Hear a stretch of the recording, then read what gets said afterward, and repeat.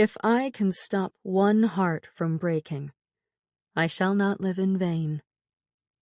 If I can ease one life the aching, or cool one pain, or help one fainting robin unto his nest again, I shall not live in vain. Emily Dickinson. The Buchanan branch of the American Protective League, better known as the APL, continues to urge residents to report all suspicious activity to the group's headquarters at the Chamber of Commerce on Willow Street. As a reminder, typical enemy behavior includes the following tendencies: food hoarding, interference with the draft, slackers who refuse to enlist for military duty, refusal to purchase Liberty bonds, possession of books, sheet music, and phonograph albums celebrating German culture, speaking in a language other than English, the use of hyphenated nationalities when describing oneself, for example, German American, Polish American, etc., anti-war sentiments, the production of socialist pamphlets and newspapers, and the discussion of unionization among factory workers. The APL states that this country's best defense against espionage and other war-related crimes involves everyday Americans monitoring the loyalty of their neighbors. We encourage each Buchanan citizen to do his part in chasing the dangerous specter of Germany out of Illinois, said local APL Chief Charles Williams. We command every single individual who takes it upon himself to cleanse the country of the enemy. Buchanan Sentinel, October 4, 1918. Chapter 1. I admit, I had seen a ghost or two. The childhood night my mother's father died, when silver moonlight graced the floorboards and the antique furniture in our front room, I came upon my Granny Letty, gone 1 year and a month, rocking in my mother's chair, next to the upright piano. Uncle Bert, gone since 1896, stood on our front porch at sundown on Independence Day, 1912. The bitter smoke of his fat cigar stole through the metal screen of our front door, spoiling the aroma of Mama's cherry pie. A half hour after he left, we received a telephone call from my cousin, saying my Aunt Eliza had died of appendicitis. Uncle Bert again smoked on our porch the day my brother Billy was shot in the Battle of San Miguel in September 1918. I likely don't need to mention that these uninvited guests were not welcome sights. My mother saw them too, and she agreed that such visits always signaled loss.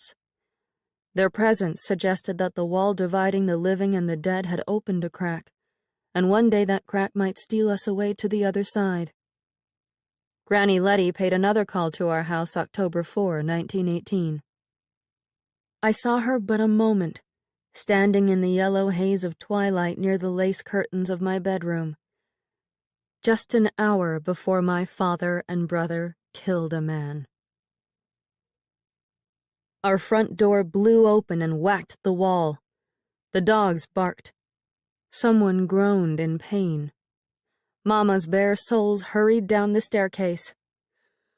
"What on earth happened?" she asked, her voice coming as a muffled shriek beyond the walls of my upstairs bedroom. I rubbed at my forehead, finding my skin covered in sticky sweat. Spurred on by the panic surging through the house, I managed to climb out of bed after 3 days spent on my back with the flu. My legs buckled. I grabbed hold of my bedside table and knocked copies of Motion Picture Magazine and Emily Dickinson's poems to the floor with thumps and smacks and the wild fluttering of pages. The stripes of my brown and yellow wallpaper blurred and rippled before my eyes. "What happened?" shouted Mama again from down below. I pushed myself upright, fetched my robe from the back of my door, and eased my way down the staircase on the legs of a feeble old woman, not feeling at all like a 25-year-old young lady used to farm work and activity. To keep my balance, I clung to the rail with both hands, as if clutching the helm of a sinking ship. Down in the front room, my father guided my 17-year-old brother, Peter, toward the kitchen by half dragging the boy beneath his armpits.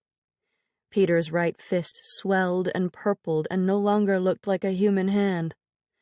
Something dark lined the crevices in his knuckles and stained Father's overalls.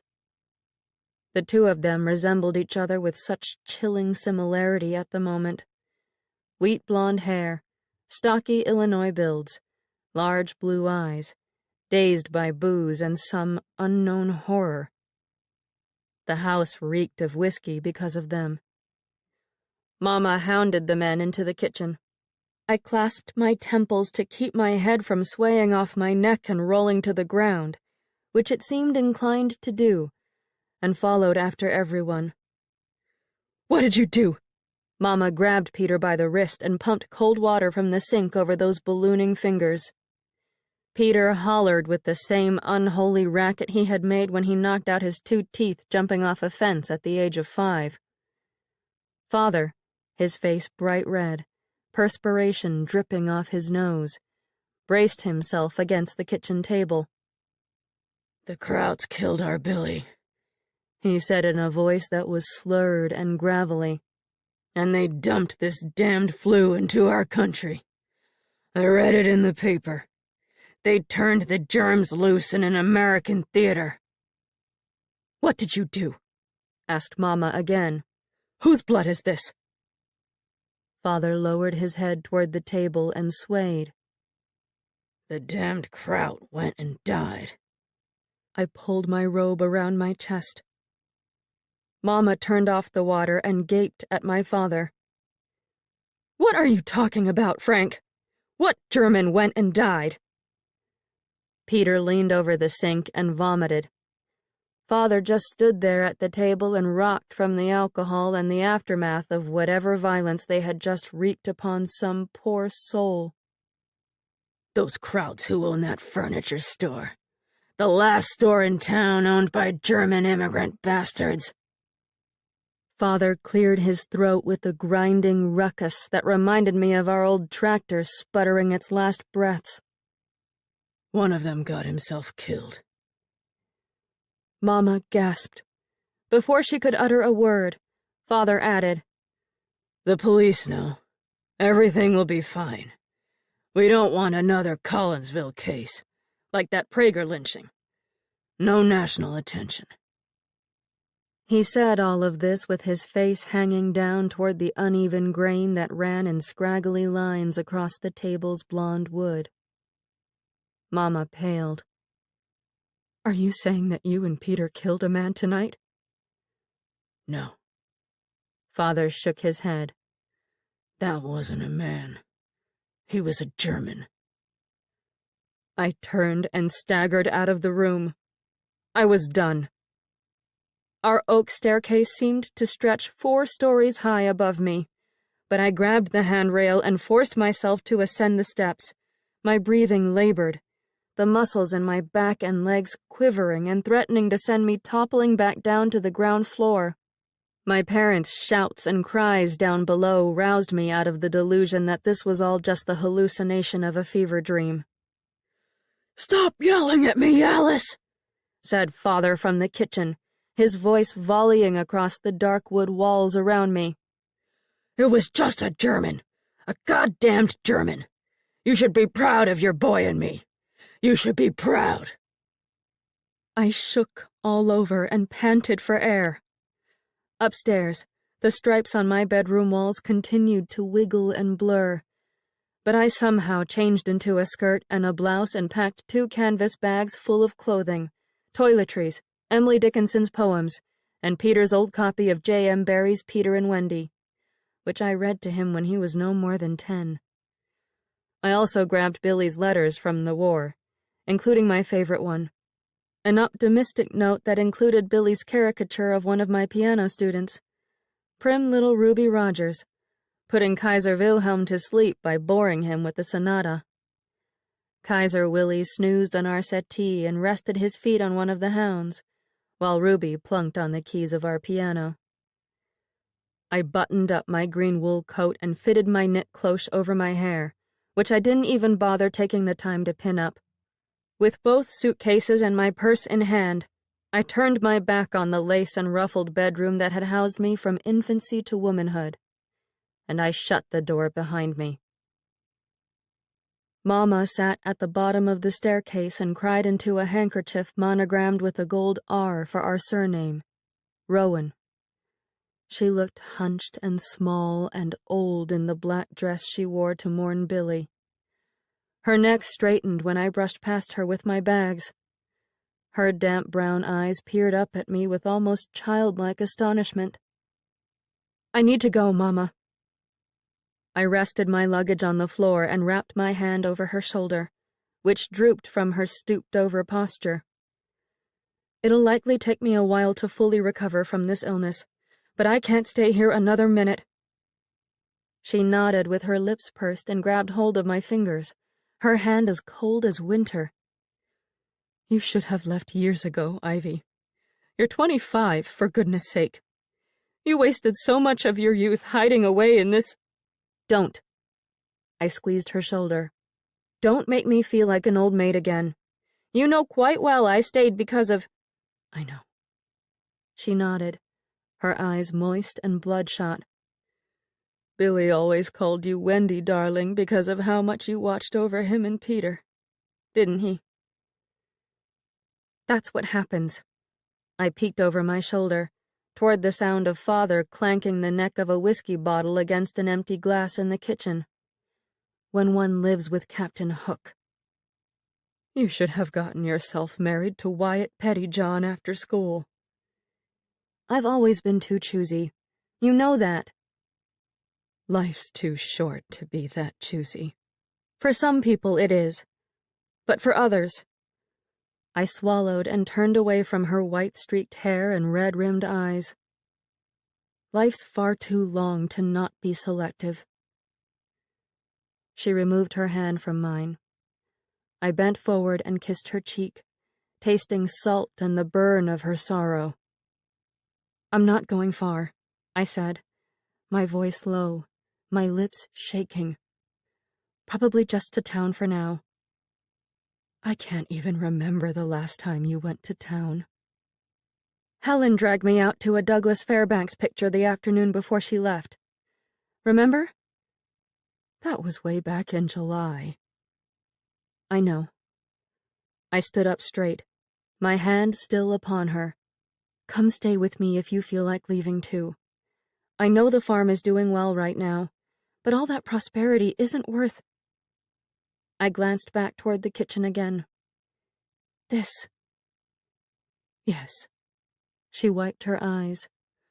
"I will, darling. I'll join you if I need to." I let her go, and a connection snapped. A binding stronger than the cord that had once tethered me to her womb frayed and split in two. And my stomach ached. The pain hit me again when I opened the front door and walked out on the commotion of Peter blubbering in the kitchen and Father choking on his drink. Despite my discomfort, I ducked my head out from under the black cloud that would now haunt my family worse than my uninvited guests. And I left that troubled white farmhouse. Chapter 2. My westward journey led me close to a mile down a country lane to Willow Street, once called Werner Street, before the war made us cleanse the country of everything German. A train whistle pealed through the clear night air, and I heard the steady click-clack, click-clack, click-clack of the endless line of freight cars that would take a good 15 minutes or more to traverse the heart of the town. My legs gained strength, and without a shred of regret, I passed the other farms in our pancake-flat Illinois terrain, toward the town I hadn't visited in 3 months. Out of fear of brain-cleaving migraines and a paralyzing terror that the house would crumble to pieces if I dared to step away for a spell. Both brothers no longer belonged to me. Wendy Darling had failed her boys. Time to move onward. Another mile ahead shone a constellation of streetlights in downtown Buchanan, where most of the businesses slept for the night. To my left, past the southbound bend of the Minter River, rose the mills and the factories that seemed almost a separate city of their own. The black outlines of smokestacks and rooftops as flat as the land bled into the darkness of the nighttime sky, and I almost believed I imagined their towering silhouettes. Our city made itself known for its textile industry and railcar manufacturing. Plus, we boasted the county seat, so we were somewhere, compared to hundreds of other towns speckled across the vast Midwest. Some of our buildings, including City Hall, even stood over 3 stories high, and most were built of brick and a fine Illinois limestone. A quarter-mile or so from the first downtown establishments, before I crossed the old covered bridge that spanned the river, a sign painted red on white rose up in the dark. "Influenza! Do not enter!" My feet stopped on the road, and a cold October breeze shook through my dress and my bones. The sign seemed primitive, medieval, like a warning for European travelers about to stumble upon the Black Death. It defied logic. Buchanan had been fighting influenza strains since it first existed in the 1860s, but no one had ever been stopped from entering the town because of it. I kept plodding forward along Willow-Not-Werner Street, with my bags banging against the sides of my calves, and enter the town I did. Another sign, a hospitable black and white one, greeted me as I came upon the business district. "Welcome to Buchanan, Illinois. Friendliest city in America. Population 12,500. I passed the barber shop, the Buchanan Sentinel headquarters, and the Moonbeam Theater, the latter in which Billy had spent his days and nights as the projectionist after he left home at the age of 17. A poster for a Mary Pickford film called Joanna Enlists caught my eye, and I remembered how much my chest had once fluttered with anticipation whenever I spotted new motion picture advertisements. When we all still went to school, Billy, Helen Fay, Sigrid Landvik, Wyatt Pettyjohn, and I would sit on wooden folding chairs inside the darkened theater and watch marvelous flickering fairy tales, projected onto a bed sheet used as a screen, back when downtown Buchanan possessed magic. When Saturday afternoons tasted of heaven. Ford delivery trucks rested alongside the curbs in front of several storefronts, the black paint gleaming beneath electric street lamps with bright, bulbous casings. In front of other businesses awaited wooden wagons that would be drawn by horses in the morning. Telephone and electricity wires dangled overhead, strapped to ugly utility poles, and streetcar tracks ran the length of Willow Street, tying the business district to the West Side neighborhoods, where the non-farming middle class dwelled. I saw rows of white awnings and autumn-kissed maples that hadn't yet shaken free of their leaves. Up ahead another block, to my right, lay Liberty Brothers Furniture, which had been called some other name like Schreiner or Schumacher Furniture before the war. Unless I veered down a side street, I would be required to pass the store's front door and its prominent display windows on my way to my destination, the town's hotel. Furthermore, I needed to pass the store, to see, to witness with my own eyes, whatever grisly aftermath might await inside. Part of me hoped Father and Peter were simply telling a terrible tall tale, offering empty, drunken boasts about conquering the town's last remaining German business owners. The light of the street lamp in front of the store twinkled across a sidewalk littered with shattered fragments of glass. Someone had smashed the front windows and the pane of the door with a blunt and powerful object, perhaps Peter's baseball bat. Long streaks of yellow paint dribbled down the bricks and the black trim of the outer walls and formed soupy puddles on the cement. Spots of blood trailed out from the front door and disappeared behind me, toward our home. The entire scene made stories of the American Protective League's raids on German families and Union headquarters sound tidy and civil in comparison. I dared to tread a few steps closer to peek inside, and the soles of my shoes crunched across the sparkling shards. My mind conjured images of the Germans I'd seen on the propaganda posters. Fleshy men in spiked helmets with hate raging in their animalistic eyes. Huns, we called them. Bosches. Krauts. Like the lecherous Mr. Weiss, whom the citizens of Buchanan had kicked out of town for failing to buy Liberty bonds. They smelled of sauerkraut, and they spat as they spoke. They loved beer and war and indulged in rape and torture the same way we enjoyed baseball and summer picnics. Only one person stood inside the store amid the damaged furniture. It was a man, a young one near my age, also in his mid-20s, if I had to wager. He had short brown hair with a soft hint of curl and broad shoulders that hunched as if either in pain or sorrow. Or both. He stood there in the middle of the mess my family had hurled upon the business, his hands stuffed in the pockets of his tan trousers, his face directed toward a dark stain that marred the floorboards. He wore a tweed vest and white shirt sleeves and looked to be a gentleman, not a brute. Perhaps this wasn't one of the family members. He raised his head, as if my gaze had formed a cold mark on the side of his neck, and he turned his face my way, revealing blue eyes and lips drawn in a taut line. The dead man's brother. I had seen him in the store once before when passing by on my way to purchase sheet music down the way, but I hadn't paid him much heed. I didn't even know either of the men's names. They were just those Germans who sold tables and chairs. I slipped back into shadow and continued onward with my bags. My shoes ground across more piles of glass before I reached the stone bank building next door and met with the smoother sidewalk.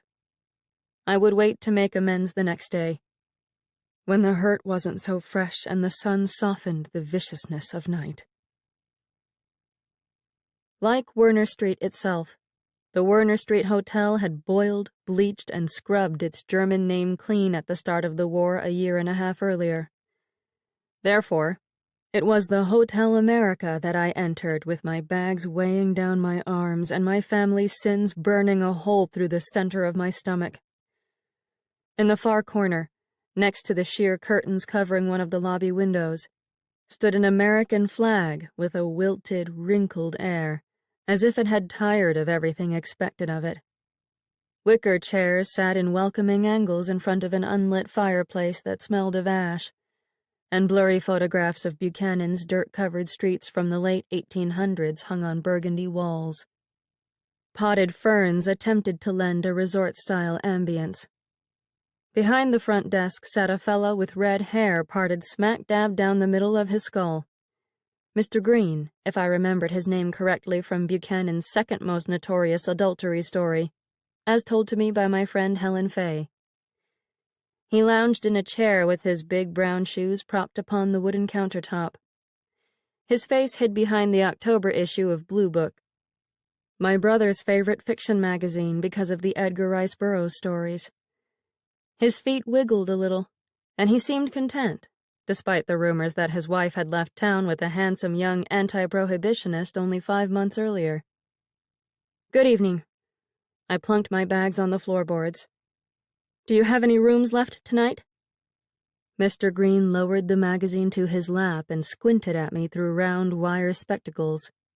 He possessed the type of aging gentleman complexion that looked wrinkled and craggy and doughy white, with fuzzy little pipe-cleaner eyebrows that matched his strawberry hair.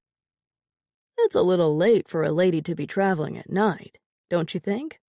he asked. "Well, I brushed the sweat from my palms on the sides of my skirt. "It's just, I was ill this past week, and now that I'm a little better, I swallowed down the quaver in my voice. "A respite from the house." He nodded. "I had that same illness myself. Knocked me clear off my feet right here at the front desk."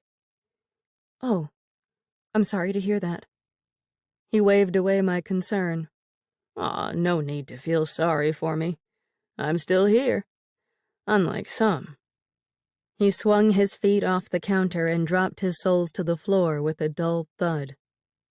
I keep hearing this particular strain of the flu is killing horrific amounts of people, especially down in the foreigner part of town." "Oh?" I stiffened with my arms straight by my sides. I didn't realize the flu had turned quite so serious. I saw the sign warning travelers not to enter Buchanan, but the germ spread at that Liberty Loan parade on the last day of September. I was already sick and missed the parade. Well, he shook his head and knitted those pipe-cleaner eyebrows. It's pretty bad. People are saying it's taking younger adults mainly. Healthy ones. He lifted his copy of Blue Book with all the pulpy newsprint pages flapping about. If you want to know the truth, it reminds me more of a science fiction story than a regular old flu. There's something unnatural about it. I pressed my hand against my right temple to stave off a bout of dizziness. I'm sorry to hear it's that serious. He opened a drawer and stuffed the magazine inside. You know, I'm the one who should be sorry. Influenza isn't a very hospitable subject matter for a hotel looking to sell a good night's sleep, is it? Let me start over again.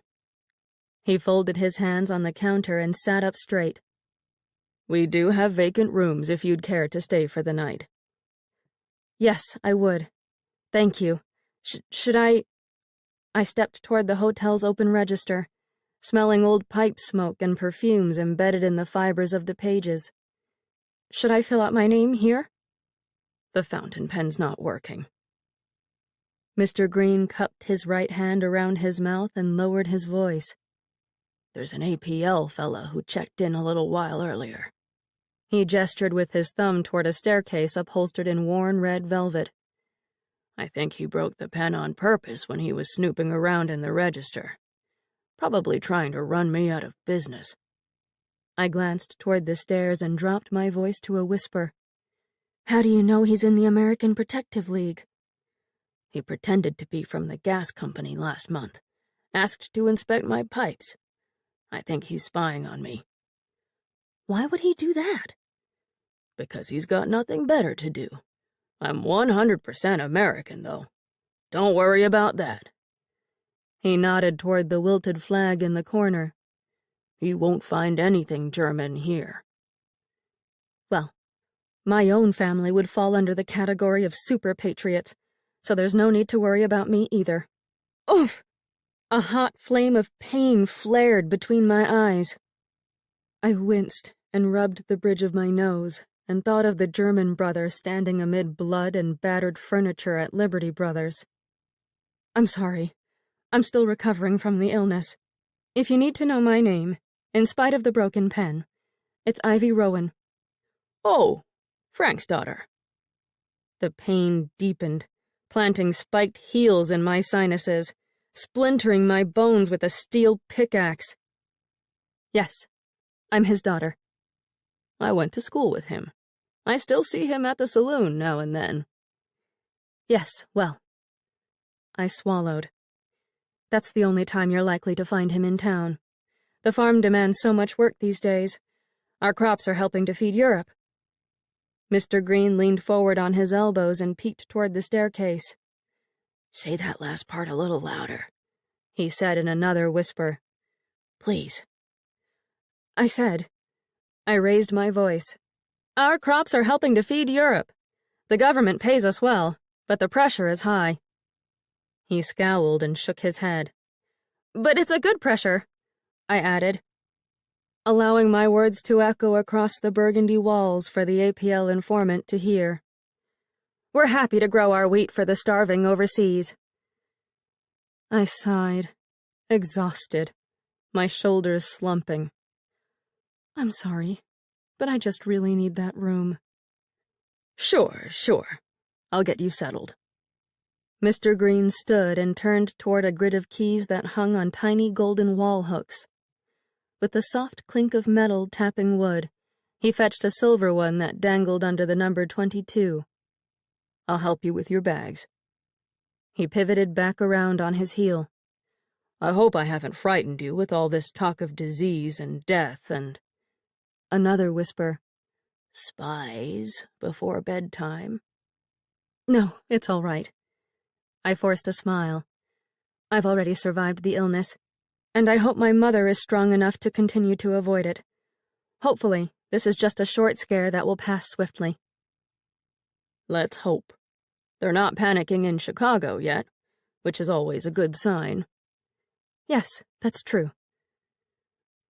I followed Mr. Green and my swinging bags upstairs to the empty room, but I didn't dare admit that it wasn't the flu that pricked at the nape of my neck and drove me to glance over my shoulder every few seconds, as if a dead man stood there, waiting for me to apologize on hands and knees.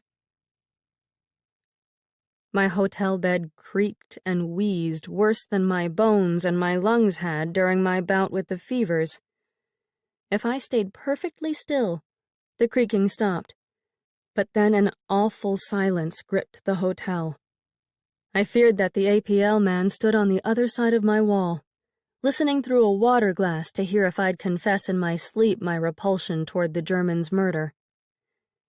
No floorboards whined from his footsteps, though.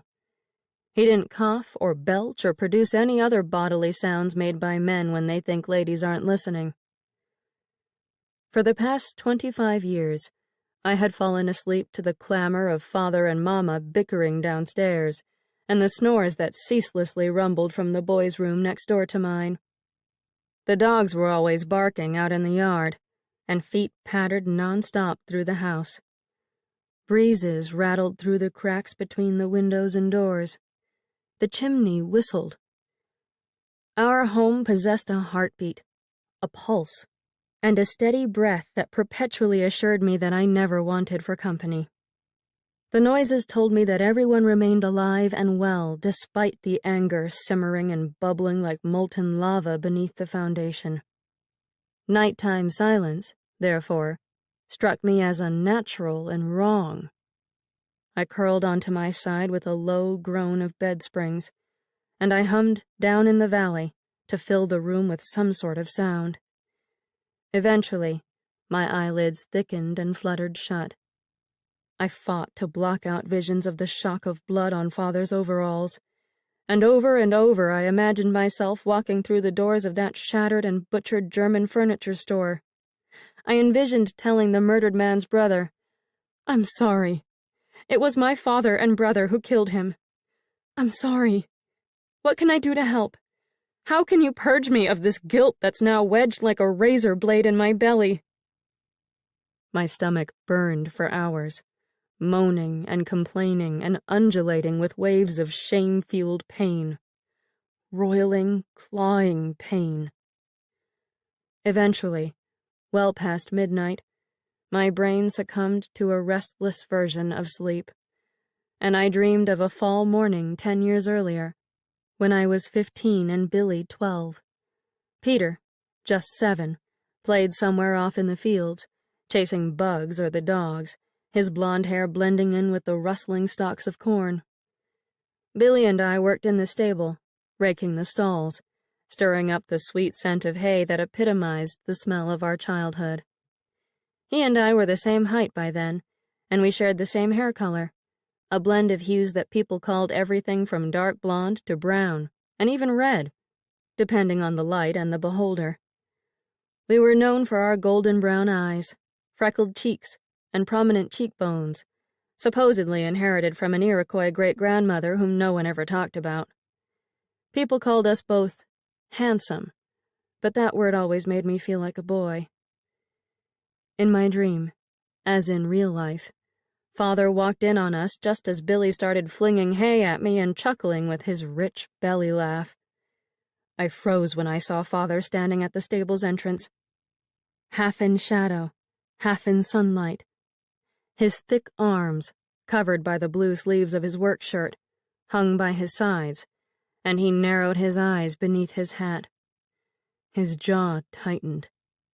My heart leapt into my throat, for Father was always hollering at Billy and tanning his hide for one thing or another. "Don't play the piano like your sister. That's a girl's instrument. Stop reading so much and get your damn head out of the clouds. Stand up straight, boy. You look like a half-wit." "You think your chores are a joke, boy?" he asked in a low growl that turned my blood cold. "You know what I ought to do when you disrespect our farm and your paw like this?"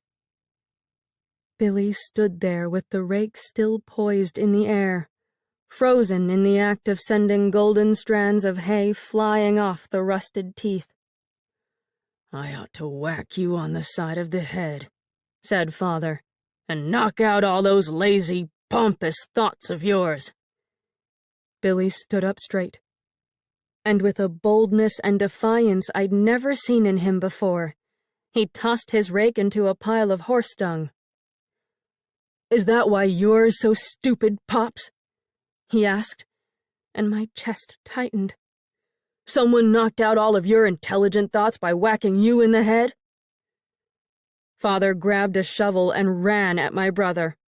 Before I knew what was coming, he raised the blade and struck Billy in the side of the head with the sickening thud of metal hitting bone. I screamed and felt my own brain crack wide open just from the sound alone. Billy dropped to the ground but didn't lose consciousness. He vomited during the rest of the day, and Dr. Losley came to visit. We had to say one of Billy's friends threw a baseball bat that accidentally smacked him in the head. We all lied for Father and prayed for Billy. Dr. Losley instructed us to wake Billy up throughout the night and check to make sure he stirred. But Mama's footsteps didn't whisper across the floorboards to my brother's room often enough. Around midnight, I planted myself on the edge of Billy's bed, and I watched him for the rest of the night. Just as I would watch over everyone in that house for the rest of my years within those walls. My brain would split wide open again if I ever didn't keep the household intact. Music stirred me awake in the Hotel America. I opened my eyes and stared at the hulking black outline of a chest of drawers across the room, and for a good 30 seconds, all I could hear were my own ragged breaths. There it was again. Music. Jazz music. The faint, syncopated rhythm of horns and drums and a lusty piano slipped through the window along with the draft and settled inside my soul. The sounds relaxed my shoulders, soothed my lungs, and erased the sharp aftertaste of the German's death and my dream about Billy and the shovel. Somewhere beyond the hotel's thick brick and mortar walls, people found the strength to pick up instruments and continue on with their lives, despite the strange influenza, despite the war, despite the murder that had knocked me sideways and thrust me out of my own home. My toes bobbed to the beat of the percussion. Deep breaths assuaged some of the burning in my stomach. I lay back down on the warm sheet and shut my eyes, and when I fell back to sleep, I dreamed I danced on a mahogany table, dressed in a giant pair of bright blue butterfly wings, wearing absolutely nothing else but my naked skin. Chapter 3. I opened the door of my hotel room and found a short, dark-haired man in a charcoal-gray suit loitering at the far end of the hallway. He leaned his right hand against the wine-colored wallpaper at the top of the stairs and seemed to be listening in on someone who whistled, "For me and my gal," down in the lobby. I dragged my bags out to the hall, doing my best to look my most American, if such a feat is at all possible when one is closing up a hotel room while racked with guilt over a death. The man turned my way, and I spotted a familiar young face with a stubby nose and thick round glasses that magnified the eyes behind them into enormous brown orbs. The orbs blinked at me. "Ivy?" "Oh, Lucas." I picked up my bags and wandered down the hall toward the fellow, who happened to be one of Billy's closest pals. "What are you doing here?" "Shh." He touched an index finger to his lips. "Never mind me. How's Billy over in France?" I set my bags down again. He's, I blinked back tears and rubbed my neck. My throat stung too much to speak. Oh, God. Lucas stood up from the wall. Is he? I nodded, my chin quivering. I'm so sorry. I didn't know. Thank you. We just found out last week. Jesus. Lucas turned his face back to the staircase. I should have been over there with him. I should be with all of them. The draft board turned me down because of my danged eyesight. I'm sorry. I'm doing what I can here at home, though. He glanced at me out of the corners of his astronomical eyes and peeled back the lapel of his coat. A silver badge with the emblem of an eagle flashed at me from his vest. The words, American Protective League, spanned the perimeter of the thing, surrounding the phrase, Secret Service. I shuddered in spite of myself. Well, I see, was all I could think to say. Lucas closed his coat and folded his arms over his chest. As a matter of fact, I think I'm about to catch a slacker. Oh? I lifted my bags. Mr. Green's son, Charlie, down there, is 18, but he's not enlisting. The draft age just got dropped from 21, and he's eligible to go. Well, I should actually be off. Say, how old is your other brother, Peter? I stiffened with my elbows locked. He's not 18 until December, Lucas. We just lost Billy, for heaven's sake. He could still get in, though. Several boys write the number 18 on the bottoms of their shoes. When the draft board asks, "Are you over 18?" the boys technically aren't lying when they say yes. I stood there and gaped at this baby-faced buddy of Billy's who used to set up model trains with my brother in our basement, and once ate a worm on a dare in Mama's vegetable garden. Lucas's brown eyes peered back at me through those bottle-cap lenses, and the edge of his silver badge poked out from beneath his gray coat. I'm sure Peter will enlist as soon as he's able, I said, and I maneuvered past him with my bags and headed down the stairs. Goodbye, Lucas. He didn't respond, but I could feel the weight of those probing eyes of his on the nape of my neck. All the hairs back there bristled. An awful chill sliced down my spine. Down in the lobby, in the morning's hazy yellow sunlight, a young red-headed fellow, Charlie, the slacker, presumably, swept lint and coins from beneath the wicker chairs. He whistled to himself, clanked the change into his pockets, and paid no attention to me. So I waddled with my suitcases over to Mr. Green at the front desk. "Pleasant stay?" asked Mr. Green, sliding Blue Book back into its drawer again. Yes, thank you. No problems from... He gestured with his head in the direction of the staircase and Lucas. No, thank you. I unhooked the gold clasp of my handbag and fetched 3 crisp dollar bills from my cache of piano lesson earnings. Do you happen to know of anyone who's renting rooms nearby? Well... Mr. Green slid my payment toward himself across the glossy countertop.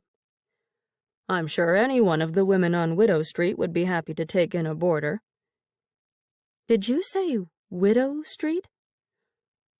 That's what... He cleared his throat and averted his eyes from mine. That's what we townies call Willow Street these days. Far too many young wives are losing husbands overseas, I'm afraid. So I've read in the newspaper. I swallowed and snapped the clasp shut.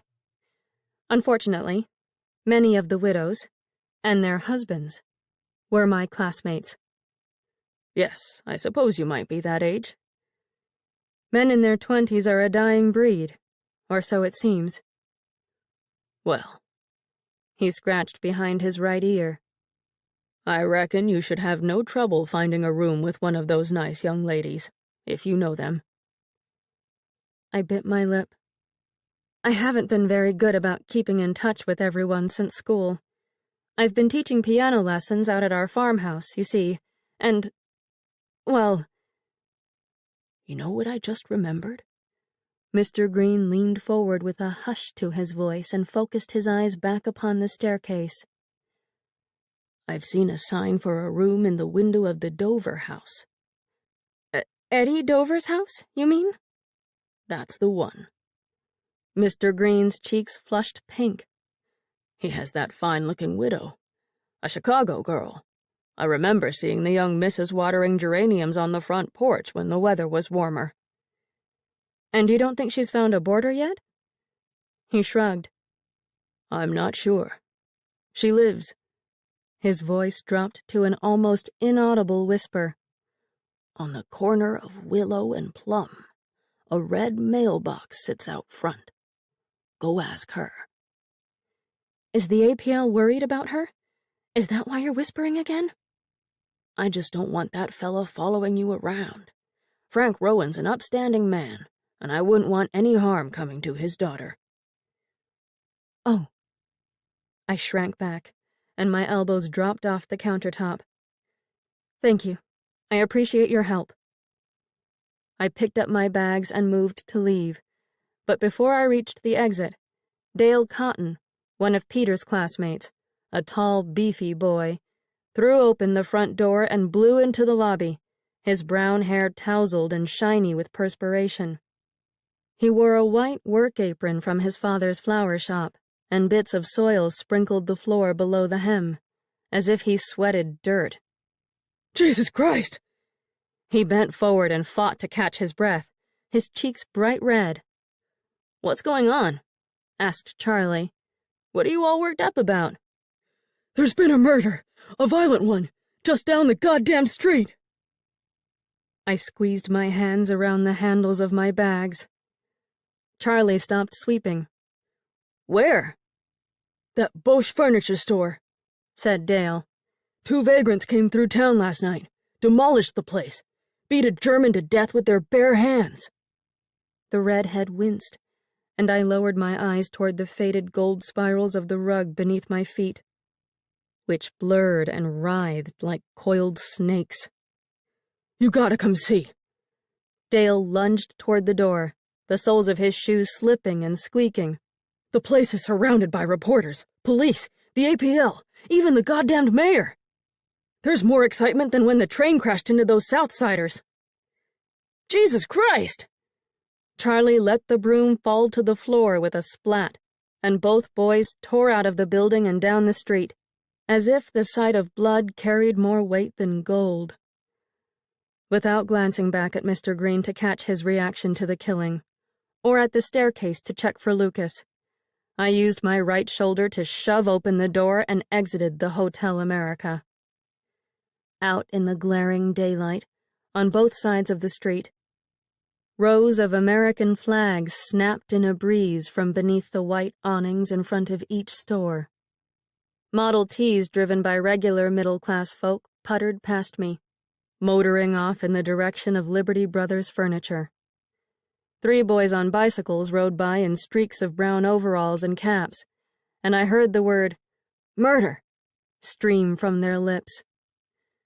With my thick heels clapping across the sidewalk, I trekked westward on Willow, away from the hotel and the furniture store, away from the reporters and police and even the goddamned mayor.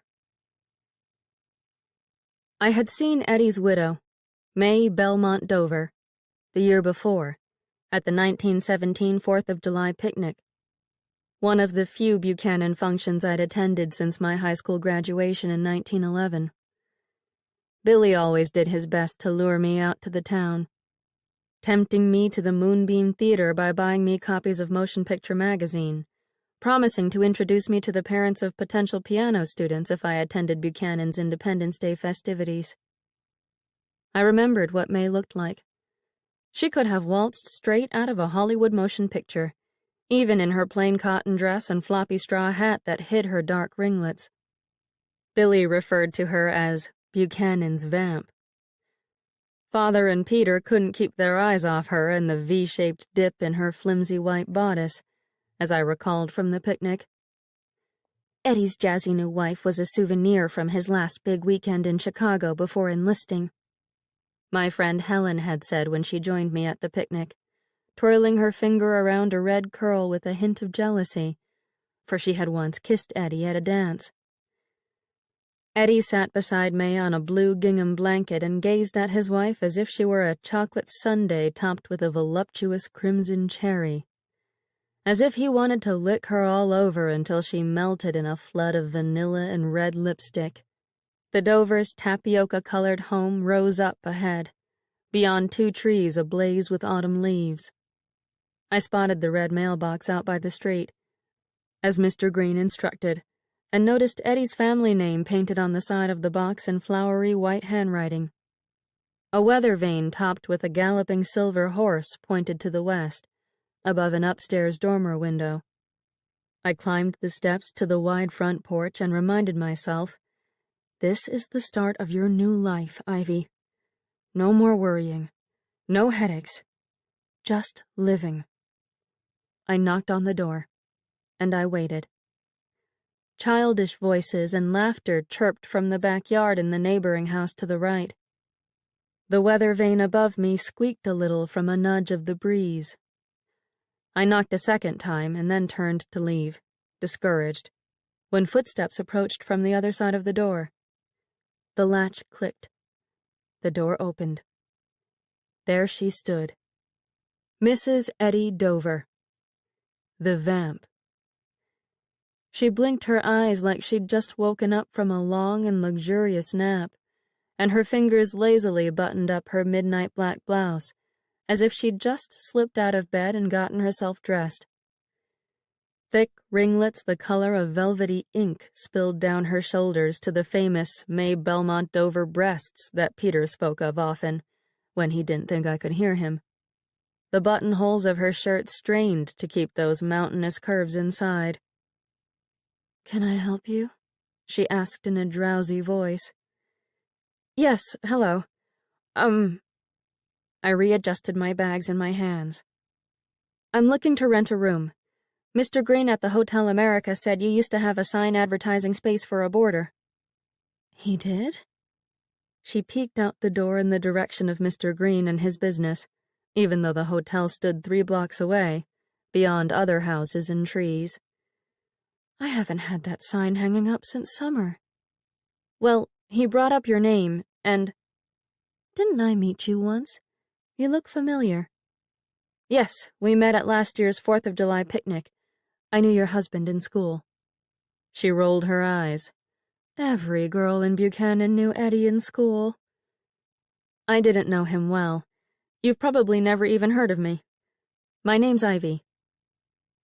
"Oh."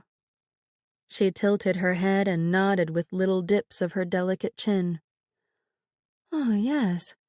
I think I might remember you now. Eddie said he hadn't seen you since you finished high school together. He said you never left your house. Called you a recluse." "Well, Are you running away from home or something?" My hands sweated on the handles of my luggage. "I beg your pardon?" "You have that desperate look about you." She crossed her arms and peered down the street again. "Is an irate husband about to show up and cause a scene?" "Oh, what?" "Or are you a war widow too?" The muscles in my arms ached and shook to the point where I had to plunk down the bags on her porch. "No, I'm not a widow. One of my brothers just lost his life in France, though. And my family is... I braced my hands on my hips. "Well, we're not doing well. I've decided to head out into the world and live my own life now. Sort of..." I forced a smile to my face. "Burst out of my cocoon, so to speak." May merely blinked in response at first, but then she arched a dark eyebrow and said, "You picked one hell of a time to spread your wings, little butterfly." "Yes, I suppose I..." "Have you heard about this wicked flu?" "I already had it, just this past week. How about you?" She leaned her right hip against the door jamb. "I had a terrible headache the other day. I thought I might be getting sick, but then I sat down for a spell and recovered. She picked at the little nail of her left pinky, which was a shame. What? I leaned forward. How on earth is recovering a shame? I thought God might have sent this flute to help us all Widow Street girls join our darling husbands. That would have been kind of him. I swallowed and debated how to respond to a statement such as that. Do you have an income that would allow you to pay rent? She asked. Yes. I've been teaching piano lessons to children out at my family's house for the past 7 years. Tickling the ivories with ivy? Yes. I blushed. That's the slogan I use on my card. I've seen your card in the music store window. How did you put it there if you're a recluse? I don't actually... I cleared my throat and leaned forward on my toes. I don't personally call myself a recluse, but my brother Billy hung that up for me. He helped me find students before I gestured with my thumb to the east, toward France. She nodded in understanding. Do you play an instrument? I asked. Is that why you were in the music store? No. She toyed with another nail, the one at the tip of her left ring finger, on which she still wore a gold wedding band, I noticed. The store's just next to the beauty parlor where I get my hair done. Ah. I grabbed up my bags. Well, I'm really sorry to have troubled you this morning. Hey. She cocked her head again. Even if you are a recluse. I told you, I don't call myself... Even if you're a tad on the shy side, don't you have any other old school friends who'd take you in, besides Handsome Eddie's widow? I backed down the porch steps and debated if I should mention a word about Helen, a principal player in Buchanan's first most notorious adultery story, or Sigrid Landvik, who ended up marrying Wyatt Pettyjohn, an old beau of mine of sorts. My closest friend moved out of town just this past summer, I decided to say. And it was the truth. Helen left town with Buchanan's exiled German, Mr. Weiss. You've never married, then? Asked May, shading her eyes from the morning sun with her left hand, the light glinting off her gold band. No, I'm an old 25-year-old spinster, I'm afraid. I offered a thin smile and turned to leave. Not anymore, you're not. I stopped. I beg your pardon? May pushed her door farther open with the tips of her fingers. You're not just an old spinster anymore. You're now the distinguished first-ever boarder at Dover's Home for Women of Independent Means. But you said you have an income, right? Yes. And I have the spare room. I lost interest in the idea of a boarder when Eddie got killed. But maybe I should talk to someone else besides myself and ghosts. Ghosts? It's just a manner of speaking. She nodded toward the house's interior. Come inside. I'll show you the room. Thank you. Oh my goodness, thank you. I hoisted up my luggage and ran back up to the porch with my square heels clomping all over the place. May led me inside to a small front room with pale yellow walls, covered in paintings of furniture and fruit and women bathing in lakes in dresses that hugged their hips and bosoms. A green sofa and an armchair inhabited the center of the room, and a black Singer sewing machine, along with a naked dress form and a large basket of fabric, took up the leftmost side. The air carried feminine fragrances similar to the ones I remembered from my Aunt Eliza's house. Roses and lavender, toilet waters and potpourri. A framed photograph of Eddie sat upon a table at the back of the room, and its presence seemed the only speck of evidence that a man had ever dwelled in the place. He wore his U.S. Air Service uniform in the photo, and he looked nothing like a fellow about to die.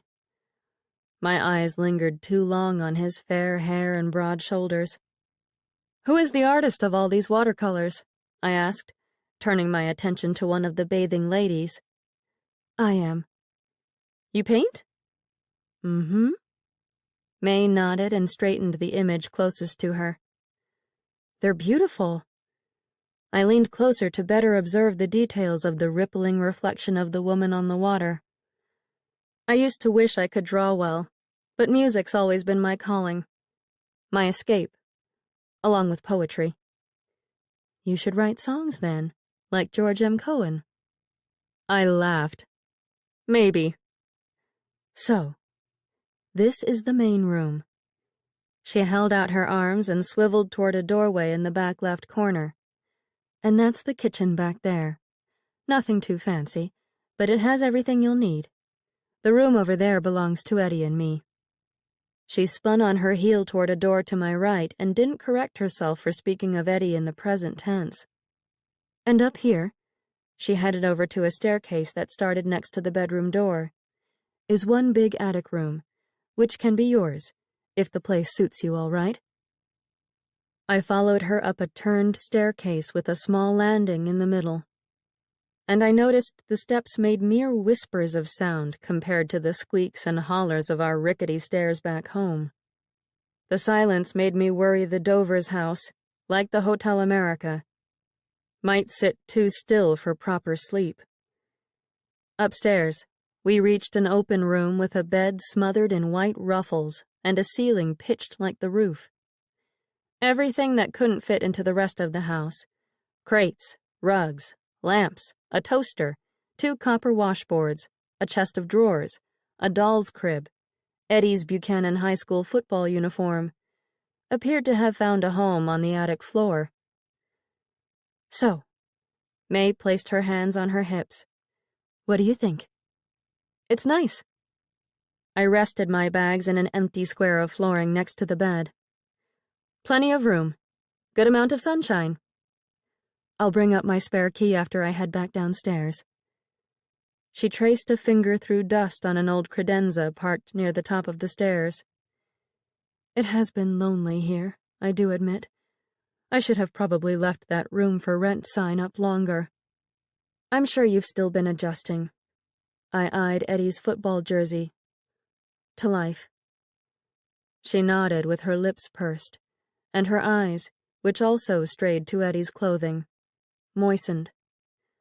I suddenly worried I'd see Eddie up there, standing in the shadows amid his belongings. I don't know why we females of the family see them. These guests, Mama had said to me after I'd witnessed my first one when I was just a child. We just do. Granny Letty saw them as well. They always arrive before someone dies, as if to warn us to steel ourselves against grief. I rubbed at a chill that breezed across my arms. Have you heard anything about I licked my lips. The incident that occurred down the street last night? May furrowed her brow. What incident? Did you ever meet those 2 German brothers who own a furniture store at the other end of Willow? Sure. That's where we bought our sofa when we first moved into the house, but... She lifted her hands. That was a whole month before Uncle Sam declared war on Germany. I took hold of a round brass post at the foot of the bed. Some people killed one of the brothers last night. Oh, Lord! She cringed. I wish I could say I'm surprised, but after that story about the Robert Prager lynching... It wasn't a mob lynching. I pressed the bed knob against my stomach and felt words tumble from my mouth. It was a man and his son. They were drunk and furious about the loss of a family member and killed the Kraut with their own bare hands. May leaned the small of her back against the credenza. Which of the German brothers was it? I'm not sure. Why? The older one has been living in Buchanan for quite a while, since 1912 or so. Hardly even has an accent anymore. But that younger one... She crossed her arms over her chest. People say he didn't leave Germany until after the war broke out in Europe. Do they think he's like Mr. Weiss? May shrugged. There are rumors he's a traitor and a spy. My neighbor somehow knows whose phones are being wiretapped in town, and she said the Schendels have been the main targets of the APL's investigations, mainly because of the younger brother. Their sofa is comfortable. That's the most I can say about them." Her eyes flitted toward the square window behind me. "Do they know precisely who killed him?" My heart thumped with such guilt and terror. I feared she heard the organ hammering against the wall of my chest. I beg your pardon?" "I don't like the idea of murderers lurking nearby. Do they know who the killers were? Was it the APL?" My lips and chin both shook so much that May must have seen my face twitching and quivering like a frightened rabbit's. "Ivy?" She stepped forward. "Are you all right?" My entire head vibrated, and the room blurred and rattled until May looked as though someone were shaking her up like a bottle of ketchup. "Ivy? Do you need me to—" "My father and brother. They beat the German to death," I said, and the next thing I knew, my skull hit the floor.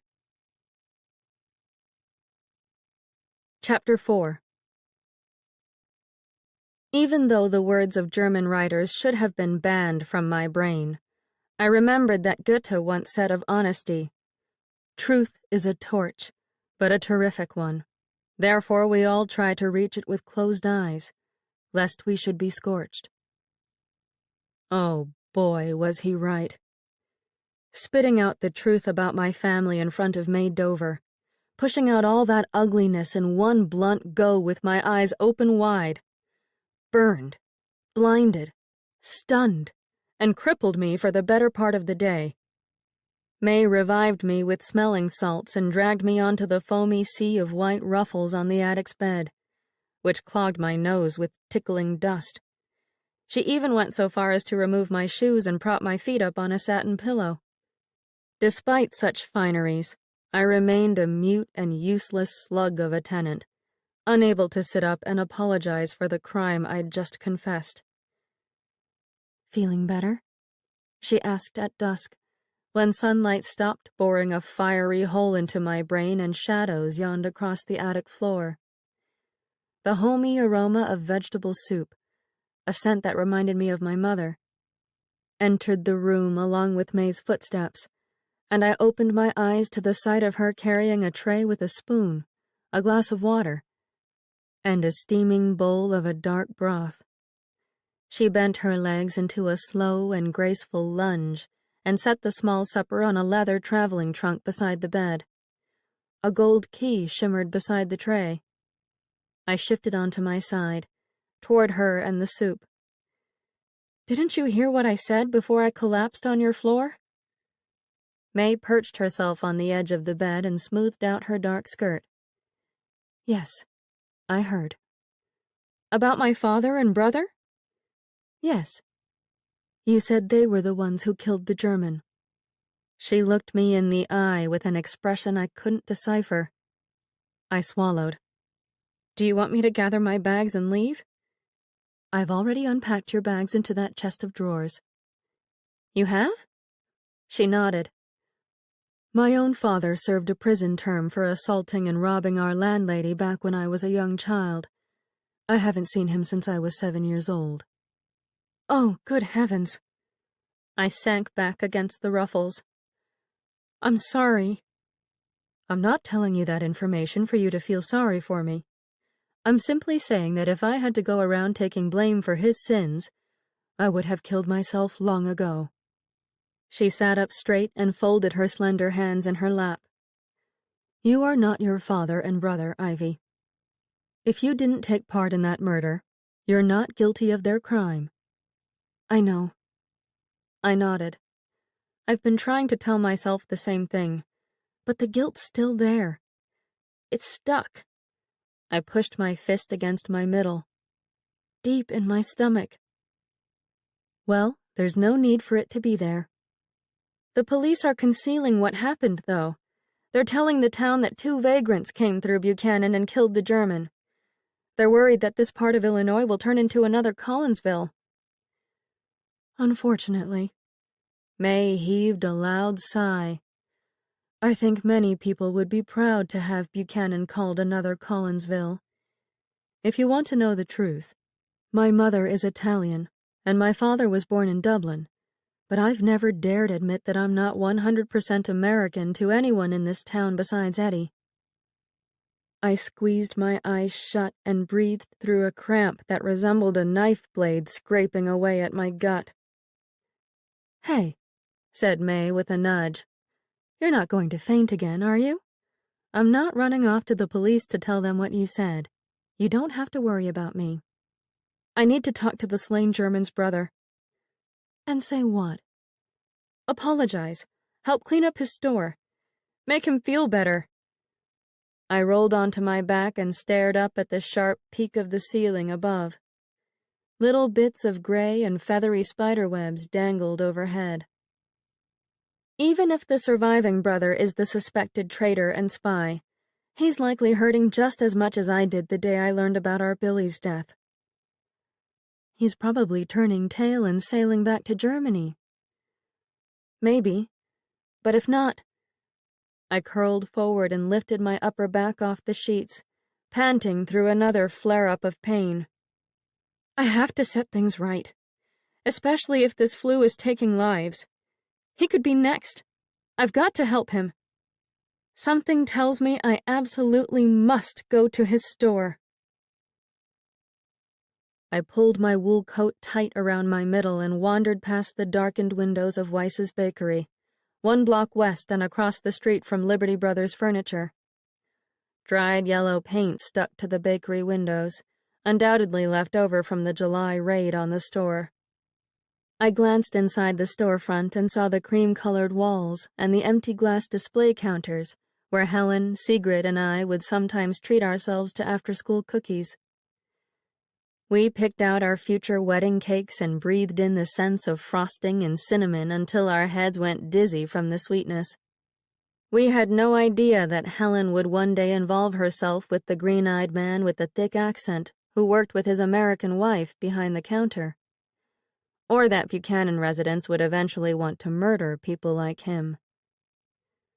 An unseen cord tugged me onward down the street in the darkness. You must see that surviving German brother, I told myself. You must talk to him before anything else terrible happens. That pain in your stomach, that gnawing agony, it will grow far worse than your migraines if you don't hurry up and set everything right.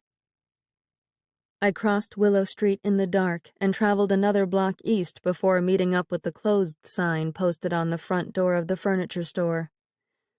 The black letters gleamed in the glow of the street lamp behind me.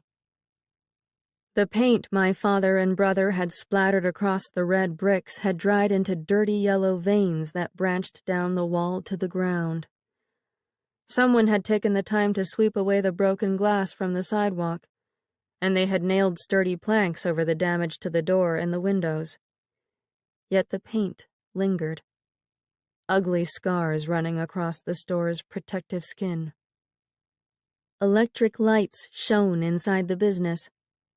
I peeked through a slip of exposed window and spied the brown-haired young man again. He crouched on his hands and knees on the floor and scrubbed at the bloodstains while wearing his tweed vest and tan trousers. I pulled back from the window and steadied my breath, which fluttered like moth wings in the base of my throat. Truth is a torch, but a terrific one. It took just a gentle nudge of my right knuckle to make the door swing open. An obnoxious bell above my head jangled in response, and the German peered up from his scrubbing with startled blue eyes. Down on all fours like that, despite the gentlemanly clothing, he resembled an animal caught with his foot in a snare. Feral, defensive, ready to lash out with teeth and fists. "Who are you?" he asked in an accent that somehow made both a harsh and a sing-song sound. "I saw you last night with your bags." "I'm sorry." "Sorry for what?" "Just..." I drew a deep breath and tried to ignore the odd way he formed words in the back of his throat, and how his head seemed the ideal rounded shape for a spiked German army helmet. "I heard about your brother's death. My own brother died recently, too, and I wanted you to know I pressed my teeth together in a way that made my molars rattle against one another. I accidentally bit the right edge of my tongue and tasted blood. I'm sorry you're experiencing the same pain. He eased his grip on the scrub brush and sank back on his heels. What is your name? I sealed my lips shut. My name belonged too much to my family. The German set the brush aside and got to his feet. He stood taller than me by at least a half-foot, and his build looked to be slender yet sturdy. His arms and shoulders belonged to a fellow who hoisted around tables and bureaus and wide wooden beds. He put his hands on his hips and cocked his head at me. What happened to you? What do you mean? Why were you traveling through the dark with your luggage last night? I told you. I gulped so loudly he must have heard the sound. My brother died. I've been sick since I learned that news, and now I'm trying to recuperate. He stepped toward me across the floorboards, boards still blotchy with pink stains of blood.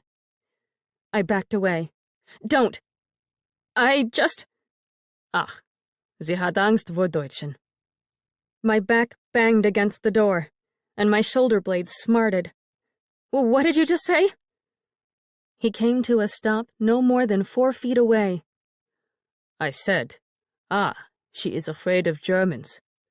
Go away if you're so scared. I don't understand why you came in here if... I'm not afraid of Germans.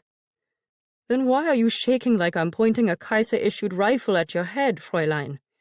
I bet you call me Hun and Kraut behind my back. I'm just here to see if you need any help cleaning up your store. He relaxed his shoulders a breadth of an inch and lifted his chin. His eyes held mine in a stare that didn't entail a single blink. What did you say your name was? I didn't say, but it's Ivy. Ivy what? It doesn't matter. I'm the only Ivy I know around here. I pushed my back off the boarded-up door and stood up straight. What is your name? Daniel. He swallowed as if cramming anger down his throat. And I have a terrifying Kraut surname. So if that makes you feel like you need to call in the American Protective League, then you had better. What was your brother's name? He was the one who shrank back that time around. He turned his eyes to the floor and shoved his hands in his pockets. Albrecht. Albrecht Schendel. Did Albrecht have a wife? He did. Back home. She died 6 years ago, though. There's a sweetheart, 1 town over. An American woman. I'm sorry. The German's hands remained stuffed inside his pockets. I really do want to help you clean up the damage, I said. I want to prove you'll find kindness here, despite what happened last night, and what happened to Robert Prager down in Collinsville back in April. He lifted his face. You don't understand, do you? No, I can't say I understand what life is like for an immigrant treated as the enemy, but... That's not what I'm talking about. He clamped his lips together and stared without blinking again. You are, how do you say it over here? Naive. Is that a word in English? Yes. I frowned. It's a word. You can do nothing to make me feel better about what happened. I balled my hands into fists to curb the ache in my gut. Do you have someone else who will help you with the damage, then? Other family members? A wife? I don't need anyone else. My life here is over. I doubt your brother would want you thinking that. You don't know anything about what my brother would want. He backed away. You know nothing about what it feels like to have your life ripped apart and... I'm sorry. He turned and kicked the scrub brush across the room, where it clattered against the rockers of a chair lying on its side. like a dead deer in a road. I jumped. He ran his hands through his hair, grabbed his scalp, and trembled with a wave of some sort of merciless emotion that stopped him from breathing and turned his face a troubling purplish red. His entire body shook as if gripped in the throes of a seizure. I trembled as well. "Are you all right?" No answer. No breathing. "Mr. Shendel?" He exhaled a burst of air that could have been a groan or a sob. "Oh, Gott," he said. "Oh, Gott, was soll ich tun?" I grabbed the doorknob but couldn't make myself leave. He kept speaking German. "Was soll ich tun? Hilf mir, bitte." Still clutching his scalp, still standing over those faded pink stains. Music erupted outside the boarded-up windows with such force that I gasped, and my shoulders jerked. Brass and winds and drums and a piano. That jazz band again, playing closer than when I had tried to sleep in the Hotel America. "Do you hear that?" I asked. Daniel panted. "What?" "Do you hear that music?" "Of course. I'm German, not deaf." "Where is it coming from?" He turned his upper body toward the boarded-up windows and lowered his hands from his head. "It's just a jazz band that plays upstairs in the Masonic Lodge across the street." "Every night?" "I don't know. They didn't used to." He exhaled more ragged breaths and rubbed at his neck with a pained grimace. "It's Jelly Roll Blues." "By Ferd Morton?" He nodded. "You know it?" "I almost bought the sheet music once, but I had to purchase Chopin for one of my students instead. I've been teaching piano lessons out at our farm." I cut myself short, for the music loudened, as if telling me to shut my trap, stop bothering this stranger about my minuscule little life, and just listen. We both stood there, motionless, mute, absorbing the song into our bodies as if receiving anesthetizing shots of laudanum to kill off the pain. Daniel closed his eyes, and the hardness eased from his jaw. The red heat drained from his cheeks. He let his hands hang by his sides and breathed in a gentler rhythm. Soft sips of air glided through his nose. I closed my eyes too, and let the melody slide through my blood until my heart thump, thump, thumped, with jazz and strength and an unexpected surge of hope. The last note died away, and the room fell silent.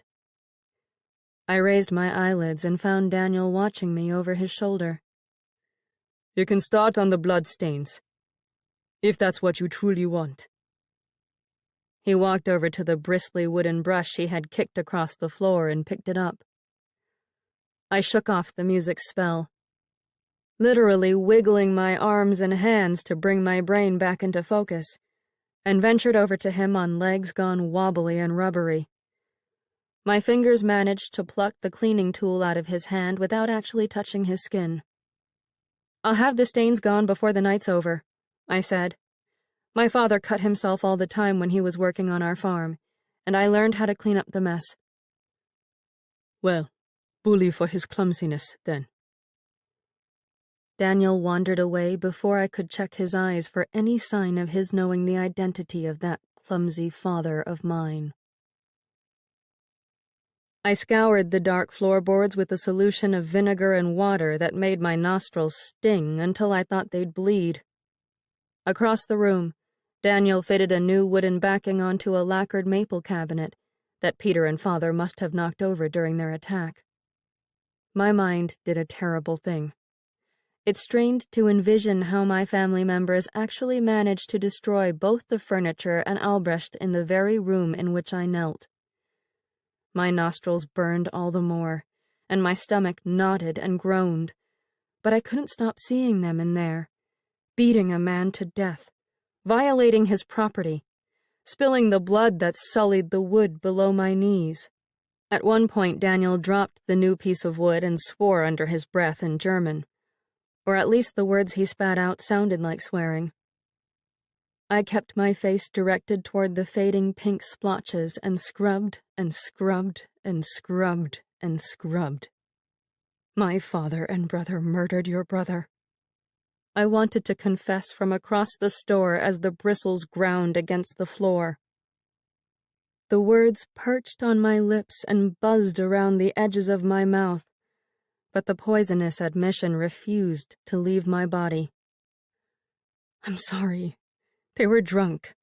The telegram about Billy came last week. They must have been drinking in the saloon and got riled up from all the sympathetic shouts and the anti-German slurs. It was my father and brother who beat him with their own bare hands. Daniel looked up at me, and I worried that he had somehow heard my confessions in my mind. I lowered my head and kept on scrubbing. He returned to his hammering and asked over the din, "How old was your brother?" 22, I called back. How old was yours? 1 month shy of his 29th birthday. Does that make you the older or the younger brother? I asked with my heart pounding to the beat of his hammering. The younger. Oh, Christ. The potential traitor and spy. I poured another wash of vinegar over the floor and dwelled on a brand new fear. Herr Daniel Schendel might rush over with that metal hammer of his and strike me in the head. An eye for an eye act of revenge. One Rowan sister in exchange for one Schendel brother. The scenario seemed awfully Shakespearean, but before April of that same year, I never would have imagined a mob of Illinois citizens stringing up a German by the neck, either. Daniel rested his hammer on the floor with a gentle clank and ran the tips of his fingers over his work. Another jazz song shimmied through the boarded-up windows. I glanced up. What's that one called? I beg your pardon? He asked. You knew the name of that other song. I figured you might know this one, too. He kept his back toward me, but I could tell by the way he held his neck straight and still that he was listening. That's too easy, he said. Livery Stable Blues by the original Dixieland Jazz Band. I lifted the bristles off the ground. Are you a musician? I play guitar. Really? Yes. His shoulder blades stiffened beneath his tweed vest. Really? Maybe you should go over there and play with them sometime. He glanced back at me with a scowl. Maybe you should mind your own business. You seem like a person who's always just something or other. I'm not going to go play with a band who wouldn't want me with them. They're probably also... He stopped and pinched his lips together. Probably also what? I asked. He just sat there, half turned toward me. I sat up tall. What were you going to say? He stood and knocked his knee against the cabinet with a thud that must have hurt. I think it's time for you to go. What did I say? He marched toward me. Go fix up somebody else's messes instead of mine. I pushed myself to my feet. I'm not done with the... He hooked his hand under my elbow and yanked me toward the door, pinching my skin. Wait! I want to finish the job! He pushed me against the door and shoved his blue German eyes and hot breath in my face. I know who you are, Ivy. Scrubbing away all those bloodstains will never, ever erase what they did. The boarded-up entrance fell open behind me, and I was out in the cold, dark air with the door slamming shut 2 inches from my nose. Chapter 5. I stopped and leaned against the cold bricks of an unlit corner to catch my breath. My stomach clenched. Pain shot down my legs and burned through my feet, and my skull cracked into 2 separate pieces, like Emily Dickinson once described in a poem. I felt a cleaving in my mind, as if my brain had split. He knew who I was. Oh, God! He knew! 2 blocks behind me, the jazz band played on as if nothing were amiss, the beat of the drums a distant pulse, the cornet a faraway wail. The furniture store tugged me back toward it. My legs thrummed with the urge to turn back around and return, to make amends. Yet I forced myself to move again, away from him, away from the blood. A car motor rumbled from somewhere nearby, and a stab of fear shot through me. Maybe someone had seen me enter his store. Maybe Billy's friend Lucas had been observing my actions ever since that morning, spying, listening, watching with his magnified eyes. Headlights rounded the bend 2 blocks down. Words written in frosted block letters jumped out from the storefront window behind me.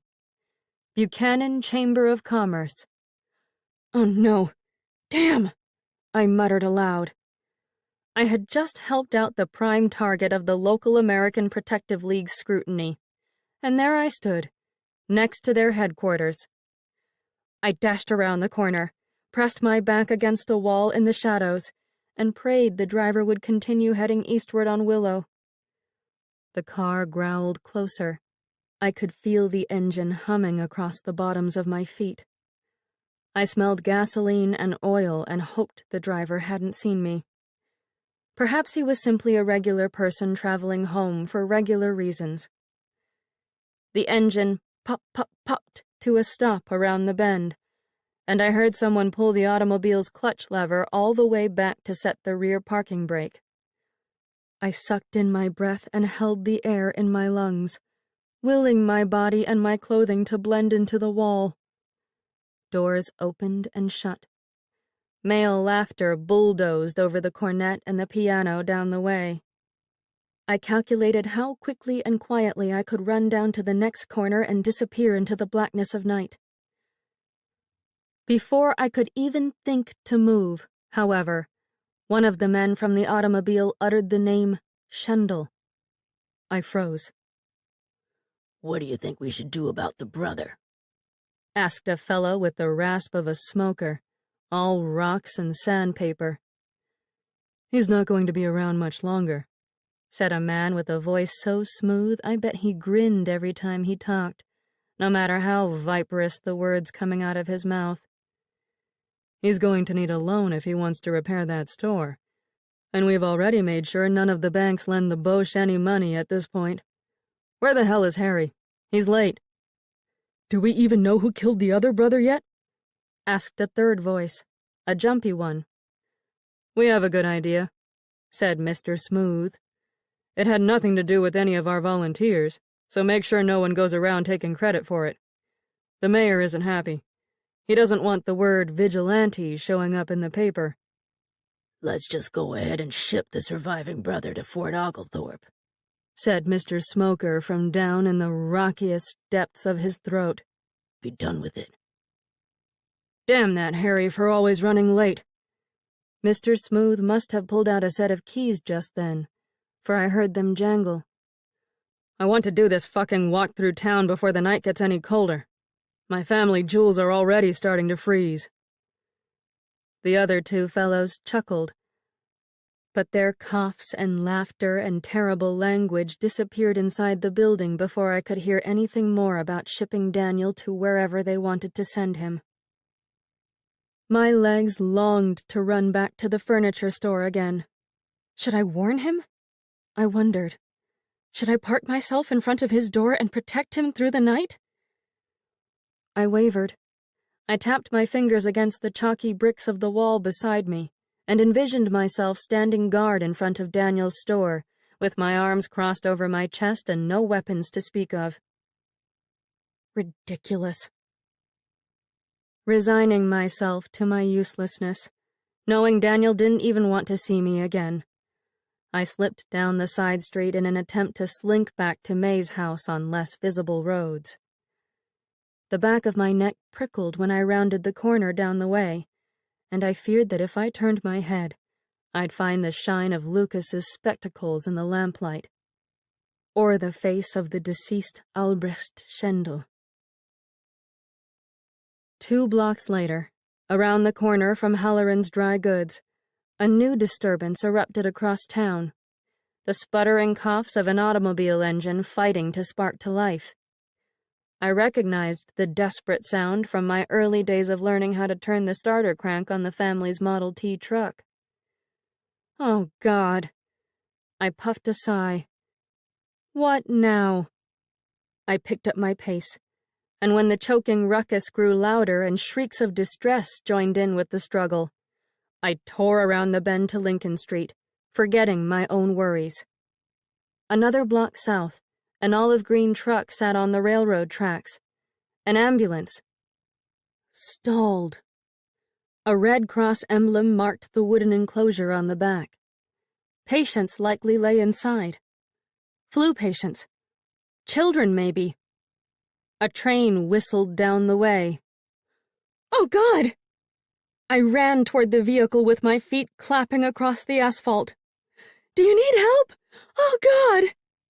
Again and again, some unseen person down in the front of the vehicle's grill turned the starter crank, but the ambulance sputtered and rattled and refused to budge from the tracks. Put it into neutral and just push it off the tracks, I yelled. Get out of the way so we can push it. The fuzzy glow of the train's lantern came into sight through a patch of fog down the way.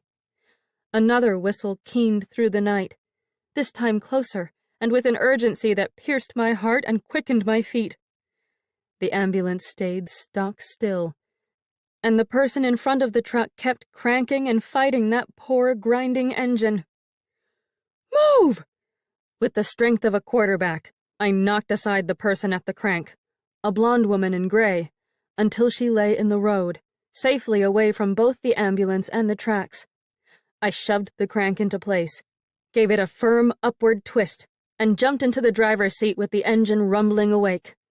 My pulse beat in my ears, and the locomotive roared my way, the whistle blaring, lights shining. I pushed the hand lever forward, released the clutch pedal, and, after a quick adjustment of the spark advance and the throttle, the truck careered off those tracks with a squeal of rubber. The train thundered behind me, its wheels churning, wind whipping across the open driving compartment, and the whistle hollered through the night with the ear-shattering wails of an Irish banshee. I brought the ambulance to a stop, and, with a groan, collapsed across the steering wheel, in shock that I remained alive and in one piece. Beside me, a pair of hands gripped the dashboard. Erratic panting filled the truck while the train whistled farther and farther into the vast and distant void of the eastern farmlands. Are you all right? I asked whoever sat with me, but my voice, raw and deep, didn't sound like my own. It hardly even sounded like a voice. The passenger didn't answer. I lifted my head, and, in the light of a street lamp shining through the windshield, I saw a skinny black girl, no older than 17, wearing a white surgical mask over the bottom half of her face. She was dressed in a dark necktie and a Red Cross coat, skirt, and hat, all made of gray wool, and her arms and shoulders trembled. She stared at me in that hazy light, her brown eyes wide and damp. What happened to Nella? She asked with a squeak in her throat. Who? Nella, the woman at the crank. Where is she? We're supposed to be doing this together. I'll go. I peeled my fingers off the steering wheel, one by one, the muscles so stuck in a crooked position that my hands curled like claws. I'll make sure she's all right. I slid out of the driver's seat and landed too hard on my feet, jarring my neck. And then I staggered over to the supine blonde woman lying in the road near the tracks. She also wore the gray Red Cross uniform, and like the girl in the front seat, her mouth and nose hid behind a gauze mask, the blue eyes above it wide and unblinking. Her chest rose and fell with shallow contractions that didn't make a sound.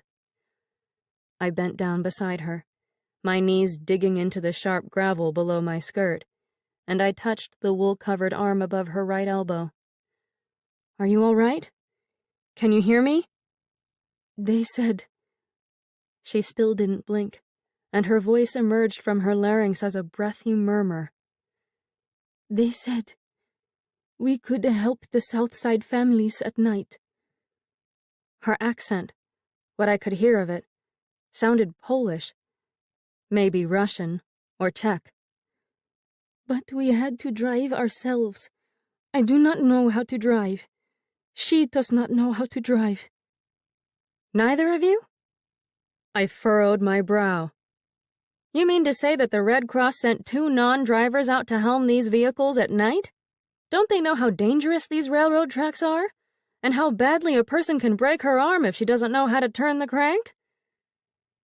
The woman finally blinked, her blonde eyelashes fluttering. "One of our own volunteers, another Polish woman, is lying in the back of the ambulance with a fever. She was to be our driver, Liliana." A pair of feet crunched across the crumbled flakes of asphalt in the road behind me. I peeked over my shoulder and found the young black volunteer walking toward us with her arms wrapped around her waist. "We have to deliver everyone in Southside," she said. "The Poles, the Russians, the Romanians, the Blacks. Everyone. To Polish Hall." My jaw dropped. The hospital isn't treating Southside residents? Both women shook their heads. "It's too full," said the blonde. "No room." "Here, can you sit up?" My hands hovered over the woman's shoulders. I feared I'd fracture one of her bones if I touched her with even the gentlest of movements. "Does anything feel broken or numb?" "No." She wiggled herself up to her elbows. "I was just stunned. I didn't expect anyone to fly at me in the dark. And that train." I slid my arm around her back and helped to raise her up to a seated position while the other girl crouched down beside us. The 3 of us sat in the street, not more than 5 feet down from the still humming tracks.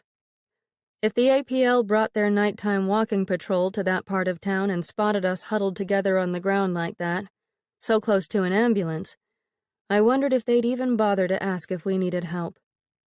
"How many patients are lying in Polish Hall right now?" I asked. "Over 100, said the blonde. "Maybe 200, with 5 to 7 deaths a day." 5 to 7? "Will you help us drive, ma'am?" asked the younger girl. "You somehow seem to know a thing or two about trucks. I've never seen such a useful white woman in all my life." I looked between the 2 of them. Both women peered at me with those damp and pleading eyes that poured the weight of the world upon my shoulders. "Well," I swallowed. A flock of excuses flapped around inside my brain. "It's too late, and I'm tired. I'm too busy worrying about the brother of a murdered man. The APL are prowling the streets tonight. My heart is still pounding over that escape from the train. My father always told me Southside was a breeding ground for diseases, and I should never, ever think of going near it. I suppose... All right." I nodded. "I can help for a bit, but I can't guarantee I'll feel well enough to drive for long tonight. Just tell me how to get to the social hall, and we'll start by getting your patient delivered. My name is Ivy, by the way." Thank you. Lovely Ivy," said the blonde, grabbing hold of my elbow. "God bless you. I am Nella, and this is Addie. And, as I said, Liliana lies in back." "It's nice to meet you." I helped Nella to her feet by holding her arm in the back of her waist. "I'm just sorry I had to meet you this way." Down on the south side of the tracks, The monstrous shadows of the textile mills and railcar factories rose up along the river like smokestack-covered watchmen. We drove past endless rows of immigrant housing with webs of clotheslines crisscrossing alleyways and yards, and the air smelled of industry and pollution, soot and refuse, progress and poverty. The darkness seemed a living thing down there, its fluid weight settling over the homes and the factories and the treeless strips of weeds for yards. The entire region exhausted me. Everything seemed to sleep and wither and drown in blackness. "There it is," said Nella, pointing across the steering wheel toward the left-hand side of the street. "Polish Hall." I peeked through the windshield and spied a 2-story brick building attached to a small Polish grocery store. Electric lights illuminated every window despite the late hour and the lack of life in the rest of Southside. I pulled the ambulance alongside the curb. Before I even set the emergency brake, both of my passengers leapt off the seat and disappeared toward the back compartment. I followed after them and found them lifting a canvas stretcher that held a pale young brunette woman, also dressed in a gray Red Cross uniform. Her eyes were closed, and the movements of the stretcher jostled her small shoulders and her long legs. "Hurry!" Nella hoisted up the front end of the stretcher and led the way to the brick steps of the hall. She said something to her patient in Polish, but all I understood was the woman's name. Liliana. "Nie!" Liliana's eyes flew open, and she grabbed hold of Nella's hand. "Do not take me here! Nie! Nie!" "What can I do to help?" I asked, and I hurried past them so I could at least open the front door for them. "Stay with us so you can drive us," said Addie, maneuvering the stretcher up the steps from the back. She had to duck her head to avoid Liliana's feet kicking her in the head with those thick Red Cross boots. I pushed open a weighty paneled door, and the stench of vomit and whiskey socked me in the face with such a blow that I stepped back and held my breath. In the main front room, beneath beautiful golden wood walls and stained glass windows, a shivering mass of coughing and wheezing bodies huddled beneath blankets, both on the floor and on cots. To my utter horror, blood flowed inside that hall. Nosebleeds, mainly. Horrific scarlet rivers that drenched clothing, cots, blankets, people, even the walls. I swear upon a stack of Bibles. People bled from their noses with such force and velocity that the blood from their nostrils shot across the room and hit the walls. They resembled victims of heinous knife attacks, or people wounded in the face by bullets, not sufferers from influenza.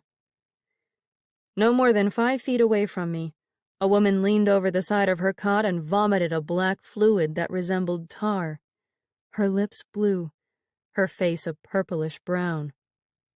A mahogany-colored body with wide-open eyes lay on a pile of blankets not more than 5 feet from where I stood, clutching the door, my legs shaking. Nella and Addie lugged Liliana to the back of the room and turned to the left, through an open doorway. I covered my mouth to stifle the smells and attempted to follow after them, to do something besides gaping at the horror. My feet slipped in a dark puddle. I gasped, righted myself, and kept walking. A young black man buried beneath a pile of blankets grabbed hold of my leg and forced me to stop. "Get me out of here, miss," he said from down on the floor, his fingers tight on my shin, hurting the bone. "I gotta go. Please, get me out of here." "No, it's for the best if you stay." I peeled his hand off my leg and lowered his head back down to the scuffed floorboards. "There are doctors who can help you here." "How many doctors you see here, miss? How many?" He nodded across the room toward a gray-haired physician in a white coat who forced a man down to a cot as the man shouted, "I want to kill myself! I don't want to die like this! I want to take a knife to myself and my family!" A Girl Scout in a khaki dress and hat stood behind the physician with a bottle of whiskey at the ready. Another Girl Scout dashed toward the back staircase with a bedpan. Oh, God! My eyes bulged at the sight of children cleaning up bodily fluids and tending to the sick, including, I noticed, my piano student Ruby Rogers, who mopped the floor on the far side of the room. Her chestnut-brown braids poked out from beneath a gauze mask, and blood stained the skirt of her uniform. Girl Scouts are helping? Little Ruby Rogers is helping? Ruby! There aren't enough nurses or doctors, miss, said the young man, and his grip grew fierce. They're all at the regular hospital. Get me out of here. I'm not sick anymore. I swear to God, I'm not. What is your name? Benji, he said, his brown eyes glossy with tears. I squeezed his shoulder. How old are you? 19, and I want to live to see 20. I sure as hell won't if I'm stuck in this godforsaken place. Someone called my name behind me, and I peeked up to find Addie and Nella rushing my way with the stretcher, which still held Liliana. There's no room, said Nella. We can't leave her here. I'm taking her to my house. Let's try the regular hospital again, I offered. Maybe. It's full. Nella continued backing Liliana toward the door. If we show up, they'll send us away and glare at us, as if we're covered in Southside germs. All right, I'll be right there. I let go of Benji. I'm sorry. I need to go. Take me with you. Benji pressed his fingers deep into the flesh above my elbow. Please, for the love of God and all that's holy, take me with you. Please. Can we take him too? I asked Nella. She swung the front door open by hooking her ankle around the bottommost edge. The house isn't large. He's my neighbor, said Addie from the foot of the stretcher. Hey, Benji, can you walk yourself out of here on your own? Are you able? Benji scooted himself up to his elbows. I think so. We should take him. Addie readjusted her hold on the handles. His daddy's a doctor helping a Negro regiment overseas. Benji could probably be of use once he's up and about. Fine. Nella tugged the stretcher and Liliana toward her, out the door. But he's got to swear he'll help when he gets better. We're going to be busy. I helped Benji to his feet, and, with my arm braced around his bony upper back, I guided him toward the exit. You're going to be just fine, I murmured in an attempt to comfort myself as much as him. No need to panic. This is just a passing illness. They're not panicking yet in Chicago, which is a good sign.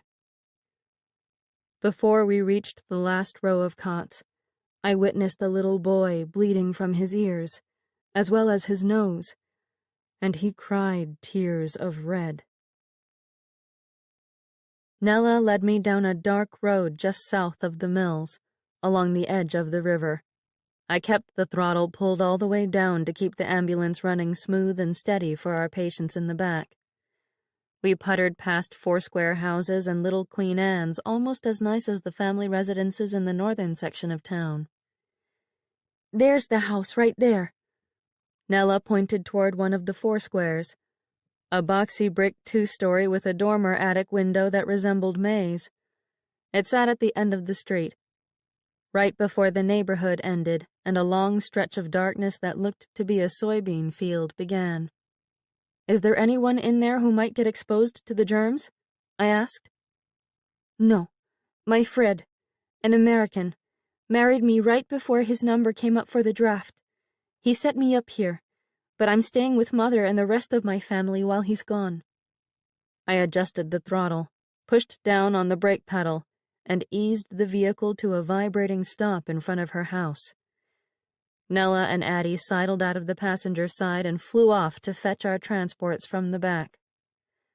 Once inside, we lit oil lamps, set the kettle boiling for tea, tucked Liliana into Nella's bed upstairs, and made Benji comfortable on a yellow sofa in the living room. Nella bent down and struck matches to light a fire in the hearth, below a wedding photograph of her and a young man with hair so blonde it looked almost white. Addie and I covered Benji with a blanket crocheted in red and ivory yarn. A woman near my mother's age, dressed in a polka-dot Mother Hubbard dress and a ruffled nightcap, poked her round face inside the front door, and a gust of cold air blew inside the house. "I saw the lights and heard that ambulance rumble up to the curb," she said in an Irish brogue. "What the devil is happening in here?" "We are fetching flu patients, Mrs. O'Connor," said Nella, coaxing a small and sizzling flame to life on one of the logs. "If you're not already busy with your family, we could certainly use some spare blankets." "Half my house is sick with this unholy plague. God help us all." Mrs. O'Connor made the sign of the cross over her chest, her wide sleeve rustling with the movement. "I can bring spare blankets if you come over to check on my grandbabies. You're a trained Red Cross nurse, aren't you, Nella?" Nella nodded and struck another match. "I am." "We should fetch more of the sick," said Addie, straightening her mask over her nose. "Soon." Nella pushed herself to her feet. "Bring your blankets, Mrs. O'Connor, and I'll be over when I can. Ivy." Nella's blue eyes darted toward me. "You'll keep driving us, yes?" I pursed my lips, and 100 more excuses to flee this current situation squawked inside my head. "Yes," I said, despite the trepidations and the aches in my head and my stomach. "I'll help." We drove through a neighborhood of squished-together houses with peeling paint and no front yards whatsoever. Cheap and rapidly assembled structures built for Buchanan's flood of mill and railcar workers toward the end of the past century. We peered through the dark for large white signs with the word "Influenza" written in red letters, nailed to front doors. I smelled chimney smoke and something akin to the sense of rot and decay. "Most folks hate having those signs on their front doors," said Addie with a shift of her weight on the seat beside Nella. "They make them feel dirty and punished. Whites are always saying my people carry more diseases as it is." "But—" Nella braced her hands against the dashboard and craned her long neck forward to better see the doorways through the windshield. "Those signs are the only way we can tell if people need treatment. They own no telephones. They can't call anyone for help." I gripped the steering wheel and squinted through the nighttime streets for quarantined homes, and all I could think about was the amount of time Dr. Losley spent paying me personal house calls during my recent bout with the same strain of the flu. He had fussed with aspirin and cold presses and thermometers and made sure Mama served me tea and warm soup. No one needed to hang up a sign to flag down ambulances in the dark, or put me in a hospital swarming with people vomiting black tar. Even Father, a man who had never paid me much mind once I started looking more woman than girl, meandered into my bedroom one night and held my hand beside my bed for at least an hour. I never would have possessed the time to die under such watchful care. 1 block down from the tracks that divided South Buchanan from the rest of the town, not far from the spot where I'd just saved the women's lives, we found a house marked with one of the red and white influenza signs. Addie and Nella scrambled to fetch the stretcher, and I followed behind them to a plain wooden door with an iron handle. Nella knocked and called out something in Polish, and when no one answered, she turned the knob and pushed the door open. "Do you know the people who live in here?" I asked. "No, but I feel in my heart that they need us." She stepped inside, and Addie and I sauntered in after her, with Addie holding the back end of the stretcher. A pair of older women wearing dark scarves over their heads spoke in hushed tones around a table in the front room. They were dressed in long black clothing from another world, another century, and when they lifted their faces to us, They wrinkled their brows and frowned.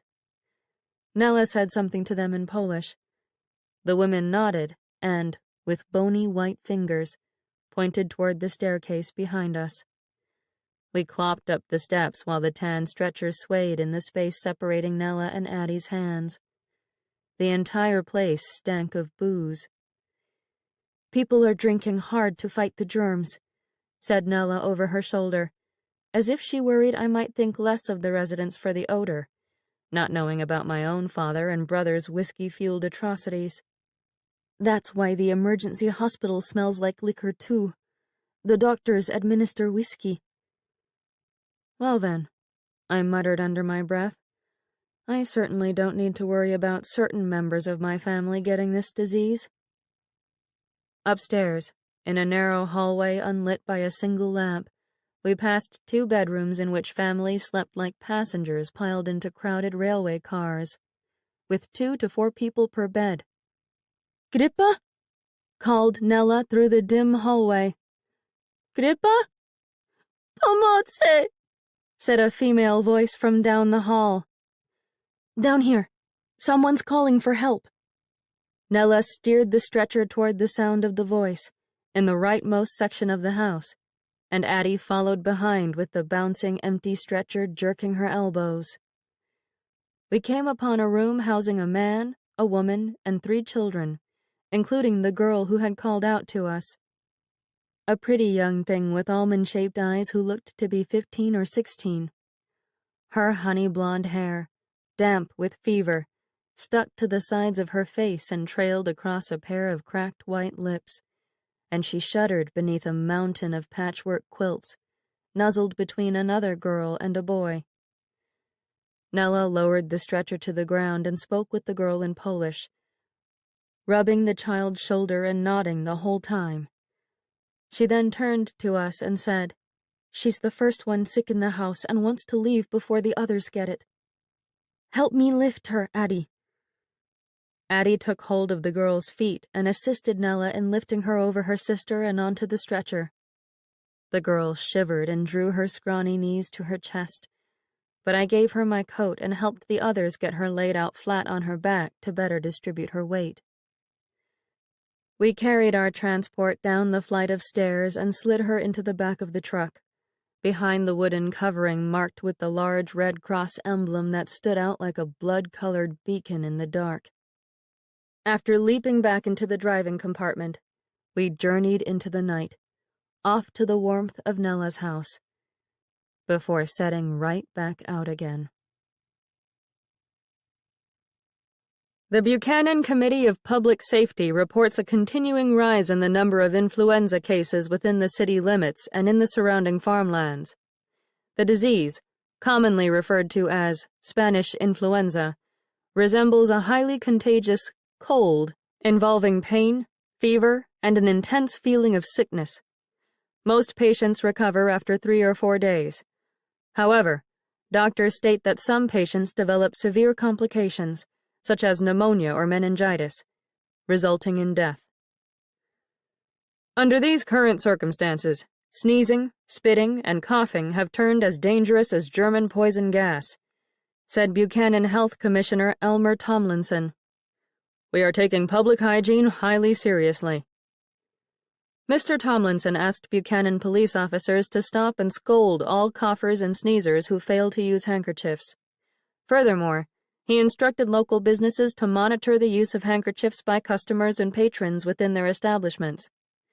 Any owners who fail to comply with this regulation will find their businesses shut down. Schools, theaters, motion picture houses, restaurants, churches, and chapels remain open at present. Any ensuing quarantines will be noted in the Sentinel.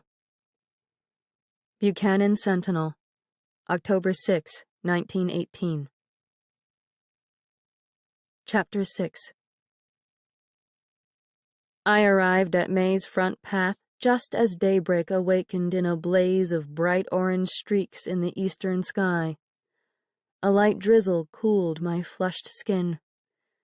I lifted my face to the tangerine clouds and bathed in the lush sprinkles for a moment of respite, before ducking beneath the covering of the Dovers' front porch. In addition to Liliana and Benji, the Red Cross volunteers and I had transported 6 influenza patients to Nella's house throughout the night. Mrs. O'Connor kept the fireplace and the tea piping hot, and a bounty of blankets warmed the cold.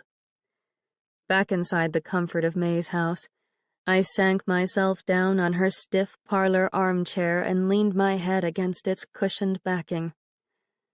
The stench of death and sickness clung to the fibers of my hair, the same way Billy's cigarette smoke always embedded itself inside my clothes and my hair after he took up the habit.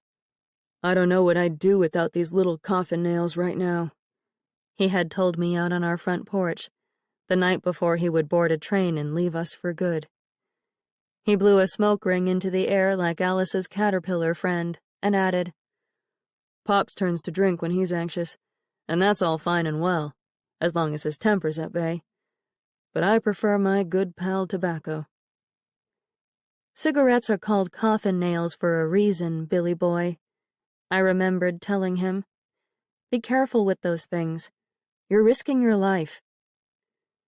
As I recalled, he turned his face toward mine in the moonlight, and he didn't even need to say one word for me to understand the ignorance of my comment, considering where he'd be traveling in the coming weeks. A warm hand took hold of my wrist and shook me awake. "Ivy," said May in a soft coo. "Wake up." My eyes blinked open to the sight of the first light of dawn shining against May's smooth face and brightening the watercolors on the wall behind her. "I stayed up late and waited for you." She stood up straight and tightened the sash of the red silk robe she wore. "You had me worried after trekking off into the night to see that German. I thought the first ever boarder at Dover's Home for Women of Independent Means either eloped with the enemy or got shanghaied into the German armed forces." "I'm sorry."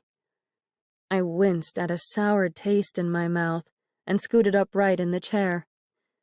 I didn't actually speak with the German for long. "Did you tell him who you are?"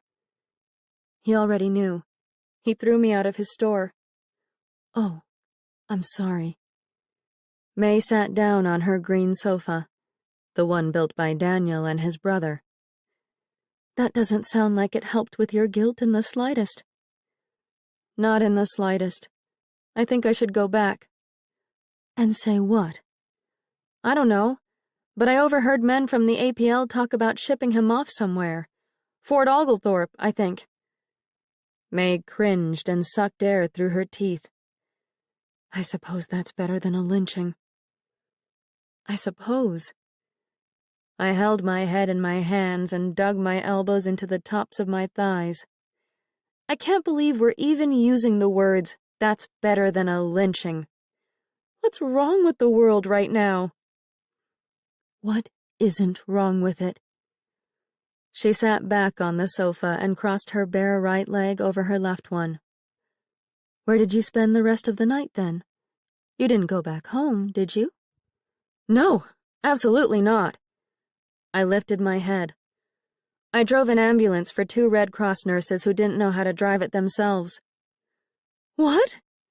May laughed. "Tickling the ivories with Ivy also knows how to helm large automotives?" "I do. I used to drive tractors and trucks on the family farm. My father insisted everyone help with everything out there, even us women." "Well, good for you." That part helped with the guilt a tad, but seeing how much people are suffering from this flu. I closed my eyes and rubbed the balls of my fingers against the lids, finding the movement oddly soothing. It was hard, witnessing all of that. I don't know if I have the courage and strength to do it again. May reached over and patted my leg. "Go up and sleep in your new bed for a while. It'll make you feel better about everything, and it'll be far more comfortable than dozing in Eddie's grandfather's stodgy old chair like this." Another sharp pain walloped me in the middle of my stomach, but I nodded and pushed myself out of the seat. "Thank you for all of your help," I said before leaving that spot in the room. "I'm sorry if people ever..." I trailed off, not quite knowing how to articulate what I meant without uttering stupid phrases such as, "I'm sorry people call you Eddie's souvenir and discuss the size of your bosom." If people ever what? She asked with a tilt of her head. I took a deep breath. "I'm sorry if Buchanan hasn't always treated you kindly." She nodded. "Well, thank you. But you don't need to take responsibility for the town's sins, too. I just... Go up to bed, Ivy." She smiled and gestured with her head toward the stairs. "As my mother always told me, there's no use trying to face your troubles when you're tired. The troubles always win." A long daytime slumber up in the attic's squishy bed, coupled with a late evening bath, erased some of the strangeness and heartbreak of that long, lucid dream of a night. I donned a fresh pair of undergarments, a clean white midi blouse, and a honey brown skirt I had sewn from extra fabric we didn't need after Billy left for the army. Mama had bought the fabric for a new pair of Sunday trousers she intended to make for him before his number was called, and there was no sense in allowing good wool to go to waste. I followed the scent of freshly brewed coffee to May's kitchen, and found her sitting by herself at a round table near the icebox. She played some sort of game with a board and a flat wooden pointer shaped halfway between a spade and a heart. Darkness had already descended over the world outside the window, and the board reflected the glare of the electric light shining down from a stained glass lamp above the table. "Hello." May peeked up at me from beneath her long lashes and pushed the wooden pointer to the word "goodbye" on the game board. "Hello." I cleared my throat and leaned my hands against the back of one of her chairs. "What is that?" "You've never seen a Ouija board?" I jerked away from the table with a gasp. May snickered. "Don't look so spooked, Ivy. The devil isn't going to come crawling out of the board and snatch you away. It's perfectly safe." "Are you sure about that?" "Quite sure." She tucked the wooden pointer inside a small bag made of gray cloth. "And I'll have you know, I'm not the only Widow Street woman who employs Ouija boards and spirit mediums." "You employ a medium?" I asked. "A seance sort of medium?" "Yes, a highly reputable one. Another former Chicago girl, in fact." "Why?" She lifted the board's cardboard box off the floor. "Don't you believe in ghosts?" Oh boy, what a question. I pulled out the chair with a loud screech of the wood and dropped down onto the seat.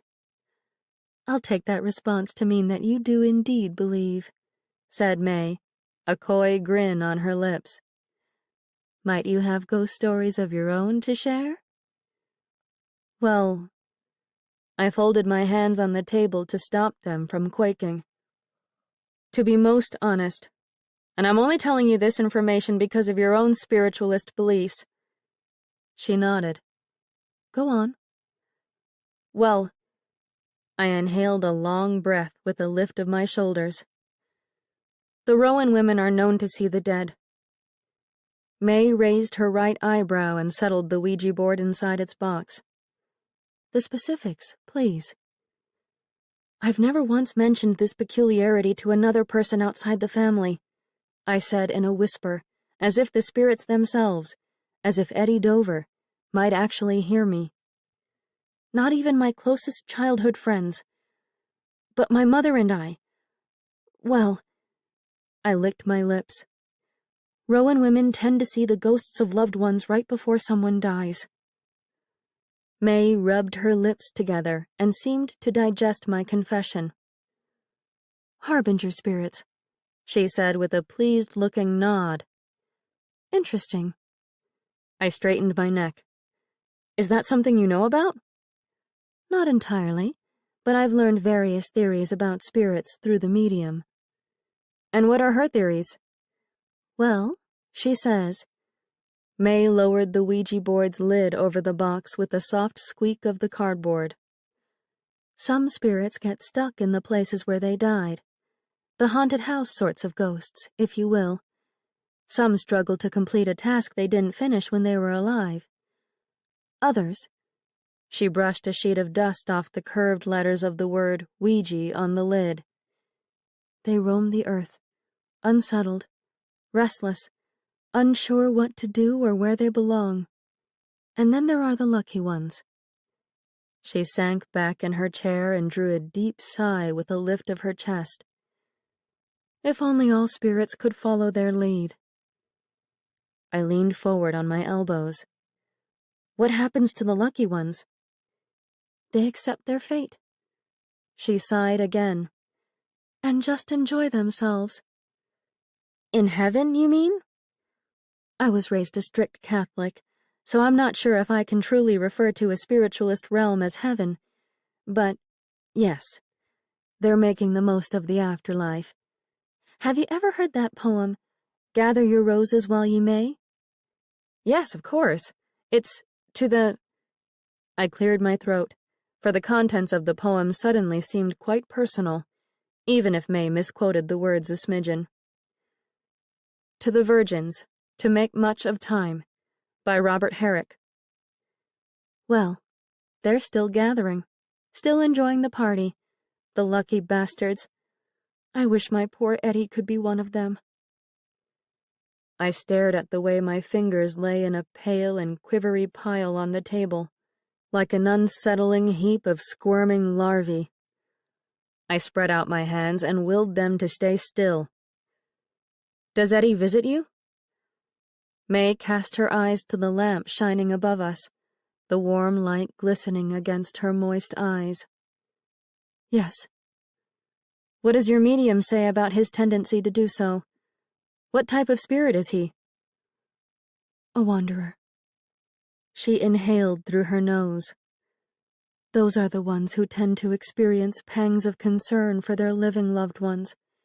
It's part of their restless nature. Do you think I'm witnessing wanderers, then? I found myself leaning even farther forward, my elbows easing across the slick grain of the wood. Are these spirits of lost loved ones worried about how I'll handle the news of death? Perhaps. May returned her eyes to mine. They might be attempting to comfort you. Unfortunately, I glanced at the window beside us, mistaking the shadow of a tree limb for the silhouette of a man's arm. They don't bring me one single shred of comfort. I'm actually scared to death one of them will show up at any moment, letting me know I'm about to lose someone else. This flu. That German. I shook my head. I don't know. It just seems likely I'll see my brother whom I lost to the war, and then someone else I love will... I swallowed and shuddered. Disappear. May peeked at the window as well, but seemed untroubled by the shadows. So many people are dying out there right now, Ivy. I doubt there's time for spirits to bring warnings of every single fatality at the moment. I shuddered again, and then I pushed myself to my feet. I should get going. Where? To see the German. But I know it sounds ridiculous after he threw me out, but there's a prickling deep in my bones that insists I have to go to him. Don't fall in love with him. I beg your pardon? You heard what I said. Her eyes glinted with mischief, but her words carried more caution than cruelty. Don't fall in love with the German. Unless... She set the Ouija board box down into her lap. You're absolutely sure? She smiled and looked me straight in the eye. You won't get caught. Chapter 7. I rapped my knuckles against one of the rough-edged planks boarding up the Liberty Brothers' door. No one answered. I peeked over my shoulder for signs of watchful eyes in the dark, and then knocked again. Mr. Shendel? I called inside. It's Ivy. I would really like to speak to you. I lowered my hand and leaned toward the door. My shadow seeped across the planks like black ink spilling across the surface. All around me, The yellow paint branched down the bricks in a frozen reminder of the violence hurled upon the store. Nothing. Mr. Shandel? I know you're likely assuming I'm only here to rid myself of guilt, and you'd be partially right. I positioned my lips an inch away from the boards. But I am concerned about you, and your family, and your business. In fact, I moved out of my parents' house because of what happened here. I thought you should know that. As much as I love my mother and worry about her staying with my father. I covered my eyes and breathed through a sharp spike of pain in my head. Oh, God, you don't know how much I worry about her right now. This flu and this murder hanging over that house. I worry about her, but I refuse to go back there. I refuse to acknowledge those two men as my father and brother. I'm done with them. The air, cold as a root cellar, hung around me without the slightest whisper of a breeze rustling through the silence. I didn't hear anyone breathing on the other side of the door. All those words I just confessed to him. Wasted. I turned to leave, and the door opened a crack. A pair of blue eyes peeked out from a shadowed face. Daniel? I edged back to the door. Did you hear what I just said? Is that true? He asked. Which part? You left your family because of this? I nodded. Yes. He didn't open the door another inch, and his face remained the only part of him I could see. I don't think. He scratched at a chip on the door. There's anything you can do for me. Are you sure about that? I'm positive. He nodded. There is nothing. I'd be willing to talk to the police. The police already knows about our store and did nothing. Did you see the bullshit in today's newspaper article? I drew back. No. What did the article say? I've stored a copy in the drawer near my cash register. If you want to witness the cold and brutal truth, he peeked over his shoulder. I'll go fetch it for you. It claims vagrants committed the murder, doesn't it? The murder is only a small sliver of concern in that article. The writer complained about our lack of support in the latest Liberty Loan drive, which is a lie. He claimed we didn't register for the draft. Another lie. Albrecht registered as soon as the U.S. declared war on Germany. But the army turned him down. They thought he wanted a free trip back home to the fatherland. I grabbed hold of the door. I could talk to the newspaper. And the APL. No one will listen to you. It will help nothing. There is nothing you can do. There must be something. Please, let me inside so we can talk. I pushed the door open with more force than I'd intended, knocking him off balance. And so we can figure out... I stopped. For lamplight fell across Daniel's bare throat above the collar of the undershirt he wore instead of his shirt sleeves and vest. A vicious red line encircled his neck. A raw and ugly rope burn. Oh, God! I clutched my own throat, which stung and closed up, as if someone had just clamped a rope around it. You need to go. He snatched my arm and steered me back toward the street. No! Tell me what happened. I pushed him off me and shoved my way into the heart of the store. Did you try to hang yourself? It doesn't matter. Yes, it most certainly does matter. My family did this to you. They drove you to it. Please go, Ivy. He pointed toward the door. Tell me what I can do to help. Go. I don't want you killing yourself. Please, tell me what I can do to take away your pain. There is nothing.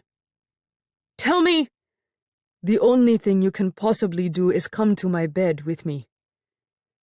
I stepped back, and he lowered his arm and blinked as if his request had startled him as much as it had me. You want honesty, Fräulein? he asked in that strange, harsh, and musical accent. That is the only thing that would make me feel better, and I'm not even sure that would work. My hands trembled, and my legs wobbled and dipped as if made out of rubber. But I can't. I'm a respectable woman. This is wartime, Ivy. Morality and righteousness mean nothing. The war is overseas, not here. Are you sure about that? He glowered at the damaged chairs and the faded pink stains on the floor. My skin chilled, and my eyes stung with tears, not from sorrow or shame or fear, but tears from that pustulant wound of guilt that oozed in the middle of my gut with unrelenting agony. I rubbed at the goose flesh on my arms and thought of Peter's bruised fingers, Father's blood-spattered overalls, and the burn mark on Daniel's neck, that wicked ghost of a noose, which seemed to grow darker and redder the more I hesitated. The lining of my stomach boiled. I turned my eyes toward the faded stains on the floor. Do you really think it might help? I don't know. As I said, I'm not sure. Out of the corner of my eye, I viewed his broad shoulders and the slim spread of his stomach, and a small flutter of unexpected arousal stirred inside me. Perhaps some primal call to procreate awakened, a deep human instinct for survival, spurred on by the threat of annihilation from the influenza and the war. Gather ye rosebuds while ye may. Old time is still a-flying, and this same flower that smiles today, tomorrow will be dying. Daniel cleared his throat. You don't have to. You would have to promise to be gentle, I found myself saying, and my face and neck warmed. I cupped my hands over my cheeks, imagining terrible splotchy patches, which, according to my brothers, is how my blushes often appeared. Daniel swallowed and ran a hand through his hair. I thought he might grab my arm and toss me out of his store again, but instead he said in little more than a murmur, My apartment is upstairs. We locked eyes, and he seemed to test me, while I tested him, each of us waiting to call the other's bluff. I drew a sharp breath. Let's go upstairs, then. All right, let's go.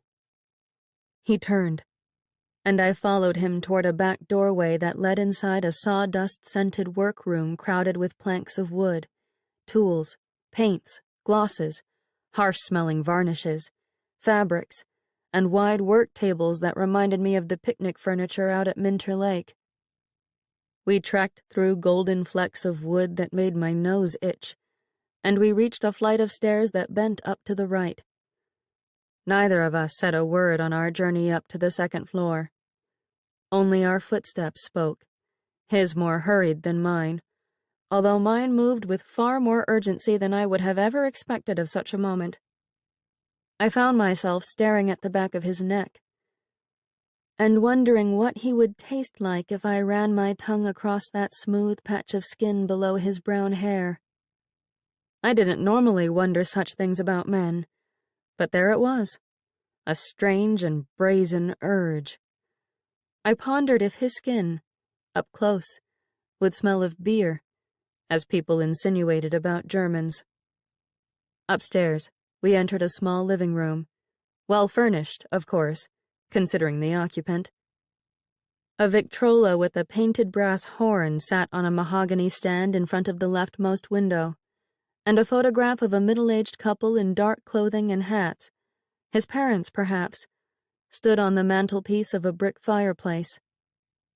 I saw a cream-colored cook stove and a wooden icebox through a doorway to the left. Do you live alone? I asked. Yes. Daniel pursed his lips. I do now. Oh, I'm sorry. I should have known. I glanced at the photograph of the couple again. Are your parents? I live alone, and that's all you need to know. I have no other family anymore. Not here." I nodded in understanding. He sighed through his nose and continued onward through the apartment, past a closed door that made the hairs on the back of my neck bristle. I wondered, if I ventured inside the room within, whether I would find Albrecht's clothing and shoes and shaving brush, as well as other items that had touched his living body just a few days before. The room might still smell of Daniel's brother's cologne, or whatever scent he had carried upon him. Strands of his hair likely lingered in the teeth of his comb. "It's in here." Daniel nodded his head toward another doorway, an open one. "My room, that is, where I sleep." I gave a little cough into my hand and followed him inside a sparse space lacking in color, aside from a navy blue quilt on the wooden bed and tan-striped curtains hanging over a window that faced the street.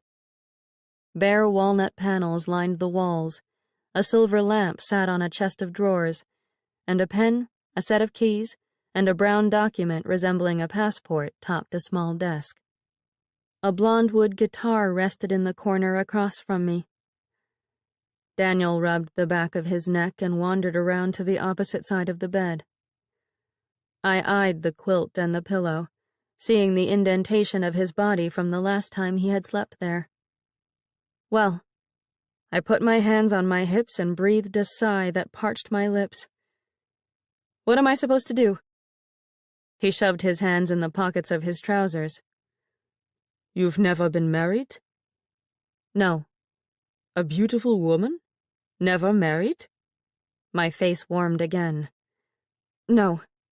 "No lovers either?" This is Illinois. We don't have lovers. He barked a loud laugh, the type that comes out as a startling "Ha!" But then he hid his smile by wiping his hand across his mouth. What do I do? I asked again. "Well?" He looked toward the blue quilt and spoke more to the bed than to me. "You take off your clothes and lie down." All of my clothes? "If you want. If it's comfortable." What do you want? "I want you to be comfortable." I took off my coat, draped it over the foot of the bed, and reached up to the top button of my blouse. Daniel kept his eyes focused on the quilt, but I could tell by the way his breath grew louder and his body went still that he could see me in his peripheral vision. He was handsome for a German, I had to admit, with those deep blue eyes and short locks of tousled brown hair that curled along the sides of his forehead. Yet that red mark on his neck, the way he lingered by the bed in which he wanted me to join him, everything about him at that moment reeked of death and lust. I didn't know what to make of it. I didn't know why I sort of liked it. If I looked into the mirror, if his room actually possessed a mirror, I'm not sure I would have even recognized the woman staring back at me.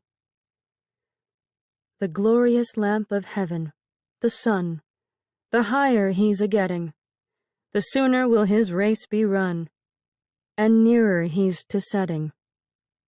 I unhooked 3 more buttons and gave a shiver from the cool air nipping my bare skin. I could see the pale swell of my breasts and the white eyelet trim of my brassiere.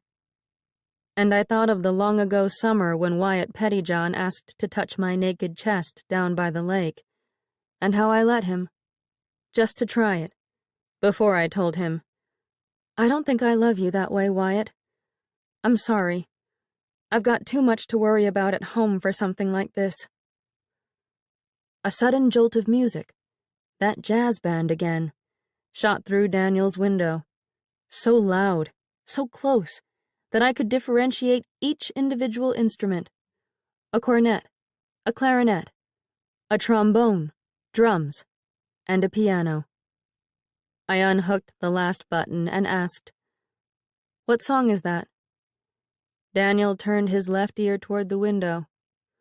"Tiger Rag, also by the original Dixieland Jazz Band."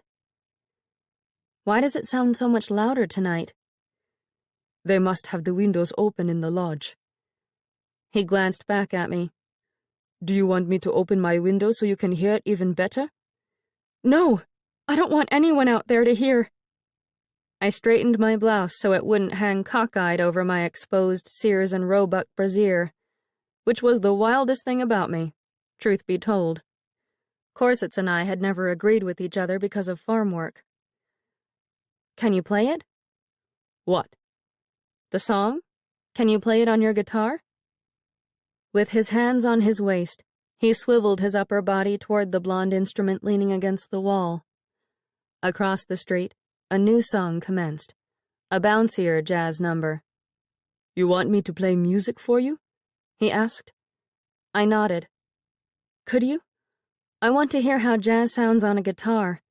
I've never heard it before, but I bet it's the berries. He hesitated a moment, his hands still on his hips, his eyebrows raised, but after another nod from me, he sauntered over to the guitar. With gentle hands, like a father lifting a child from a crib, he picked up the instrument and settled down on the edge of the bed with the curve of the wood nestled against his lap.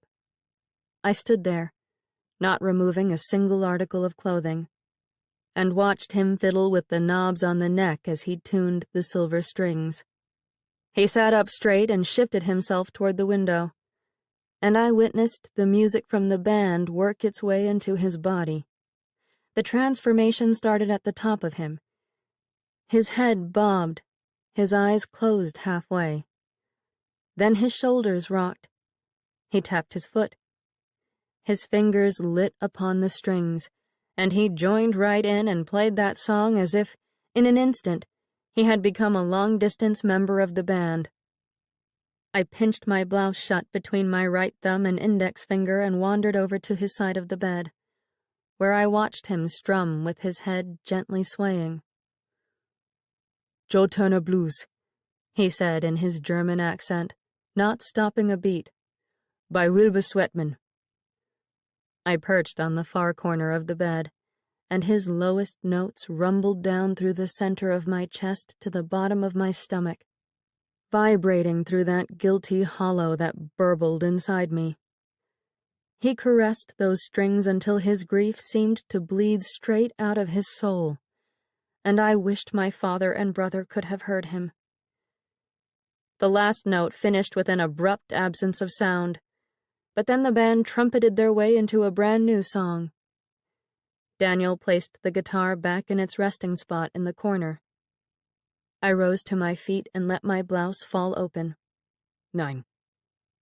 He stepped toward me, and, with delicate fingers that sent a tease of a chill down my spine, he refastened the buttons of my blouse, one by one, starting from the bottom of the garment.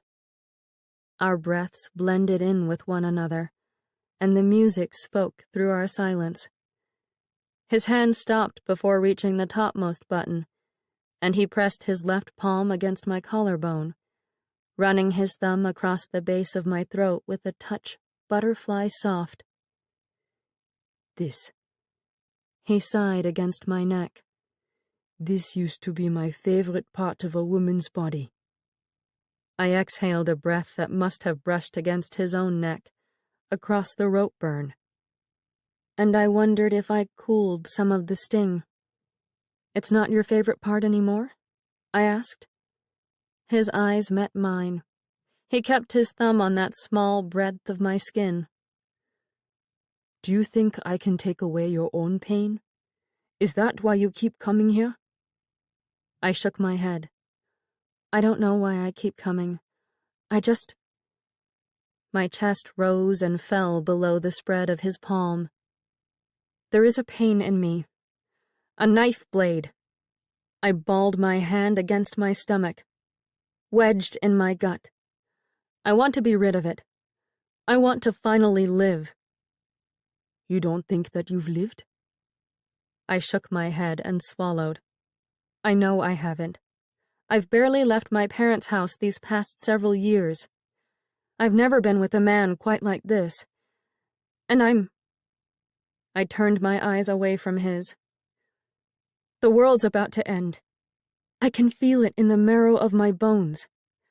I'm worried I'm about to miss out on a few things in life that shouldn't be missed.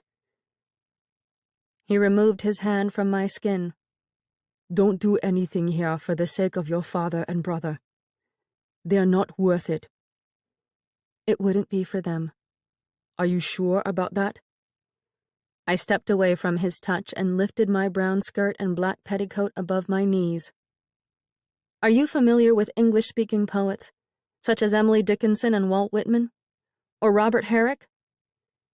He pinched his eyebrows together. Why? They all warn of the coming of death and teach us to embrace this world before we leave it. I slid my long cotton drawers down my legs and pulled them over each of my stockinged feet. Shutting myself away from life, steeling myself against pleasure and pain, it's gotten me nowhere.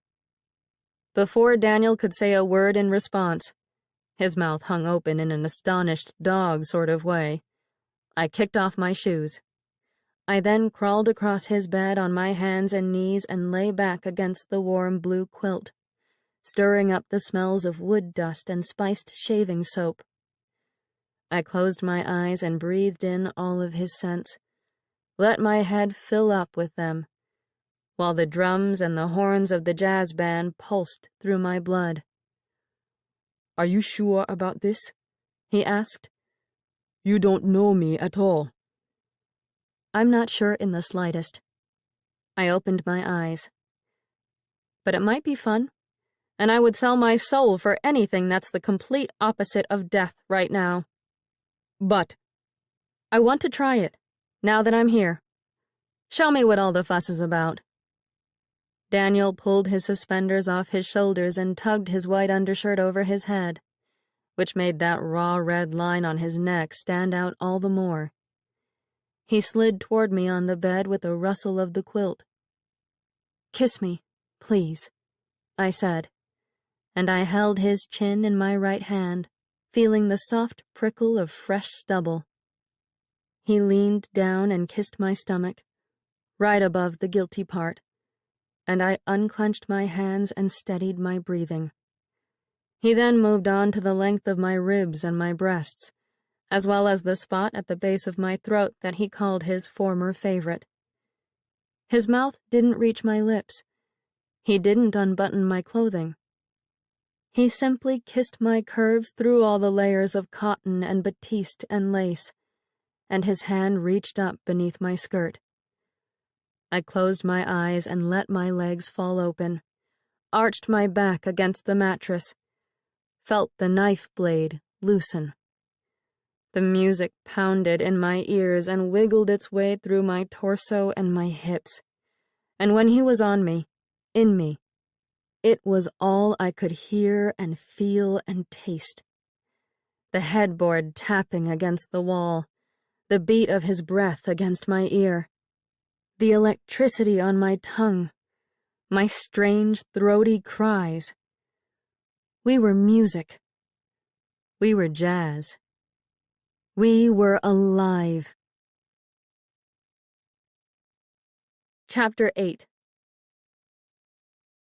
I blew out of that apartment with the speed of a gale whipping through rows of rustling cornstalks. Daniel slept, and I simply fled in a panic, sobered up by the fear of conceiving a bush baby I would now have to explain to the rest of the world. The band played Jelly Roll Blues again, and I struggled to keep my footsteps a muffled patter beneath the roar of the music blaring across the friendliest city in America. I buttoned up my coat and peered over my shoulder, expecting the shine of headlights at any moment. "Ivy," said a voice from the shadows. I sucked in my breath and came to a halt on the sidewalk across the street from the Chamber of Commerce. A pair of round lenses glinted off the light of a street lamp. Lucas, wearing his same charcoal gray coat and hat from the other day, stepped out from his camouflaged position against the dark bricks of the music store. He looked just like a child playing detective. "Where have you been?" he asked. I kept my fingers on the top button of my coat. What does it matter? He shrugged. I just want to know what you're doing out at this late hour. Billy wouldn't have liked to think you were sneaking around. I managed a laugh. Billy loved to sneak out after dark. What are you talking about? He used to run off to your house whenever he was mad at our father, if I remember correctly. He wouldn't want his sister prowling around by herself, though. Lucas reached into the breast pocket of his coat. Will you do something for me, Ivy? I stiffened. What? He pulled out a folded-up American flag and shook it out until the bottommost stripes hung down to his knees. Will you kiss this flag for me? Show me how much you love this country?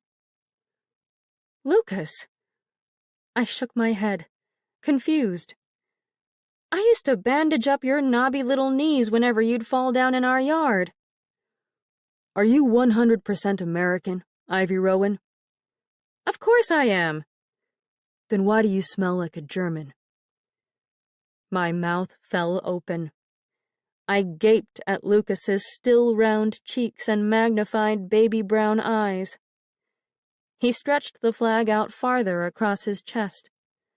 The stars and stripes reflected off his lenses, and, again, he started to ask, Why do you smell? I grabbed hold of the fabric with both hands and kissed it loud enough to make an obnoxious smacking sound. I then raised my head, and, not even caring that I spat as I spoke, I said in his face, Billy would hate you for this. He'd hate you too, he said, and he added, with a sting in his voice, Whore. I should have slapped him across his cheek. I really should have smacked that boy good and yelled at him for insulting the sister of his dear fallen friend.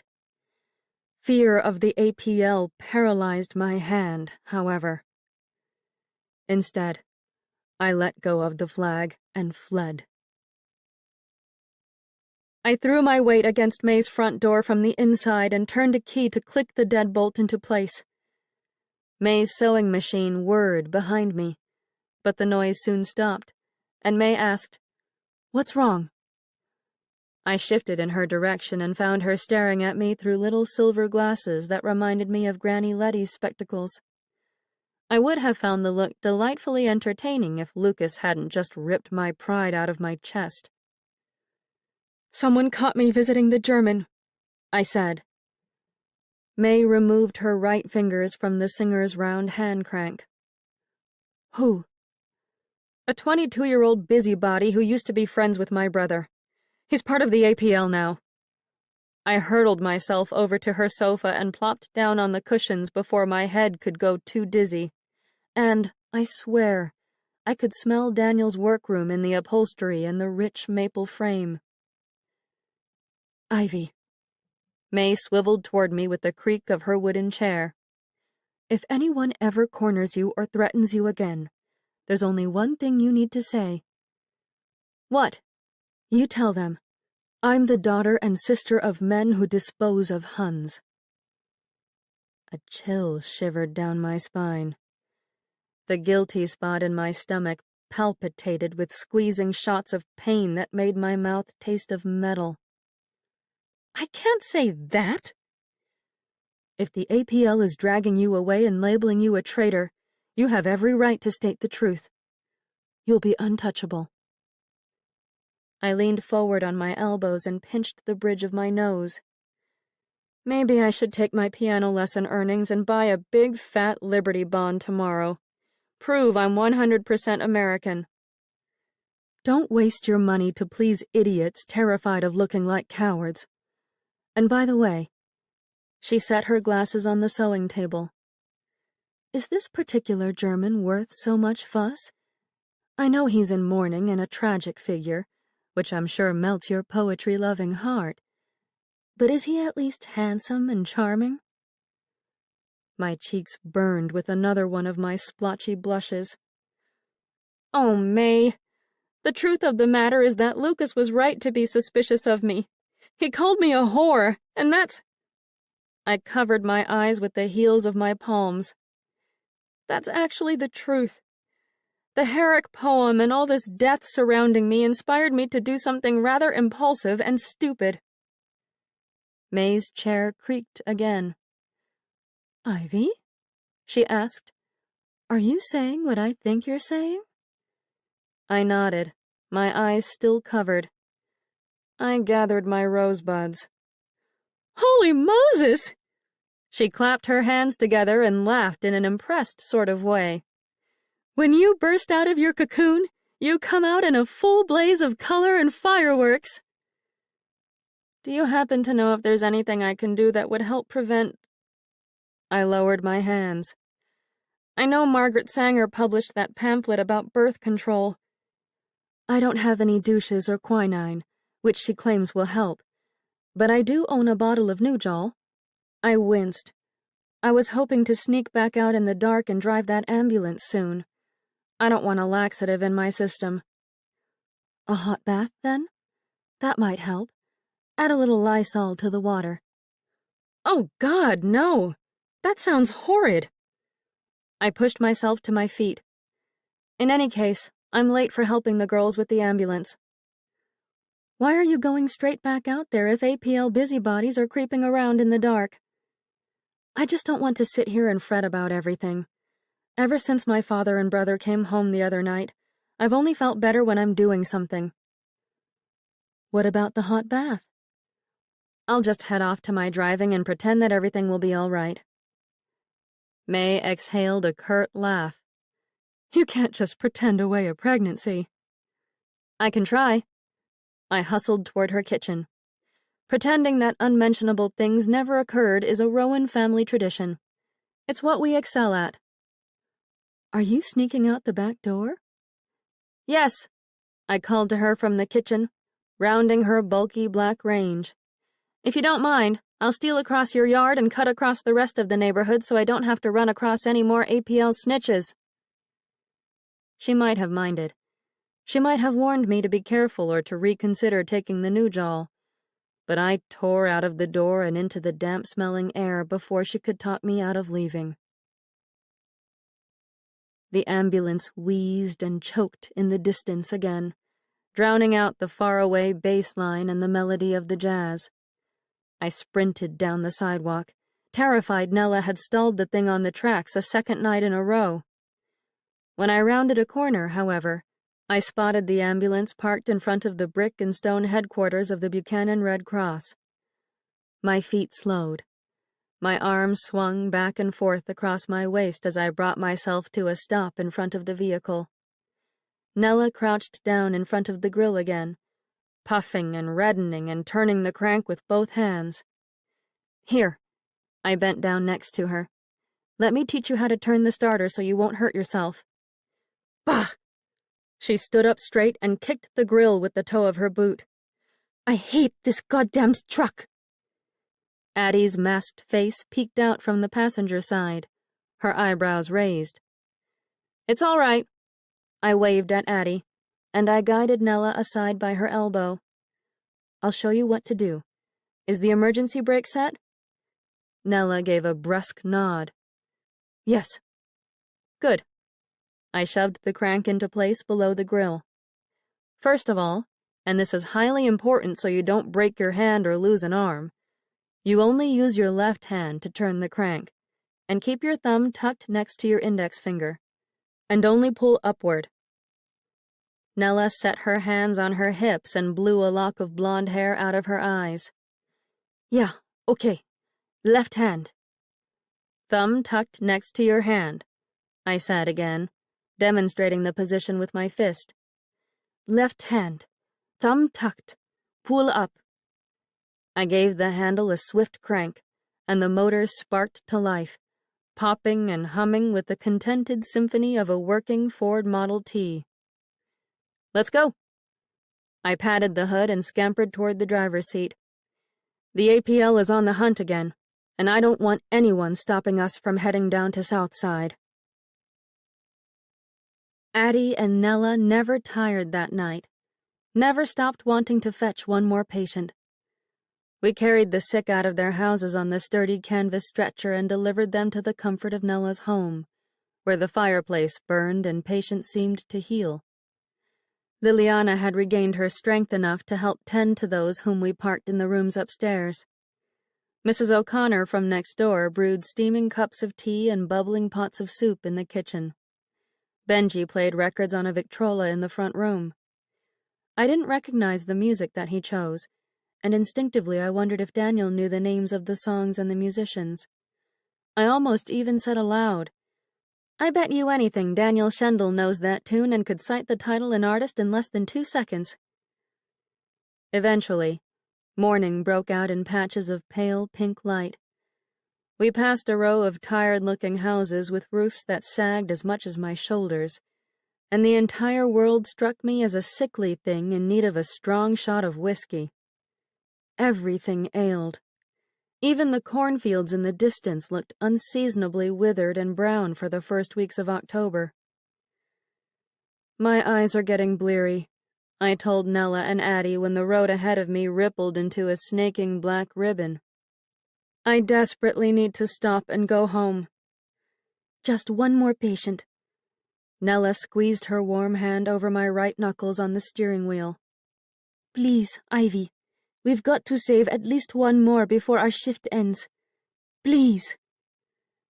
I sighed. One more, but that's all I have left in me before risking a crash. I drove the ambulance to a flue-marked house, 1 story tall and paneled in wide red planks.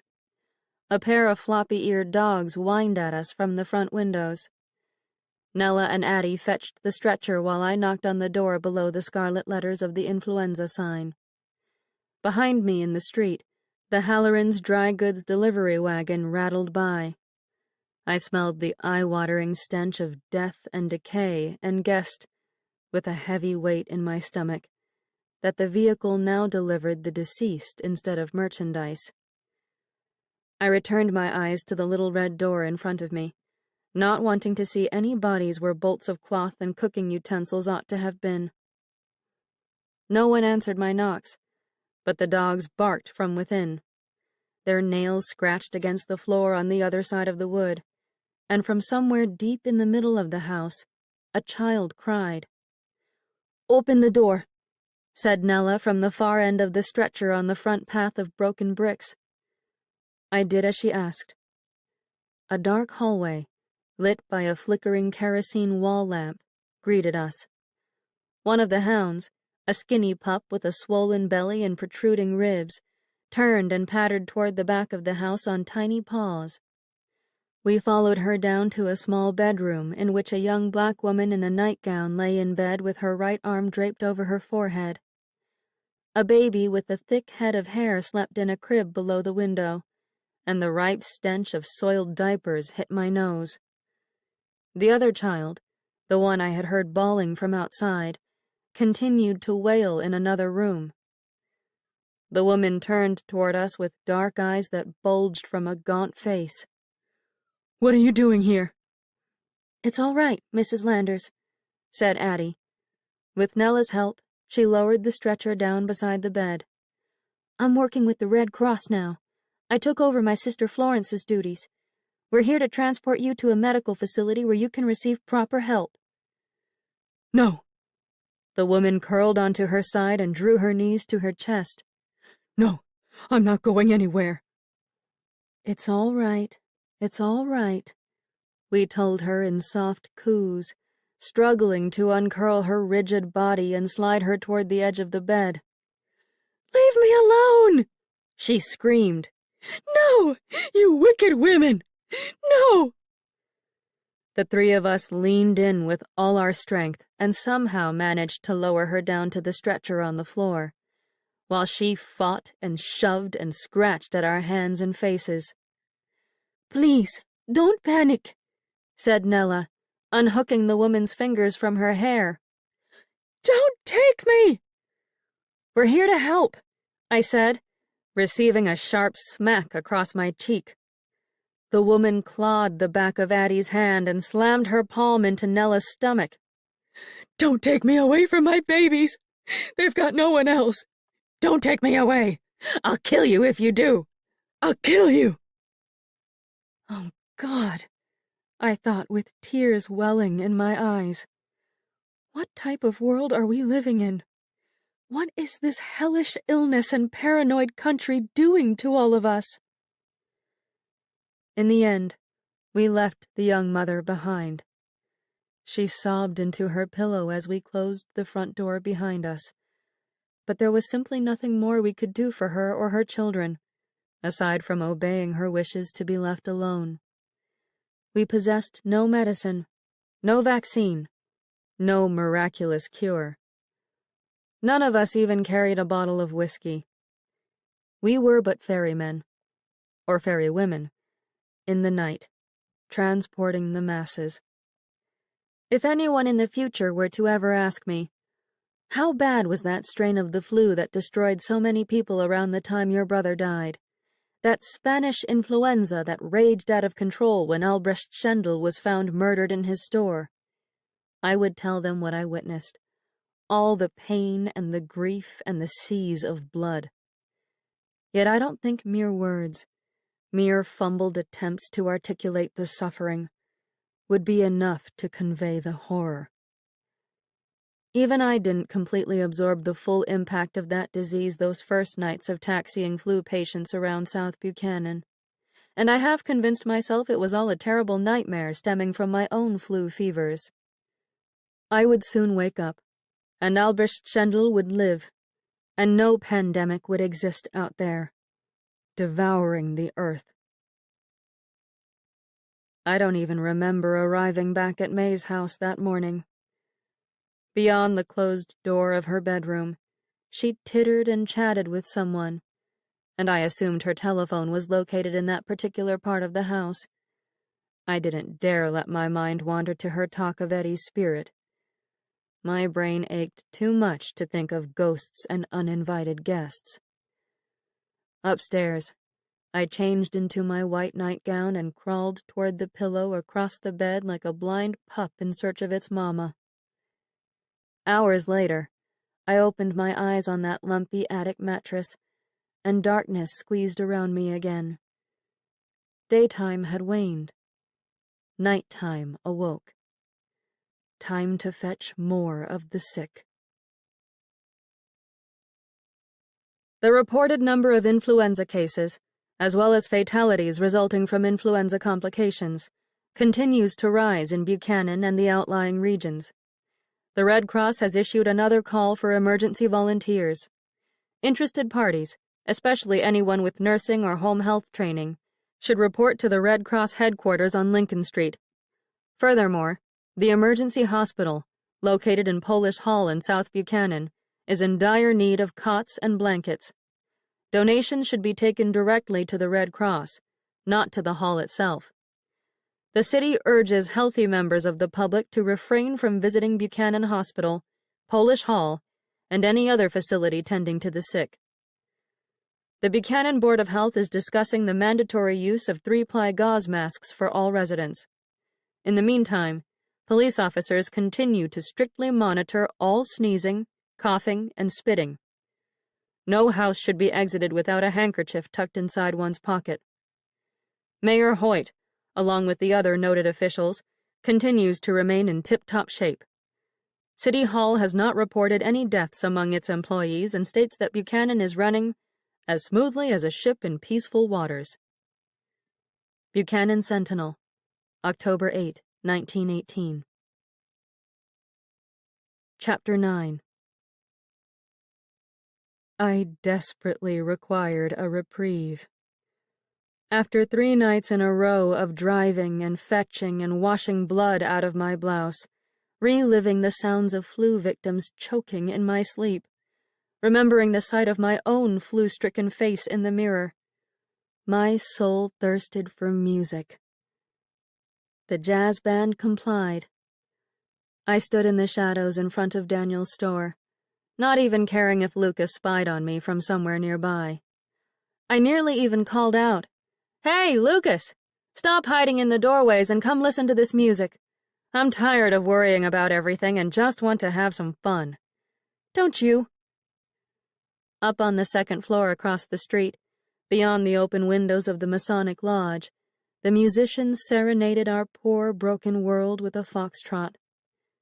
No lights shone in Daniel's business behind my back, but I longed for him to open the door and join me, to imbibe the music meant for living and loving and dancing. 2 more songs passed, and yet I stood out there alone, afraid of knocking and fearful of leaving. 1 more song, I told myself, peeking at the entrance of the store out of the corner of my eye. And then I'll leave. No cars drove by in the street. No Lucases seemed to lurk nearby. I remained alone, accompanied by the jazz and the sweet promise of escape beyond those upstairs windows. A minute or so later, the shop door opened with the jingle of the bell that hung above it. Daniel appeared in the lighted entryway and leaned his back against the door jamb. He wore his shirt sleeves and tweed vest again, and the red mark from the noose hid beneath his collar. My lips parted, but no word slipped through them. He regarded me for several silent seconds, and I regarded him, while the music nudged us to inch closer together. "Well?" he finally asked, and he picked at a splinter hanging down from the doorframe above him. "Do you now feel you understand what all the fuss was about?" I sputtered a laugh. Yes, I think I do. He snapped the splinter off in one piece and tossed it out to the street. "I wasn't sure you'd ever come back." I've been helping out with the Red Cross quite a bit. I drive an ambulance and fetch flu victims down in Southside. "Really?" He arched his eyebrows. "You fetch flu victims?" Yes, I do. I'm quite useful down there. I straightened my posture. Why?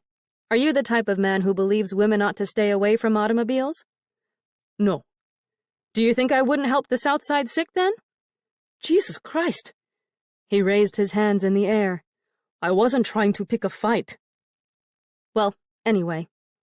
I turned my face back up to the Masonic Lodge windows above us. That's what I've been doing. I watched him watching me in my peripheral vision. Do you want to head across the street with me? They're playing foxtrots tonight, so I assume there's dancing. Daniel grimaced and swallowed as if I'd just force-fed him turpentine. Don't you dance? I asked. He picked at another splinter above his head. "It's been a long while." There's probably booze. He shook his head. "I'm not in the mood for parties. I'd go for the booze, maybe, but not for anything else." The music's so loud over there. Not one person would hear that you have an accent. He peeked up at the windows across the way and breathed a sigh that chilled to white fog in the crisp nighttime air. Please come, Daniel. I don't like the idea of you lingering here on your own with just dark thoughts for company. "I'm not going to kill myself, if that's what troubles you." I'd believe you more if you escaped this place. Come with me. I gestured with my head toward the street. Let's go have a drink and relax in a corner of the room. We don't have to dance or talk to anyone else. I stepped toward him with my hands stuffed in my warm coat pockets. I'll even come back here with you. Another step. For a little while. Afterward. "Ah." He reached out and tucked a stray strand of my hair behind my ear. "Du begehrst mich." What does that mean? "It doesn't matter." He glanced up at the lodge again. "Go up there for me, Fräulein. See what it's like. I'll wait in my window across the way, and you peek out and wave if it's to your liking." I furrowed my brow. You're just going to watch from across the street? "I'll listen to the music. I'll imagine you drinking and dancing. But—" He fixed my stray lock a second time, for it had fallen back in my face and tickled my cheek. "I am not going over there. You can come back and tell me about it afterward if you'd like." He unhooked the top button of my jacket. "I'll even look after your coat for you, so you don't have to worry about losing it when you're dancing." I probably won't dance." "But you'll get warm." He unfastened the rest of the buttons, and the skin of my chest prickled at the pressure of his so-close fingers. I smelled his rich shaving soap and the scent of sawdust, and my head went a little tipsy. I braced my right foot behind me. He eased the coat off both my shoulders. "Go. See what it's like. I'll be here." The band played Livery Stable Blues again. Once I entered the lodge, the instrument sounded muffled, as if hidden behind thick, closed doors. A tantalizing treasure kept safe from the outside world. I meandered down an upstairs hallway lined in a faded green rug the color of moss. The dark wood walls smelled of age and oak and smoke, and upon them hung oil portraits of Masonic Grand Masters past, who stared at me with glints of distrust in their no-nonsense eyes. Weak electric light shone down from old lamps that flowered out of the ceiling with curved copper and frosted glass. Toward the end of the hall stood a closed set of 4-paneled doors that stretched high above my head. The knobs themselves spoke of grandness and secrecy, with an eye surrounded by a triangle carved into the patina-covered brass of each of them. From within the sealed-off room beyond, the clarinet crowed like a rooster, the cornet whinnied like a horse. Laughter and music beckoned. "Come closer. Come see. Come see." I held my breath, turned one of the knobs with a brass eye pressing against my skin, and entered what looked to be a party inhabited by a couple dozen locals. I saw jewels, booze, a brick wall with 5 arched windows, gold-papered walls in the rest of the room, Sunday best dresses, suits and ties, and round tables set up along the perimeter of a dance floor made of gleaming wood with black and white stripes on the edges. 3 doughboys in olive green U.S. Army uniforms poured glasses full of liquor at one of the back tables.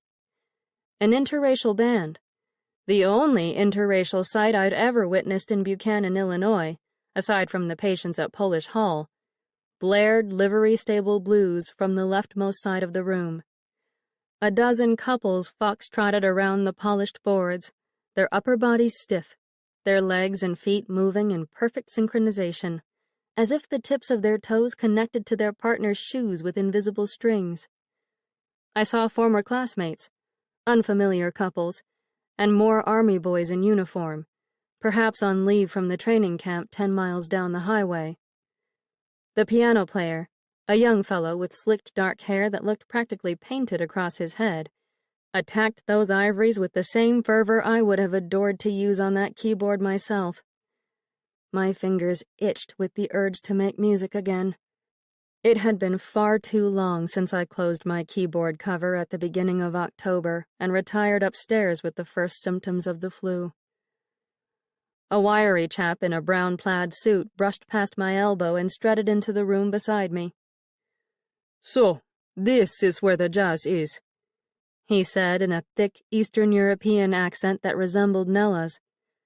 He smiled, tugged his tweed cap off his blonde head, and stepped farther inside with a little waddle of awe, as if he'd just wandered into a dream. I drank in the entire scene around me and debated whether I should scoot myself backward out of the room. I felt an intruder, a thief, stealing pleasure not meant for me. Before I could retreat, a woman in a gauzy midnight black dress, Eddie Dover's first sweetheart, Ruth Selman, wiggled my way with 2 whiskey glasses in her hands. She wore her copper hair cut stunningly short, bobbed just below her chin, in the style of dancer Irene Castle, and she looked nothing at all like a war widow. I read in the paper that she had lost her husband, Jesse, to the Battle of Belleau Wood over the summer, but the toothy smile on her face and inebriated gleam in her eyes spoke nothing of pain. "Well, hello, Ivy." She bumped her broad hip against mine and dribbled a little whiskey onto the tips of her black shoes. "I never expected to see you here. You've been such a homebody since school ended ages ago. Yes. Well, I fussed with the limp collar of my blouse. I live in town now, so I thought I'd come see what all the excitement was about. As you should. Here. She handed me one of the glasses and sloshed more liquid over the rim. Oops, sorry. Watch your feet there. It's all right. I turned my nose away from the sour smell that reminded me of Father and Peter charging into the house, spattered in blood. Is this a party someone organized? Am I intruding on something private? Not in the slightest. This is all a rather casual affair. She half-turned toward the musicians and talked over their loudening chorus. The piano player came up here one recent night, feeling blue about everything going on in the world, and he just started attacking those ivories like he was living his last day on Earth. She slung her arm around my shoulder and spoke close to my ear. People heard him, and the other musicians and folks around town migrated over here like a herd of antelope answering the migratory call of nature. I don't blame them, I said, sidling away from her whiskey smells. I've wanted to come up here for the same reason. Make yourself at home, lively Ivy. She bumped my hip again. Drink up. Don't give a thought about this damned killjoy flu or that nasty threat of prohibition. She waved all those troubles away with a flick of her hand and a shimmer of airy black sleeves. Somehow, the music will always play, and the booze will perpetually flow. Thank you. She sashayed away and grabbed hold of a stocky, red-cheeked fellow by his emerald-green necktie. With one last peek back at me, she led the man across the floor and braced her arms around his for a go at the grizzly bear.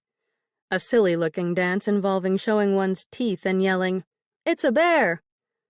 I had once danced the thing with Wyatt at the hall beside the lake, years before.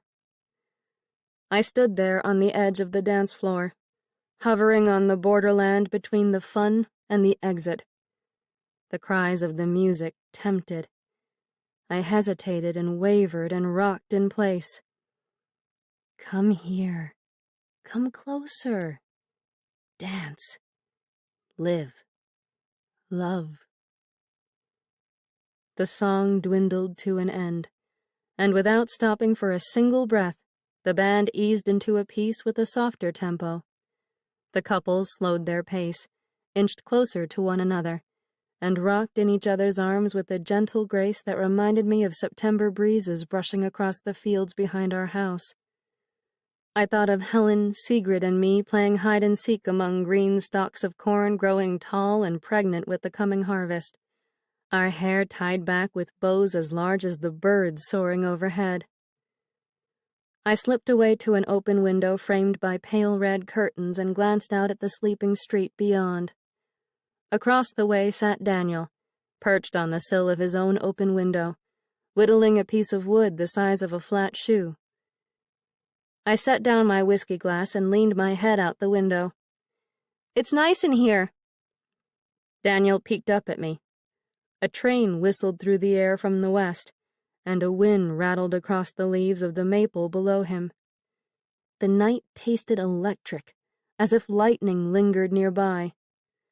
"You should come over," I added. He shook his head and returned to his whittling. I frowned.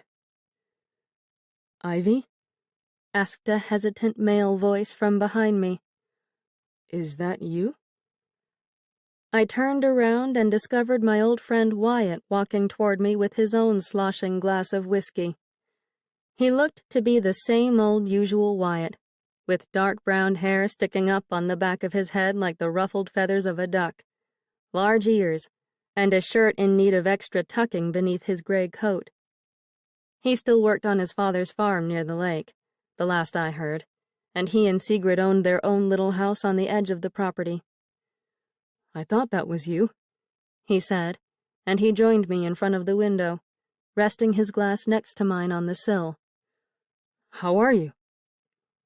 I peeked across the street and found Daniel gone. The pounding of the nearby drums resonated inside my chest, which now felt hollow and empty. I'm fine for now. I fell ill with that flu last week. Oh, God. Wyatt winced and pressed a hand against his forehead. Please don't even say that word. Has it hit your house too? Is Sigrid all right? She and the children have been in the hospital for several days. Oh, no. I touched his arm. Oh, Wyatt, I'm so sorry. Is it bad? Are they going to be all right? I don't know.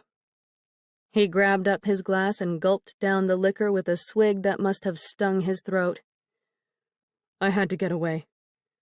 He wiped his damp lips with the back of his hand.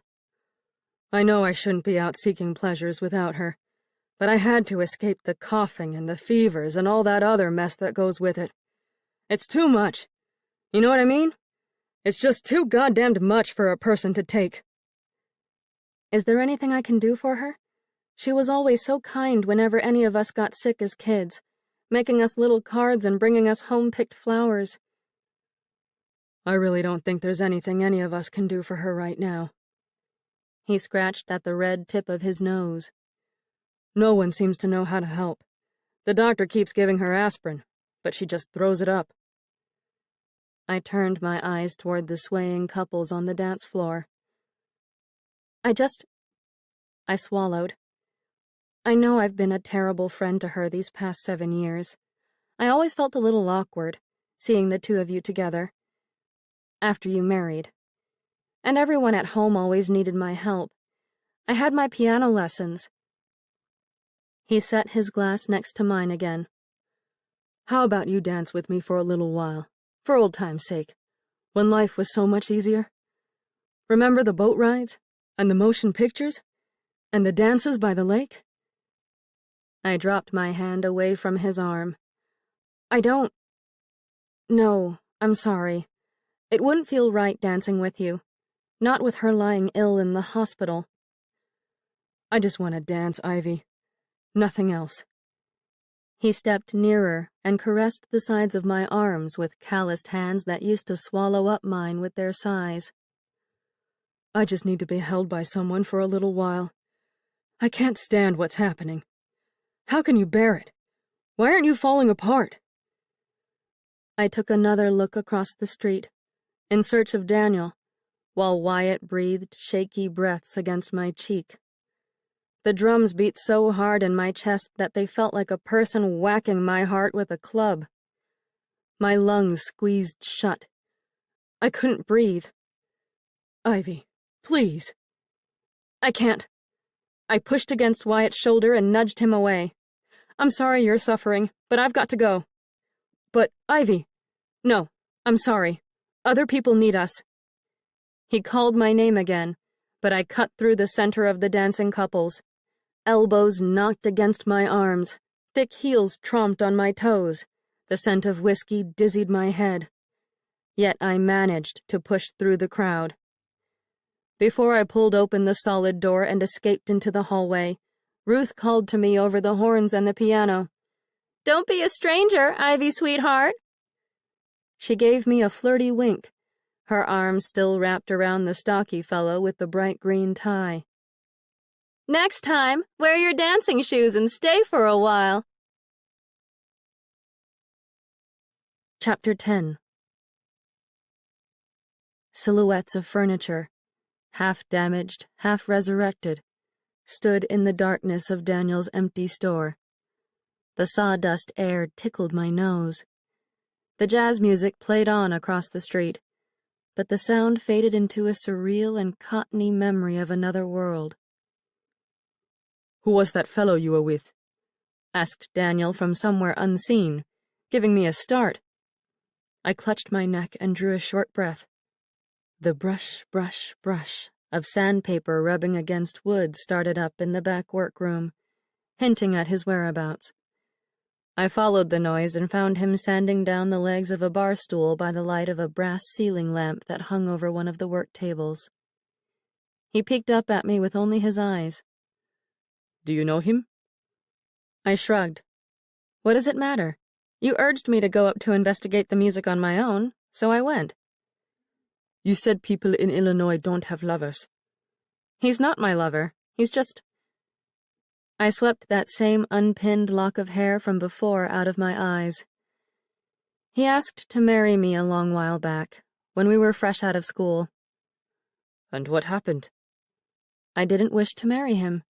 I enjoyed his company as a friend, but I didn't love him. Daniel kept sanding. Poor devil. I wouldn't feel too sorry for him. I crept farther inside the workroom with dull smacks of my soles for footsteps. He ended up marrying a good friend of mine, and I've always wished them both well. Daniel lifted an eyebrow. His wife was at the dance too? No, she and the children are suffering from the flu, which has me worried. They're in the hospital. Wyatt said he needed an escape from everything. Daniel stopped sanding and puffed a sigh through rounded lips. What's wrong? I asked. Surely you don't care about harmless Wyatt Pettyjohn. What do you want to do? I straightened my neck. I beg your pardon? Do you want to stay here with me, or go back across the street, or... He pursed his lips and braced his hands against the work table.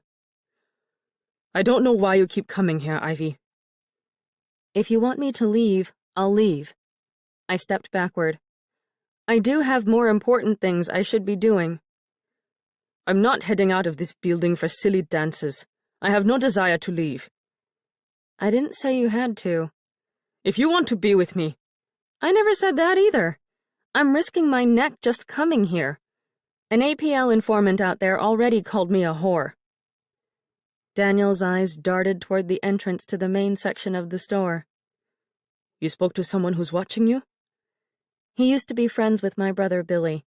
There are others like him out there, and they're keeping a close watch on you, too. I overheard a group of APL men talking about shipping you off to a fort of some sort. Daniel let go of the table.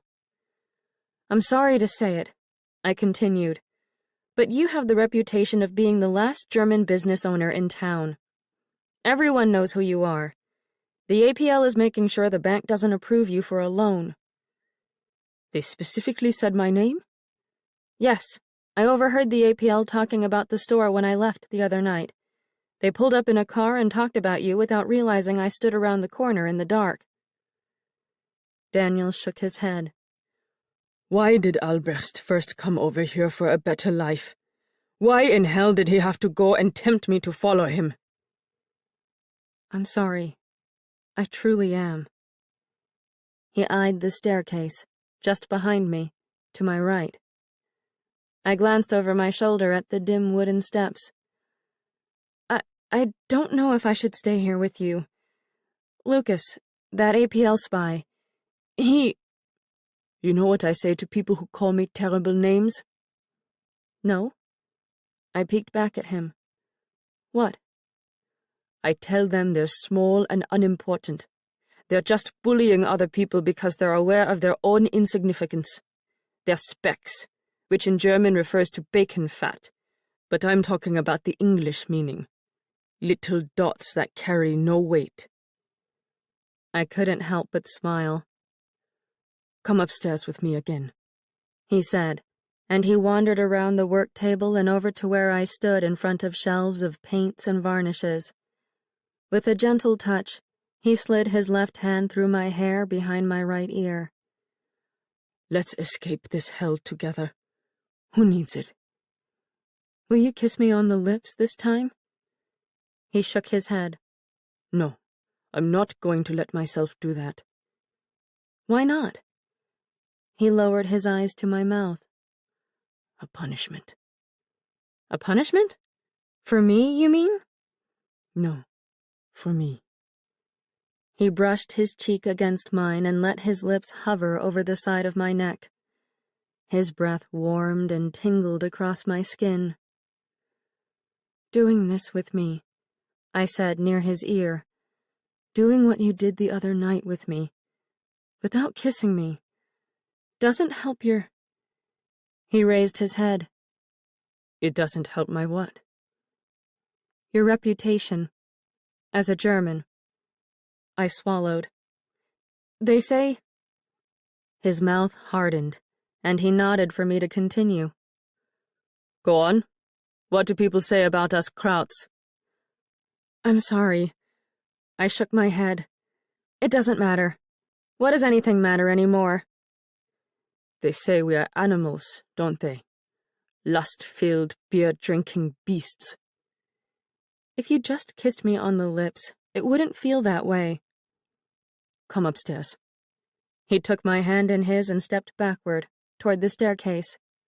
I'll kiss you everywhere else. Every other square inch of your American body, if you'd like. And I swear you'll go home not caring whether or not you are with an animal. I squeezed down on his hand. I don't think you're an animal, Daniel. I don't care if you do. Just let me take you upstairs again. I turned my face to the dark wedge of the front counter visible beyond the doorway to the store. They're specks, Ivy, he reminded me. Don't let them stop you from doing what you want to do. I nodded. You're right. To hell with them. I recalled my dream from the first night living outside of my house. The hazy reverie in which I had danced upon a table with bright blue butterfly wings hanging off my naked back, while the jazz band wooed me with brass-fueled wails and moans. That same delicious breath of freedom visited me in Daniel's bed that second night. All my clothing and inhibitions gone. My new metamorphosed self. Ivy of the night. Afterward, we lay side by side in a tangle of sheets and bare legs and arms, our chests exposed, our faces flushed, our breathing blending in with the percussion of the band. My hair draped across his pillow in honey-blonde sheets, freed from the pins that typically clamped it to the back of my head in intricate knots. When she worked at the bakery, Helen always compared my hairstyle to Mr. Weiss's fancy twisted breads. Oh, Helen, I thought to myself with a sigh. Just look at me now. I've done exactly what I scolded you for doing, involving myself with a German. Beside me, Daniel closed his eyes and drew a long breath through his nose. Bullfrog blues, he said in a voice lush and sleepy. By the 6 Brown brothers. I smiled. You're a veritable jazz library. He shrugged. I spent so much time in the music store down the way. The owner's father was from Munich. Really? Mr. Smith is part German? No, Mr. Schmidt is part German. He Americanized his name? His father did, at Ellis Island, long before the war. I rolled onto my right side, facing Daniel, and propped myself on my elbow. What about back in Germany? What about it? Did you learn how to play the guitar there? Is that where your love of music began? He kept his eyes closed, and I noticed that his lashes carried flecks of both brown and gold. My father owned a music store, he said, and I grew up sampling instruments. Albrecht always loved carpentry, like our uncle, and I was the one who was supposed to go off and indulge in a gypsy life of performing. I bit down on my bottom lip. What happened? He turned his head toward me and blinked. What do you think happened? I was a youth in 1914 Germany. The war? Of course the war. It took away everything. Were you? No. You don't want to ask that next question, Ivy. How do you know what I'm going to ask? You're going to ask if I was in the war, in the Kaiser's army. Well, I pulled the sheet up over my chest, drawing its warmth around my skin. Were you? He turned his face toward the ceiling and inhaled another long breath. As I said, I was a youth in 1914 Germany. Of course I was put into the army. I sank my head back down on the pillow. Bullfrog Blues transitioned into a new song, a slow and aching melody that triggered tears in my eyes and hurt my throat. A singer joined in, his words too garbled by the closed windows for me to hear them enough to understand what he sang. But his voice resonated with heartbreak and regret and loss. I eased down on my back and imagined Daniel 4 years younger, forced into a uniform like Billy, shipped off in a train to destinations unknown. Daniel swallowed loud enough for me to hear him. I'm sorry I made you cry. I cleared my throat. Before I could respond and say I forgave him, he added, By Henry Burr. "Oh!" I sniffed and laughed a little. "Is that the song's title?" He nodded. I'm sorry I made you cry. Another verse passed, and he reached across the sheet and touched the back of my hand with the tips of his fingers. We listened to the rest of the song with our hands pressed together and our eyes closed. Or at least mine stayed closed the entire time, and his were shut when I lifted my lashes again. I then withdrew my hand from his, slipped out of the bed, and fetched my long white drawers and my brassiere from the floorboards near his guitar. "Did you ever see my card for piano lessons when you were visiting Mr. Smith's store?" I asked while tugging the undergarments over my hips. "Tickling the ivories with ivy?" Oh, yes. He smiled. I didn't know what that tickling the ivories expression meant at first. I thought it was something lewd. "Oh, no! Did you really?" He chuckled from deep within his stomach. I was tempted to telephone that ivy during a particularly lonely night or two. "Oh, no!" I blushed and coughed up a laugh. You would have been frightfully disappointed when a prim and proper piano teacher showed up at your door with sheet music. You're wrong. He curled onto his side. I wouldn't have been disappointed at all. I fumbled to fasten the brassiere around my chest and suppressed a smile that longed to stretch to ridiculous widths. Another song rumbled awake across the street, a Scott Joplin composition, Maple Leaf Rag. "Oh, I love ragtime," I said, standing up tall. "It's what first inspired me to plunk myself down on my grandmother's piano bench as a child. I begged Granny to teach me how to play it, and when she insisted on the classics, I taught myself Scott Joplin." And what did Granny say to that? "She told me I would have to give up any concert hall dreams if I insisted on playing Negro music." Daniel snickered. I wandered over to the window and debated lifting open the sash to hear better. My right fingers instinctively played the melody on the side of my leg. This music from across the street, said Daniel from the bed. It's like a siren call to you, isn't it? I smiled and nodded. Mm-hmm. One day, you'll find yourself going to it, and never coming back. Well, that's a little ominous sounding. I rested my hand on his desk and brushed my palm against the brown passport-style document I'd seen sitting there 2 nights before. I shouldn't have let my eyes veer toward that private piece of paper. I should have just kept listening to the music. I knew better. But the words on that front cover jumped straight off the page at me. United States of America, Department of Justice, Alien Registration Card. An official Department of Justice seal involving an eagle and the American flag filled the center of the page. The space at the bottom contained lines specifically pertaining to Daniel. Issued to Wilhelm Daniel Schendel, address 447 Willow Street, Buchanan, Illinois. I moved my hand away from the document and attempted to steady my breathing. What's wrong? He asked from behind me, still lying on the bed. Your back just went stiff. I'm sorry. I peeked over my shoulder at him. Your registration card is sitting here on your desk. Oh, that. He pushed himself up to a seated position. My enemy alien card, you mean? Yes. I lowered my eyes. I suppose that's what they call it. What bothers you more about it? He cocked his head at me. The fact that I have it? Or my name written upon it? Your real first name is Wilhelm? Yes. He nodded. Just like Kaiser Willy. Why don't you go by William?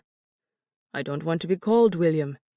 Daniel is one of my names, and it doesn't need to be twisted and misshapen to sound American. I left the document and the window behind and picked up my black petticoat and skirt from the floor. Daniel sank back against the sheets. Are you finally feeling guilty about fucking a German? Don't! I shook my head and tugged both skirts up to my waist. Don't say that word. It's ugly. Which word? Fucking? Or German? No. Don't. It's what you're doing, you know. I know. I finished getting dressed, and he watched while the ragtime piano filled the empty gaps. I felt as if I'd swallowed a wasp or some sort of other stinging creature that pinched my tongue, burned my throat, and aggravated the guilty spot in my stomach. The pain seared and throbbed worse than ever. I fastened the last button of my blouse and headed over to Daniel's side of the bed. My lips shook, and my voice threatened to crack, but I forced myself to speak. Don't call yourself an animal anymore, I said, and don't assume I think the worst of you. I know there's something sick and wrong with our country right now, but don't make what we've done a part of its vileness. He chewed on the inside of his cheek. I don't think what we've done is vile. Neither do I. Are you certain about that? I hesitated a moment, but then I nodded. Will you come back again tomorrow night? He asked. It's risky. Why? Because of those APL jackasses? Because of the chance of me becoming in the family way. I can't get you pregnant. You can't? He picked at a small wrinkle in the sheets. No. Are you quite certain about that? Something happened, and I can't. I tucked my blouse into my skirt until the fabric lay smooth and flat against my stomach. That's another reason why I'm hesitant to come back again. You have far too many secrets. They make me uncomfortable. You're much better off not knowing my secrets. Then perhaps you should be on your own, Herr Wilhelm Schendel. Don't do that. He reached out and grabbed my hand. Don't be cruel. My secrets are all a part of my past. There's simply no need to discuss them. But they won't change anything, and they can't hurt you. What's done is done. Are you? I peeked over my shoulder, as if Lucas might actually be standing there in the room with us, eavesdropping on our conversation and our lust. I shifted back toward Daniel and said in a whisper, "Am I safe with you, Daniel?" Nothing can hurt you here. I swear. He kissed the back of my hand with a touch that warmed and soothed. Out there, he nodded toward the window, is chaos. In here, it's paradise. We've found paradise, Liebling. But you have to keep coming back to make it stay. I nodded with my lips pressed together. Tears blurred my eyes. I'm sure I will. You know I will. Good, he said, although it sounded like gut, and he slid his fingers out of mine. I'll be here. Chapter 11. The world outside smelled of rain. Beneath the street lamps, the sidewalks glistened with the dampness of a recent drizzle, and the trees dripped and made the world feel a tad cleaner. The jazz band played another song meant for two-stepping, and I heard the unmistakable hiss of a barn owl atop the roof of the bank building I passed. I crossed the street and stopped in front of Weiss's bakery. Inside the closed and darkened storefront, barely visible in the lack of light, sat the empty glass display counters that used to house cookies, cakes, breads, and pastries with long German names. Franzbrötchen, Spritzkuchen, Streuselkuchen. Before the war, we never thought twice about going into the little cream-colored shop, and I never worried about Helen working for Mr. Weiss. Until all the talk started. Until we decided, yes, these people aren't like us. Their accents sound dangerous, not charming. Their countrymen back home are heathens and killers, so the ones living here must be the same. "Can you come see a picture with me?" Helen had asked me one afternoon just that past July. "You know I get headaches whenever I head into town," I told her, and I almost didn't go. I saw her bloodshot eyes and the way her red curls hung in a tangled mess beneath her brown cloche, as if she had just squeezed the hat over her head to hide the disarray. But still, I hesitated. "It's important," she had said, grabbing hold of my arm. "People just searched my apartment. They threw me across my own room when I told them the truth about Mr. Weiss and me. They tore open everything I own. I'm leaving tomorrow." And she did. According to her mother, who spoke to my mother, Helen left Buchanan on the first morning train. I hoped, although I never knew for sure, that she made it safely to some faraway destination and forgot all about the ostracized Mr. Weiss, who supposedly failed to buy Liberty bonds and caused all of her troubles to begin with. No letters from Helen ever arrived, though. She might not have wanted her postmarks traced. She might have needed my help, but I just stayed inside my house, worrying that the walls would collapse and the roof would cave in if I wasn't there, watching over everyone. I blinked at the empty skeleton of the bakery in front of me. Daniel was right. Paradise hid behind closed doors. Outside, the friendliest town in America felt cold and ugly and stripped of life. I felt cold and ugly. Without warning, an automobile engine roared around the corner. Headlights blared across my face, and my stomach dropped. I turned in the opposite direction and walked at as brisk a pace as possible without looking like I was running. The vehicle rumbled nearer, and I broke into a jog and darted around a corner, nearly slipping on the damp sidewalk. I launched into a full-fledged sprint, and the vehicle careened around the corner behind me and growled at my heels. "Ivy!" called a familiar female voice that sounded like Addie's. "Why on earth are you running away from us?" I stopped and turned.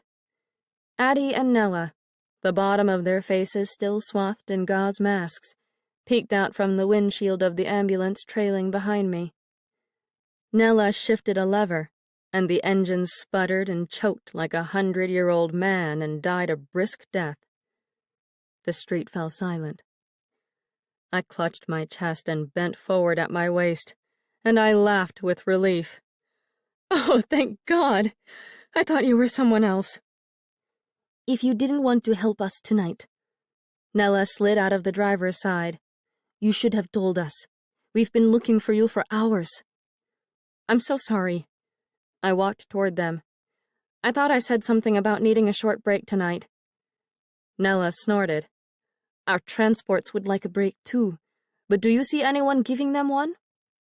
"I know." I glanced down to the street's junction with Willow. "There's just someone I've been worried about." "We all know about that someone." Addie shifted to her right and dangled her legs out of the side of the ambulance. "Your German lover." "What? What did you just say?" I hurried closer and lowered my voice to a whisper right in front of her. "Who on earth said that I had a lover?" "Some man with thick glasses," said Addie, also in a whisper. "You spoke to Lucas?" She shrugged. "I don't know his name. We were looking for you and saw the man standing outside of that lodge back there that's playing jazz. He asked who we were searching for, and we told him." I bit down on my bottom lip, feeling the pinch of my own teeth. "Don't look so frightened, Ivy." Nella leaned her elbows against the ambulance's olive hood. "We don't care that this sweetheart of yours is a German. We just want to fetch you so we can fetch more patients. We've got to go." Thank you for not caring about what he is. I released another sigh. And look at the two of you, racing through the streets. I'm overjoyed to see that you tried to drive by yourselves. You should have just gone over the tracks and started without me. Nella shook her head. I'm not driving over those tracks. I need your help. I'm not even an official volunteer. I don't have a uniform. It doesn't matter. I have a job I need to return to soon. I teach piano lessons to children, and I really should contact my students and let them know I've healed and can... There aren't going to be any more piano lessons, Ivy, said Addie, gripping the edge of the seat. Don't you see? Nothing is ever going to be the same. Nothing matters but taking the suffering out of their homes and helping them. I shrank back, haunted by the words of the 17-year-old girl sitting in front of me. There aren't going to be any more piano lessons. A segment of my soul seemed to physically leave at the thought of music draining away from the world. Please, Nella softened her voice. We should go. I nodded, with some reluctance. But you've got to pay attention to how I drive. I might not always be able to be here. Will you try turning the starter crank again? Nella stiffened. It took me 5 tries when I used your method earlier tonight. Just keep practicing exactly as I instructed, I said. You won't get hurt, I promise. Nella huffed a bit, but she climbed out of the ambulance and crouched down into position in front of the grill. I rounded the vehicle to the driver's side and pulled all hand levers into a starting position. Then I turned the coil box switch to the left and called out, Everything's ready! Nella turned the crank only twice before the ambulance sparked to life. I cheered, and she leapt into the passenger seat beside Addie. Watch how my feet control the 3 pedals on the floor, I said, and how my hands work the various levers. Especially note how I keep this clutch lever beside my left leg in an upright position to keep the ambulance in neutral. That'll be helpful when you're still getting used to the vehicle, and it will keep you from stalling. If there's time, I'll let each of you drive for a bit. There won't be time, said Addie, straightening her gray hat. We'll make time. I pushed the clutch lever into neutral and increased the RPM by pulling down on the spark advance lever on the left side of the steering column. The ambulance hummed with contentment and cruised down the road. One day, I added over the loud purr of the motor, if we finally receive a reprieve from this illness, I'll take you both to a place that serves jazz and booze and doesn't care about the location of your home or the color of your skin, or whether or not you stall a stubborn old mule of an ambulance. I steered the vehicle around a bend to the right and guided us to Lincoln Street and the railroad tracks.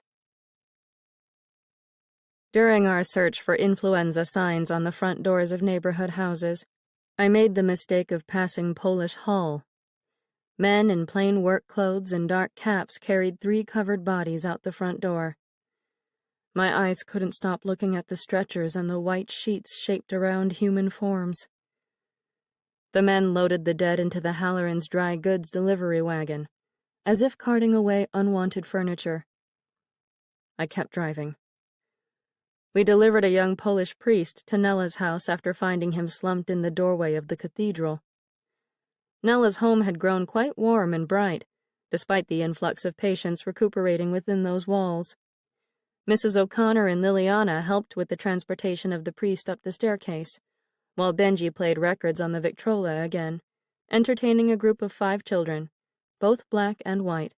The little ones sat in front of the fireplace with blankets wrapped around their little bodies, and a sentimental song that might have been a Henry Burr piece rose into the air along with the flames crackling in the hearth. "Do you like jazz?" I called to Benji after shutting the front door. He sauntered toward me with his hands in his pockets, his eyes bright. "I adore jazz, miss.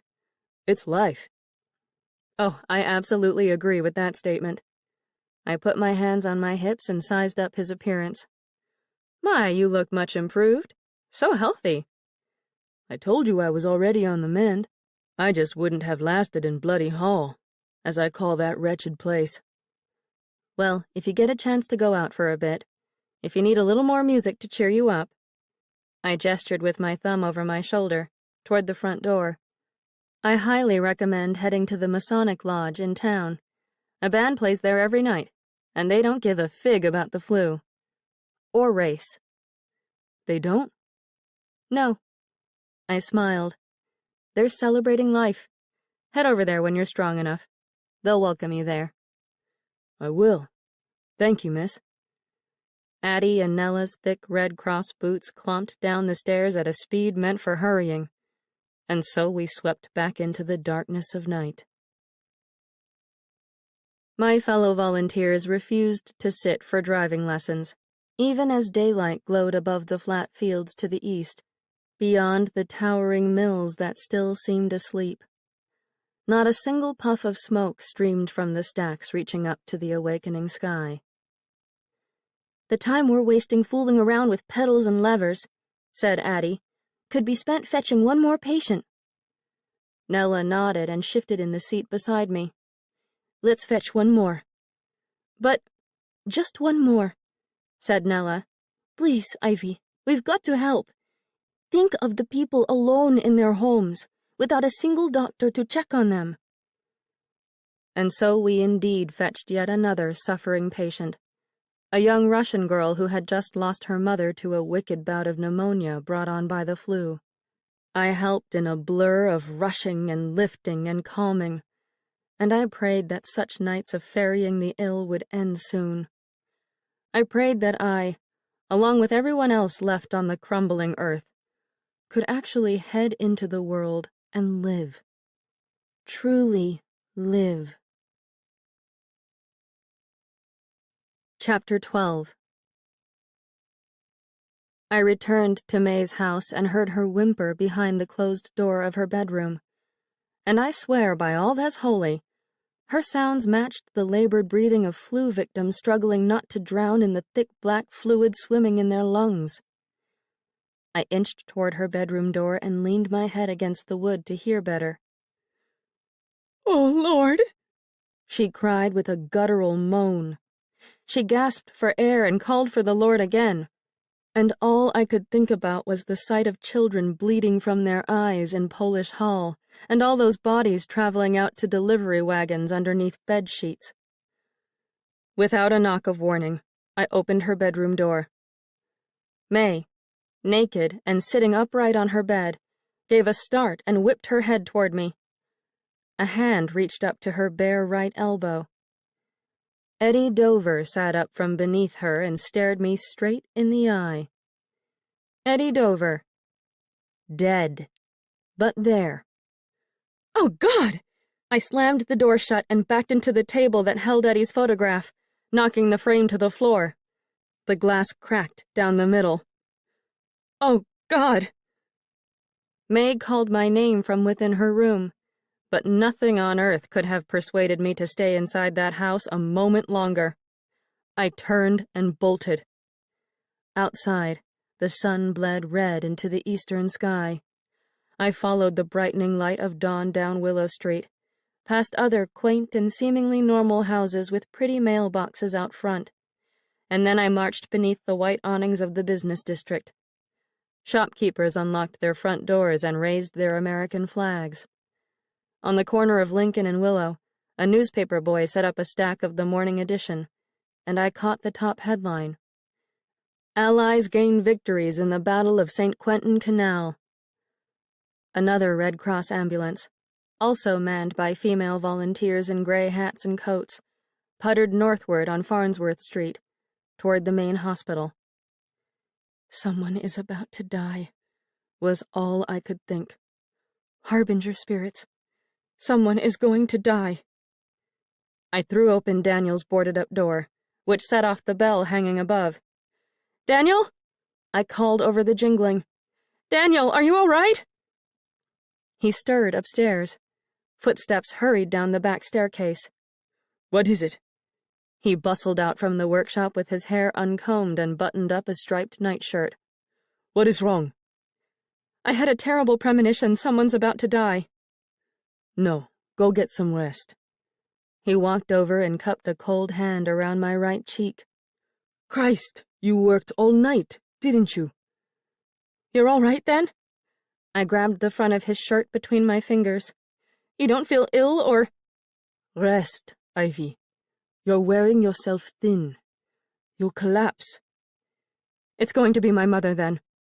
I slipped away from his touch. I should have never left her. Ivy. I've got to go. I swung his door open and left. A mile outside of town, I reached the graveled country road that led to our unassuming white farmhouse where Mama's side of the family had resided ever since the 1870s. Our home looked so empty sitting there, alone on endless fields sprouting shoots of winter wheat. Our nearest neighbors lived a half-mile to the south, well beyond the long row of spruces planted to protect the crops from winds. The closer I got to our property, the more I thought of my dear Emily Dickinson again. Years had been from home, and now, before the door, I dared not open, lest a face I never saw before stare vacant into mine and ask my business there. My business? Just a life I left? Was such still dwelling there? A rowdy pack of spaniels and retrievers galloped out to the edge of the property, their barks echoing across the countryside. Birds scattered from the old maple in front of the house.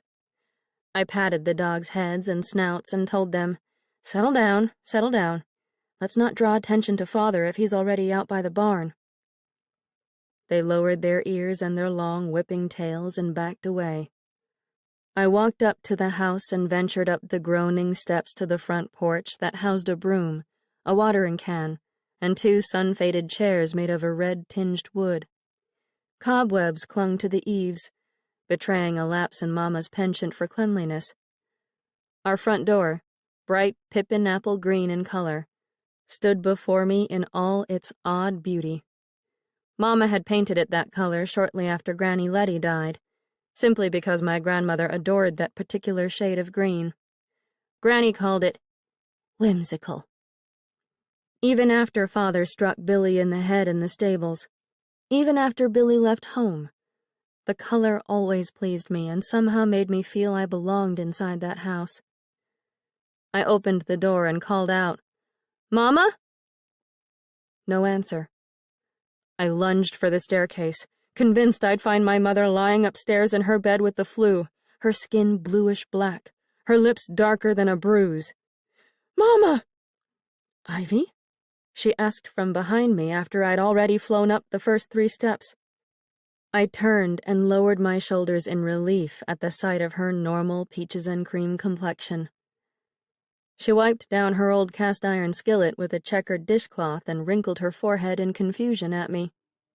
Her pinned-up hair looked grayer and duller than I remembered. Her eyes lacked a spark. "What are you doing here, darling?"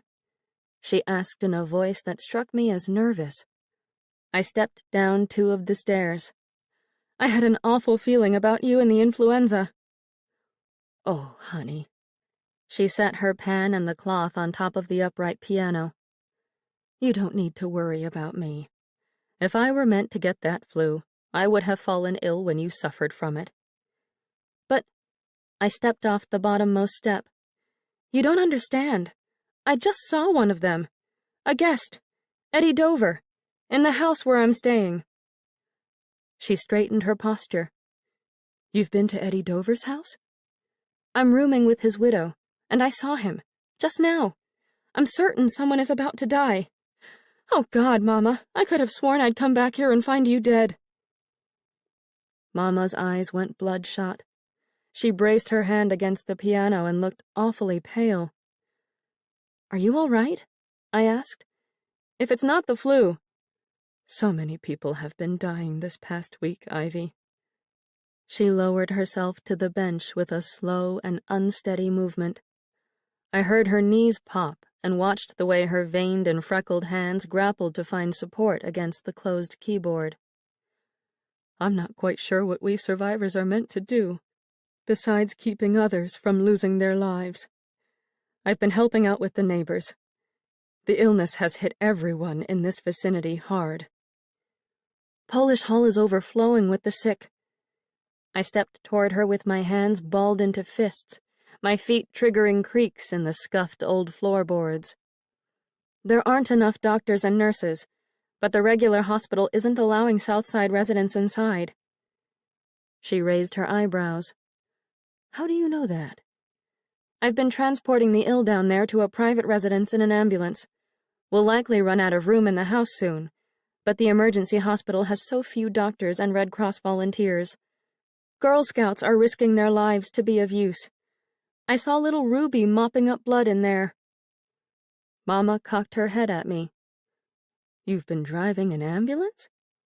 Yes, but that's beside the point. Could you write to the city? Maybe if we both wrote, or if several of us visited the Board of Health as a group. I could try a letter. Perhaps I'll go visit the hall myself and— No! Don't continue going near the sick. Please, Mama, keep yourself healthy. She folded her hands in her lap and didn't respond. Nothing in that house made a squeak or a grumble of sound, aside from our gold clock ticking away time above the mantel. The silence of the place suddenly struck me as unsettling. I glanced backward toward the stairs. Where's Peter? He enlisted. What? He ran off to the recruitment office the day after. She rolled back her shoulders. Her voice deepened. After the murder. I grabbed hold of my head and pressed my palms against my temples, for a little hairline fracture of pain split open in the center of my skull. I should have stayed and spoken to Peter that night. I shouldn't have left. Peter is almost 18, said Mama. He's doing what he needs to do, and I'd much rather have him join the army than sit around here, stewing with guilt and anger. And what about Father? Mama raised her chin. What about him? What is he doing now that he's gotten away with murder? Ivy, don't. I've seen Daniel Schendel, the slain German's brother. I've grown quite close to him, to be most honest. I told him I'd go to the police and the newspaper and tell them the truth, but he swears it will do no good. He's right. It won't. Our country is operating under a different set of rules right now. But you read about the trial for the Prager murder. The jury acquitted all 11 defendants and said that the lynching was justified by unwritten law. A Buchanan jury would do the same for Father and Peter. She stood up from the bench and rested her hands on her hips. Her back curved into the shape of the bowl of a spoon, and the front of her black morning dress sagged from her chest, which looked small and malnourished, just like the rest of her. Your father's been drinking again, she said. Hard. I gritted my teeth and set my own hands on my hips. Leave this house, Mama. Please, I don't want to have to keep worrying about you and Father's temper. You need to stop worrying about everyone in this place. That obsessive fretting has never done you a lick of good, Ivy, and it's kept you from acting like a normal young woman. But I know why you refused to leave. She shifted her weight between her feet. I know you tried at first to live a normal life after what your father did to your brother. She swallowed and shook her head. But it's always broken my heart to see the way you gradually hold yourself up inside this house, and punished yourself every time you stepped 1 foot off this property. Billy recovered, by the grace of God, but I always felt like you were the one who actually got hit by that shovel. I pursed my lips and blinked my eyes, and my throat swelled up. No words could have pushed their way out of me, even if they wanted to. And now, Mama covered her mouth and muffled a sob. You're suffering for the sake of that German, aren't you? I nodded, but I still couldn't speak. I wrapped my arms around my ribs and squeezed down on a soreness running through the bones beneath my blouse. Your profound empathy. She swallowed again. is probably related to your sensitive nature, your ability to see the guests. But there's no need for it. There really isn't. You don't need to take on everyone else's pain as your own." Again, no words formed on my lips. I felt myself shrinking down into the role of a small and unstable child, and I longed for her to hold me in her arms, to hug away the terrible hurt bearing down on my body. "Ivy?" I raised my eyes to hers. "What?" "Go out there and find peace and happiness.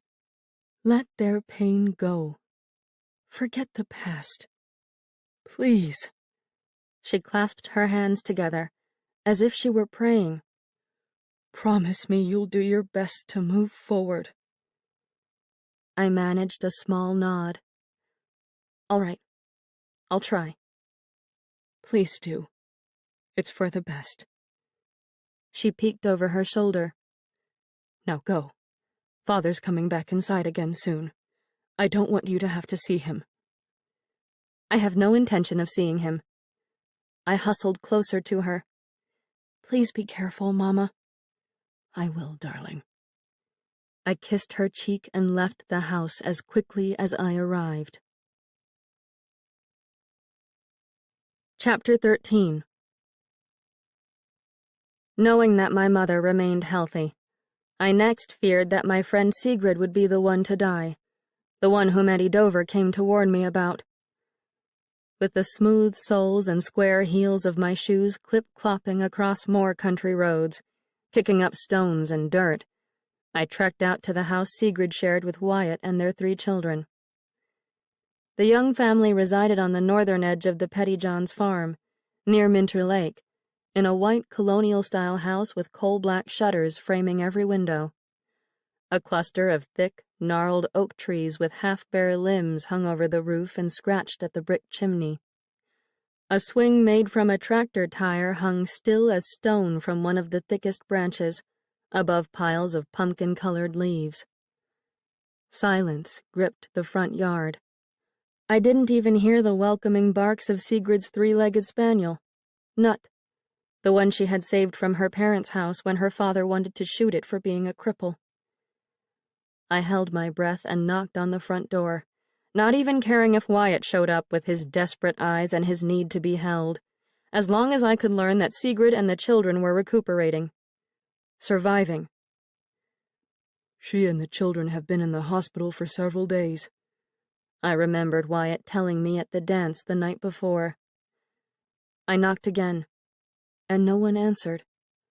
The black door stared me down and reminded me that I had made myself a stranger to these 2 former friends who had once meant the world to me. "Wyatt?" I called through the wood, determined not to run away, to be as nurturing and kind as the way Sigrid always treated me. "Wyatt? It's Ivy. I'm sorry if I seemed cold and rude last night. Please, if you're in there, open up and let me know how Sigrid and the children are faring." He still didn't answer, so I turned the brass knob, so cold beneath my hand, and entered the house. The door spilled into a wide entry hall, papered in gold and cherry red. To my left, I saw their parlor, in which a porcelain clock ticked a steady beat from a bookcase near the fireplace. Tick-tock, tick-tock, no one is home. Too late. Goodbye. A rag doll lay on the parlor floor, its arms and legs akimbo. The poor thing looked utterly uncomfortable and abandoned, as if its small owner had been forced to toss it aside in a terrible hurry. I walked over, picked the doll up, and brushed out its red loops of yarn hair. A soft trace of the scent of sugar clung to the fibers of the tiny blue doll dress and white pinafore. Perhaps cookie crumbs, spilled into one of the little pinafore pockets. "How is your owner, you poor thing?" I asked, and I kissed its cloth forehead and set it safely on the mantel, next to the framed photographs of Sigrid, Wyatt, the children, the grandparents, aunts, uncles. A smaller photograph caught my eye, one that must have been taken at least 15 years earlier. Sigrid, Helen, and I stood with our arms hooked around the backs of each other's waists in front of Grant Street School, a 2-story brick structure, institutional and enormous, attended by all of Buchanan's school-aged children until the high school opened in 1905. The 3 of us wore our hair in braids and bows, and we wore ruffled dresses that hung down to our knees, over black stockings. Sigrid's older sister, Annalie, had saved up for a brownie camera and loved taking photographs of daily life in Buchanan. I remembered her posing the 3 of us on the school's front steps and telling us to simply relax and act like ourselves. Sigrid, with her Norwegian blonde hair and pretty smile, immediately threw her arms around our backs. Helen tickled my elbow, which made me laugh. In the photo, my mouth hung wide open, mid-chuckle, and my eyes were closed and squinty-looking. Not an attractive pose, I suppose, but it showed I knew how to live back then. As Robert Herrick said in To the Virgins, to make much of time, that age is best which is the first, when youth and blood are warmer, but being spent the worse, and worst times still succeed the former. No, I whispered, readjusting the photograph on the mantel so it didn't sit so crooked. These couldn't have been our only good years. There still might be long and better lives ahead of us. This might not be the end. There still might be time. I swept out of the Pettyjohns' home and shut the door behind me. Down the porch steps, I stopped and took a moment to pull 3 of the last scarlet blooms from one of Sigrid's rose bushes. Red petals brushed their velvet touch across my hands and scattered behind me on the road back to town. 2 delivery wagons carried crude pine caskets through the streets of Buchanan, toward the Protestant cemetery in the northeast section of town. I spotted several townspeople wearing the gauze surgical masks typically reserved for doctors or Red Cross volunteers like Nella and Addie. Advertisements for anti-influenza elixirs, Dr. Bell's pine tar honey, Stewart's charcoal lozenges, Schenk's mandrake pills, Beecham's pills, Glenn's sulfur soap, Miller's antiseptic snake oil, hung in the front display window of the Buchanan Pharmacy, next to the Moonbeam Theater. Buchanan's green electric streetcar clattered along the rails down Willow Street but transported very few passengers within. All of them wore the white masks. I headed northward on Farnsworth and walked 3 more blocks until I reached Buchanan Hospital, a stone castle of a mansion with turrets, square windows, and 3 brick chimneys breathing smoke into the bright morning air. The place was once the private residence of the owner of Buchanan's printing press, but he donated the building to the city when he died 10 years earlier. A lush garden of coral bells and ivy grew around the edges of the structure, and wrought iron benches nestled inside vine-covered alcoves every 6 or so feet along the walls. I walked up the front steps to an arched entryway that led to a solid front door with a black metal latch. The sound of running feet pattered up from behind, and a young woman in a mink stole and a feathered hat sprinted up the steps beside me. She yanked open the door with an unladylike grunt, her arms shaking, teeth bared, and I entered behind her into a cavernous darkwood lobby that smelled dank and feverish. A weighty lantern with orange glass hung from the ceiling on a thick chain.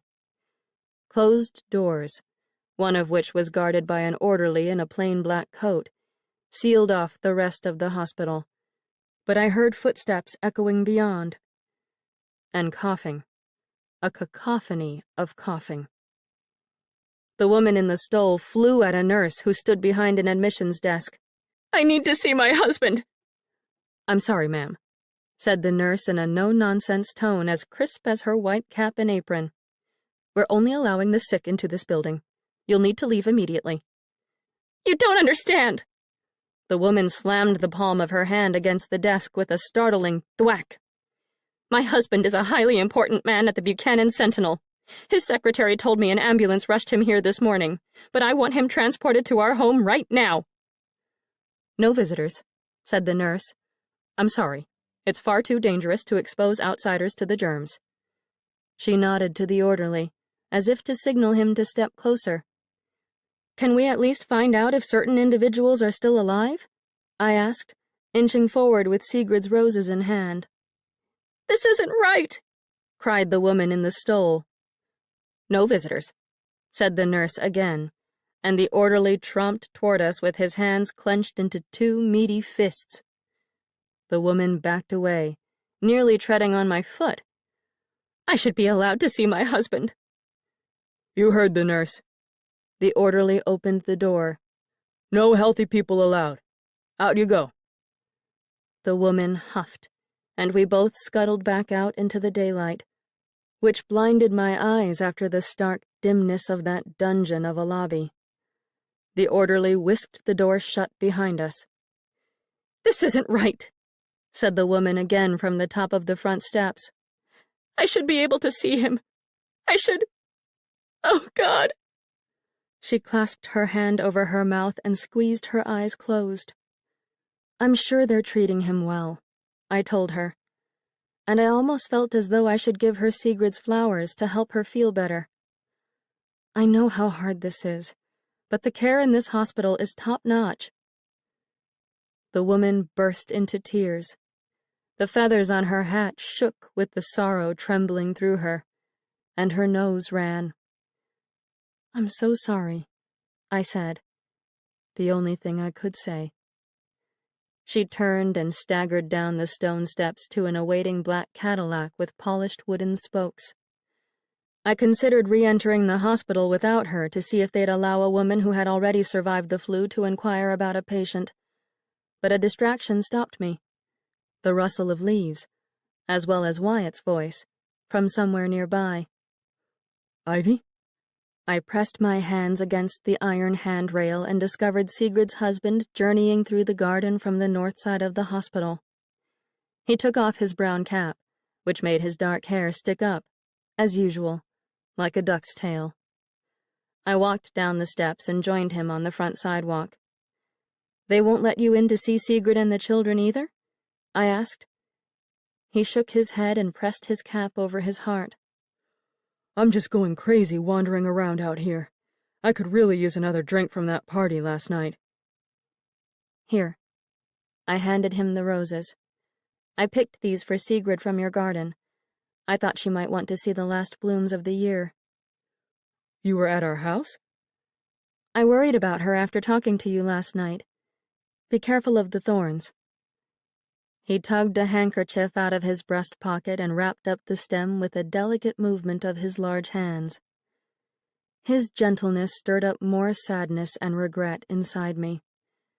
I should have been kinder to him years ago. I should never have led him to believe he might experience love and affection and physical pleasure with me.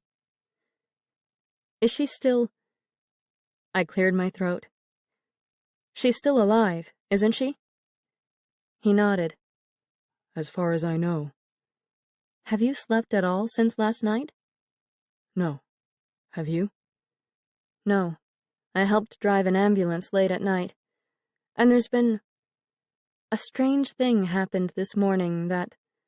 I covered my eyes with my fingers and experienced a wave of tiredness for the first time since I had witnessed Eddie in May's room. "I'm exhausted, actually. We should both go to our homes and get some sleep." "I'll walk you home." "No, no need. I don't live at the farm anymore. I'm renting a room in town." "Really?" he asked with more than a hint of shock in his voice. Another Red Cross ambulance charged our way on Farnsworth and rattled off to the hospital's back entrance around the corner. I felt the wind from its wake tangle through the unpinned strands of hair around my face. "It had nothing to do with any of you, Wyatt." I lowered my hands to my cheeks. Me, hiding away so often. I loved you as a friend. I truly did. And I loved Sigrid with all of my heart. It had everything to do with my father and the way he treated Billy out there on the farm. Wyatt tipped his head sideways and squinted at me through the sunlight. But Billy moved out of the house 5 years ago, and you still stayed inside. I know. I don't know what happened to me. I thought I could protect Peter, too, but he was... I brushed out the wrinkles in my skirt. He was always too much like Father. I lifted my face and looked Wyatt in the eye. I just want you and Sigrid to know I'm sorry I never visited you or seemed to take an interest in getting to know your children. It was terrible of me, and I wish I could go back and change everything. Wyatt pressed his lips together and nodded. I'll give Sigrid the roses if I can. Thank you. I'd appreciate that. I patted his arm and left him behind on those lush hospital grounds. Police interrogated Swedish-born Buchanan resident Hannah Lindstrom, aged 22, after a neighbor overheard her singing a song by German composer Johannes Brahms. The neighbor reported Mrs. Lindstrom to the American Protective League, stating that the young woman also speaks Swedish in public and refuses to post the United States Food Administration pledge card in her window. The police questioned Mrs. Lindstrom for 2 hours, but they did not press charges, after failing to find solid evidence of Espionage Act violations. Mrs. Lindstrom's husband, Isaac Lindstrom, is currently serving overseas in the U.S. Army. The young mother of 3 claims to have been singing a lullaby to her 2-year-old daughter, who was sick with influenza. Local American Protective League Chief Charles Williams stated that Mrs. Lindstrom's interrogation is an opportunity to remind local residents of Buchanan's strict stance against German music. German propaganda, including subtle propaganda through art and literature, will not be tolerated, said Mr. Williams. If you celebrate Bach, Beethoven, and Brahms, you are celebrating German culture. We will question anyone caught singing or playing enemy music. Influenza or no influenza, we are still fighting Prussian devilry 24 hours a day. Germans, not germs, remain our greatest adversary. Buchanan Sentinel, October 9, 1918. Chapter 14. A group of 4 men in 3-piece business suits and fedoras stood in front of Daniel's store, facing the boarded-up windows and door. They held their hands on their hips and folded their arms over their chests and discussed matters I couldn't hear from down the block. My skin went cold. I crossed the street before any of them could see me and tucked myself around the corner of the Masonic Lodge's east-facing wall. As best as I could without being spotted, I watched them, my right hand braced against cold brick, my breathing irregular. I had wanted to check on Daniel before daring to return to Maze for a rest, but I didn't realize ominous-looking strangers, most likely the APL, would be clustered in front of his door in the light of day. I had believed rats to scavenge mainly after dark. 3 of the men turned away from the store and walked westward, puffing on cigarettes and cigars, chuckling as they went. 1 man remained. Lucas.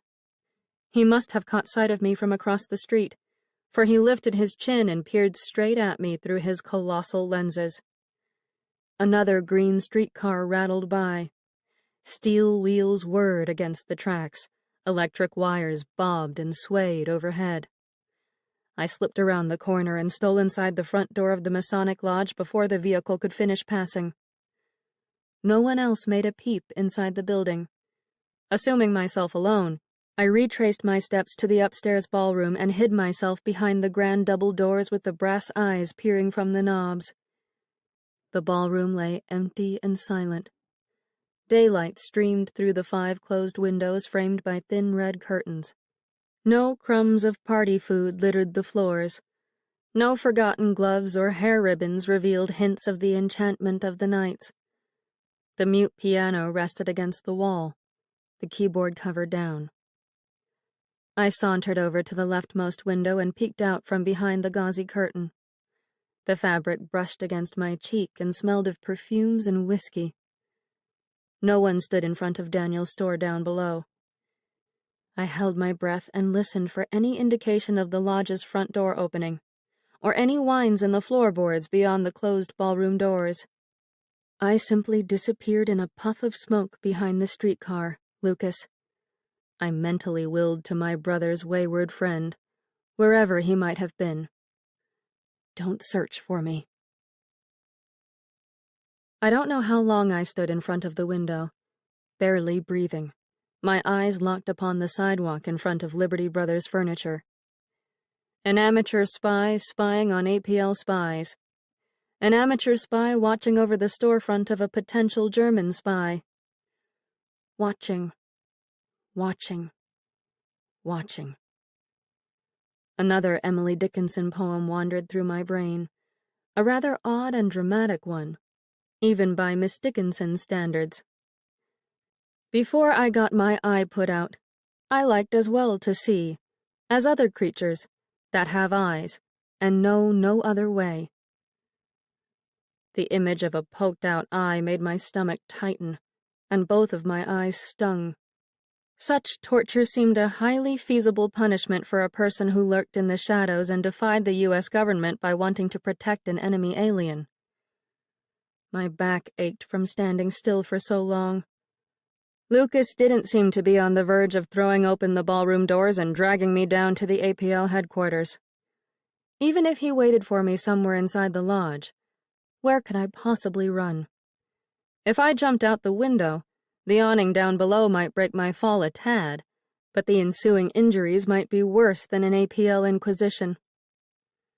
If anyone ever corners you or threatens you, there's only one thing you need to say. I remembered May instructing me. You tell them, I'm the daughter and sister of men who dispose of Huns.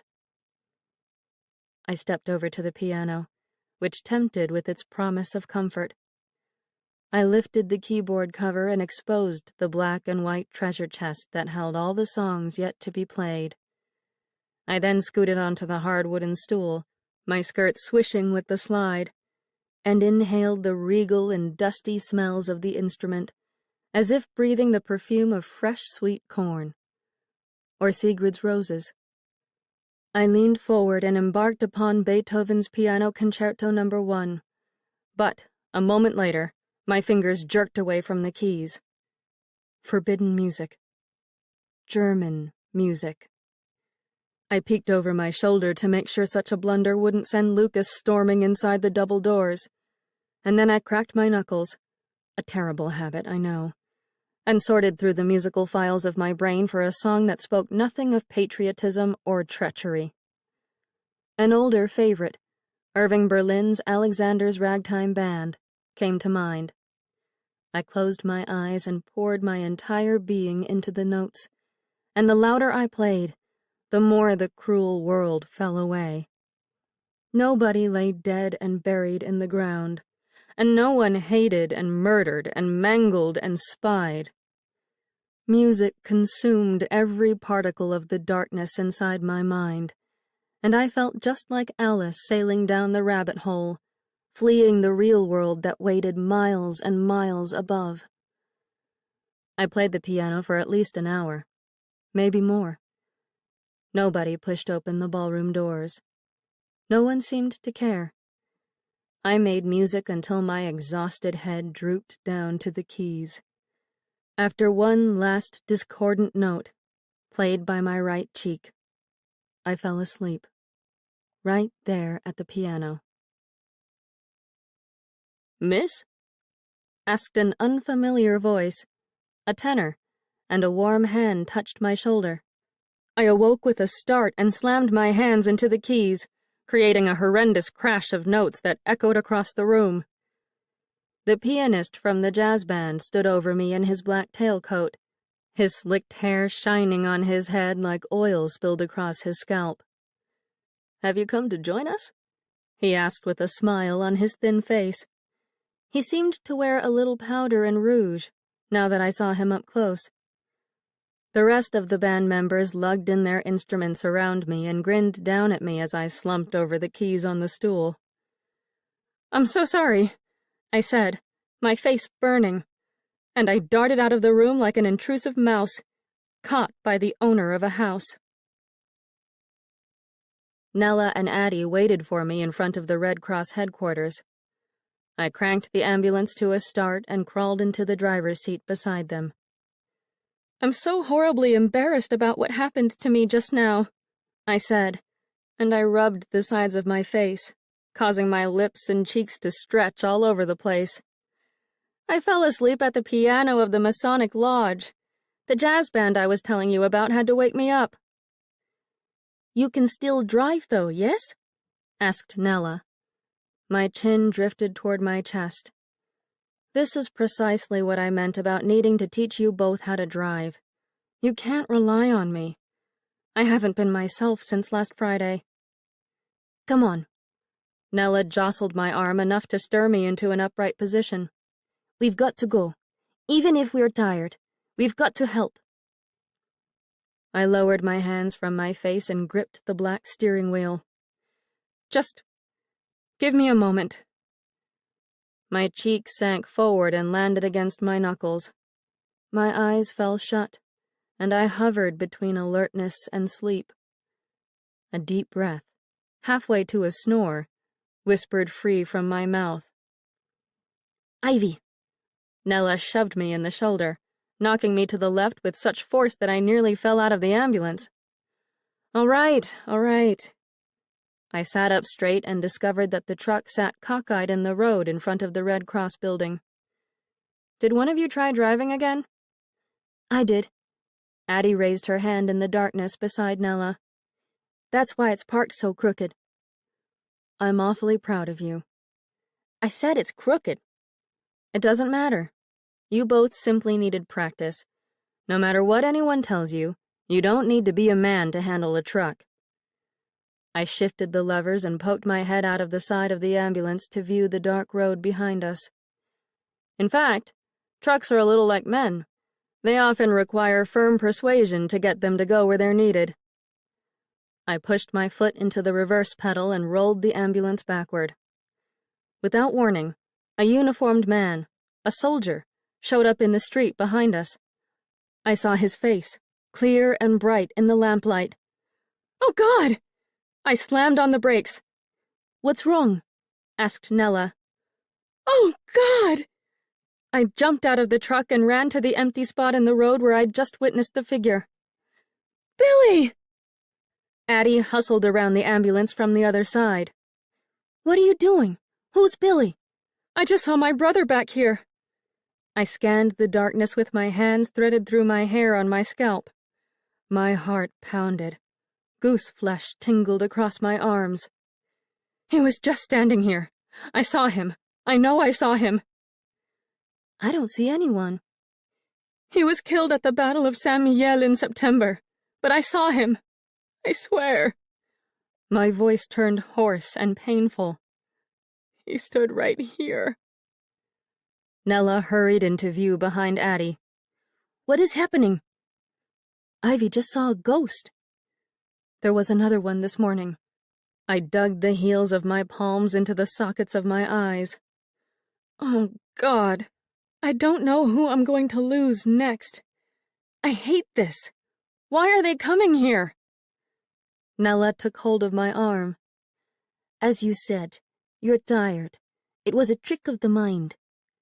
She lured me back to the driver's seat. Our 2 pairs of feet made a steady pitter-patter against the road, but I heard a third set of footsteps, not Addie's. Heavy, boot-clad feet wandered down the road, away from us. How about you drive and just stay in the ambulance while we fetch? Asked Nella. You can sleep while we're carrying our patients. I should check on Daniel. Our shift already started. She held my arm and my waist and lowered me down to the padded seat, the way my mother used to assist my grandmother into chairs after she suffered her first stroke when I was 9. Please, just drive, and we'll fetch. The patients we transported all started to look alike. All of them poor immigrants and blacks with defeat dimming their eyes. We seemed to be cycling on an unending loop that would never allow for an end to the plague. No relief. No escape. I stayed in the car while Addie and Nella fetched the patients, but just sitting there, helpless, useless, slumped against the leatherette upholstery, brought no relief to the fatigue fogging my brain. I joined in and helped them with the lifting and carrying until somewhere in the 5 o'clock hour, when my eyes turned bleary. I accidentally swerved too far to the right and ran the ambulance off the road. Pitch-black hedges clawed at the metal of the grill and the hood. Branches snapped. The car halted with a jolt that hurt my neck. That's it. I threw up my hands. I'm now officially a hazard to the community. I'm done. No. I backed the truck out of the foliage with more scrapes and snaps from the branches. Not just one more. I'm going to kill us all if I keep driving like this. I'm done. I drove back in the direction of the Red Cross headquarters on the north side of town, and none of us spoke a word. Our bodies jostled together with the rhythm of the rumbling motor. We swayed against each other during the wide turns around corners. Morning light hovered on the edge of the eastern horizon, and I felt the urge to escape its brightness. To sleep during the darkness again would feel divine. I parked alongside the curb, stumbled out of the car, and tripped my way toward Willow Street, and Daniel's place, not May's. No more talk of ghosts and death for me that day. Chapter 15. The Liberty Brothers shop bell jangled with a nervous clatter above me. Daniel slid 2 nails out of his mouth and lowered the disembodied arm of an oak chair to the ground. What happened to you? I ran my hands through my hair and found a bird's nest of tangles and sweat and dislodged pins. The room rolled beneath my feet and tipped me off balance. I fell back against the door with a rattle of the splintered glass. Ivy? Daniel rushed over and took hold of my waist and left elbow. Come, sit down. You don't look well. I've barely slept. He guided me toward the long front counter at the back. Why didn't you come here sooner? APO men huddled outside your door when I came by again yesterday. What? You're right. There's nothing but chaos out there. I'm not sure how much longer I can tolerate it. He guided me behind the counter and lowered me down to a pale wooden chair with a rose carved into the back. I thought of Sigrid lying somewhere inside that cold and cavernous hospital.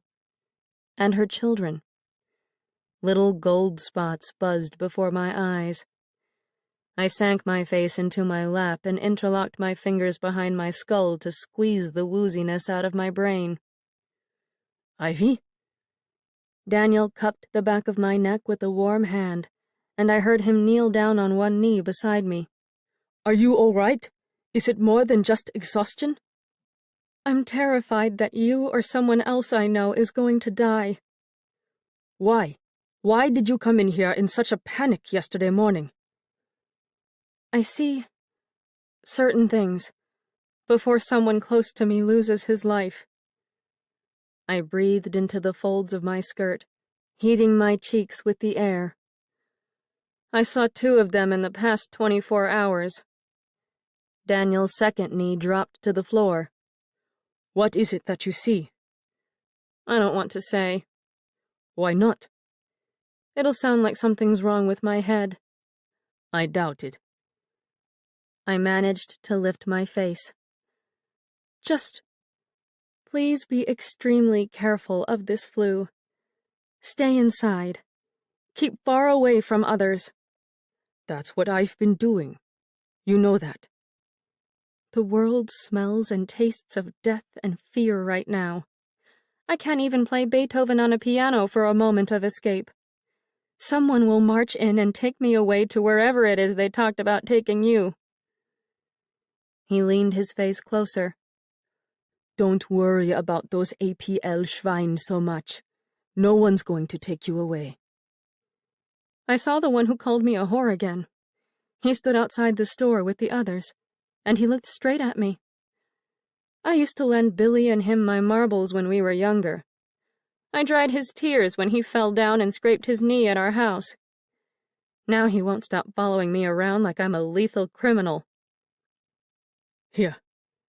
Daniel offered his hand, his fingers trembling. Let's go upstairs and forget everything else. I'm too tired to go upstairs with you. No, not for that. He wrapped his hand around my palm and wrist and guided me up to my feet until we faced each other. I'll draw you a hot bath, and then you can warm up by the fireplace and sleep in my bed. My eyes strayed to the drawers below the brass cash register, no more than 2 feet away from us. It's in there, isn't it? What? The article about the murder. Daniel shifted his position and blocked the drawers with his body. You don't want to see that right now. Not if you're exhausted and unsettled. What better time to read it than when I'm already unsettled? I told you. He squeezed my hand. This is supposed to be paradise in here. Just you and me. Don't remind me of what happened here. Don't even think about it. Just come upstairs and forget about all these troubles. I don't. I eyed the front door. I don't know if I should. The women I'm working with, the Red Cross volunteers, they also know about you and me. He shrugged. And do they seem to care what you're doing? I don't. Have they called you names or threatened you? No. Then what does it matter who knows? Everyone out there besides the APL is too busy saving their own necks to give a damn who's visiting whose bed. Come. He laced his fingers through mine and led me toward the workroom. Let's take care of you. The rest of the world can just go to hell for all I care. His hand relaxed on our way up the stairs, as did the stiffness in his shoulders and his back. His composure eased my own breathing and posture, and by the time we reached the top floor, we had melted into more tranquil versions of ourselves. The band didn't play their jazz in that early morning hour, and the apartment upstairs sat silent and still. The first fingers of daylight nudged through the living room curtains and turned the place into an entirely different scene from the mystique of our jazz and sin-infused nights of lamplight and shadows. It's so quiet up here, I murmured.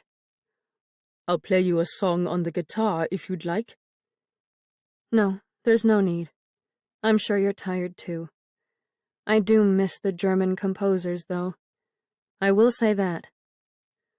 I can tell you with absolute certainty that the music of Beethoven and Bach sounds nothing like German warfare.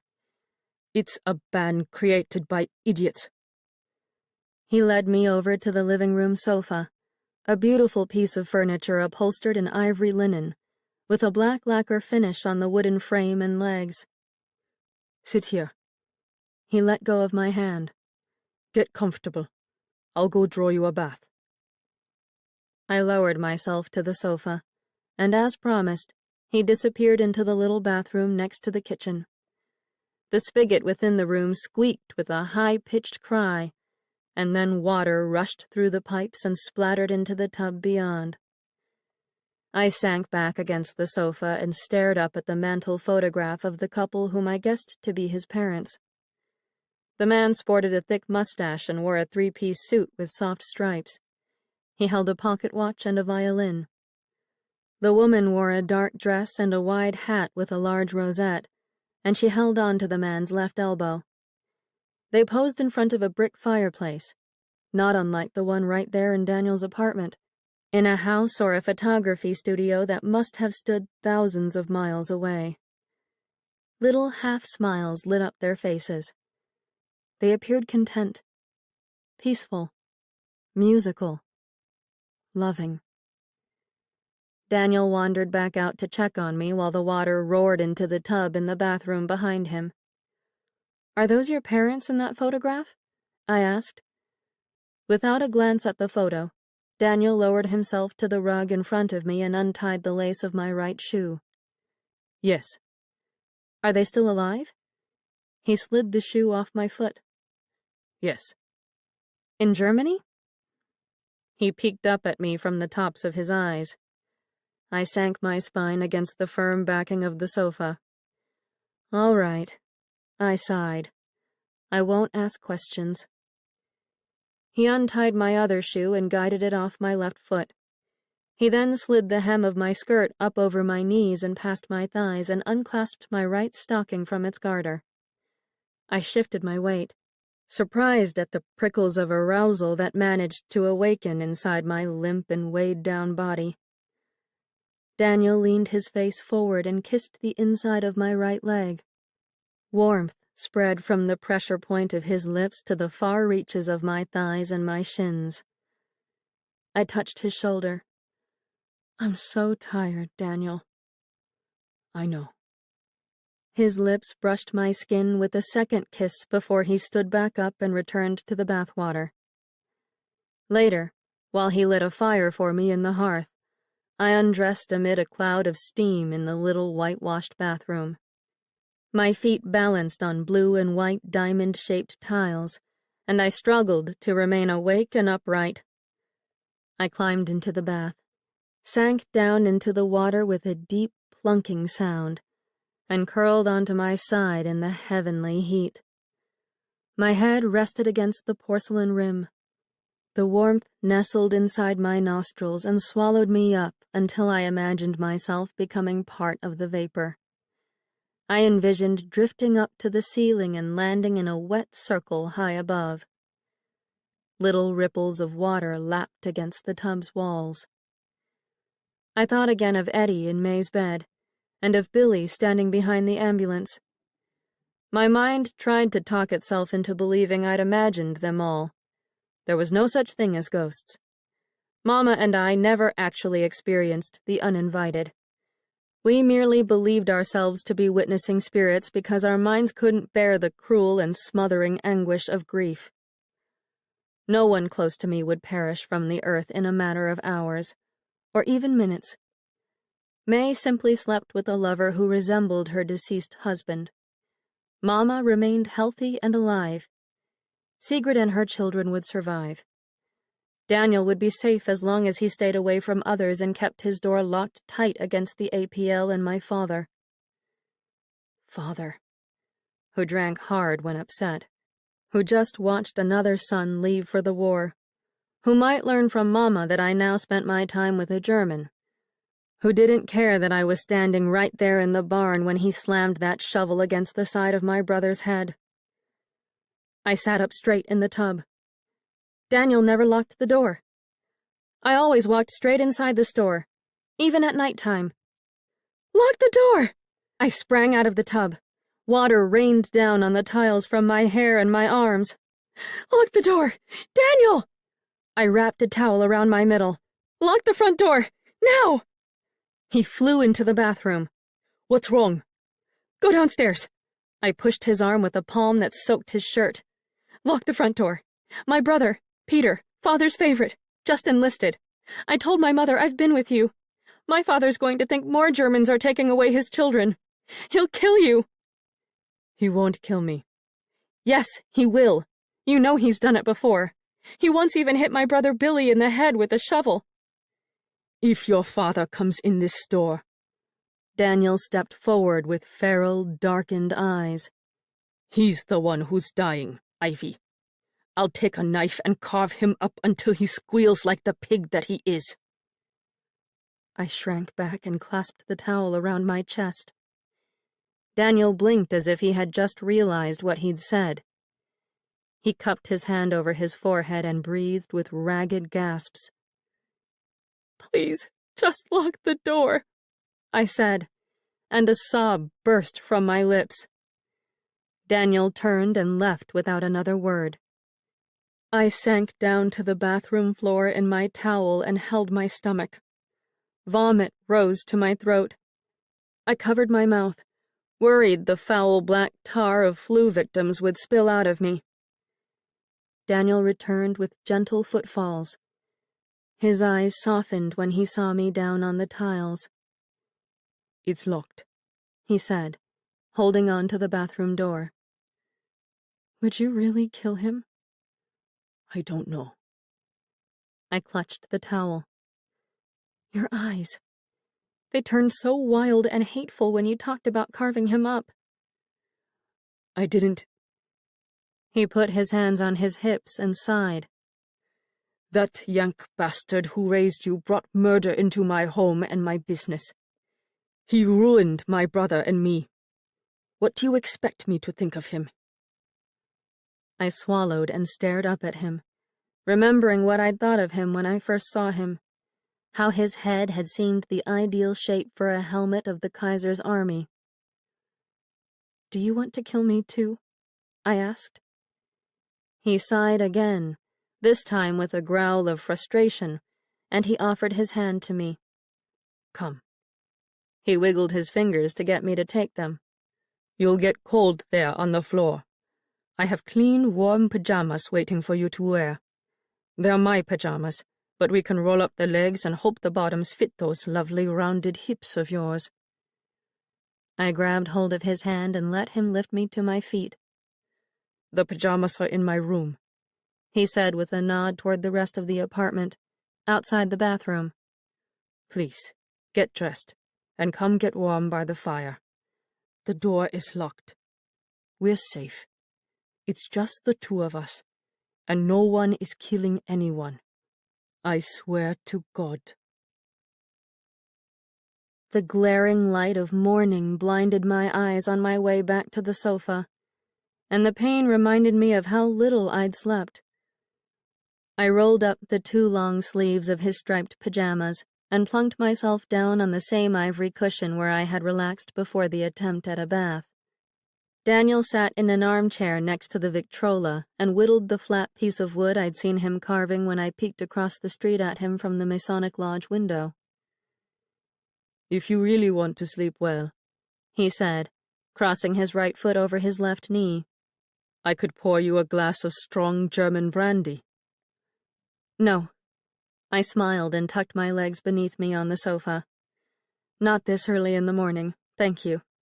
If I ever take a night off from driving the ambulance, however, I'll gladly take you up on that offer." "Good. I hope you do.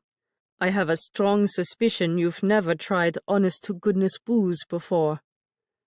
I smiled. "No, I probably haven't." The fire crackled in the hearth between us, and beyond the windows, the rest of the city stirred to life. The electric streetcars sang against its tracks. Wagons jostled down Willow Street, accompanied by the steady clip-clop of hooves and the jingle of reins. Without warning, a Model T ambulance dashed through the street down below. I recognized the particular pops and rumbles of the motor and the sound of the size of the vehicle. I lowered my feet back to the floor and sat up straight. "I hear an ambulance," I said. Daniel set his knife on his lap. "You're off duty, Ivy." "I know." I glanced over the back of the sofa, toward a window covered by a thin brown burlap curtain. Daniel left his whittling behind and joined me on the sofa. "Don't pay any attention to the world out there. It can function without you for the next 12 hours. Come." He patted his lap. "Lay your head down and close your eyes. Rest and get warm." I hesitated. Laying my head down on his legs in such a way would suggest tenderness, nurturing companionship, even love. "Are you sure you want me to?" "Lie down." He patted his lap again. "It's all right. No one is coming in here to arrest you for being with me. I swear. People have better things to do right now." I lowered my head against his leg, and my cheeks settled against his trousers. My legs stretched across the sofa's smooth linen, and I reached my toes as far as they could go before bumping the curved arm. The smoky scent of his fireplace settled inside my nose, and I remembered how I used to believe, with such terrible prejudice, that all German homes smelled of beer and sauerkraut. "Am I keeping you from the shop?" I asked with my eyes half closed. "I worked all night. I think someone might be coming by to measure for new windows this afternoon. But this morning, He laid the palm of his left hand against my hair.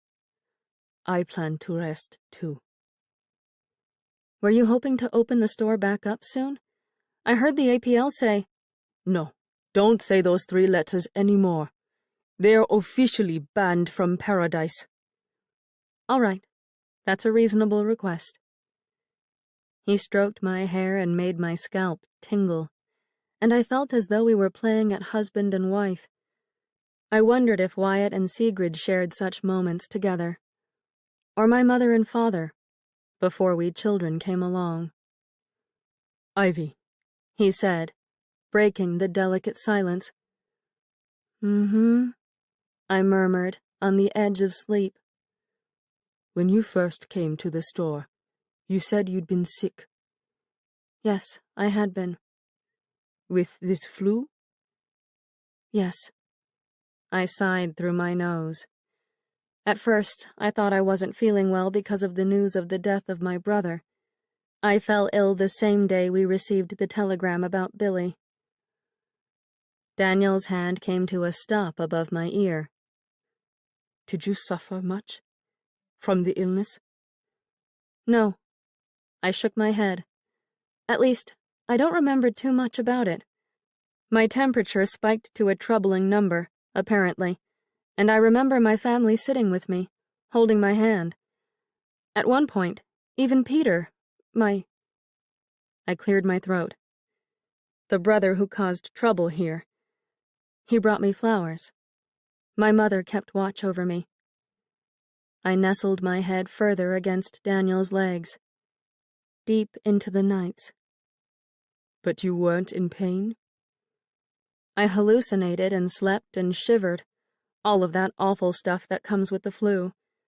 But I was never afraid, because I didn't know this flu would be such a vicious killer. I don't even know how I managed to contract it. I stopped and opened my eyes, and my stomach clenched. Oh, God! I shot up to a seated position. It must have been one of the children I teach. They'd come to my house for lessons, and I slapped my hand over my mouth. I wonder if whichever child it was, I wonder if he or she is still alive. A second ambulance tore down the street outside the window. I jumped and covered my ears and heard the engine squalling through my brain. Daniel left the sofa and clicked open a cupboard door on the Victrola's mahogany stand. I removed my hands from my ears and watched him sift through dozens of record sleeves that crinkled from his touch. What are you doing? I asked. Aha! He cried. Da ist es. What are you saying? He stood up straight and slid a record out of a thin tan sleeve. I'm going to play my favorite song for you so we can both block out the world outside. It's my fault for bringing up the verdammte flu. He lowered the record onto the phonograph's turntable and wound the silver crank on the right-hand side. With the gentlest of movements, as when he had picked up his guitar during my first night in his bedroom, he leaned forward and placed the needle onto the crackling grooves. Slippery Hank, he said, lifting his face toward me with an arch of his left eyebrow. By Earl Fuller's famous jazz band. A second later, one of the fastest and most frenzied jazz songs I'd ever heard volleyed across the apartment walls. A cornet trumpeted, and music zigged and zagged all over inside of me. I laughed. That's marvelous. It sounds like watching a circus while on cocaine. You've tried cocaine? No, I've just read newspaper articles about it. Or, I know, the sound of people chasing one another around in a Fatty Arbuckle comedy. You like the song? I love it. He plopped down next to me on the sofa again, and I lowered my head back to his lap.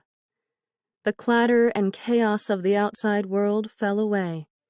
No more ambulances. No wagons ambling down the street with the dead wrapped in sheets. The wood-paneled walls and little brick fireplace, and even the brown burlap curtains blocking out the sun, seemed to brighten and nestle us closer together. Once again, It was simply Daniel and me and beautiful, boisterous jazz. Chapter 16. Eventually, we retired to his bedroom and slept in his bed the entire rest of the day. Not once did I awaken until the band from the Masonic Lodge sent its nighttime music sailing through the thin glass panes of Daniel's window. The pull of Nella and Addie and our transports drew me out of the snug sheets, where I had slept with Daniel's right leg over my left one. I washed my face in his bathroom and borrowed a swig of mouthwash to make up for my lack of a toothbrush and the fuzzy taste in my mouth. My skirt and blouse from the day before replaced the comfort of his oversized striped cotton pajamas. "Are you leaving already?" he asked from the bed, dressed in only a pair of white pajama bottoms. He stretched his arms over his head and looked so lovely with his bare chest and mussed-up hair. I felt half tempted to jump straight back into bed with him and continue hibernating. Nella and Addie, those Red Cross volunteers, will be counting on me to drive the ambulance again tonight. I sank my backside down on the mattress next to him. "Stay a little longer." He raised himself up to a seated position. "Why hurry to rush back into hell?" I promised them I'd help.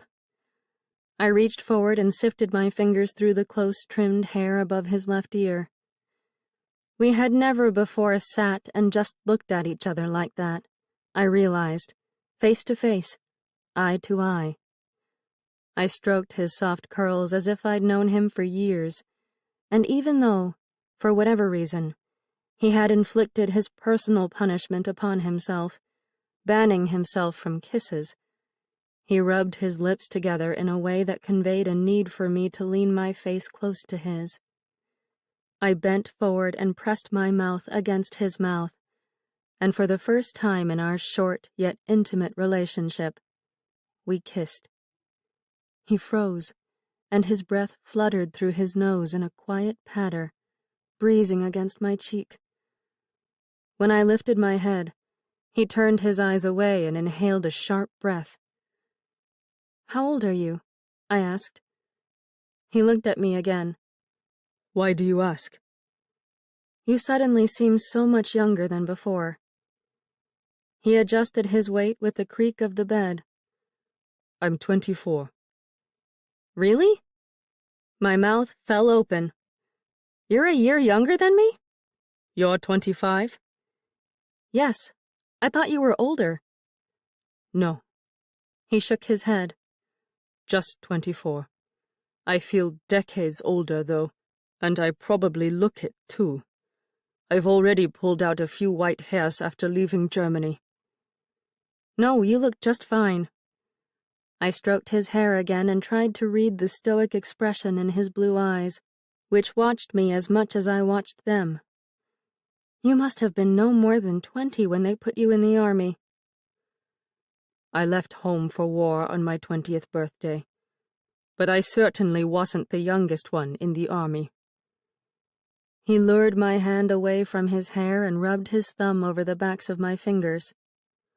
"Don't ever think of me as an innocent babe, Ivy. As anyone back home would tell you, I was a hellion who craved girls, booze, and adventure from far too young an age. I was begging for trouble."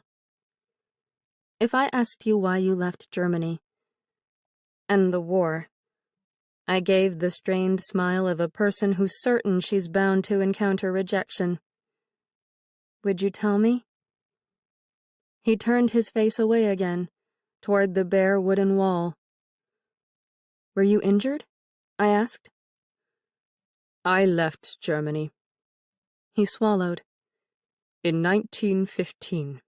But there's no need for me to say anything more about it. That's all over now." "I'm not going to betray any of your secrets to the authorities, if that's what worries you." I cleared my throat and felt heat rise to my cheeks.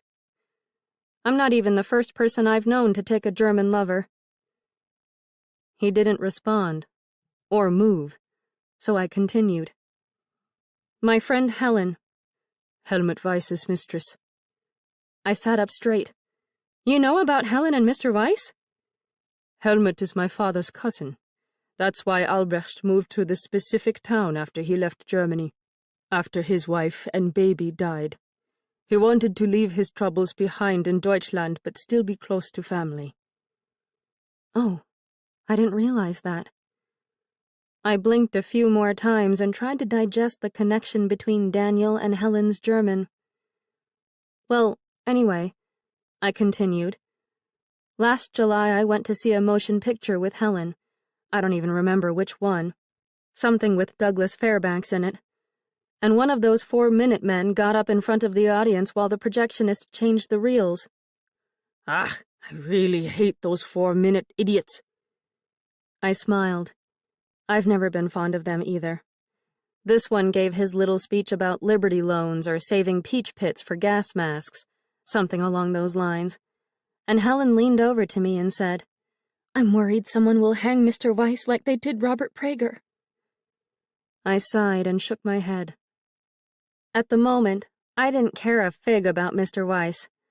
I just thought of him as a lecherous 40-year-old German adulterer who should have never involved himself with one of my friends. Now I have to wonder, though. I sighed again. What was his life like over here? Was he a good man, deep down, despite his flaws, if someone as smart and vibrant as Helen fell in love with him? A little pucker of discontent formed between Daniel's eyebrows. I nudged the back of his hand. What's wrong? Do you know who reported Helmut to the American Protective League and lied about him failing to buy Liberty bonds? I thought we weren't bringing up the APL anymore. You brought up cousin Helmut. It's impossible not to talk about him without mentioning those Schwein. Who, then? I asked. One of his customers? No, his American-born wife. She found him with his hussy back in the bakery kitchen and immediately went to the authorities. Those terrible APL idiots showed up at his store and instructed him to leave town or else suffer dire consequences. Daniel glanced at me out of the corners of his eyes. There's a prison camp for German-American civilians at Fort Oglethorpe in Georgia. Another one exists at Fort Douglas in Utah. At one time or another, we all received the threat of detainment. But that didn't worry any of us half as much as the real possibility of a lynching. I swallowed the taste of bile and muttered, Helen Fay wasn't a hussy. And Helmut Weiss wasn't a traitor. He was just a dumpkoff who cheated on his wife. I lowered my head and kneaded my lips together. Across the street, the band played a song I recognized, Nightingale Rag, and I wondered what it would take to get Daniel to join me over in the lodge, just to escape all that talk of traitors and prison camps and lynching. He covered my right hand with his hot palm and managed to slow my breathing. Until that moment, I hadn't even realized my lungs were contracting and expanding at a brisk and unhealthy pace. Never mind all that. He swallowed. Come back early in the morning, after you've finished carting those poor bastards around town. Sleep here again. I should probably pay my landlady first, so she doesn't think I've run off. I was supposed to be the first ever boarder of the Dover Home for Women of Independent Means. Haven't you run off? I don't know. I managed a half-hearted grin. I honestly don't know where I belong anymore. No place feels quite right. Bring your things to my place. Stay here. I shook my head. I can't live here, Daniel. Why not? We'll be no worse off than Helen and Helmut. He snorted. Oh, scheisse. Even their names make them sound like a comical doomed pair, no? Precisely. They were doomed, and will be no different. The authorities ripped apart her apartment and threw her across the room. I don't even know if she's alive anymore. He squeezed his hands around mine. Stop worrying about everyone and everything. Come live here and drink away all your woes with me." I pulled my hands out of his and shifted sideways on the bed. "I don't understand you." "What? He leaned toward me. What don't you understand?" "You won't kiss my lips or tell me a thing about you. Why you're not in the German army anymore, who your parents are. Yet you want me to abandon my last precarious remnants of respectability so we can live together in sin." "It's not sin." "Yes, it is." My voice turned louder than expected, echoing off the walls. "To the rest of the world, I'll be a hussy, like you just said of Helen.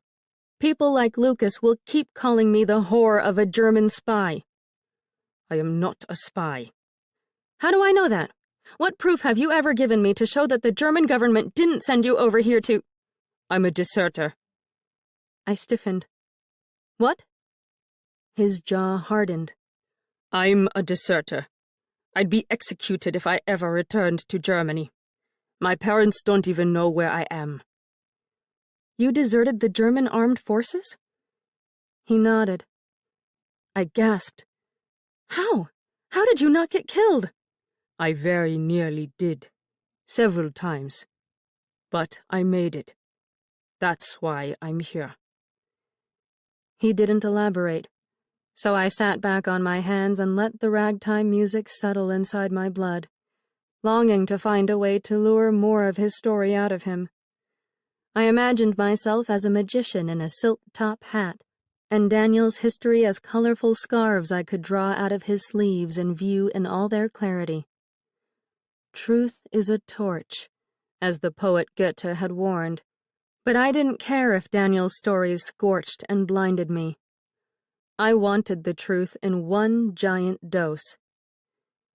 Daniel pushed the sheets off his legs with a sudden movement that made me stiffen. He climbed out of bed, put on his undershirt, and with a leonine grace that betrayed nothing of his status as a deserter and a refugee, he sauntered over to his guitar. I watched him ease down on the other side of the mattress with the instrument poised on his lap. He fussed with the strings and the knobs for no more than a minute, and then he strummed a subdued version of the jazz band's song that drifted through the window. "It was during a furlough back home," he said as he played, his back toward me, his shoulders rocking with the smallest fraction of a sway. "Instead of returning to my post, I burned my uniform and somehow managed to escape to Holland without getting shot. Then I snuck aboard a steamer bound for New York. I hid down in the dark filth of a coal bunker and traveled at sea like a rat in a hole for nearly 2 weeks. Nearly died of starvation. I honestly don't know how I made it here alive. I arrived in America as a sack of skin and bones." He withdrew his left fingers from the strings and swiveled in my direction. The music across the street played on without him. "That's why I could never enlist in the U.S. Army," he said. "The newspaper article got that one detail correct. I never registered for the draft. I'm a wanted enemy of the fatherland, and I can't return to Europe." My lips parted to respond, but then he added, "I killed a great number of people in the war, Ivy. I'm not worthy of a kiss from your lips, so don't ever feel you're being deprived of something sacred if we never share the type of love you might be hoping to share. I'm a killer and a deserter, and no one wants me in their country. Not Germany, not America or Canada or any other place involved in the war. I'm considered an enemy of everyone." I trembled from head to toe, all alone on my side of the bed. The battlefields of Europe had never edged so uncomfortably close to Buchanan, Illinois. Daniel lowered his guitar to the floor with a soft tap of the wood against the boards.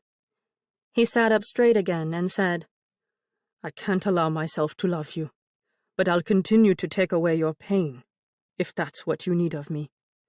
God knows, you're saving me from my pain." "I'm glad. I said with my shoulders hunched, my voice cracking. I'm glad I've helped. He walked over to me on silent footfalls and stroked the hair above my right ear, as I'd just done to him. Do you want me to give you a quick tumble before you leave? He leaned down and kissed the top of my head, spilling a chill down to my toes. So we can forget this ugliness. Would that help?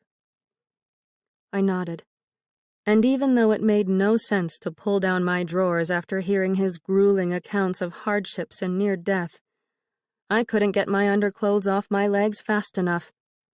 Daniel tugged down his pants and laid me back on the edge of his bed, while the jazz band wailed a song as frantic and fervent as Slippery Hank.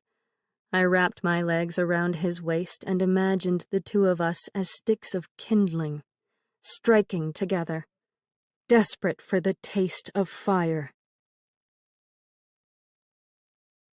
Chapter 17. I found the Red Cross ambulance parked alongside the curb outside Daniel's store, rumbling, shaking, ready to drive. Addie's mask-covered face turned my way from the passenger side, and she sat up straight in the seat. There she is! Nella's eyes popped into view above her own swath of gauze beside Addie. You can always bring him with you, you know, she called to me. It wouldn't hurt to have a man around for the heavier lifting. I buttoned up my coat and wished my face didn't heat up like a chimney every time anyone alluded to sex or Daniel. If you're driving 4 blocks away from the Red Cross headquarters, I hopped into the empty driver's seat beside Nella, then you can certainly drive down to Southside on your own. Why are you waiting here for me? Neither passenger answered. Nella fussed with the black Red Cross-issued necktie hanging down her chest. Addie picked at a spot of dirt or dust or something equally minuscule on the dashboard. You've helmed a massive automotive, I said, and parked it nicely alongside a curb, I might add. Not an easy task in the slightest. Why did you wait around for me when I know you must be longing to drive off as soon as possible? I don't want to cross the railroad tracks, said Nella. She tugged on her necktie with so much nervous strength, she unraveled the knot. I don't want to stall in front of a locomotive ever again. You won't. You've gotten so much more adept at driving. You can get yourself over the tracks just as easily as you drove down this street. Here. I jumped out of the vehicle and waved for Nella to do the same. Let's trade places. You drive, and I'll be sitting right next to you if anything happens. Oh, Lord, have mercy on our souls, said Addie into the thick gray collar of her coat. Nella slid across the seat, her mouth tight, her body rigid. She stepped out of the ambulance so that I could scoot in between them. I'd never heard such a troubled sigh as when Nella dropped down into the driver's position. You'll be absolutely fine. I nudged my arm against hers. I promise. Nella lowered her face. I'm just a stupid woman, Ivy. And a foreigner at that. Poppycock, as my Granny Letty would have said. I raised my chin. I've been driving my family's trucks and tractors since I was 15 years old, and not once did my womb or my breasts get in the way of steering and braking. Both Nella and Addie laughed throaty chuckles. American birth certificates aren't required to power the vehicles either, I added. You can do this, Nella. You merely require confidence and practice. All right.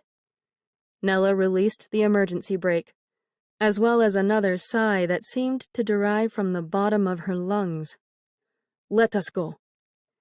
She pulled on the throttle and spark advance levers with beautiful synchronicity, rolled the ambulance forward, and drove us 4 blocks west to Lincoln Street, just past the Hotel America. Her left turn around the corner felt brilliant, as smooth as a July boat ride on Minter Lake. The engine sighed with satisfied little pop-pop-pops. You're doing brilliantly, you see? I asked, Just keep doing what you're doing." The steel tracks and railway crossing sign glowed up ahead in the light of the moon. Nella's breathing heightened. Her fingers whitened on the steering wheel. The ambulance slowed and whined. "Keep driving," I said in the voice I typically reserved for piano pupils whose fingers tripped over keys. "There's no need to stop until just before we reach the tracks. We'll look and listen for signs of any locomotives, and then you'll guide the ambulance straight over those tracks, the same way you set off down Willow Street without a hitch. Keep the clutch lever straight up, in neutral." I heard the sounds of whispering beside me and realized Addie was reciting the Lord's Prayer under her breath. The car jerked and sputtered with Nella's dimming confidence. "Keep the clutch pedal pushed all the way forward in first gear," I said, "and you won't stall. You'll simply stop for a moment so we can listen for trains. Keep going a little farther." Nella propelled the ambulance forward with too much throttle. We came so close to those tracks, I could have practically reached out to touch them. "Stop!" I cried. She slammed her foot against the brake, and our heads whipped forward on our necks. "Colera!" Nella smacked the steering wheel with the palms of her hands. "What?" I leaned forward and squinted into the darkness. "Do you see signs? Are people now sick from cholera, too?" "No, it's a Polish way to swear. I don't like sitting this close to the tracks. Cholera jasna!" "Oh, Jesus!" Addie braced her hands against the dashboard. "Don't scare us to death with your swear words, too, Nella." "It's all right." I gasped and rubbed a stitch in my left side. "The engine didn't stall, so you'll just need to adjust the levers and roll us forward. Addie, you keep your eyes and ears positioned to the right, and I'll watch the left. There aren't any patients in the back of the ambulance, correct?" "Nope, it's empty," said Addie, scooting toward the open doorway. "Where are you going?" I grabbed her by the arm. "She doesn't trust me." Nella squirmed. "No one should trust me. I'm going to put us straight in the path of a train again." "I'm not leaving. I'm right here," said Addie, but she twisted her body to the right and clamped her hand around the sidebar, as if ready to eject herself from the ambulance at a moment's notice. I scanned the dark expanse of tracks to the left and strained to hear whether a whistle pierced the night air in the distance. A bat screeched its eerie cry from somewhere in the black sky overhead, but the tracks lay silent. Just to be certain, in case Addie was getting too ready to jump to pay close enough attention, I checked the right side, too. "I don't see or hear any signs of a train," I said. "We're clear." Addie whimpered and started right back up with the Lord's Prayer. Nella gasped for air like a fish thrown on land. "Just relax. It's all right."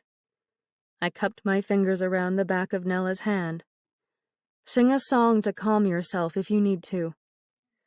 "I only know Polish songs. That damned America Protective League will drag me away if I start singing in Polish this close to North Buchanan." She clutched the steering wheel with all her might and continued to breathe in a panic. She even burped from sucking in so much air. I worried she might vomit. "Father and I went down to camp," sang Addie in a small voice beside me, "along with Captain Gooding." I turned my face toward her and saw her wide-open eyes peering at me through the darkness. Addie continued. "And there we saw the men and boys."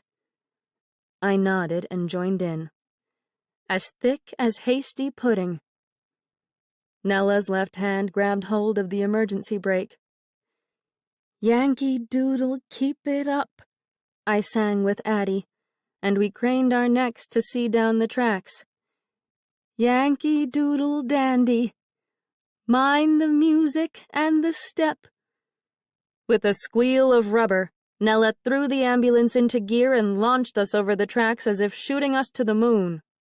Wind tore through our hair and split across our faces, and the shimmering metal rails fell into the distance behind us. Nella kept on driving with reckless abandon to the south side of town, and at the top of her lungs she sang out, "Mind the music and the step, and with the girls be handy. Cholera! That was fun!" We didn't find any red and white influenza notices hanging on front doors that night. Nella drove the ambulance up and down the lamp-lit streets of houses clustered throughout Southside, but all indicators of the flu seemed to have lifted from the earth. Few lights shone behind windows. Less clothing hung from the web of lines crisscrossing the alleyways and side yards. An unnerving emptiness and silence inhabited the entire region. I scooted to the edge of the seat in case I had simply missed the signs because of my new center position in the vehicle. "Where are the notices?" I asked. "I can't honestly believe people stopped getting sick that quickly. Can you?" Addie shook her head. "I told you before, those influenza signs are as embarrassing as all heck. They tried to make us post one on our door right before we lost my sister Florence. Mama said it made her feel dirty as a dog." Addie rocked against me to the beat of the ambulance puttering through the sleeping neighborhoods. "I bet people are pulling the signs down to keep their pride." Nella steered us onto a new road, where the wheels crunched across crisp autumn leaves scattered across dirt and gravel. "I suppose we have to hope people will hear us driving by," I said, "and come outside to wave us down." "That's not good enough," muttered Nella under her breath. "How else are we supposed to find people then?" Neither of them answered my question. I couldn't answer it myself. An air of defeat settled over all of us in that chilly, open driving compartment. We crept through the streets for close to a half hour, and during that entire time we came across only one sign, posted on the door of a tiny wooden structure almost small enough to be a milk shed. The home sat on the southwesternmost edge of Southside, just before the land opened up to fields of autumn crops. Dark outlines of pumpkins lay just beyond a rusted collection of harrows and plows. No one answered the front door. The knob wouldn't budge when Nella jiggled it. We got back into the ambulance with wilted postures and frustrated breaths, and we pressed onward. "Maybe we should just get out of the ambulance." Nella steered us back onto the first street we had scanned. "And go door to door, knocking." "No," said Addie. "Are you crazy? It's the middle of the night. We'll wake up both the sick and the healthy. No one needs that right now." "There is a daytime set of volunteers that drives down here, isn't there?" I asked. "Yes." Nella gave a brusque nod. "But that doesn't mean we're not needed right now. The flu doesn't care about night and day." "We had a fine doctor in our neighborhood." Addie sank back into the seat and crossed her arms over her gray coat. "Before he answered the call for medical help overseas. Stupid, selfish war." "Benji's father?" I asked. Addie nodded. "He would have been one of the first to help here in Southside. People of all colors trusted him." "This is madness." Nella slammed her foot onto the brake, and the ambulance skidded to a stop. Miraculously, without stalling. "People must be lying in their homes, desperate for help." "Should we transport more of the sick out of Polish Hall?" I asked, "like we did with Benji?" Both women spun their heads my way as if I'd just proposed carting the sick to Germany. "We volunteered to fetch people from their homes," said Nella. "We've got to keep doing what they sent us out to do." I sort of feel... I buttoned up my coat against the cold. I don't think driving around all night in the dark is going to help anyone. I feel we should either relieve the emergency hospital of their work and take people to your house, where the recovery rate seems high, or else stop for the night. "We can't stop." Nella released the emergency brake and set us driving again. "And we can't show up at a hospital and steal their patients." "It's not even a real hospital," I said, It's more of a desperation ward. A we don't know how to properly take care of our residents here in Buchanan ward. We're not even supposed to be driving this truck, said Addie. I swiveled toward her with a shift of my knees. What? Addie, hissed Nella, and she stopped the truck again. You were never supposed to tell her that. I warned you. She might as well know the truth after coming this far with us. Addie sank back into the seat, her arms still locked across her chest. I'm not even a registered Red Cross nurse. This is my sister's uniform. But what? I turned back to Nella. Have you been stealing this ambulance every night? No, it's not quite like that. Nella unbuttoned a pocket on the breast of her coat. I'm a card-carrying Red Cross volunteer with hygiene courses and hospital volunteer hours completed. Liliana had trained to drive ambulances in the hopes of volunteering overseas. She pulled out a Red Cross card and shoved it at me. I saw an official Red Cross stamp and certification that referred to her as Mrs. Fred Stone. Who's Mrs. Stone? I asked. Me. Nella grabbed the card out of my hand and wedged it back into her pocket. I told you the first night I met you. My husband is American. I'm not lying about who I am, and I didn't steal this ambulance. Then why did Addie just say, Liliana and I answered the call for help at the end of September, after watching people suffer without anyone coming to save them. She fell sick one night when we were on duty, and I needed to drive her. No one else was there with me except for Addie, this crazy girl who was mad as the devil from losing her sister and desperate to help.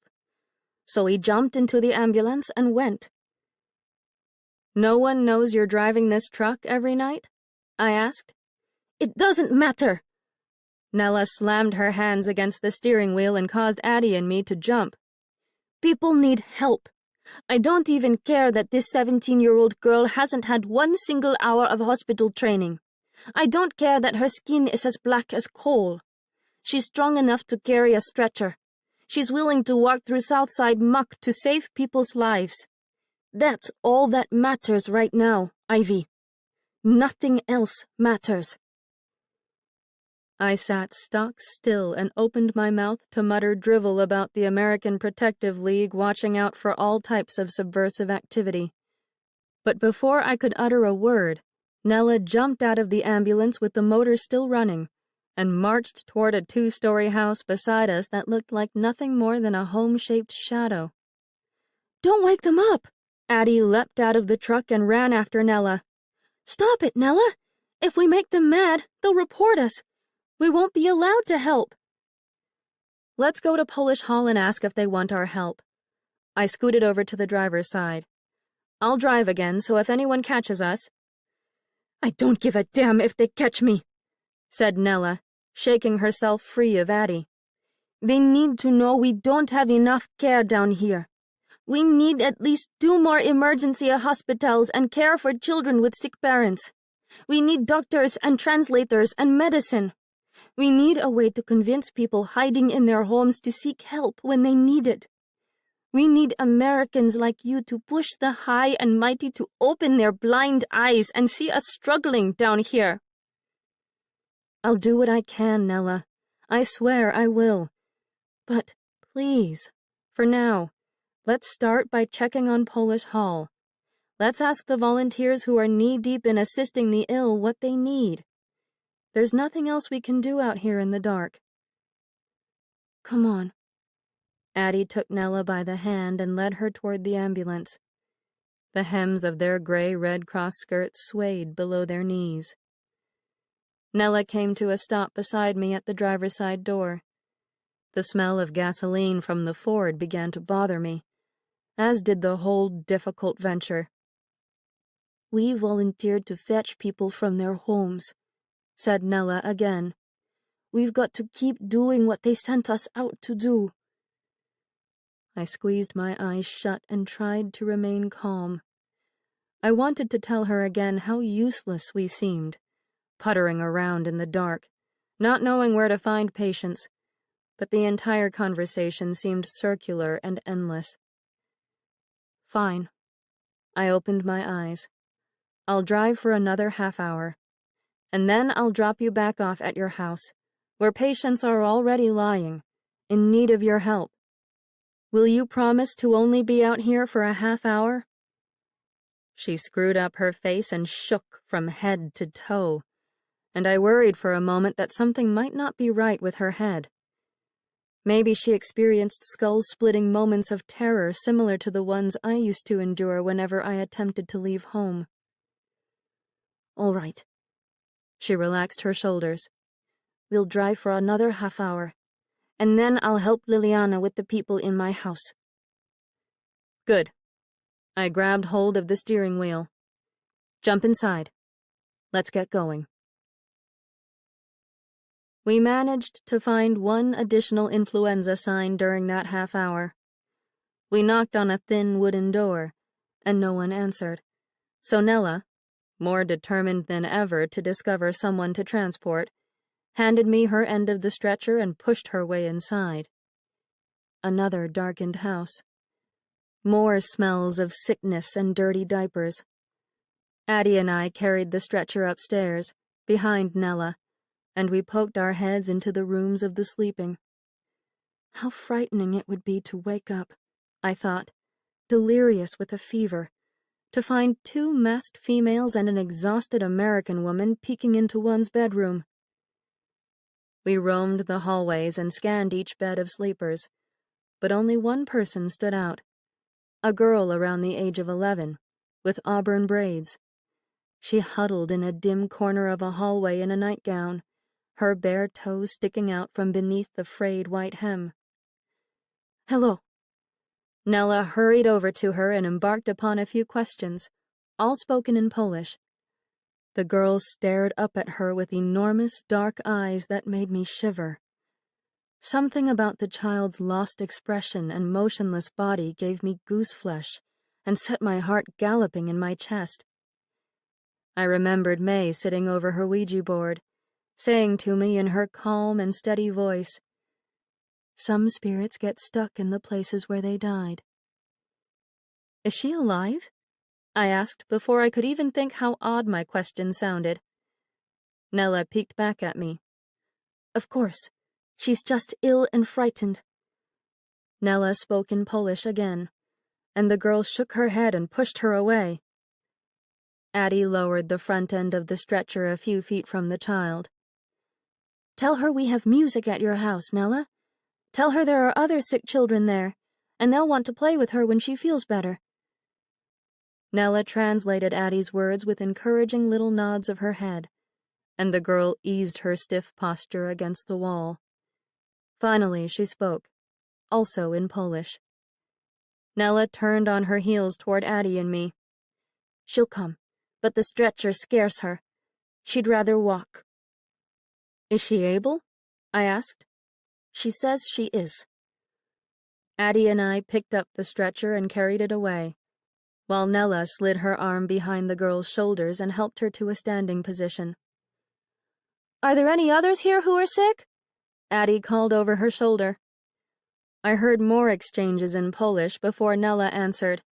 She says the others are recuperating.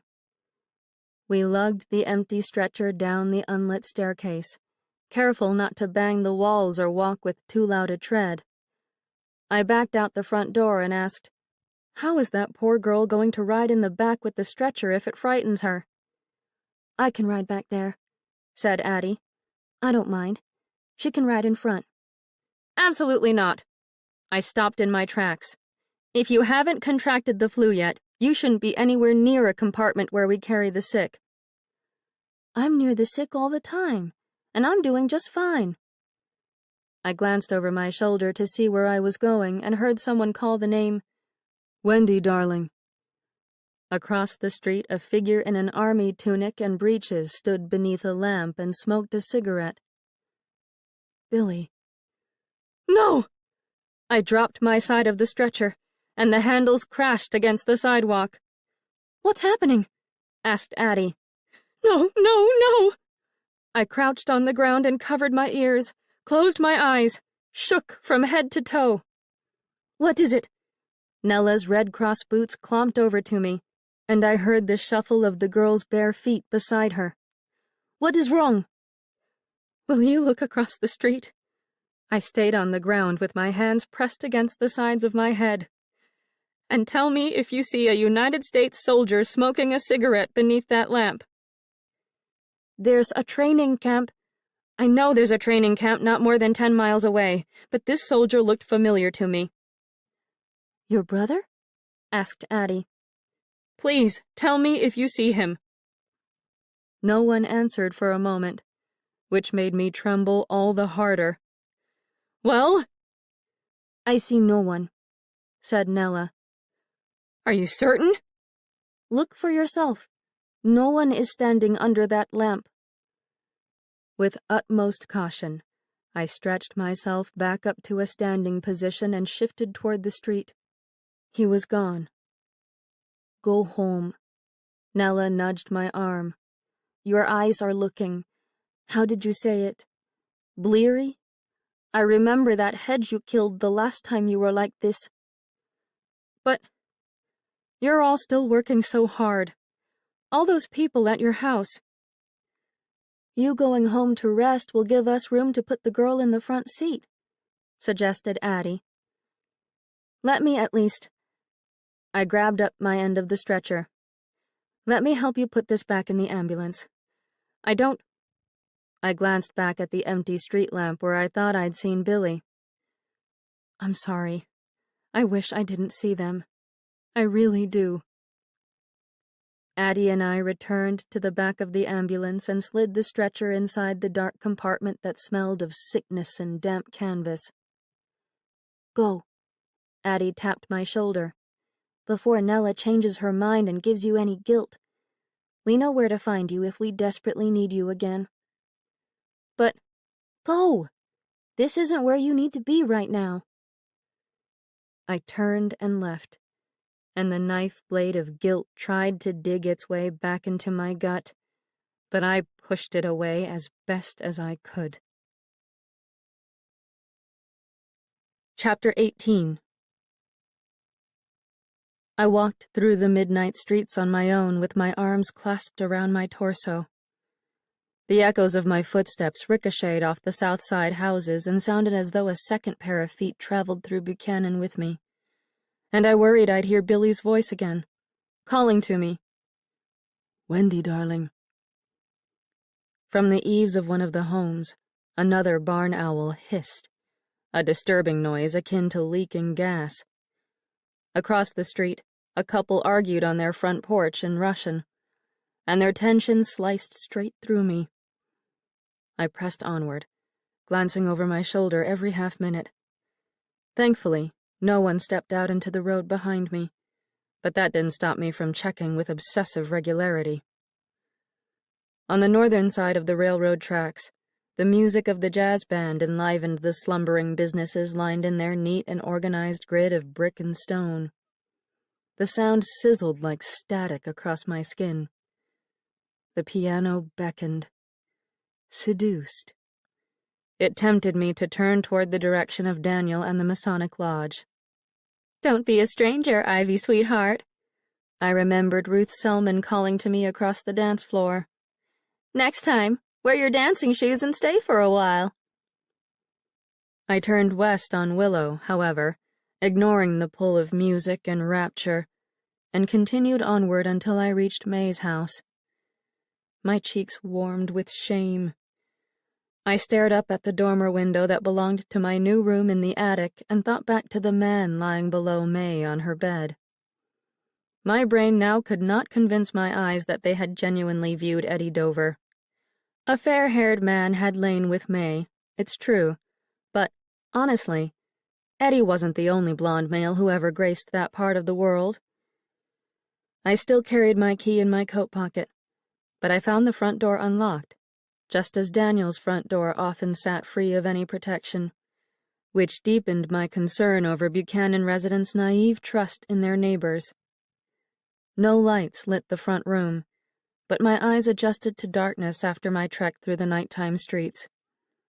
With my upper body stiff and my lungs tight, I managed to steal across the house, past the closed doorway of May's silent bedroom, and up the staircase. I navigated my way through all of May and Eddie's belongings on the attic floor, lifting my knees high in the air as though wading through mud, and reached for the cold base of the gold lamp standing next to the bed. I pulled a chain and clicked on the light. A surprise awaited me. Across the white ruffles of the bedspread lay a pair of human-sized butterfly wings made of shimmering periwinkle fabric. Someone, May, I assumed, had sewn little jeweled bracelets to the tops of the wings so that the costume could be slipped over one's arms to be worn. A note rested on top of the creation. "Where did you fly off to, little butterfly?" I picked up the small piece of white paper and pressed my hand against my forehead to dim another wave of humiliation. "Well?" asked a voice from behind me. I spun around, finding May at the top of the attic stairs, dressed in the red silk robe I remembered from before. She wore her hair down, and her thick motion picture star curls fell to her waist. "Where did you go?" she asked with a lift of her dark eyebrows. "I'm sorry I took off like that." I grabbed my leather handbag from the floor below the chest of drawers and clicked open the gold clasp. I pulled several dollars out of the purse. "Let me go ahead and pay you. I'm really sorry I've been a terrible boarder, but Ivy." I snapped my face upright and fully met her eyes for the first time since I had caught her with the man who looked like Eddie. May stepped farther inside the room with her hands on the black sash of her robe. "Are you leaving me?" "Yes." I handed her the bills. "Here's some rent money." She wrinkled her nose. "That's more than enough. You weren't even here a full week." "Take it, for your troubles." I held out the money with the tips of my fingers until she grabbed hold of the bills. She folded her arms across her chest. "Where are you going to live?" A friend." I scratched at my ear. "A friend invited me to stay." "A friend?" The right side of her mouth edged into a grin. "Yes, a close friend." "You said your only good friend in Buchanan moved away over the summer." "Yes, well..." I turned back to the dresser and slid open the top drawer. "There's another friend." "The German?" I didn't answer. "Ivy?" "What?" I peered back at her. "Are you sure you're ready for this?" "No, I'm not, but..." I stopped and raised both my hands in the air, for a terrible realization occurred to me. "Oh, Christ! I'm covered in germs! I can't touch my clothing and then wear it around him! Why have I been going near him afterward?" I spun toward May, my hands still raised. "I shouldn't be near you either! I'm going to kill everyone! This is why I saw Billy." "Who's Billy?" "My brother, the one killed in the war. Why do I keep going near all of you after being around all those sick people we're transporting? I'm the reason someone is going to die." "Come downstairs." May waved me over to the top of the staircase. "You can take a bath before you go to your German Romeo. Wash your hair, disinfect your shoes with my bottle of Lysol, and throw those clothes you're wearing out to my leaf piles I'll eventually burn. But don't panic so much, Sarah Bernhardt." My feet refused to budge. "May." She turned back toward me. "What?" "Who did I see you with in your bedroom?" She sank down to the topmost step, and her dark eyes grew large and childlike. "Does it matter?" "Is he here right now?" She shook her head, her dark curls wobbling. "No, not until 3 o'clock. He always arrives at 3 in the morning. The witching hour." She disappeared down 2 more steps. All I could see were the tops of her eyes and her head of black hair, and she made my blood run cold peering at me that way. "You have 2.5 hours to bathe before he arrives," she said. Flap your wings and get flying off to that bath if you don't want to see him. May monitored my bathwater in her plumbed downstairs bathroom, while I shivered outside on her back porch for fear of infiltrating her house with influenza. I longed to dunk my entire body into scalding water and burn away every last trace of the germs. With the deep moan of the wood, I lowered myself down to a seated position on the top step, and I leaned my head against a post. Out in the backyard rose silhouettes of trees with thick autumn leaves waiting to plummet to the earth. I feared a shadowed figure in an army uniform would step out from behind one of the trunks, and I'd see the glow of Billy's cigarette, or Lucas's eyes behind his glasses. May opened the bathroom window behind me and called out, "It's ready! Take off your clothes and toss them onto one of the leaf piles." I stood up and craned my neck to survey the proximity of the backyard to the nearest windows of the neighboring houses. "Will any of your neighbors be able to see?" "It's dark. They're asleep. There are other widows anyway, with children." "Are you sure you're alone in there?" "Yes, I'm alone right now. Don't be so modest, Ivy. Take off your clothes." I flung my beloved green overcoat into the yard and heard it splat across the brittle leaves. Not wanting to risk wearing one stitch of flu-infested clothing, I stripped all the way down to the buff, hurled my garments into the night, and ran inside. May stood in the kitchen and held open the door to the adjoining bathroom for me. I covered my chest and my privates and hurried past her on bare feet that squeaked against the tiled floor. "Don't be such a prude," she said with a laugh. "You've got a body like Venus de Milo's. Flaunt it." I climbed into her clawfoot bathtub, and before she could say another word about my nakedness, I sank down on my back and submerged my head in the warm and silent waters, watching my long hair drift to the surface above me like undulating blades of river grass. A clock in May's front room chimed 1:30 in the morning. Dressed in fresh clothing and Lysol-disinfected shoes, I meandered downstairs with my packed-up bags in hand and the butterfly wings tucked beneath my left arm. I managed to pin up my wet hair, but it still dripped plump drops onto the back of my clean white blouse. May stood up from her armchair, a mug of steaming tea in hand. "Well," I set down my bags by my sides. "I guess this is goodbye." "I guess so." She lowered her mug to a table.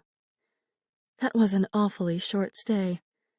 We were supposed to have heaps of fun." "I'm sorry.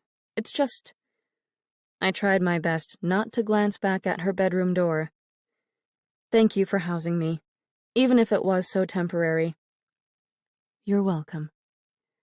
I grabbed up the handles of my bags again and hoisted the luggage to the front door. "I know it doesn't make any sense," she said from behind me before I could reach for the knob. I shifted around to face her. She pulled her robe a little farther over her chest and folded her hands together. "I can't explain how he arrives, but his presence doesn't ever frighten me. We're happy as clams during those heavenly moments in the early morning hours." She smiled. "Truly we are." I stood there and gawked with my mouth tipped open too far. "You don't need to feel frightened for me," she said, "or worried. I'm fine. Just—" She raised her shoulders to her ears in a sort of shrug. "A little lonely during the remaining hours of the day." "I'll come visit again," I offered, "once it's not so dangerous to be outside. I feel I should hole myself up with Daniel in his apartment for a while until the rapid spread of infection passes. I want to keep him safe." "I understand." She nodded, and her smile looked strained. Her eyes moistened. "Will you be all right?" "Oh, sure. I've got company coming soon." She wiped her eyes and glanced at the clock. "I'll be fine, Ivy. Go. Take those wings and fly." "Are you sure?" "Yes. You deserve a little zig-zig." A little what? She winked and nodded toward the door. Go. I'm sure he's waiting. Our own Robert Prager. A message from a murdered man's brother. 6 months have passed since 300 to 400 men and boys wrapped Robert P. Prager in an American flag and hung him from a tree branch 1 mile west of Collinsville, Illinois.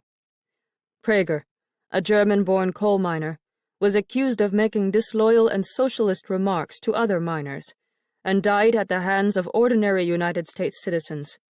Citizens later acquitted of the crime of his murder. In August 1917, vigilantes lynched IWW organizer Frank Little near Butte, Montana. Less than a month before Prager's death, 4 men, a Polish Catholic priest included, were tarred and feathered in Christopher, Illinois, to Collinsville south. 2 other men were previously tarred and feathered in the same region. Only God knows how many other attacks upon immigrants and socialists have gone unreported within this state and elsewhere. Almost 6 months to the exact date of the Prager lynching, my own brother lost his life at the hands of vigilantes right here in Buchanan, Illinois. The Buchanan Sentinel claims that vagrants wandered into our place of business and brutally beat and killed him in a random moment of patriotic passion. However, because of the particular condition of our store in the aftermath of the crime and the specific tools and yellow paint carried to the scene, I believe his death resulted from local super-patriots, hell-bent on driving Germans and other foreigners out of the region. Since my immigration, I have learned that Americans have belittled, beaten, and killed their black and native citizens for centuries. The recent number of abused and murdered Germans and other foreign-born residents seems relatively small in comparison to the crimes against the non-whites of this country. Yet this added surge of hatred only proves that America has no right sailing to foreign lands in the name of protecting freedom, not while we're steeped in the mire of violent inequality here at home. I do not believe my brother will ever receive justice for his death. I could hire detectives and hunt down his killers, yet I know their criminal behavior will not only be pardoned, but also celebrated. I read the accounts of the trial of Robert Prager's acquitted killers. I know a band played The Star-Spangled Banner in the courthouse rotunda, and after the not guilty verdict was handed out, a juryman shouted, "Well, I guess nobody can say we aren't loyal now."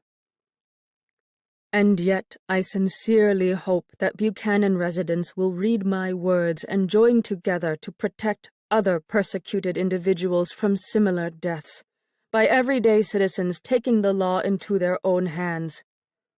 I am tempted to wallow in drink and pity myself because of what happened, to cower in terror and expect to one day soon find an overzealous mob coming my way, carrying a noose and a flag. I know that's what my brother's attackers expect of me, but I refuse to cower. I pray that my brother rests in peace, but I will not rest until I finish speaking my mind about his brutal and unnecessary death. The Buchanan Workman, October 10, 1918. Chapter 19. With my bag still in hand, I used my left elbow to knock on the front door of Liberty Brothers Furniture. Across the street, long and jubilant slides of the trombone suggested that the night was meant for celebrating, not for fretting about ghosts and one's uselessness. Daniel answered the door in his shirt sleeves and trousers. I lifted up my bags, and the jeweled bracelets of the wings clanked down on my left arm. "How about that glass of German brandy you promised, Mr. Shendel?" He threw the door open farther and smiled wider than I'd ever seen him do before. Wider than I'd seen anyone smile before. I stepped across the threshold and lowered my bags, and as soon as he closed the door and latched the lock, He wrapped his arms around my waist and peppered my neck with kisses. Willkommen, he said near my ear. Why is your hair all wet? I washed up to ensure I wouldn't bring any germs into your home. I want to hunker down with you during the rest of this epidemic and make sure you stay safe. You smell delicious. He planted one more tickle of a kiss on my throat. Let's go put your bags away and have that drink. We deposited my belongings up in his bedroom, and he grabbed my hand and steered me across the apartment to the kitchen. Here, before we get comfortable and relaxed. He led me to an oak table built for two, across from a cream-colored cook stove that smelled of burnt wood. I have some things to show you. He stopped us in front of 3 photographs, laid out in a tidy little line across the table's smooth surface. The collection included an image of Daniel himself, attached to the inside of his alien registration card, above his inky thumbprint. Oh, I squeezed his hand. You don't have to share these if you don't want to. I know how much you desire your privacy. So, he lifted the framed image of his parents from the mantel. This is indeed my mother and father, Mutter and Vater, as we say over there. They still live in Germany, as you asked, in the same home where I grew up. And this is Albrecht and his late wife, Gertrude, on their wedding day in 1911. He laid his left hand next to the unframed photograph of a young man who resembled Daniel, but with straighter hair and larger teeth.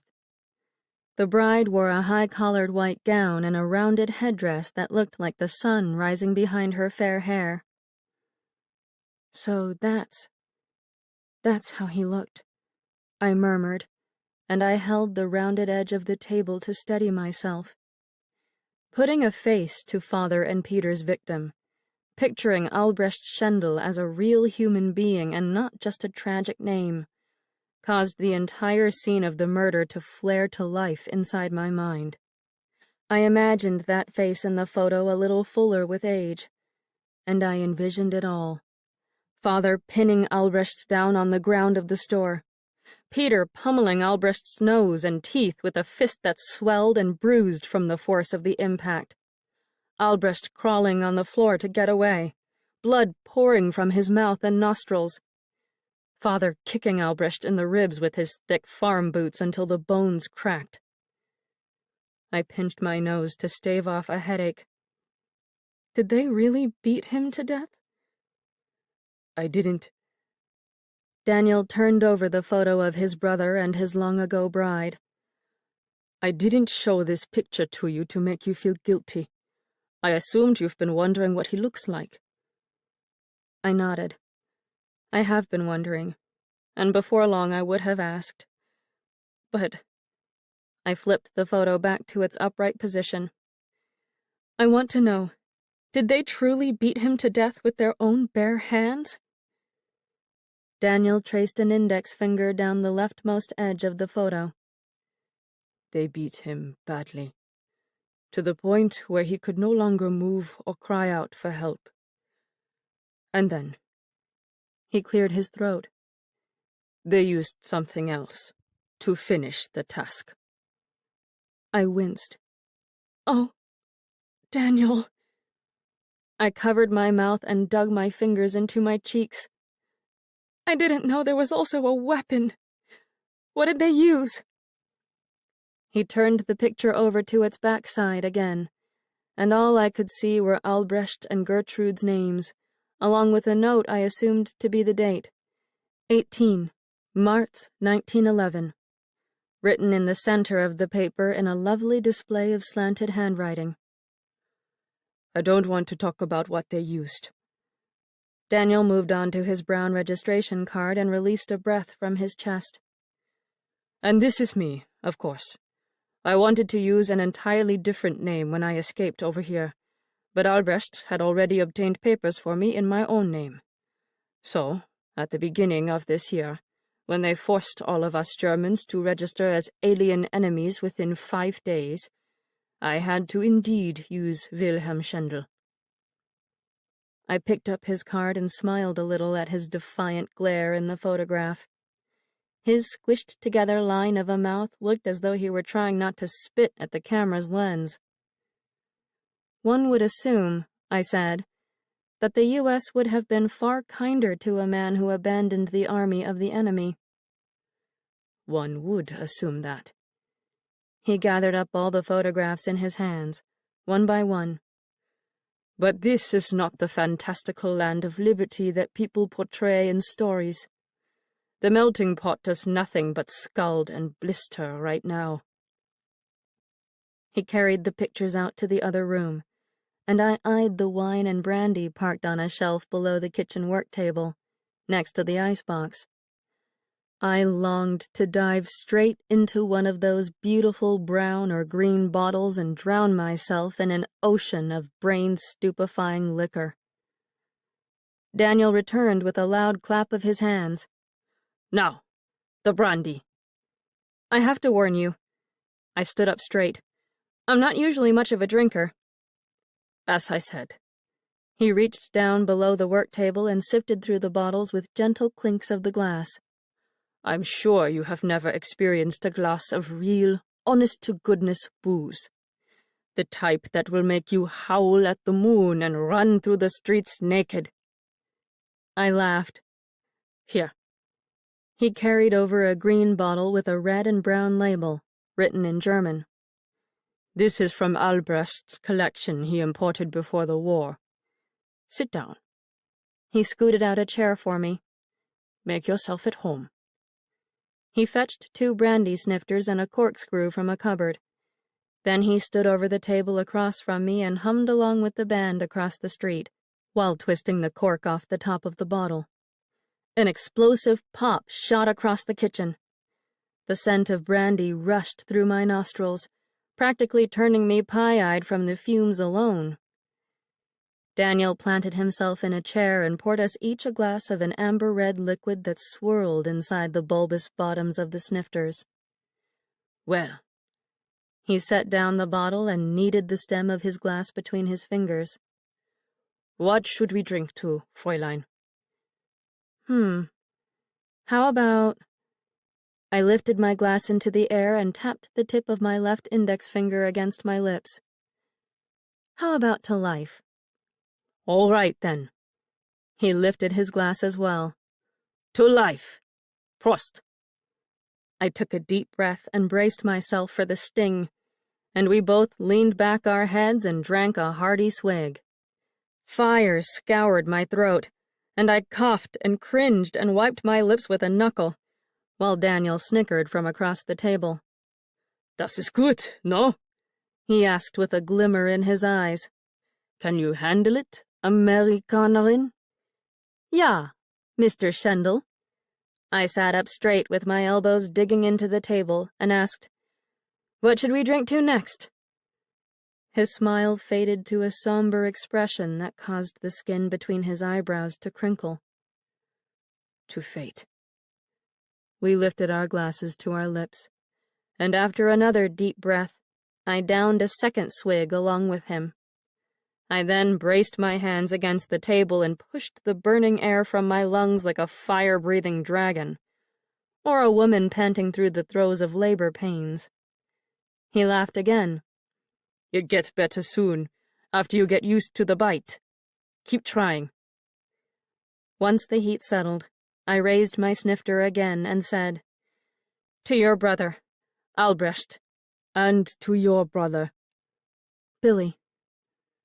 I took a third swig, a deep one that burned with a little less ferociousness, and then I lifted my glass even higher, above my head, and said, "To Wilhelm Daniel Schendel." Ah, that particular sip tasted divine. My tongue tingled, and I delighted in the sensation of running the tip of it across my slippery teeth. Daniel tapped the neck of the bottle against our snifters and topped off our drinks. "And to Ivy," he said. To Ivy." Daniel held up his glass and blinked at me. "Oh, Scheiße." He snickered. "I don't even know your last name." "You don't? But what about— I quickly shut my mouth before any references to that damned newspaper article flew out of it. As I remembered Daniel saying, the paper didn't mention one word about Frank and Peter Rowan. It's Rowan, I said. Ivy Ann Rowan. To Ivy Ann Rowan, then. He smiled and brought his glass to his lips. And all her lovely loveliness. I closed my eyes and enjoyed another swallow just as the band across the way switched to a familiar song. Oh! I straightened up tall in my chair. To Livery Stable— Stable, Daniel corrected me. Stable to Liberty Stable Blues. Our glasses soon sat empty. Daniel poured again. I planted my elbows on the table and wiggled my shoulders and hips to the rhythm of the music. Do you know how to dance, Wilhelm Daniel? I haven't danced since before the war. You haven't? Do you know how to foxtrot? Or do you just polka? Oh, Gott! He rolled his eyes. Miss Ivy Ann Rowan, we don't just dance the polka in Deutschland. Shame on you. I laughed louder than necessary and flopped back in my chair. I don't know these things. I'm a naive American, remember? Well, I can one step as well as any Yank. I think maybe we should dance. I think maybe I'll need to drink a little more before we do that. We imbibed several more sips, and before long we were standing in his living room with my left hand atop his shoulder, his right hand snuggled up to my waist, and our other fingers locked firmly together. He counted to 3, and we rocked our torso side to side while our feet stepped to the beat of a song from across the way. Gun Cotton Rag, he said over the horns, by Merle von Hagen. The music increased in tempo, so we sped up our steps and the rate of our turns, and we ended up spinning straight into a table lamp. The poor thing crashed to the floor with a shatter of cobalt blue glass. Shards scattered across the rug. All we could do was cover our mouths and laugh at the damage. We killed it, said Daniel, and he slung his arm around my waist again. We kept right on dancing. We stopped between songs for another drink, and the next thing I knew I was dancing in my undergarments, with May's gauzy butterfly wings strapped to my arms and back, and Daniel in just his trousers and his suspenders. One of my black stockings dangled down his naked chest like a necktie, and his hair was all mussed from my hands. His shirt and vest and the rest of my clothing buried the wreckage of the lamp, and we avoided the mess and giggled like children. And then another lamp broke, and before long I was straddling him down on the floor, gripping his shoulders, watching him close his eyes and moan while we both struggled to find some sort of relief. None was to be had, so we yanked our undergarments back up to our legs and drank again, and a pistol somehow made its way into my hands. A pair of safety goggles protected my eyes, and Daniel stood behind me, his warm torso snug against my back. He helped me point the silver barrel toward one of the glasses on the table, but my target wobbled and blurred into 2 brandy snifters. You just squeeze, he said near my ear, his breath hot on my skin, and a thrill of danger surged through me, followed by another loud fit of laughter. Squeeze, he said again, and I pulled the trigger and fired a bullet into a wall, hoping to God no one lived next door. He helped me fire a second time, and the snifter burst to thousands of pieces before my eyes. Brandy bled across the table and trickled down to the floor in a thick stream of red. I started to think of the flu and nosebleeds, so I took the barrel of the gun and smashed the second glass to pieces, just to hear it shatter. The music played faster and faster, and we ran our tongues all over each other and climbed on top of each other, and somehow we damaged more of that apartment. Glass kept breaking. Booze stained the floor. End tables collapsed on their sides. I bit Daniel's neck and clawed his back and howled with a primitive roar. The last thing I remember of that bacchanalian night was lying on my stomach in his bed, with him on top of me, and I was crying into his pillow. I sobbed for the dead, and for him and me, and he crawled off of me and ran his hands through my hair, begging me not to cry, pleading with me to stay with him. Chapter 20. A man's voice called out, "What the hell happened in here?" I jolted awake and found the midday sun plowing through the striped curtains of Daniel's room, heating my bare feet, which dangled over the strings of his guitar at the end of the bed. I moved my leg and accidentally strummed an off-key chord with one of my big toes. Daniel slept on his back beside me, not moving. I attributed the voice to a dream, or maybe a passerby on the sidewalk outside. Nothing to worry about, I told myself. Go back to sleep. I tucked myself under the covers and nuzzled down inside a pocket of heat and safety. Just as I got myself good and cozy, the floorboards outside the bedroom door whined with the weight of footsteps. Glass clattered and tinkled, as if someone were cleaning up our wreckage from the night before. "Was ist das?" asked that unknown voice I'd heard before. "What the hell happened?" I shrank down under the covers and whispered, "Daniel! Oh God! Daniel, wake up! Hurry!" Daniel didn't stir, and my chest nearly burst, for a man suddenly edged his way inside the room. His face and brown hair matched that of Albrecht Schendel in the wedding photograph, and I knew it was happening again. No, no, no, no, no!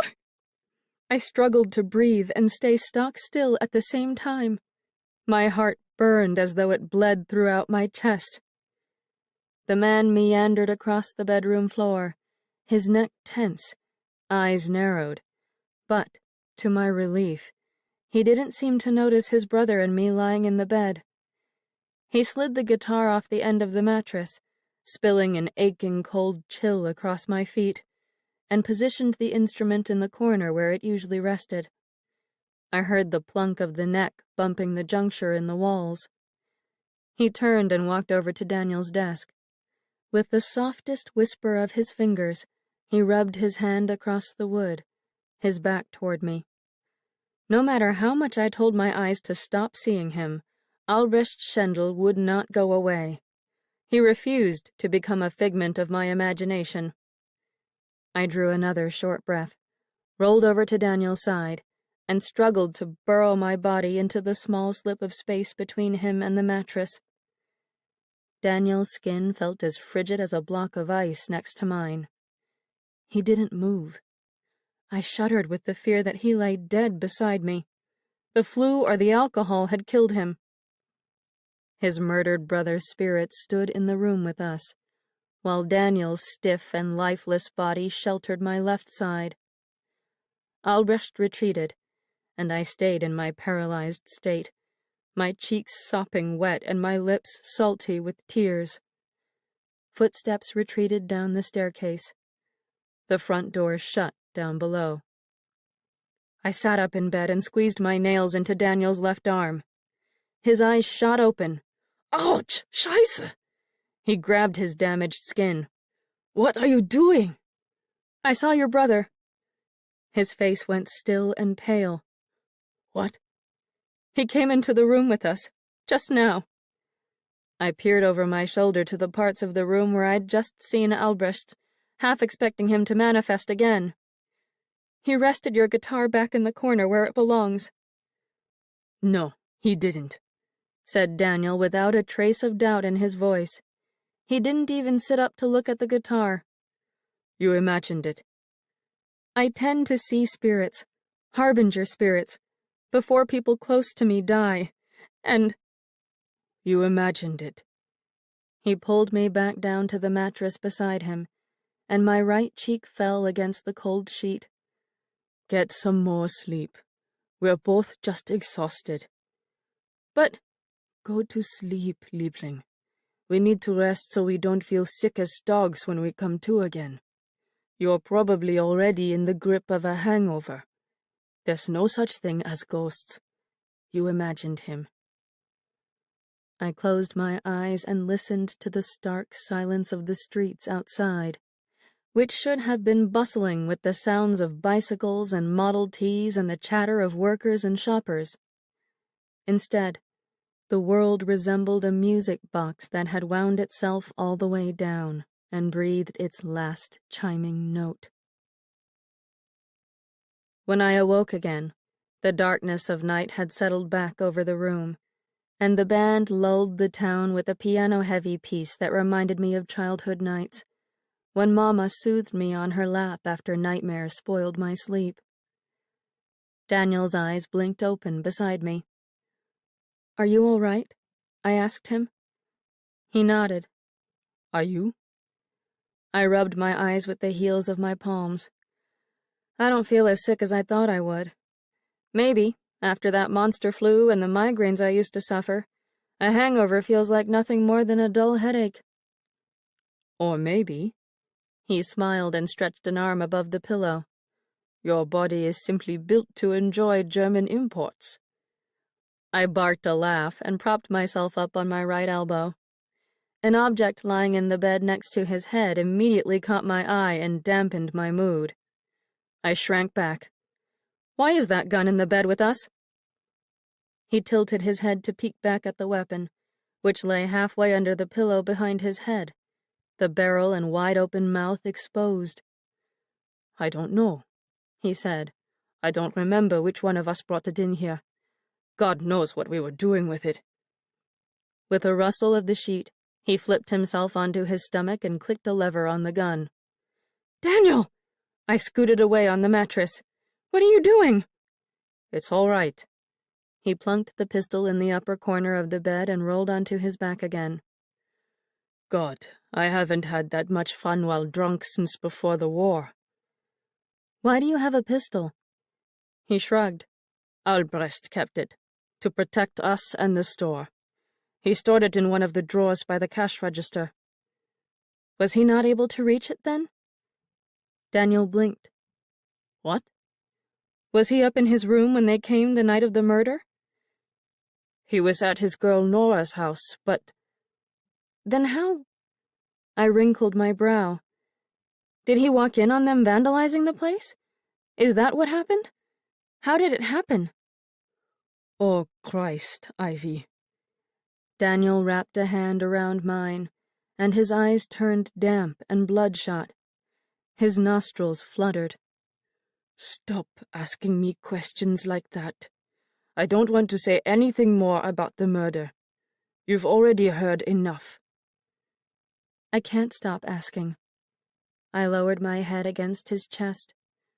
I'm sorry, but I can't let it go. They didn't hurt you too, did they? Were you here?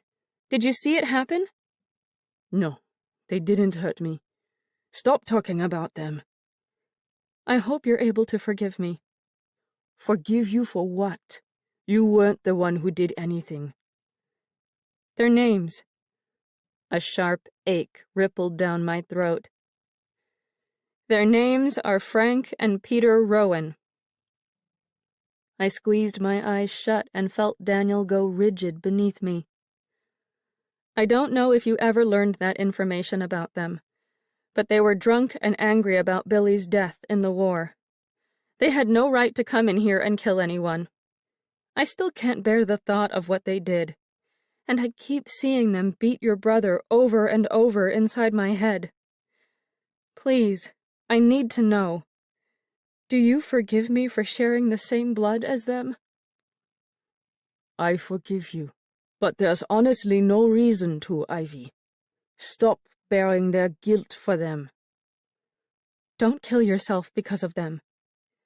I lifted my head and winced yet again at the sight of the gun at the head of the bed. Please, I'm still so worried you'll do something to yourself. I'm not going to kill myself. Do you promise? Swear to God. Swear upon your brother's grave. Ivy. He pulled me down close to him. Come here. I want to tell you something. My heart lurched. I readjusted my hands against both his chest and the mattress to steady myself. What? You're scaring me. Don't be nervous. I just want to tell you that this poor world would actually be better off without me. I'm not saying that because I'm planning to commit suicide, but you should know. I've killed... I know, you told me that. The war. I've killed women and children. My lips parted, and a shaky stream of air pattered out of my mouth and rustled through his hair. On my 20th birthday, in the summer of 1914. His hand trembled on my shoulder. The German army put me on a train with all the other new recruits without telling us where we were heading. We traveled for well over a day and eventually found ourselves at the Belgian-German frontier. A few days later, we marched into Belgium with orders to make war against the Belgian armed forces. He stopped for breaths of air, his chest expanding and contracting below my palm.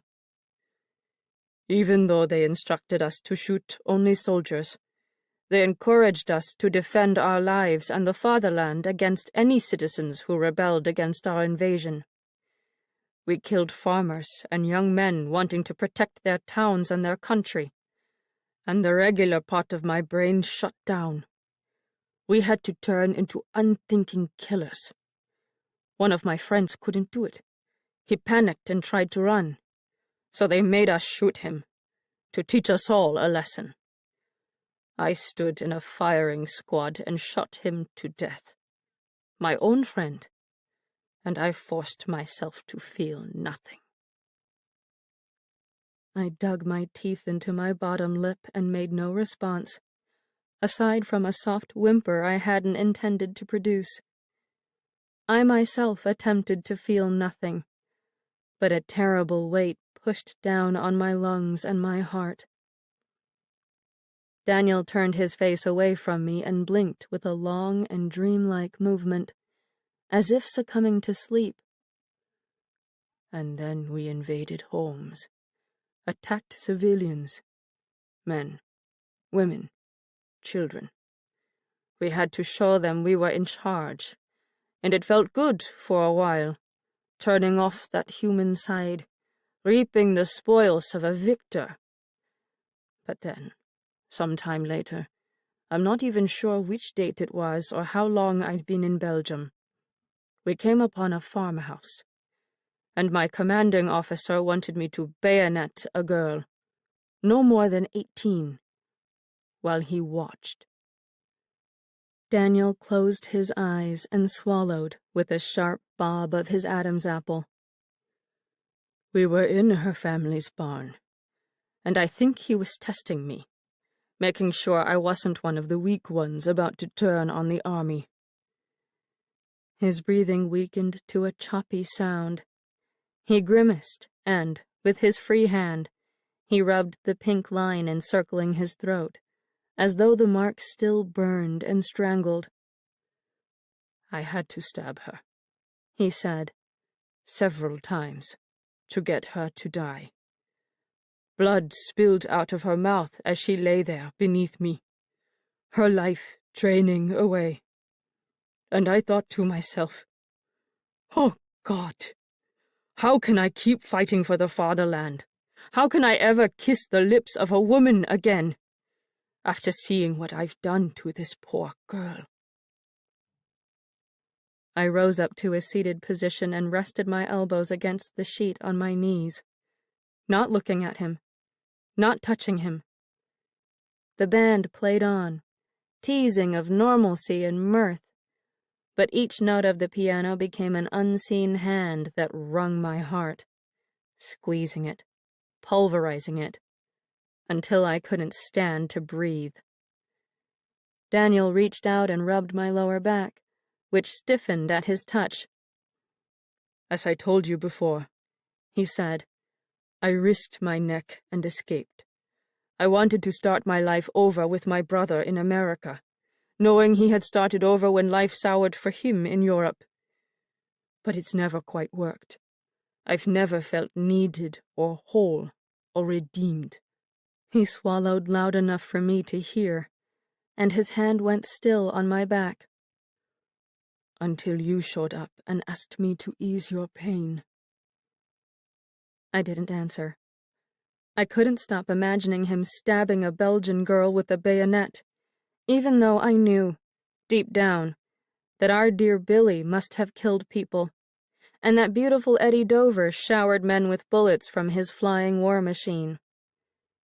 I saw her, though, a dying girl with a mouth and chin covered in dark red blood, like all those poor suffering victims in agony from the Spanish influenza, while he stood above her with the stained tip of his bayonet. He withdrew his hand from my spine. "This is why I didn't want to share my secrets." His voice hardened. "You won't even look at me now, will you?" I don't know what to say. I know it's war and you were following orders, but I tossed the sheet off my legs. I don't know what to say. I fetched clean clothing out of my luggage and made a beeline toward the bathroom next to the kitchen, past the broken lamps and all the other damage we had hurled upon the place in our hedonistic idiocy. I washed my face and dressed myself while my legs shook with the urge to run. I passed back through the apartment to fetch my shoes. Daniel, fully dressed and cleaning up one of the lamps in the living room, stood up straight with a shard of blue glass in his hand. "Where are you going?" "I've got to see if Addie and Nella need me to drive the ambulance." He followed me into his bedroom. "And if they don't?" "I don't know." I shoved my right foot into a shoe and tied the laces. "I need to walk for a while. I need air. I've got to go somewhere. I can't breathe." "You don't understand, do you?" He parked himself in front of me with the shard still gripped in his fingers. "You can walk and walk to the ends of the earth, but that pain inside you, you know, the one you're always telling me about." I forced the other shoe over my left foot with a grunt. "It will never go away, Ivy. Not until you make peace with everything that's happened here. It'll always follow you, and you'll never get away from it." "I've got to go." I knotted the laces. "You've blocked yourself from loving me because of Belgium. Now I'm going to block myself from loving you so I don't have to worry about you ever again. I'm tired of this." "I'm not going to die." "Yes, you are. I saw your brother and know you're marked for death. I can practically smell it on you." I jumped to my feet and pushed him aside. "I've got to go." "You spend so much time worrying about people dying on you and forgiving you." He chased after me. "But nothing will ever change for you until you forgive everyone else. Your father, your brother, me, yourself for not being strong." "I am strong." I hurried down the stairs with my feet thumping and skidding, and he followed. "You seem awfully weak right now, Ivy," he said. "Running away like this. You're always running away, aren't you? You didn't hide out in your parents' house for years because you were worried about your family. You worried about yourself in the big, bad world because emotions terrify you." "You're the one who can't love." I tore through the darkened store. "Don't talk to me about emotions." "A sadistic military operation carved my heart out of me. What's your excuse, Fräulein?"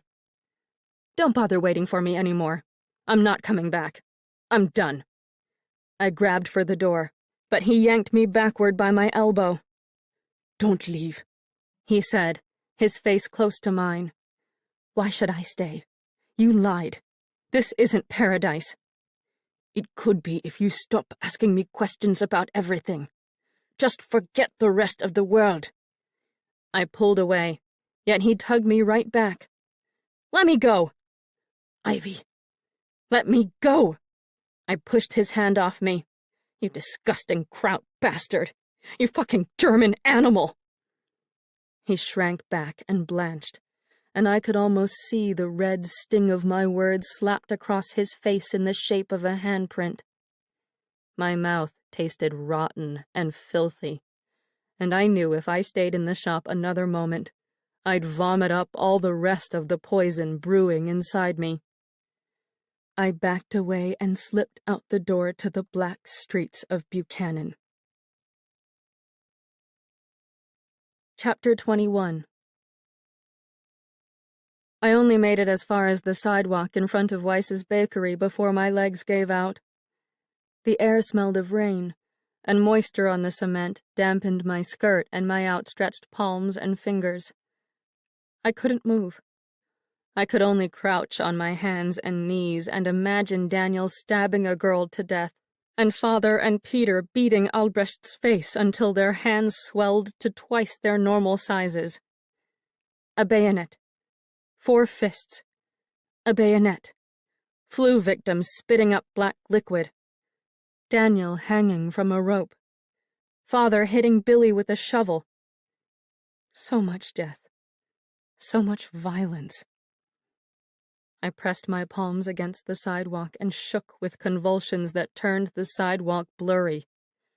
My eyes watered, and tears stung my skin, and I groaned in pain, as if I were the one being stabbed and beaten and strangled. "Do you know what I wonder?" asked a voice nearby. I lifted my head with a start and saw Lucas peering at me from the shadows between the protruding display windows of the tobacco shop next door. The lenses of his spectacles reflected a trace of moonlight, and I could just barely see the thin line of his lips that didn't smile or glower or show any other discernible emotion. "I wonder," he said, "if the Kaiser's army dispersed handsome young men across the United States and instructed them to fill women's heads with pity and their wombs with bush babies." I scowled at him from down on the ground, my chest heaving. "That hedonistic life you just shared with that kraut?" he said with a nod down toward Daniel's store. "All that naughty pleasure? I'm willing to bet that was just another German tactic to dominate the world. As you just said." Lucas swallowed, and I could see the ripple in his throat. "He's a disgusting kraut bastard. An animal. A fucking animal." I pushed myself to my feet and grabbed Lucas's spectacles off his nose. He cried out in shock, but I shoved him away and threw the glasses out to the street with a satisfying crack of the lenses breaking against asphalt. "Ivy!" Lucas covered his naked eyes. "What did you do?" "Stop spying on me!" I shoved him again. "You broke my glasses!" "What I do with Daniel Schendel is none of your business." I grabbed his left arm and squeezed it tight enough to make him cry out in pain. "It's not anyone's business but mine and his. Do you hear me?" "Yes." I shook him. "Are you sure about that?" "Yes, I hear you." "Stop working for the APL and do something better with your life. Nobody here is an enemy of this country except for all of you peeping toms who rob us of our freedom. We're all just trying to survive. That's all." From down the street, the instruments of the band hollered through the streets of Buchanan with voices even louder than mine. Still bearing down on Lucas's skinny biceps, I swung us both around and faced the direction of the Masonic Lodge. My arms and legs vibrated with the urge to sprint down the sidewalk and scale the brick walls to reach the music as fast as I was able. "It's like a siren call to you, isn't it?" Daniel had asked me during one of our first nights together. "One day, you'll find yourself going to it, and never coming back." Lucas sputtered up a sob. "I want my glasses. I can't see a damn thing but blurry dark shapes. I'm blind." I clenched my eyes shut. "I've just made a terrible mistake." "I'll say you did." "No, I don't mean your glasses." "Oh, God." I rubbed my throat with my free hand. Why did I say those things to him? "Do you see them in the street? Are they salvageable?" I let go of Lucas's arm. "Wait! Stop!" He grabbed hold of my left shoulder with a force that toppled me off balance. "Don't go anywhere. I can't see." Don't panic. You'll push me over. Go get them, please. Here, I'll make a deal with you. I yanked his fingers off me. I'll help you with your spectacles, but only after you do a tremendous favor for me. What favor? I tipped my head to the right and listened with my left ear, in search of any sounds of other APL spies creeping around us. The jazz music rollicked across the town like a tipsy party guest, slamming into walls, rattling windows, snuffing out all other noises. Lucas, I said in a whisper, I'm about to do something highly unpatriotic. But, he snorted. You've already been doing something highly... Please, just listen. I inched another step closer, getting right in front of his panicky brown eyes that looked so tiny and mouse-like without the spectacles. There's something I've got to do to make amends with Daniel Shendel, but it violates the Sedition Act by inciting disloyalty. Or at least, the APL's definition of disloyalty. Tomorrow. I glanced backward for a fleeting moment, worried I'd just seen a shadow scuttle beneath a street lamp. If you feel the need to turn me in, you may do so, but only as long as you swear to make the APL leave Mr. Shendel alone for the rest of his living days. Lucas's lips quivered, and his blind eyes widened. But... what are you... He gulped. What are you going to do? My father and Peter killed Mr. Shendel's brother last week. They forced themselves into their store and beat him to death. I didn't... Lucas shook his head. I didn't know that. Really? I lifted my brows. Other members of your group have talked all about it. I've heard them. Those other fellas in the APL don't always take me seriously, on account of me being the youngest member. They don't tell me everything. I put my hand on his shoulder. Swear upon everything dear to you that Daniel Shendel will be all right. If you want to turn me into your fellow volunteers to prove your worth, go ahead and do so. I don't care. Just keep him safe. I just want my glasses, Ivy. I'm tired and want to get back home. I'll take you home and arrange to have your glasses mended and paid for immediately, but only if you promise to help him. Otherwise, I bent close to his ear and dropped my voice to a whisper that I hoped gave his neck chills.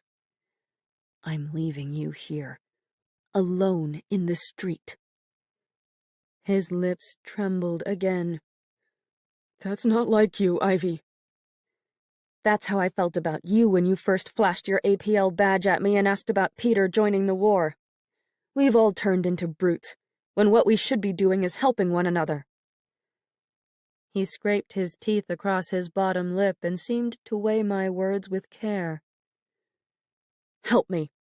I squeezed his left shoulder. And I'll help you. All right? He nodded and sniffed. All right. I swear. You and Mr. Shendel will both stay safe. Just get me my glasses now, okay? I stepped away from him, keeping my eyes upon him for any twitches of his mouth or alterations in his expression that might indicate he was lying about our safety.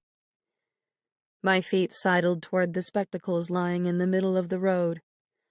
I leaned over and picked them up, feeling the dense weight of the bottle cap lenses, and when I took my eyes off Lucas to survey the damage, my jaw dropped. The glasses remained intact. I hadn't broken them at all. How bad are they? Asked Lucas from the curb, holding his arms around himself, rocking. He looked more like the little boy I remembered from the past, the one with skinned-up knees who would come running into our yard, his brown cap flying off his head, shoes untied, to see if Billy could play. Well, I lifted the lenses up to the lamplight and inspected for signs of hairline fractures. Did both lenses break? His voice cracked. Do you think... could I at least see out of one of the lenses? The glasses are fine, Lucas. I plodded back to him to the beat of the drums down the way. Somehow, they didn't get damaged in the slightest. I could have sworn I heard them splinter, but... He reached out his hand, and I placed the spectacles on his palm. His jaws stiffened. He situated the handles of the frames over his ears with a brusque movement that made my stomach dip. His magnified brown eyes glared at me without blinking. "You'll still help, though, won't you?" I asked, rubbing my hands over the goose flesh below my sleeves. "You're a kind person. You've always been kind, ever since you first started coming to play at our house." He pushed his glasses farther up his nose and backed away, slipping into shadow, the same way I'd found him. "I don't help whores and traitors, Miss Rowan." "Lucas, if you're planning to violate the Sedition Act..."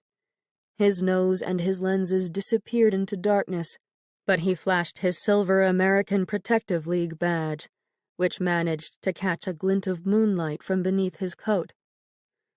"Then you'll need to do so at your own risk." The blackness of night swallowed him up completely. He was gone. Chapter 22. The ballroom had escalated in elegance. Instead of 12 dancing couples, 2 to 3 dozen young pairs, dressed in bright evening gowns and dark suits with silk neckties, fox-trotted around the hardwood floor. At least 3 dozen more guests sipped champagne at tables draped in ivory cloths. At a long buffet-style table on the far right of the room, a chestnut-haired fellow in a white coat, a professional bartender, it seemed, poured bottles of the sweet-scented booze into sparkling flutes and slid them across the surface for those who waited. No one wore flu masks. No one peeked over her shoulder as if worried the APL might tap her on the back and demand that she kiss the American flag. The wild number blasting from the band's gleaming instruments sang a song of utter denial. Pain lifted from my body and evaporated into the air. My brain went a little dizzy from all the jewels and bright crystal chandeliers and the couples spinning together like silken cogs inside a grand machine. I veered away from the rightmost side of the establishment, where uniformed doughboys gathered around the freshly poured drinks. They laughed and ogled the ladies with the lowest necklines, and I envisioned them separating into 2 different directions, like a parting olive curtain, to reveal Billy standing at dead center, smoking his cigarette, asking with his eyes, "Have you figured out yet who's going to die, sis?" I cupped my hand over my brow and locked my knees against the sensation of the floor buckling beneath my feet. "Hey there, Miss Rowan," said a male voice that struck me as familiar. I lowered my hand to find Benji from Nella's house strolling toward me in a smart black coat and striped gray pants. He smiled and looked nothing at all like the flu patient who had grabbed hold of my leg in a panic on the blood-stained floor of Polish Hall. "Hello, Benji." I smiled in return and relaxed my knees and my shoulders. "You found the place." "How could I miss it? I heard the jazz clear across town." "The band's swell, aren't they?" "They're sweller than swell." He beamed with a broad grin and tucked his hands in his coat pockets. "I'm just glad they let me in the place. I'm not as lily-white as I expected for this part of town." "That's true. I'm awfully glad it isn't." "Just look at everyone out there." Benji turned toward the dance floor and inhaled with satisfaction. I scanned the room and saw that every single soul in the place veritably pulsated with music. The band, that beating heart of jazz and pleasure, seemed to ensure that every man and woman, whatever color or background they might have been, danced and lived and breathed inside those gleaming golden walls. If anyone were to ever say to me that music wasted one's time, I would urge them to climb the stairs to that Buchanan Masonic Lodge ballroom and experience their own toes tapping to the rhythm of hot jazz, their own blood throbbing with vitality.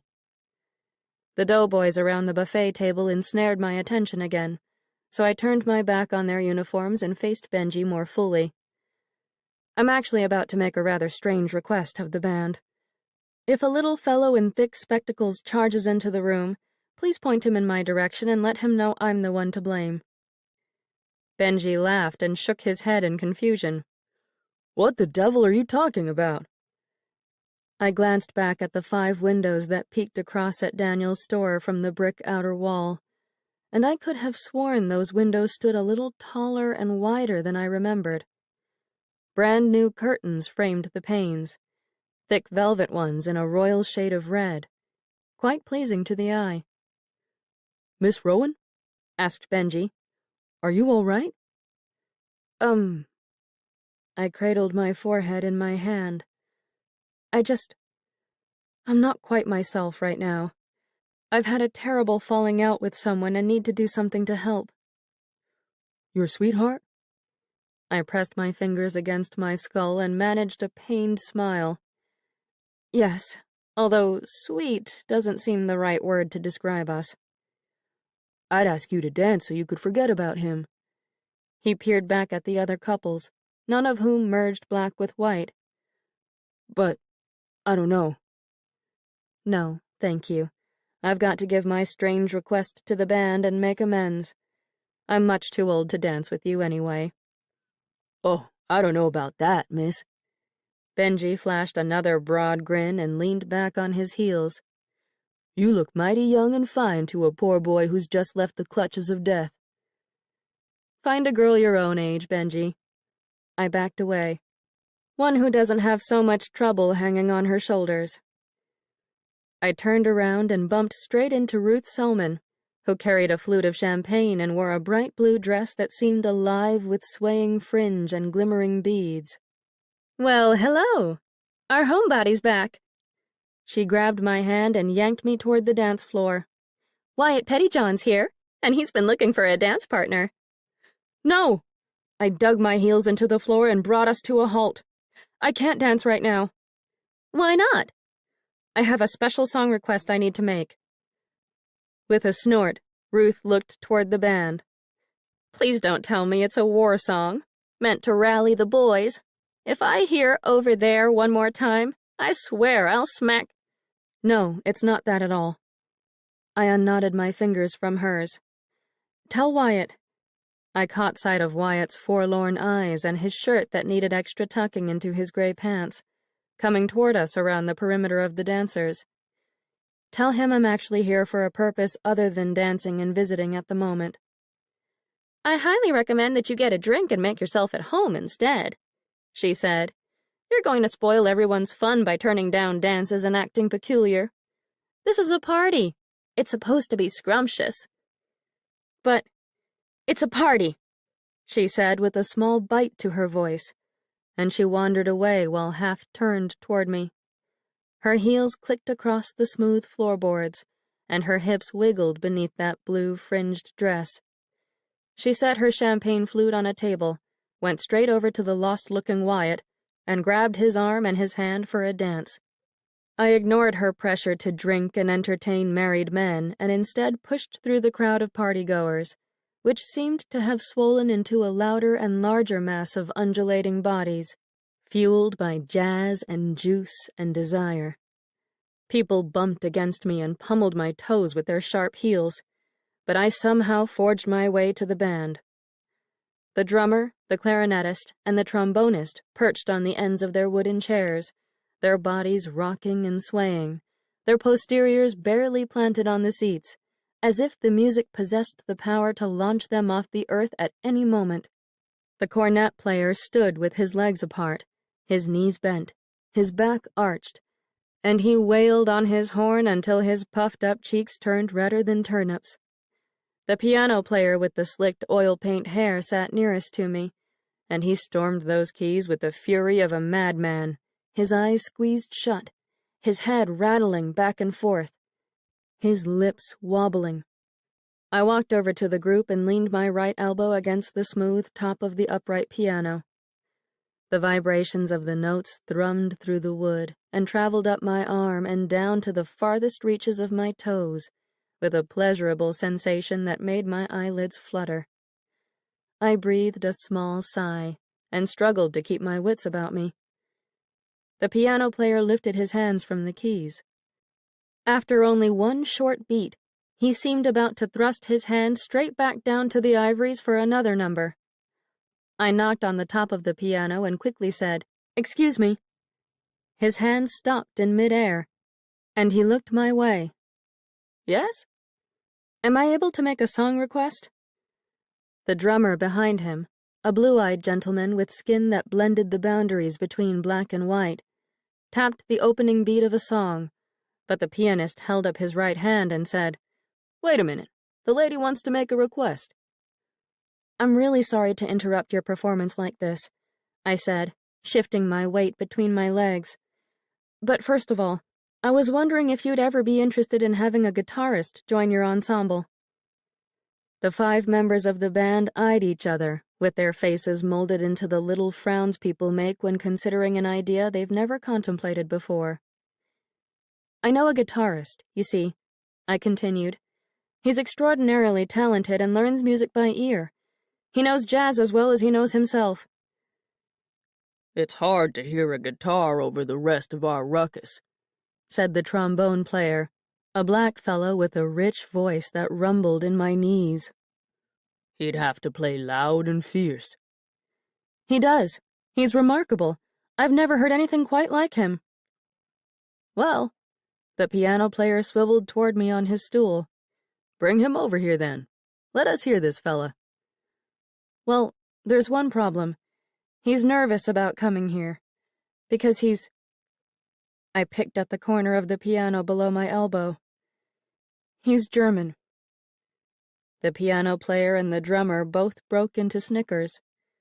"What's so funny?" I asked. "Ernest Ford." Using his thumb, the piano player gestured toward the drummer over his shoulder. "This handsome blue-eyed fella sitting behind me. His daddy's 100% Negro and his mama's 100% German. But somehow he adds up to be 100% All-American Jazz. As long as this guitarist Joe doesn't wander in here with the German bayonet pointed at all of us." I stiffened. "No, no, no." "We'd be happy to meet him," said Ernest at the drums. "Hey!" called one of the uniformed boys out on the dance floor. "Where's the music?" "Hold your horses." The piano player swiveled back to the keys. "Did you say you had a music request too, miss?" "Yes." I rubbed my lips together. "I was wondering if you might play a little Beethoven." The heads of all 5 band members whipped toward me. "My guitarist friend will need proof to feel welcome over here," I explained. "He lives across the street, and I know if he heard the music of a German composer blaring out of these windows—" I stopped, for they all wrinkled their foreheads as if I'd just asked them to don German helmets and speak in the tongue of the Kaiser. "I know that Beethoven has been banned, but—" "That's not the problem, darling," said the trombonist, leaning forward with his elbow on his right leg. "Beethoven isn't jazz." I tapped my fingers against the top of the piano. "The 4th movement of Symphony No. 9 could be." They furrowed their brows again, and the balding clarinetist chuckled and scratched his thumb against his cheek. I slid myself around the piano, bent over the keys next to the pianist, and tapped out a bass line with my left hand.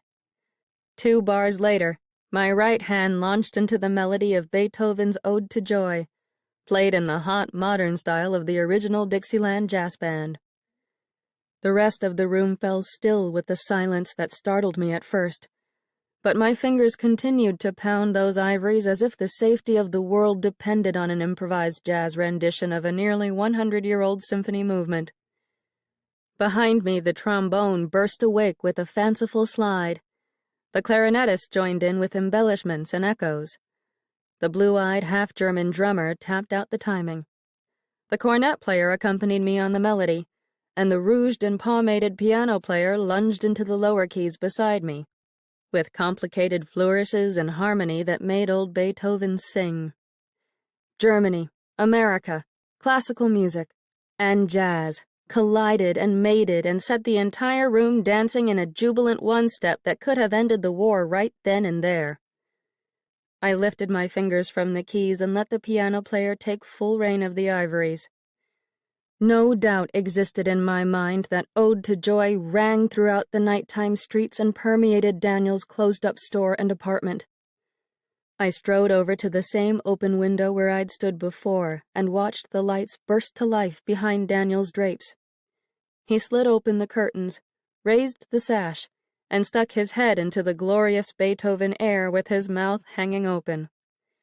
A breeze stirred both his hair and mine, and every element on earth seemed to move and sing and cry out for us to celebrate.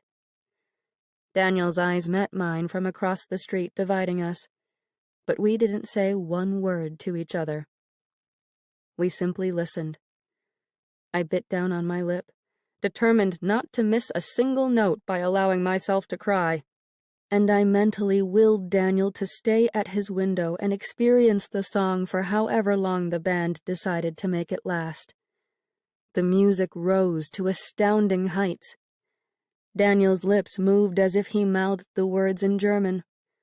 The lights in his bedroom seemed to brighten around him, illuminating his hair and his clothing. The song lasted for another full minute, and then it ended amid a thundering round of applause from the dancers behind me. I already missed the thrill of the symphony inside me. "That was for you," I called across to Daniel, poking my head out as far as it would go without losing my balance and falling out the window. "The band members want you to know you'd be more than welcome over here. They could use a guitarist."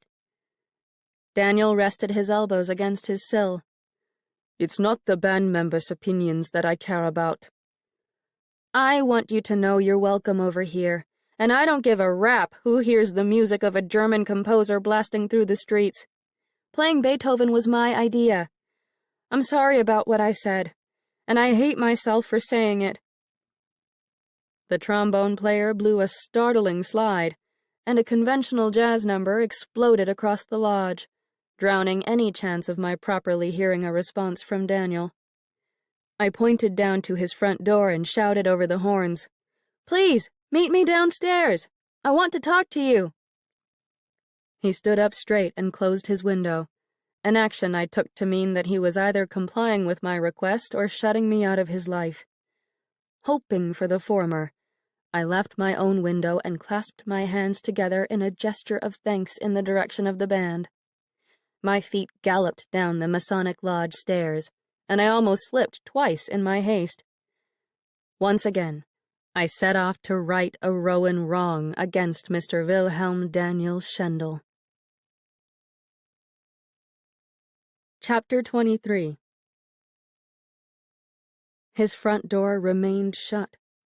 I slowed to a stop in front of the boarded-up glass and rapped my knuckles against one of the rough planks, with a sound that came out dull and hollow.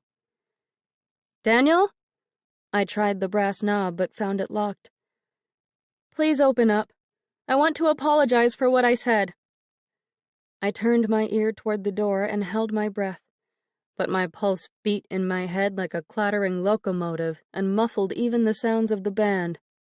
"Please, Daniel, talk to me. You know I said those terrible words in a moment of panic. Let's not end things like this." I inched closer to the door. My voice shook. "The very idea of you walking away from all that horror over there, risking your life to do so, makes you a far braver and better person than I could ever be. I'm sorry I reacted so poorly. I know the war forces people to do atrocious things they wouldn't normally do." The door clicked open, and Daniel stood in front of me with one hand on the doorknob and the other massaging his throat below his shirt collar. "That word, Kraut," he said with a wince and a sharp swallow, as if the German slur burned at his mouth and stung his throat.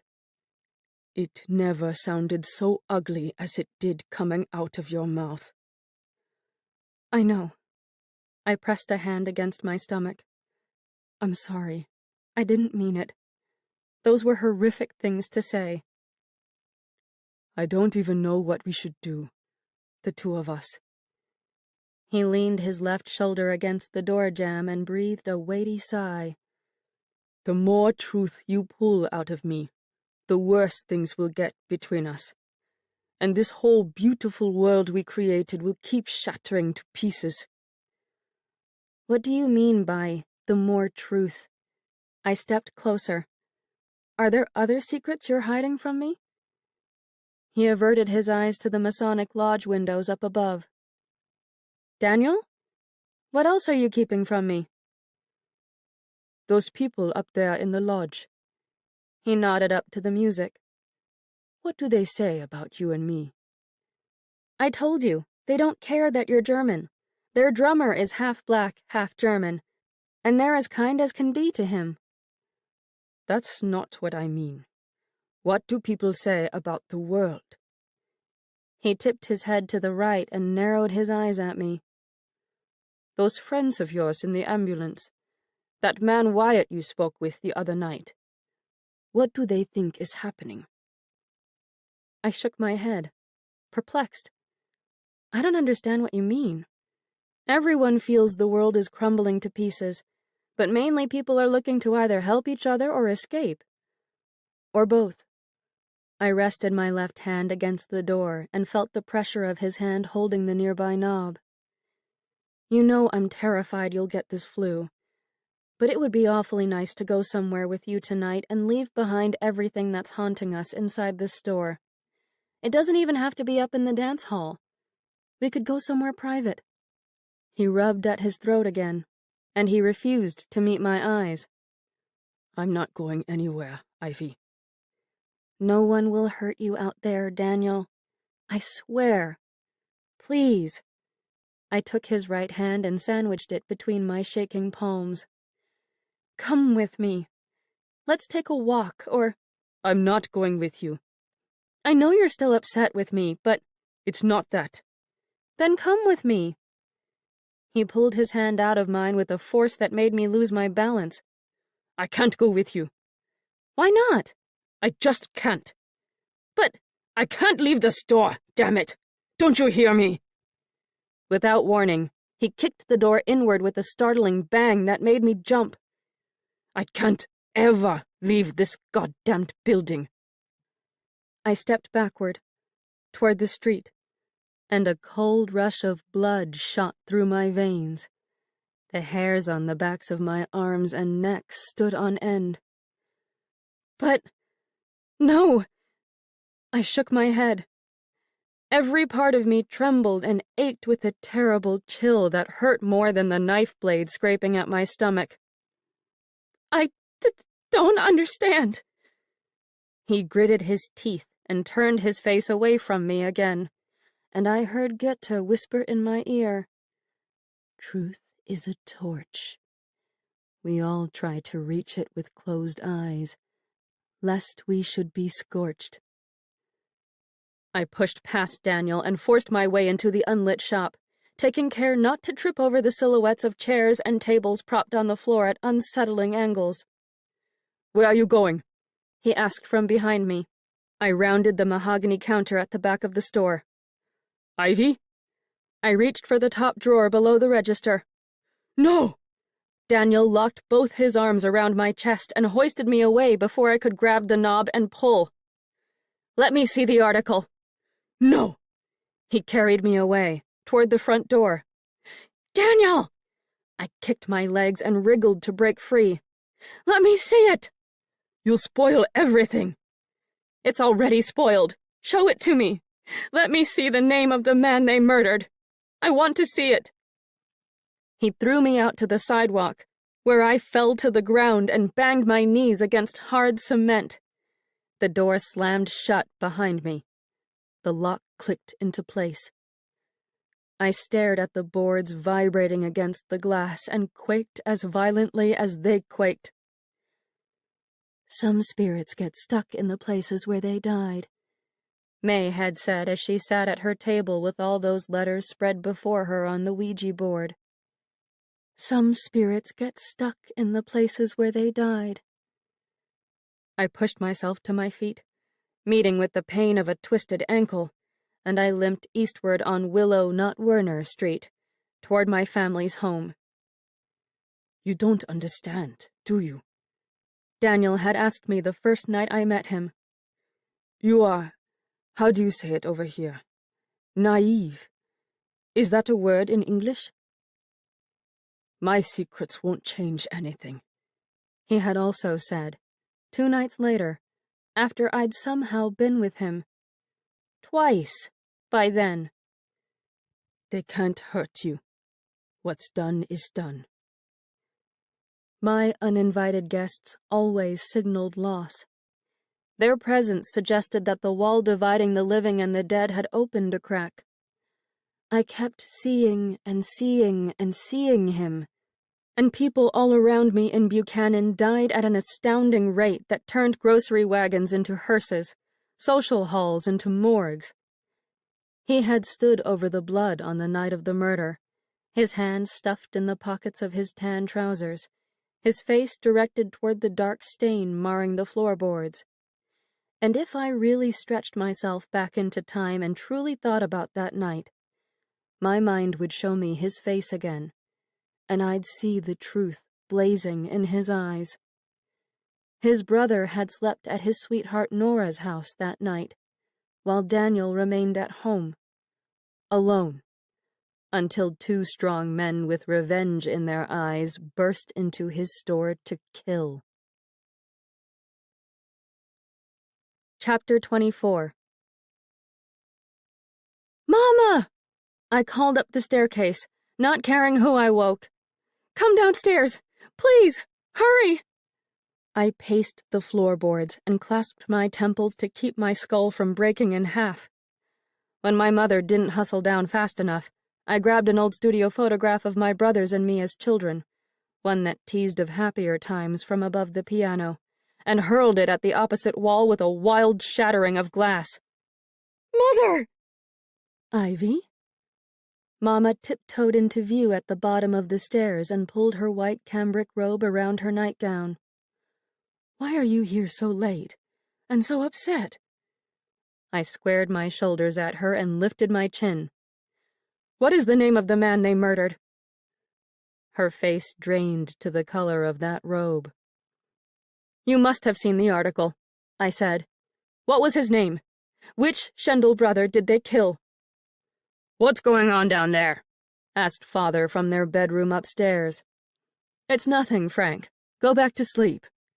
She turned back to me and gripped the square newel post at the bottom of the stairs. Oh, Ivy. Tell me, I said. Why won't anyone tell me anything? Stop treating me like I'm a delicate piece of china that mustn't be broken. Wait here. She held out her hand, as if instructing one of the dogs to stay put, and pattered off to the kitchen on the bare soles of her feet.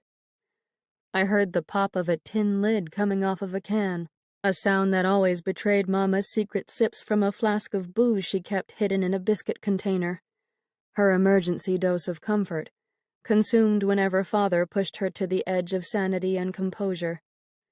A newspaper rustled out there in the kitchen, and then Mama crept back around the corner and walked toward me with her hands tucked behind her back. Do you truly want to see it, darling? She asked. Are you absolutely certain this is what you want? I thrust my right hand at her. Show me. She pushed a newspaper my way, and I saw the face of the victim. His face, along with his name. Wilhelm Daniel Schendel. Key details about his condition at the time of death shot at me like stinging bullets. Multiple bruises and lacerations. Broken nose. Fractured ribs. Ruptured spleen. A rope wrapped around his neck. Strangled. And that opening sentence. Oh, God. Friday night, a band of vagrants broke into Liberty Brothers' furniture store and attacked and killed Wilhelm Daniel Schendel, aged 24, a German enemy of the U.S. who resided in downtown Buchanan. I dropped to the floorboards with a jolt of my neck that hurt down to my knees. Oh, Darling. Mama stepped toward me with an offer of a trembling hand. I recoiled. I don't understand. It doesn't make sense. Why is it him? It doesn't make sense. Ivy. She kneeled down in front of me. My poor girl. I was with him. I shook the newspaper in her face until she blinked and flinched. With him. Multiple times. How could I have been with a man my family killed over Billy's death? Mama's chin shook, and she could no longer look me in the eye. What? I slammed the paper to the floor and heard a rip in the newsprint. Talk to me. Why won't anyone talk to me? What's happening? It wasn't Billy's death that set them off. I wrinkled my brow. Then what? What set them off? This flu. It's taken so many lives. She bent her face toward her knees and grabbed hold of her stomach, as if she shared my same knife blade of pain. Her mouth twisted into a grimace, and she squeezed her eyes shut tight, deepening the lines of her crow's feet. Your father got it into his head that the Germans dumped the germs into an American theater. She continued. He wanted to spill German blood for revenge. I know he was sometimes cold and harsh, that it often seemed he didn't care. But he loved you so much, Ivy. No, he didn't. Yes, she nodded. He truly did. He said that hearing you play piano was the best part of his day after toiling in the fields until his back and fingers ached. He loved you so much that he... She covered her eyes with one hand, and her lips quavered and sputtered. Her nose ran. He loved you so much, Ivy. She braced her left hand on her lower back. He loved you so much that he killed a man. I braced my hands against the floor. Daniel's face stared up at me from the newspaper down below, his mouth set in that defiant pose, his eyes both frightened and furious as he stood for a camera that captured the images of Germans. I shut my eyes against the sight of him in that hellish article that didn't make one damn bit of sense. I don't. I shook my head. I don't understand anything that you're saying. What's happening here? What's happening? Mama broke into tears. I kept my eyes closed, but I heard her weep, the same way she had cried the night Father and Peter slammed their way inside the house with blood on their clothes and their fingers, while I, fresh out of bed from the flu, had followed after everyone in my nightgown. I followed after them, and no one but Mama had paid me any heed. I stood there and watched them, and no one had noticed. I opened my eyes. The fingers of my right hand reached down to the Sentinel and dared to curl back the front page with the soft crinkle of newsprint. On page 3, a list awaited. A collection of names of the Buchanan residents who had perished from the flu from October 1 through October 5, 1918. My pulse pounded in my ears. The air in the house felt too thick to breathe. 8 of the names of the dead jumped off the page and pierced my heart.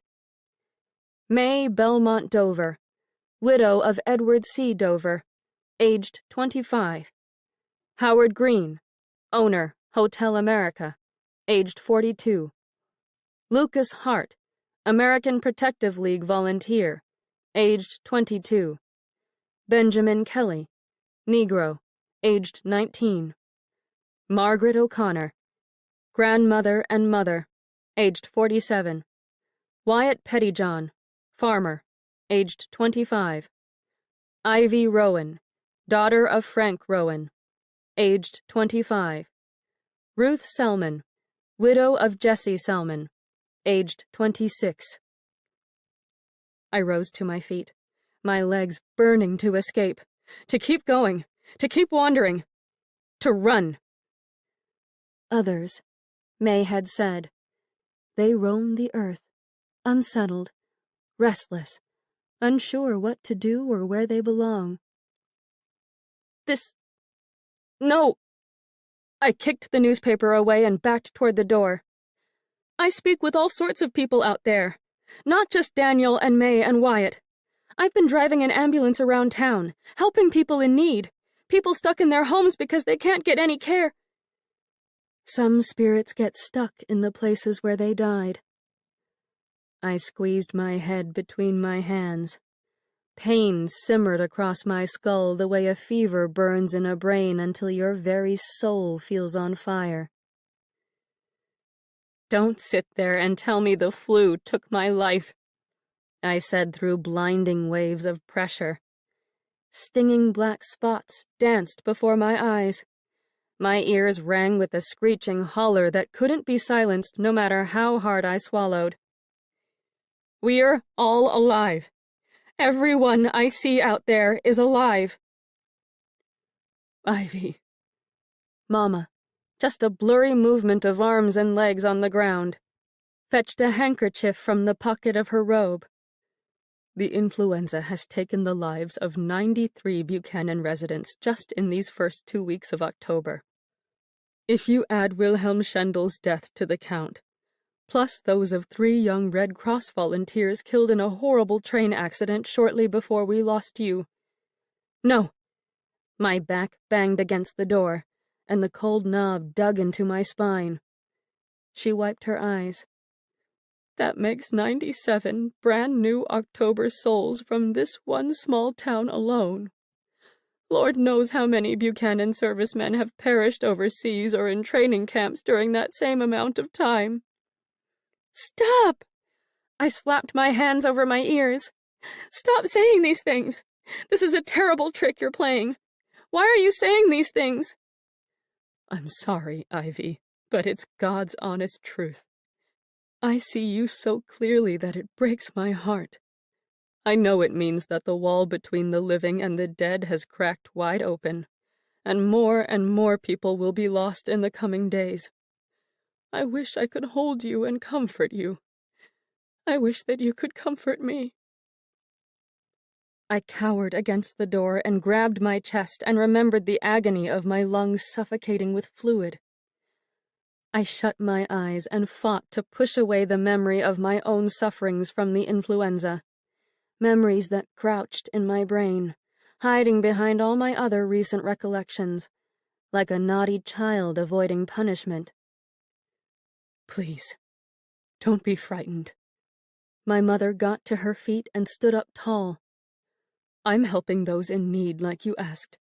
I went to Polish Hall and saw the lack of care, and I complained to the city's Committee of Public Safety.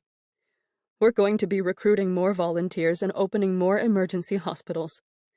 I'll do my best to save lives in your name. You don't need to worry about a thing anymore, sweetheart. And Granny Letty is always here, watching over me.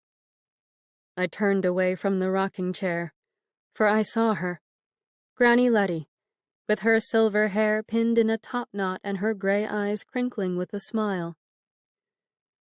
Go back to that young German man, said Mama, her voice as soft as when she used to read me stories of castles and magic and airy promises of happily ever after. Go take comfort with him and everyone else you find out there. Enjoy yourself.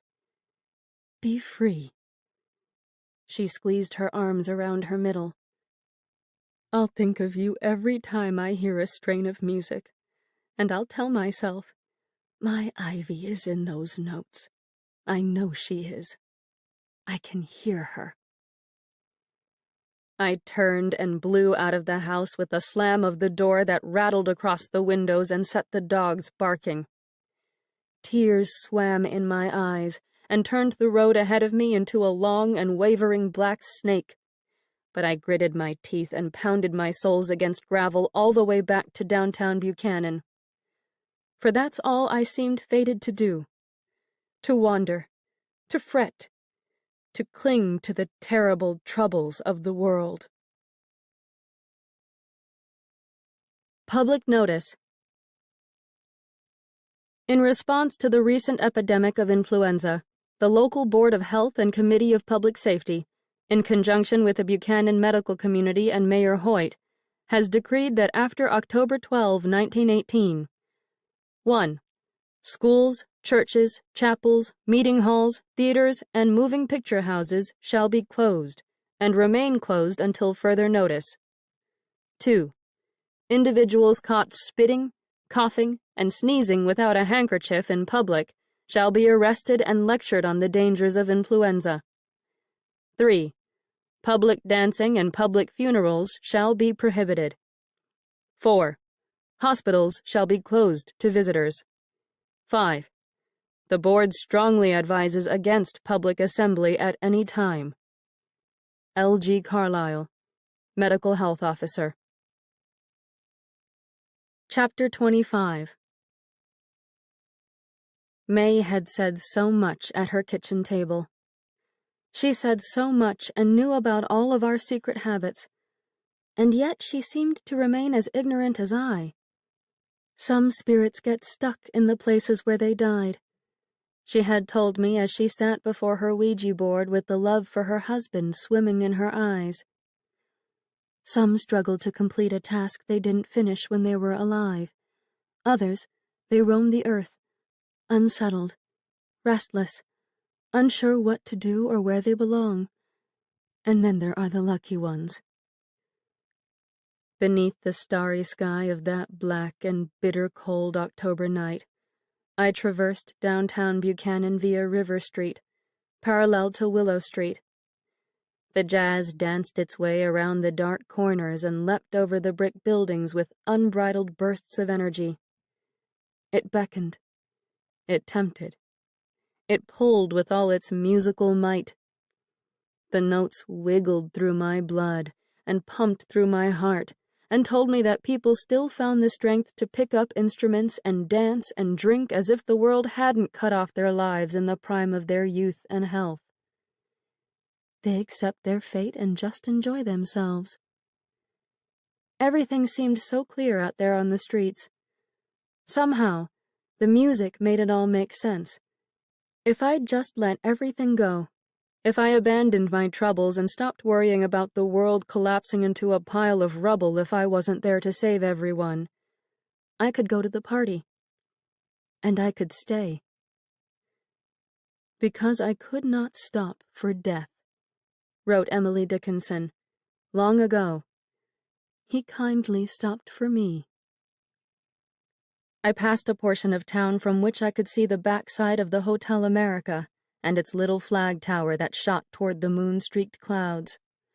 I thought of Mr. Green, still working for people like Lucas and me, despite what he'd said. I had that same illness myself.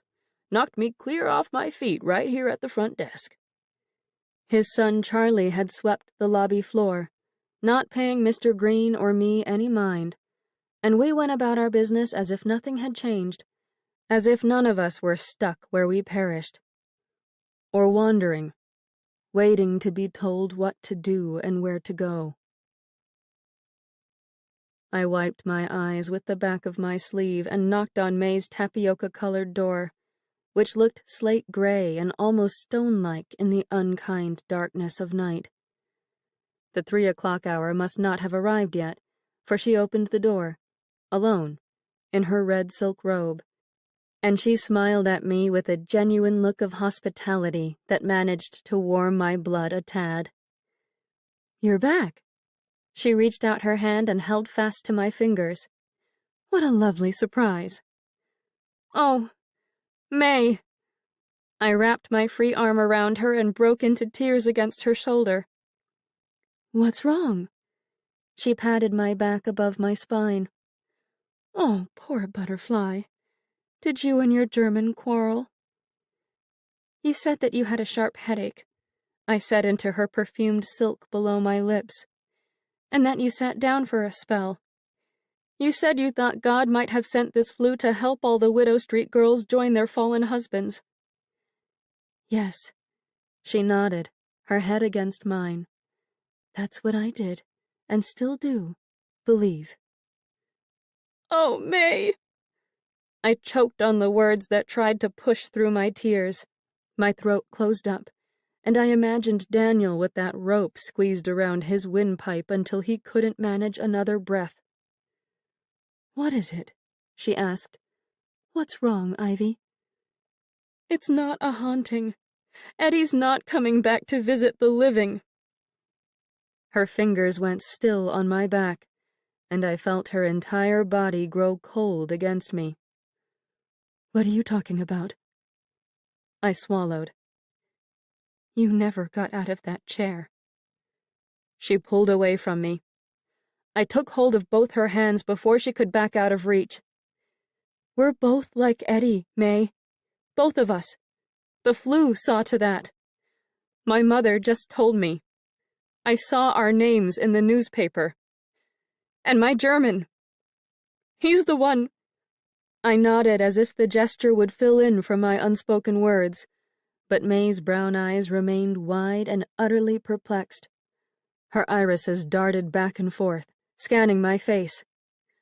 "Daniel is the one who was in the store when my father and brother attacked," I continued. "They killed him. They killed my Daniel. Because of me. Because I had the flu.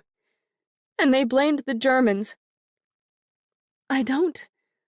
She wrinkled her forehead. "What are you—" 97 people have died in Buchanan during these first 2 weeks of October. 97. And counting. "But I don't—" "It seems we're part of the 97, May." I swallowed. "This killer flu. It granted your wish. It did indeed help you join your fallen husband." "No." She breathed a small laugh. "That's not true. You're terribly confused, Ivy." "My mother told me. She gave me those statistics. We're part of those statistics." "Eddie wouldn't keep leaving me if I were like him. He'd take me with him." "Come with me." Still holding her hands, I tugged her toward me and the open doorway, managing to move her 2 steps forward. "Please, come out of this house for a while and join me for some music and drinks. And when Eddie returns, you can tell him where you've been. Maybe you'll both become the lucky ones, the ones who accept their fate and just enjoy themselves." "I can't leave." "Yes, you can." My own feet crossed the threshold to her porch. "There's a party every night, just down the street. Can't you hear the jazz?" We both craned our necks in the eastward direction of the lodge, but only a soft bleat of the horns traveled the distance to May's residence. "I'm not going anywhere without Eddie." She wrenched her hands out of mine. "He's coming back soon, and I'm going to be here. I'm going to be here and pretend like nothing is wrong." She turned and whisked toward her bedroom with her red silk swishing across her calves. "No, don't pretend." I followed after her. "Daniel pretended, and it only made things so much worse for me." "Eddie!" May tore inside her room and yanked down the covers of her empty bed. "Eddie, where are you? Where are you? I need you, now!" She dropped to her knees on the floor with her eyelet bedspread clutched in both hands. "Eddie!" I knelt beside her, resting my knees against a fuzzy rug of black and gold. "It's all right." "Eddie!" She bent over at the waist and cried into the fabric. "It's all right." I rubbed her back, above the hard ridges of her curled spine and quaking shoulder blades. "He'll be here soon, and then you can speak to him about what you learned. Both of you can free yourselves and accept your fate, and he'll likely stay with you for as long as you both want to be together." I brushed loose curls off the nape of her neck. "But don't pretend like Daniel and my mother did. It only makes the truth so much harder to swallow. It feels like poison and betrayal when you realize you've been sheltered like a child." May eased her cheek against the floor, her chest still bent over her knees. Her lungs expanded and contracted with spasms that jerked her whole body. "We were supposed to have a baby," she said in a small voice I could just barely hear. "Before he left, we kept trying and trying, but I just couldn't find myself. I couldn't get—" I'm so sorry, May. "It's not fair at all. We had so many plans." I know. I nestled a hand over her right shoulder. "What's the point of it all? Why were we born if we were all destined to be snatched away so soon?" I don't know. I shook my head. But I think we're meant to make the best of it now that we are where we are. And maybe, just maybe, I wound a strand of her black hair around my right pinky until the finger looked stained in ink. Those who survive will come to realize that too much time is spent on killing.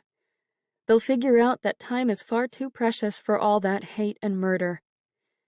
Maybe, if we do our best to enjoy ourselves, they'll sense the force of our love and feel the emptiness of our absence. And they'll be sorry they ever whooped for joy over the idea of war. May closed her eyes and sank her face farther against the snowy white islet. "Do you want me to leave, May?" I asked. "Or do you want me to stay until he arrives?" She slowed her breathing. "Your father and brother gave him to you then." I sank back on my heels. "I beg your pardon?" "They gave you the German, if he's the one they killed." I swallowed down a dry patch as sharp as a razor blade. "That wasn't their intention. I can assure you of that." "But it happened just the same. I like that." She smiled. "I like that love sprang out of murder. It makes me feel a little better." She closed her eyes again, and her lashes fluttered against her skin. "I've always enjoyed love stories. Men might call them silly and sentimental, but they all just want to be loved too." She inhaled a long breath through her nostrils. "Tell me your whole story before you leave." "What story? My life is so dull, May. I'm sure, compared to you." She took hold of my knee and tucked it beneath her right arm. "Tell me the story of you and your German. I want to hear about two people not meant to find each other who ended up tangled up in each other's lives and deaths. And give it a happy ending, even if you don't believe it will come true."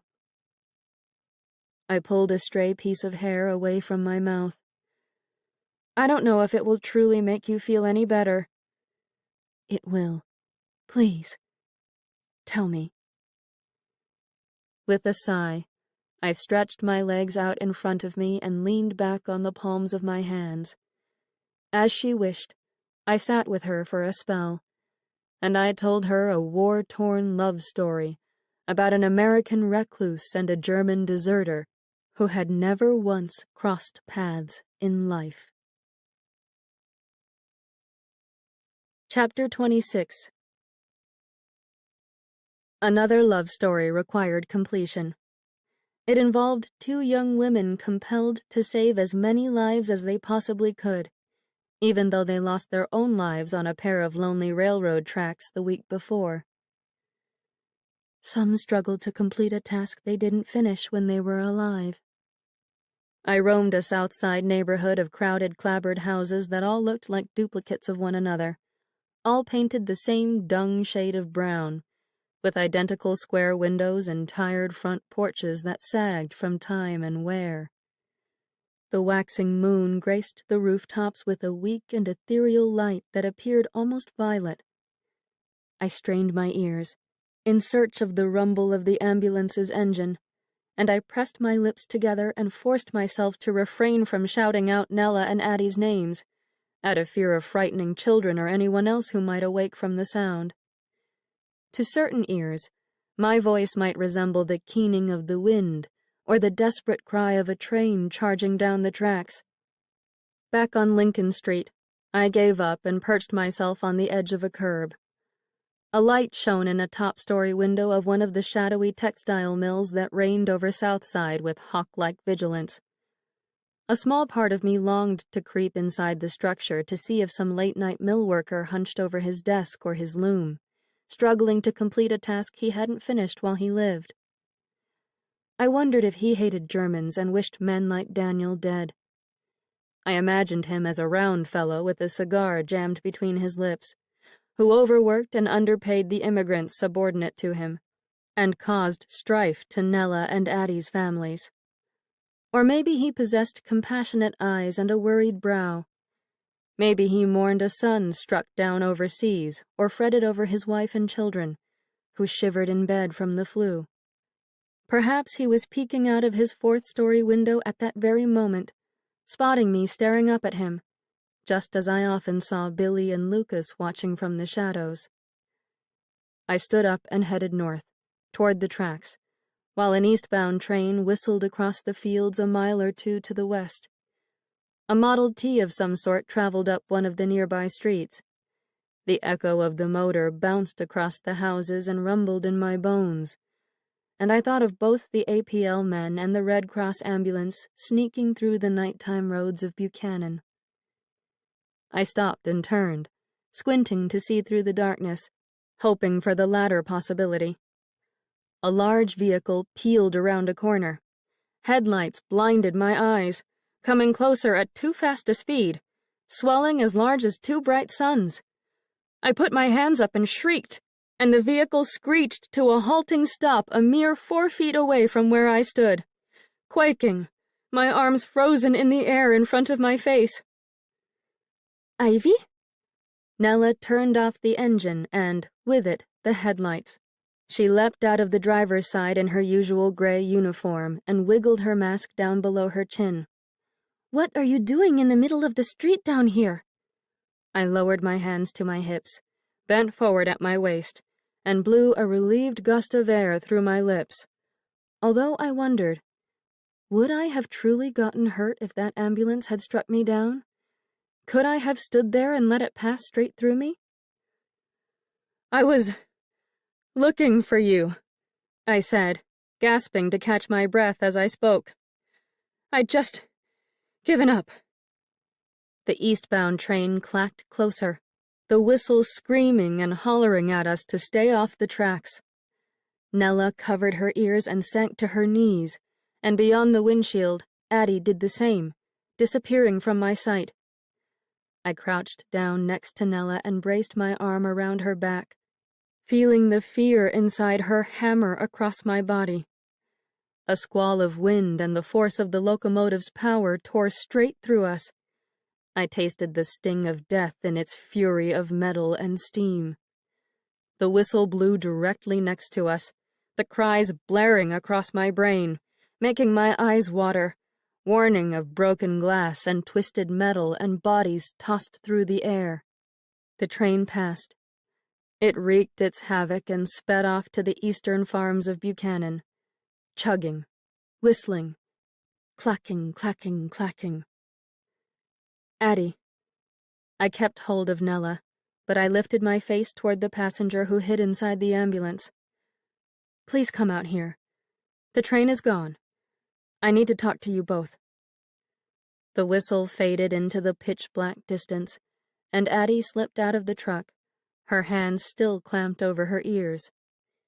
Nella rose to a standing position and removed her flu mask. I backed up to properly face them both, and Addie lowered her mask and cleared her throat. "Tell me," I said, a tremor in my voice. "That night I first found you stalled on the tracks. How long had you actually been there?" Addie and Nella glanced at each other with their lips half open. I heard the nervous beating of their breaths, but they did not answer.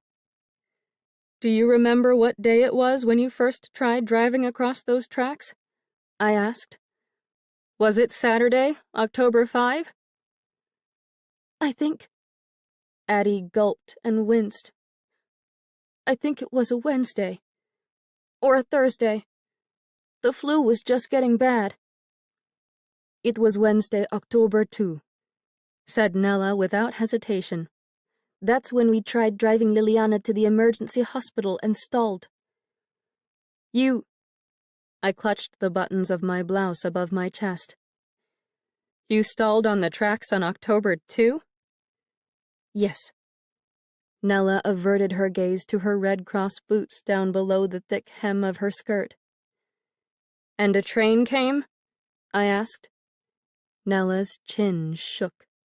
She wiped at her right eye with a knuckle. "Yes, a train came."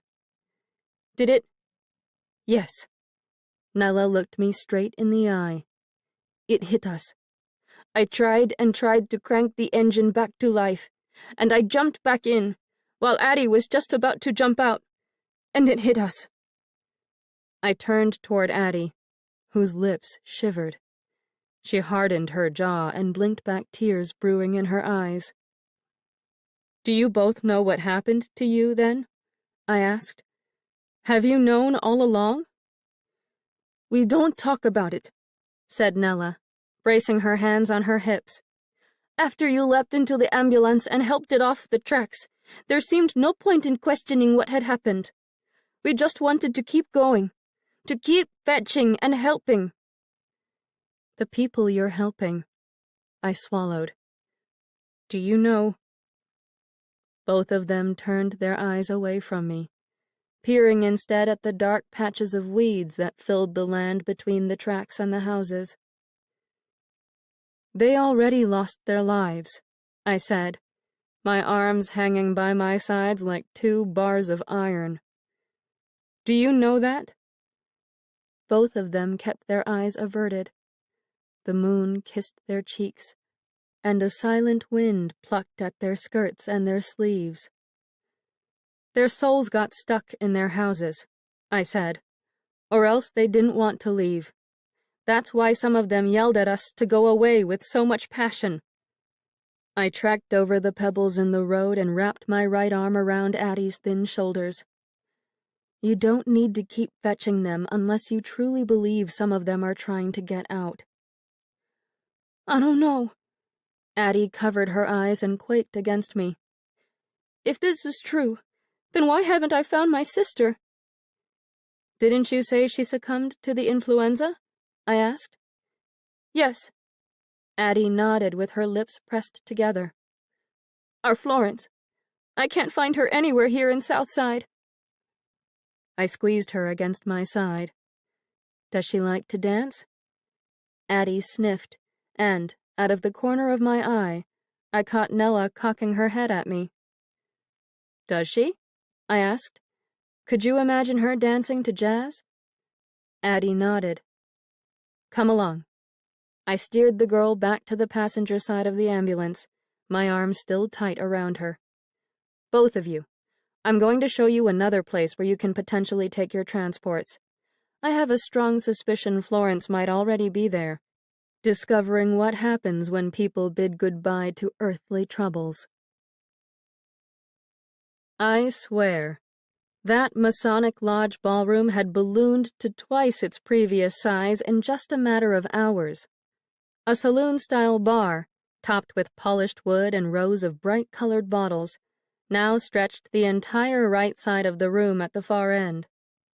3 well-groomed men in white coats and bow ties served drinks to a line of guests bellied up to the marble countertop, their feet resting on a brass footrail. I had to laugh a little, for in the middle of the bar stood a pyramid of crystal glasses, which Ruth Selman turned into a fountain of champagne by standing on the counter in her blue-fringed dress and pouring a bottle into the topmost glass. Golden liquid splashed and bubbled, and a small crowd of men and women, army boys included, cheered her on in a variety of languages, from English to Polish, Russian, and Norwegian. The more she poured, the more the music gathered speed.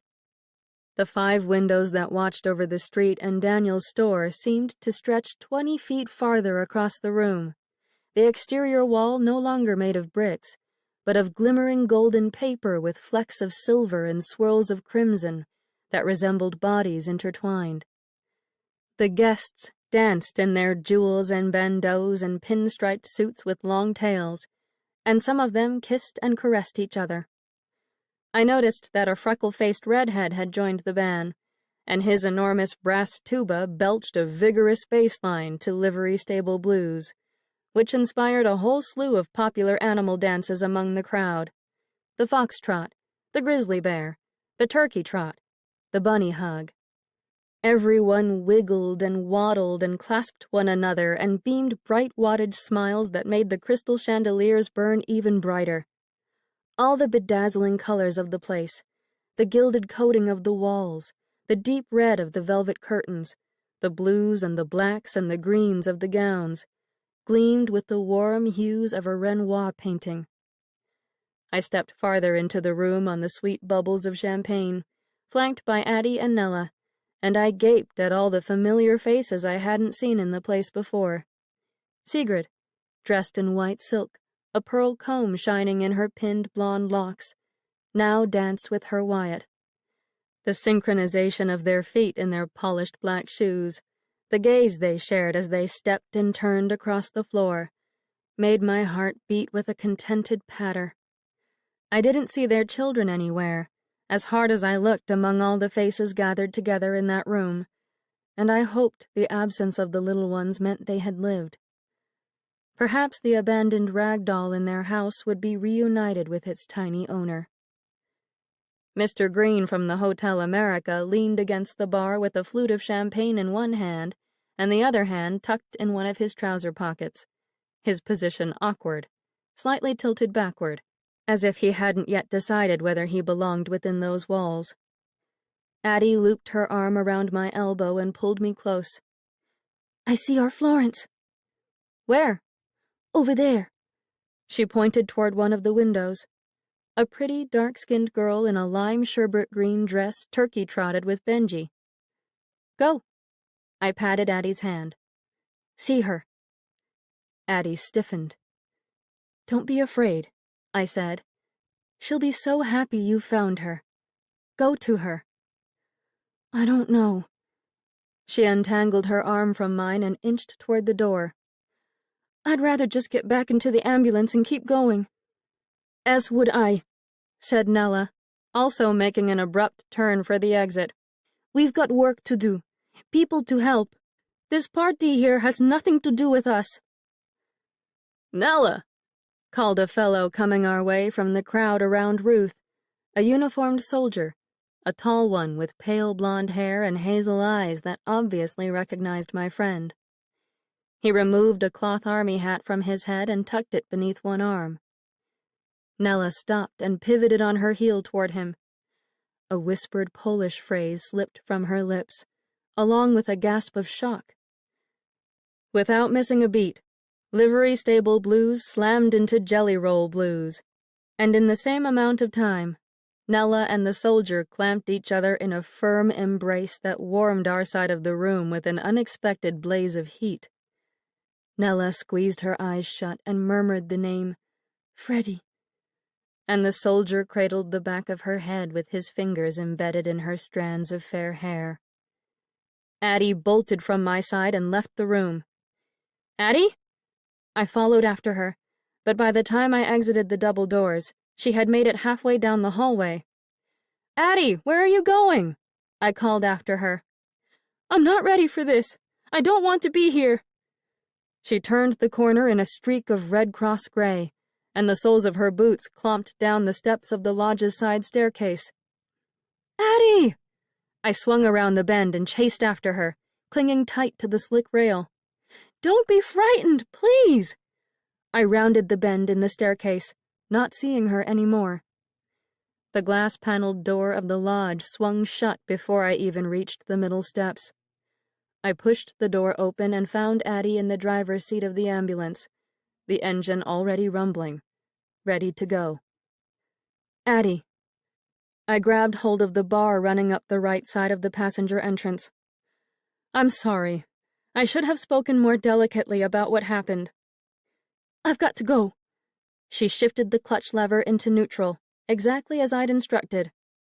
"Please stop hanging on to the ambulance." "It's not fair, I know. I feel too young for this, too.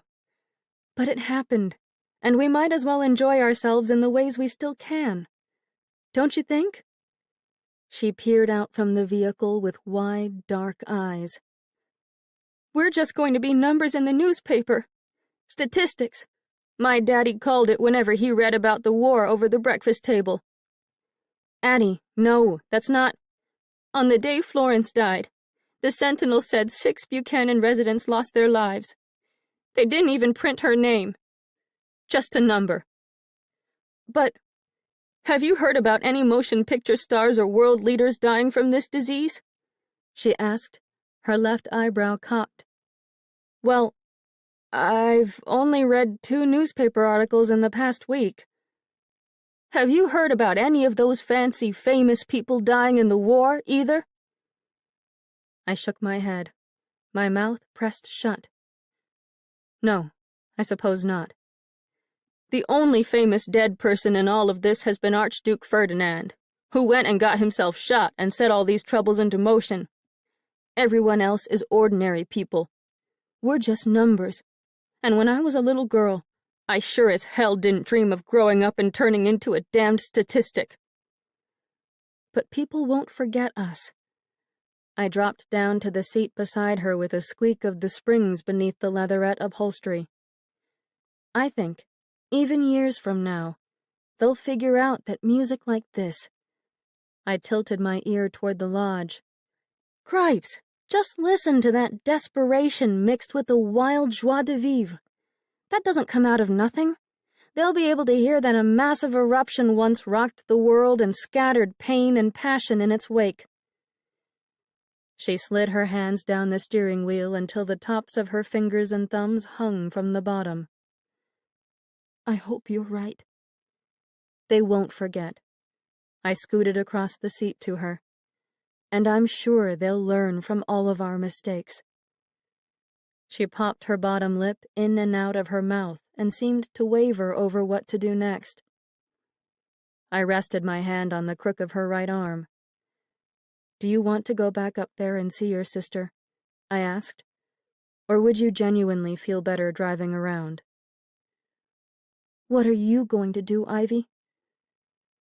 I sighed from deep in my belly and glanced past her head at the closed door of Liberty Brothers Furniture standing there, motionless, in the steady electric lamplight shining across the street. I'm going to talk to my German for a bit, but after that. She knitted her brow. After that, what? That's a very good question. I climbed out of the ambulance and smoothed down my skirt. I spent so much of my life hiding and protecting myself from fear. I'm not quite sure what to do with this new taste of liberation. Well, I think I'm going to drive around a bit. She pulled her gauze mask back up over her nose. Addie. I leaned back down with my hands on my knees. If you see a young doughboy with hair my color, someone who looks a little lost, will you ask him if his name is Billy Rowan? She nodded. All right, I suppose I could. And if it is Billy, will you tell him that Wendy Darling said to go to the Masonic Lodge, which is a little bit like Neverland? If you mention that Ruth Selman is there, showing off her gams, that would probably help. Your brother, right? Yes, my brother. The one we lost in France.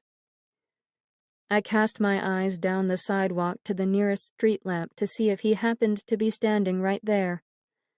A golden haze hovered beneath the bright, bulbous casings, but I didn't see Billy, although a pair of thick lenses glowed in the darkness beyond. I'll tell him, said Addie. Thank you. I stepped back from the ambulance and watched her adjust the levers for the throttle in the spark advance. With the skill of an expert driver that made my instructor's heart proud, she maneuvered the vehicle around into the opposite direction and puttered off to the westward junction to Southside. I put my hands on my hips and braced myself against a stark chill left in her wake. Go upstairs to the music, Lucas.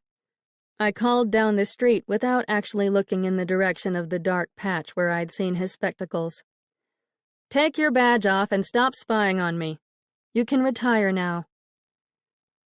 No sounds emerged from his unlit corner. I puffed a sigh through my lips and turned my head toward him. "You got sick from this flu, didn't you?" I asked. He didn't answer, but I heard him kick a pebble into the street. The stone rolled around in the blackness of night and spun to a stop somewhere in the middle of the road. "Did it turn into pneumonia or some other complication?" I asked. "Yes," he answered from down in the darkness. "Meningitis." "Do you know what happened to you after the complications set in?" Another pebble hurled into the street and clanked against the curb on the opposite side of the road, in front of Daniel's store. "Did you ever read any of Emily Dickinson's poems?" I asked. "Oh, Jesus," said Lucas, still not stepping forward and showing himself in the light. "Billy said you read those things all the time. He worried you admired her so much you wanted to be her, hiding away inside your father's house like that. You turned so strange and ghostly." He sighed. "You really bothered him with your oddness." Instead of responding, I quoted one of her poems. "Death is a dialogue between the spirit and the dust. Dissolve, says death. The spirit, sir, I have another trust. Death doubts it, argues from the ground. The spirit turns away, just laying off, for evidence, an overcoat of clay." Neither of us spoke after my voice finished echoing across Daniel's store and the limestone bank building beside it. I thought I heard the muffled pounding of a hammer beyond the boarded-up windows and the paint-spattered walls of Liberty Brothers, and I longed to be done with Lucas. "Don't let death and the APL keep you trapped in the shadows, Lucas." I sucked a deep breath of air through my nose and felt it settle inside my lungs. "Remove your badge, and go up and join the party in the lodge." A pair of hesitant footsteps shuffled toward me across the sidewalk. Lucas, still in his charcoal gray businessman suit, wandered into view from beneath the lamplight with his arms wrapped around himself. Another wanderer, just like me. "Remove your badge," I said with a nod, "and go have some fun. All right?" His dark coat quivered with the nervousness of his arms shaking against the fabric. He didn't speak or move until the jazz band switched to an old childhood favorite that all of us kids who grew up in the early years of the century adored. Bill Bailey.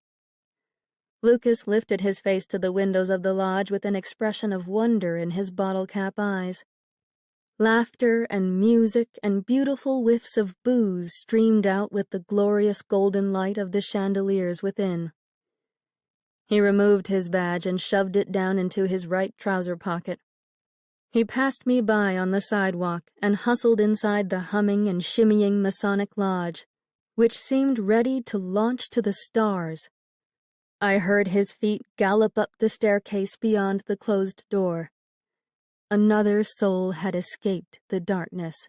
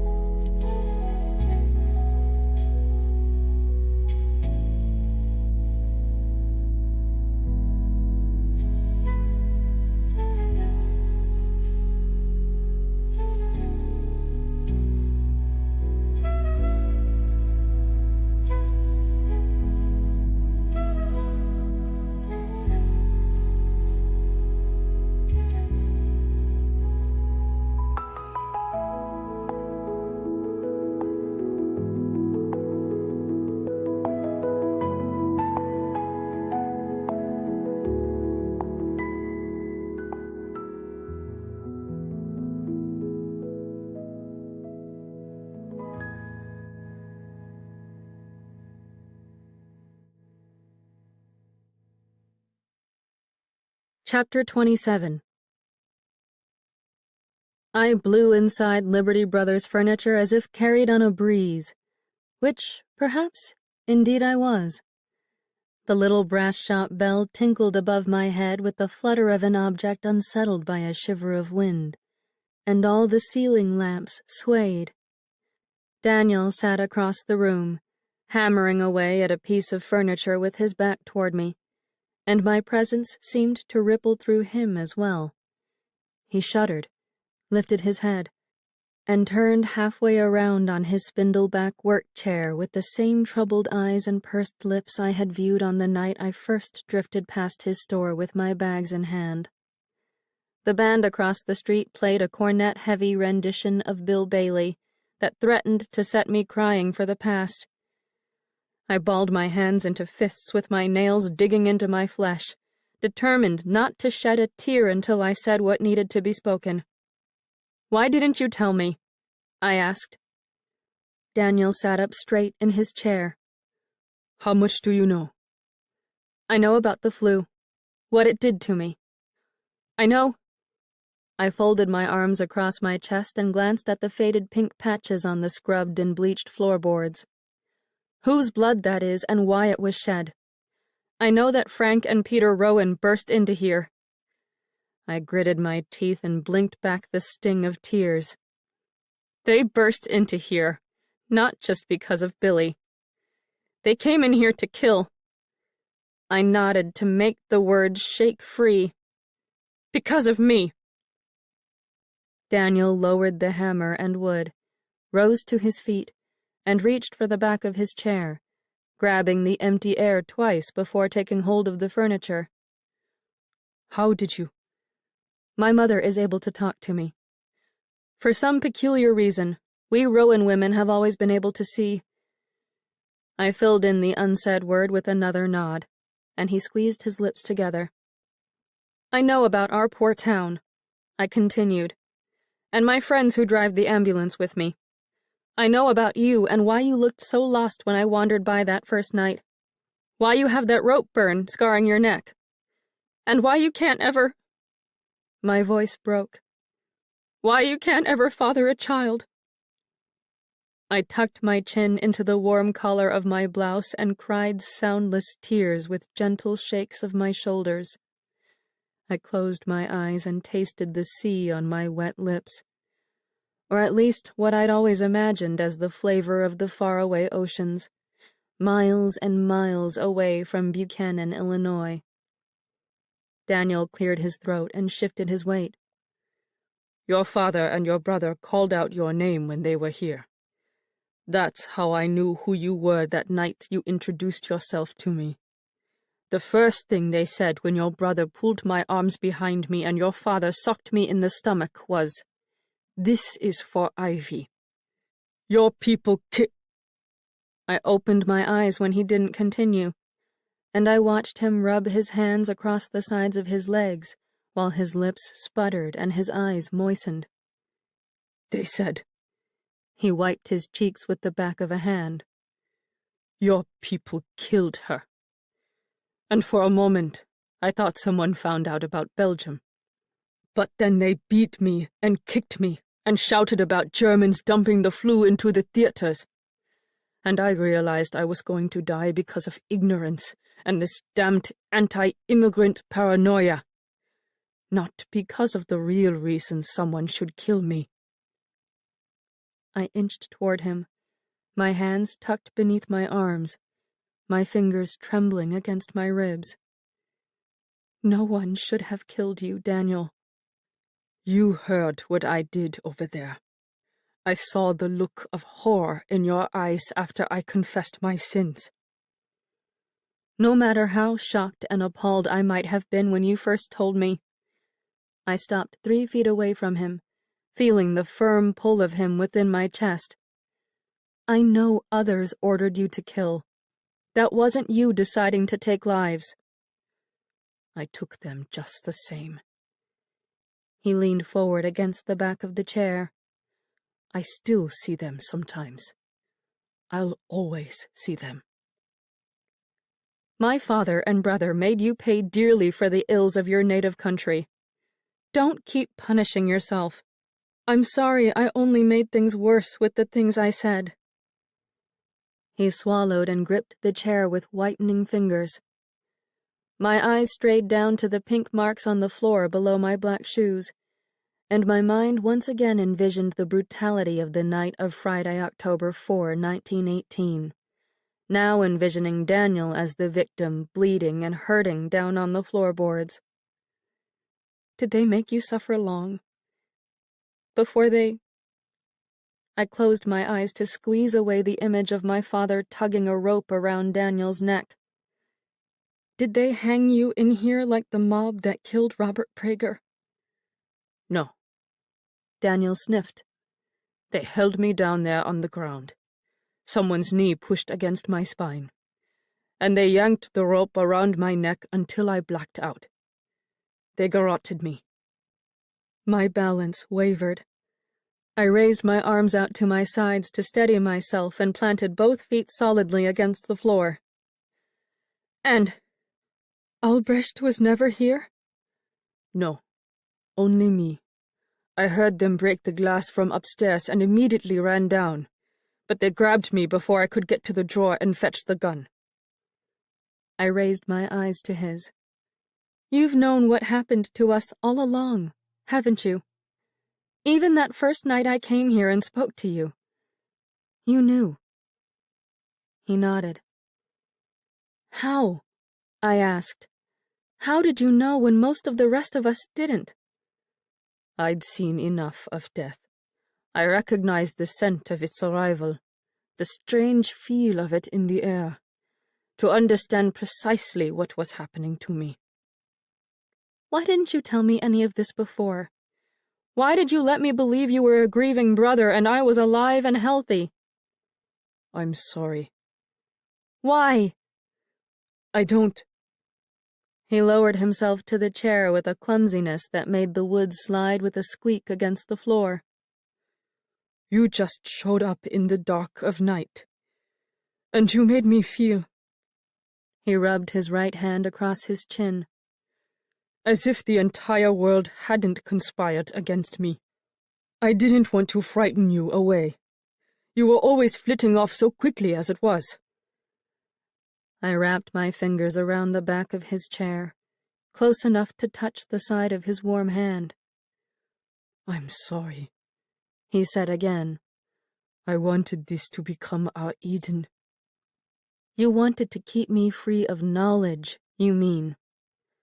"No." He swallowed. "Just free."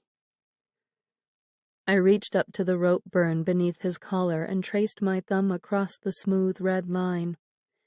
His unsteady breaths tickled the back of my wrist. "Why is this mark still here if your other wound's healed?" I asked. "I don't know." "Is it like the pain in my stomach, waiting to be freed?" He shook his head and again said, "I don't know." "What would free you?" I cupped my hand around his cheek and his chin and stroked his soft skin, that, now that I thought about it, never seemed to grow much in the way of whiskers, beyond a thin and bristly layer of stubble that never, ever changed. "What would allow you to leave this place?" He turned his face in the direction of the front counter drawer that hid the Sentinel article about the murder. "What is it?" I asked. He drew my hand into his and peered up at me with glossy blue eyes. "I want to know that Albrecht and the store will be safe." I sank my teeth into my bottom lip, and the wood-paneled walls of Liberty Brothers seemed to squeeze against my chest, pressing all traces of hope for his well-being out of me. "Oh, Daniel, you might be asking for the impossible." "I know." He shifted his position in the chair with another dull squeak. "But my brother, he's lived in this country since 1912. He's never hurt a soul or betrayed America. And yet he'll have a struggle to reopen the store and marry Nora because of slanderous attacks like the ones—" He darted another sharp glance at the closed drawer. I pressed my hand over his, molding my palm around his knuckles, which somehow grew colder beneath me. "What can I do to help?" I asked. "What can I ask my mother to do?" He shook his head. "Nothing. The war has to end first. People need to change their way of looking at other people to set things right for Albrecht." "And you believe you'll remain trapped inside this building until that happens?" He closed his eyes and nodded. "That doesn't seem right at all. Try to come with me." "I keep telling you." He peeked back up at me with the same haunted look I remembered from the day I first walked in on him cleaning up the blood, his pupils wide and dark. "I can't." "Just come to the music and the dancing across the street." "Ivy." Daniel brought me down to his lap with a soft pull of my elbow. "I'm not ready to go. If you need to keep moving and find whatever it is you're searching for, I won't stop you. But I'm not going. I'm staying right here until I'm certain it's safe." A tenor with a lush vibrato, perhaps the slick-haired piano player, burst out in song across the street and gave us both a start. His melancholy words and dreamlike melody caused my soul to tire inside me. The lights dimmed. The world withered. I lowered my head against Daniel's shoulder and said, "I can't stay here with you. This store reminds me of my father and my brother, and what they did." "I know." He leaned his head against mine, and we trembled and fought against allowing the music to chip away at our hearts until nothing of us remained. We stayed tethered to the earth, for better or worse, and absorbed the sorrow of the tenor's voice. Daniel swallowed next to my ear. "Last night was the end of the world." I collapsed farther against him. "I know. I feel the same way." "No, I mean," he brushed his cheek against mine, "that is the name of the song. Last night was the end of the world, by Henry Burr." I emitted a sound that wavered between a whimper and a laugh and locked my arms around his shoulders. My eyes turned to the copper lamp dangling above us, and I stared at the unsteady bulb that hummed and flickered inside, fearful it would soon blink out and abandon me in a darkness where nothing ended or began. Just darkness and cold. And me. The singer across the street reached his final crescendo. His voice shook throughout the store and volleyed across my legs and my head and my bones, or what I thought to be my bones. And then the world fell silent.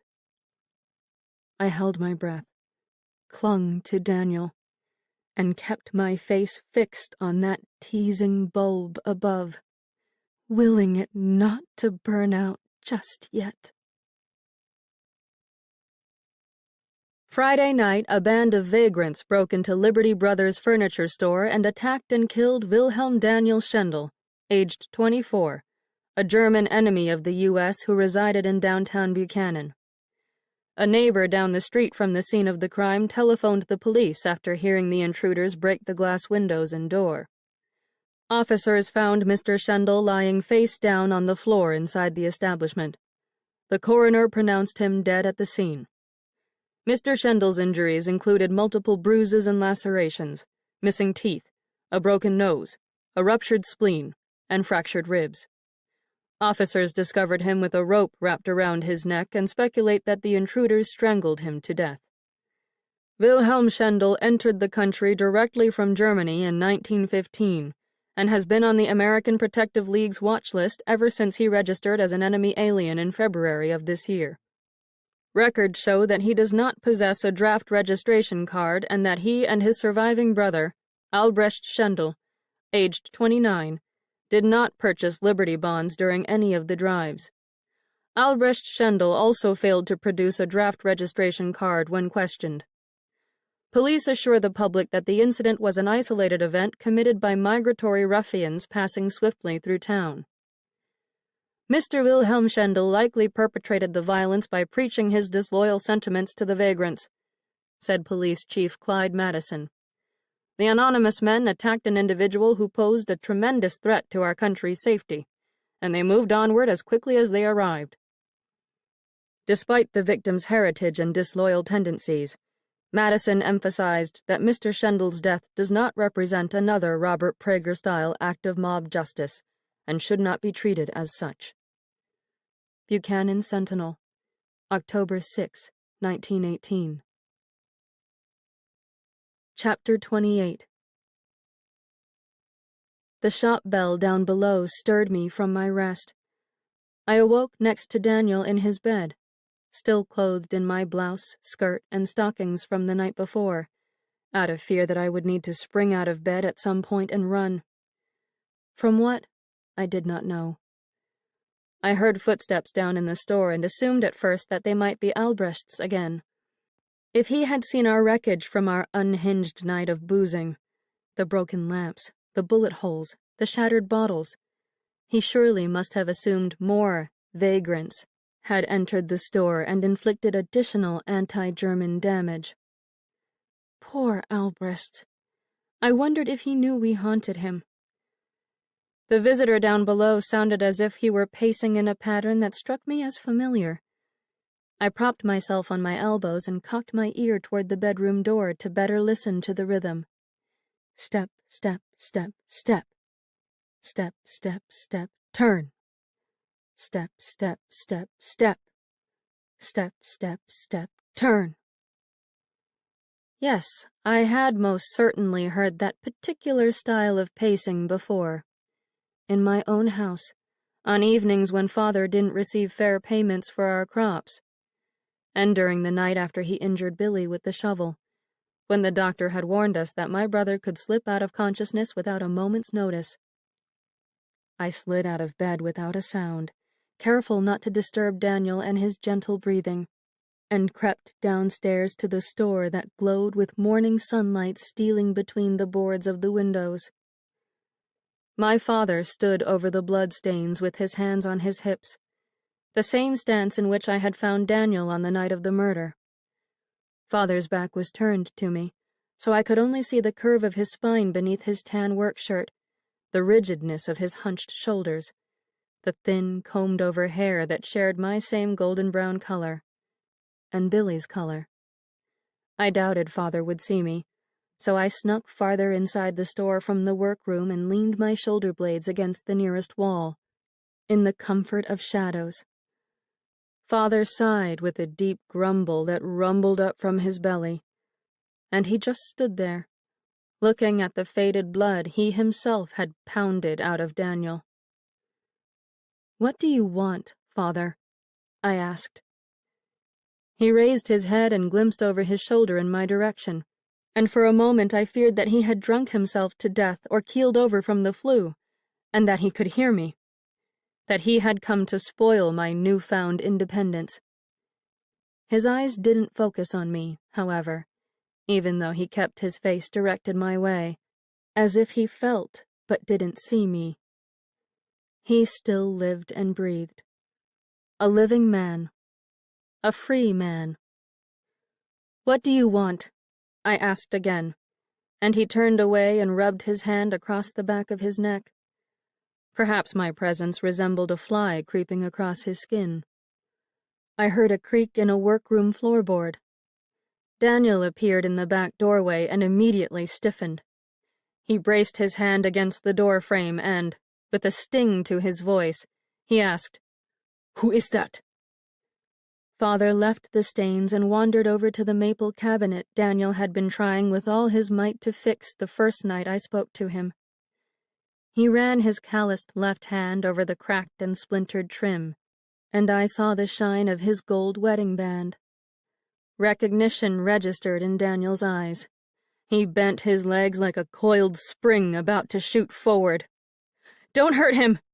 I lunged out of the shadows with my arms spread wide, for I imagined my poor mother, forced to nurse an injured husband in the midst of all her other worries. I know you might be tempted. I wasn't going to hurt him, said Daniel, but he kept his gaze on his intruder with a hard stare and a taut mouth. He puckered his brow and watched Father tinker with the loose leg of an oak desk chair. What is he doing? He asked in the harsher tones of his accent that made him sound as though he were speaking German, even though he had uttered the words in English. I shook my head. I don't know. I heard a noise downstairs and just found him standing here. He sort of... Father bent down and screwed the wobbly chair leg back into place. He looks as if... I paused and watched some more, astounded at Father's tender actions, the gentle twist he employed to mend that chair. As if he's trying to fix his mess. Intrigued, I crossed to the front counter and rested my right hand on top of the smooth grains of wood. I felt compelled to shift my attention back and forth between the two men, ensuring that Daniel wouldn't pounce forward and slam a chair over Father's head, and that Father wouldn't violate the store any further. Daniel stayed frozen in place, his hand still gripping the door frame. Is there anything that you want to say to him? I asked. Daniel's lips parted, but he said nothing. He seemed to lose his balance for a moment, his hand slipping off the frame, but he quickly straightened his legs and grabbed the wood with more force. His knuckles whitened. His brow bubbled with sweat. He won't hear you, I said, but it might feel nice to release some of the anger. Is there anything you wish he could know? Yes, there is. Daniel dropped his hand to his side with a soft brush of his fingers against his trousers. I want to say... He swallowed and stepped forward. I want to say to him, I understand. I wrinkled my forehead. You understand? That's all you'd want him to hear? He nodded and squeezed his right hand around his left thumb. And he said again, I understand. His eyes veered to me. He's more yours to scold and to forgive. You bear a far deeper grudge against him than I do. He was just doing what his country instructed him to do. But... Daniel retreated back toward the workroom before I could say another word. But we both stopped and turned when the front door clanged open. Two mustached workmen in nut-brown caps and coats entered the store and surveyed the half-repaired tangle of furniture, as well as the floorboards lying there in the dim streaks of light, bleached and ugly and stained in that pink phantom blood. We're here to replace a window? Said the taller man to Father. He was a burly fellow who sounded as if he were asking a question instead of making a statement. We're here to replace a window in this godforsaken mess of a murder scene? Is that right? Daniel and I exchanged a glance of mutual befuddlement. It's just... The worker pointed his thumb toward the boarded-up glass over his left shoulder. An order for one window, according to the paperwork. Yes, that's right. Father got to his feet. I could only afford to pay for one of the windows. But, well... He slapped his hand against the back of his neck, perhaps feeling me there again, smacking the pesky fly sensation away. What happened in here? Asked the shorter man with a smile, his eyes bright and eager for a tale of blood and gore. Vagrants, said Father. They attacked this place pretty badly. Killed one of the store's owners. It's not your store, then? Asked the tall fellow.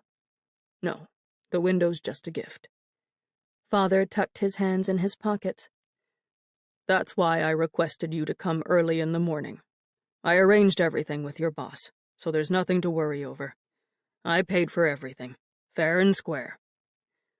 Well, the shorter one shrugged. If everything's paid for and arranged... All right, The tall one nodded. We'll get to work then. We won't be any trouble to you, so you can go about your business. I'm heading back on home, as a matter of fact. Father rubbed at his neck so hard that his skin turned as red and scaly as a sunburn. But you fellas do what you can to get the job done as quickly as possible. It's a sort of a surprise for the owner. I peeked back at Daniel again and found his mouth agape. The workers trooped back out for their supplies, and Father moseyed toward the door with the soles of his shoes swishing against the floor. I stepped forward and called out, "Father!" He stopped and straightened his neck. "I don't know if you can actually hear me." I slid my hand off the countertop and took 2 more steps toward him. "But I want you to know that I don't understand. I know the newspapers tell us to take patriotism into our own hands. I know our government isn't punishing violence against foreigners and socialists. But I do not understand how a man could beat and strangle the life out of another man. I forgive you because Daniel forgives you. But I will never comprehend that poisonous drop of darkness that has always dwelled inside you. Not when you've been surrounded by love and devotion all your life. I'm truly sorry my passing caused that darkness to get the best of you. But I swear, I will never understand." He swiveled around and scanned the store, his eyes darting about. I didn't move, not because I believed standing still would conceal me from him, but because rising up tall and strong against him lightened the guilt on my shoulders. My stomach unclenched, and the pain seeped away. My hands felt light enough to drift away from my sides and into the air, with the ease of a hot air balloon ascending from the open fields of grass beyond the curve of the Minter River. "Go," I said, "and be kind to Mama. Make yourself deserving of her unconditional love." Father turned and left the building just as the workers pried the first boards off the rightmost windows and flooded Liberty Brothers' furniture with daylight. Chapter 29. That night, after dark, just as the band awakened in its full hot jazz splendor across the street, I disappeared into Daniel's bathroom and dressed myself in an evening gown the golden red shade of the autumn leaves that scattered down the streets of Buchanan. Sheer sleeves graced my shoulders and upper arms. The squared-off neckline hung low enough to expose the white of my throat and upper chest. 5 silken flowers hung off the folds of the bodice, adding a pinch of sweetness to the sin. The full skirt hung down to my calves, giving way to my black patent leather dress shoes down below. I pulled up my hair in the back, let it poof on the top, and allowed the shorter curls in front to frame my face. I rouged my lips and cheeks, strung pearls around my neck and wrists, and stepped out into Daniel's front room as a woman ready to soar. Daniel sat on his sofa by the fireplace, whittling the same flat piece of wood with which I kept seeing him tinker. I walked toward him with my skirt rustling against my smooth stockings. "What is it that you're making?" He looked up at me, and his face fell. "Why are you dressed like that?" I straightened the sash tied around the middle of the gown and fussed with tiny wrinkles far more than necessary. "Ivy?" "I'm going." I swallowed and looked him in the eye. "And I think you should too, despite your worries. I think you should grab your guitar, put on a dress coat, and come have a bit of fun." He lowered his shoulders and balanced the carving across his legs. "I already told you why I'm not leaving." "Daniel." I sank down next to him on the sofa. "You said that the greatest fears you and other Germans possessed over here were those of detainment and death by a lynching." "What does that have to—" "Both of those appalling experiences, in some form, already happened to you." I pressed my hand over his hand upon the small slice of wood. This country has trapped you in this building by planting fear for your brother's safety deep inside you. If you let them keep you here, then they've succeeded in controlling you, both in life and in death. The German and U.S. governments will have successfully squashed Wilhelm Daniel Schendel and stolen every single piece of his soul. He removed his hand from mine and shifted his knees away. It'll be 2 guitar picks. I pinched my eyebrows together. I beg your pardon? That's what I'm whittling. He laid his knife on the round end table beside him. I had one in my pocket that night, but it must have gotten knocked out and taken away. Daniel, were you even listening to what I said? I'm not leaving, Ivy. I don't know how many times I'll need to say it before you understand, but you will have to go without me. I'm not going anywhere until this war and this scourge of violence and disease ends, and I'm certain Albrecht is safe. All right. I stood up with a soft whisper of satin. Then I'll stop asking. And I'll stop coming and going from here. This has gone on long enough, hasn't it? He raised his face to mine, rubbing his thumb over the smoothed-down piece of wood, and his eyes seemed to tell me, No, you're wrong. It hasn't gone on long enough. His mouth, however, uttered nothing. I slid the cold clasp of my pearls better in place on the back of my neck, above my top vertebrae, and I walked away from him, toward the staircase. I'll at least go down with you and see you off, he said behind me, getting to his feet. Very well. I stopped and allowed him to join me by my side. That would... I pressed my chin against my chest to cut off an ache in my throat. That would be nice. He gestured with his left hand for me to descend the stairs in front of him, and we wandered down to the dark workroom below. I remembered the night we first trekked up that staircase together, his footsteps hurried, mine hesitant yet curious, after he asked me to join him in his bed. The night seemed to have occurred 1,000 years before, even though I understood that time still passed at a normal pace for us. The war and the flu of 1918 still terrorized the world outside that newly replaced storefront window.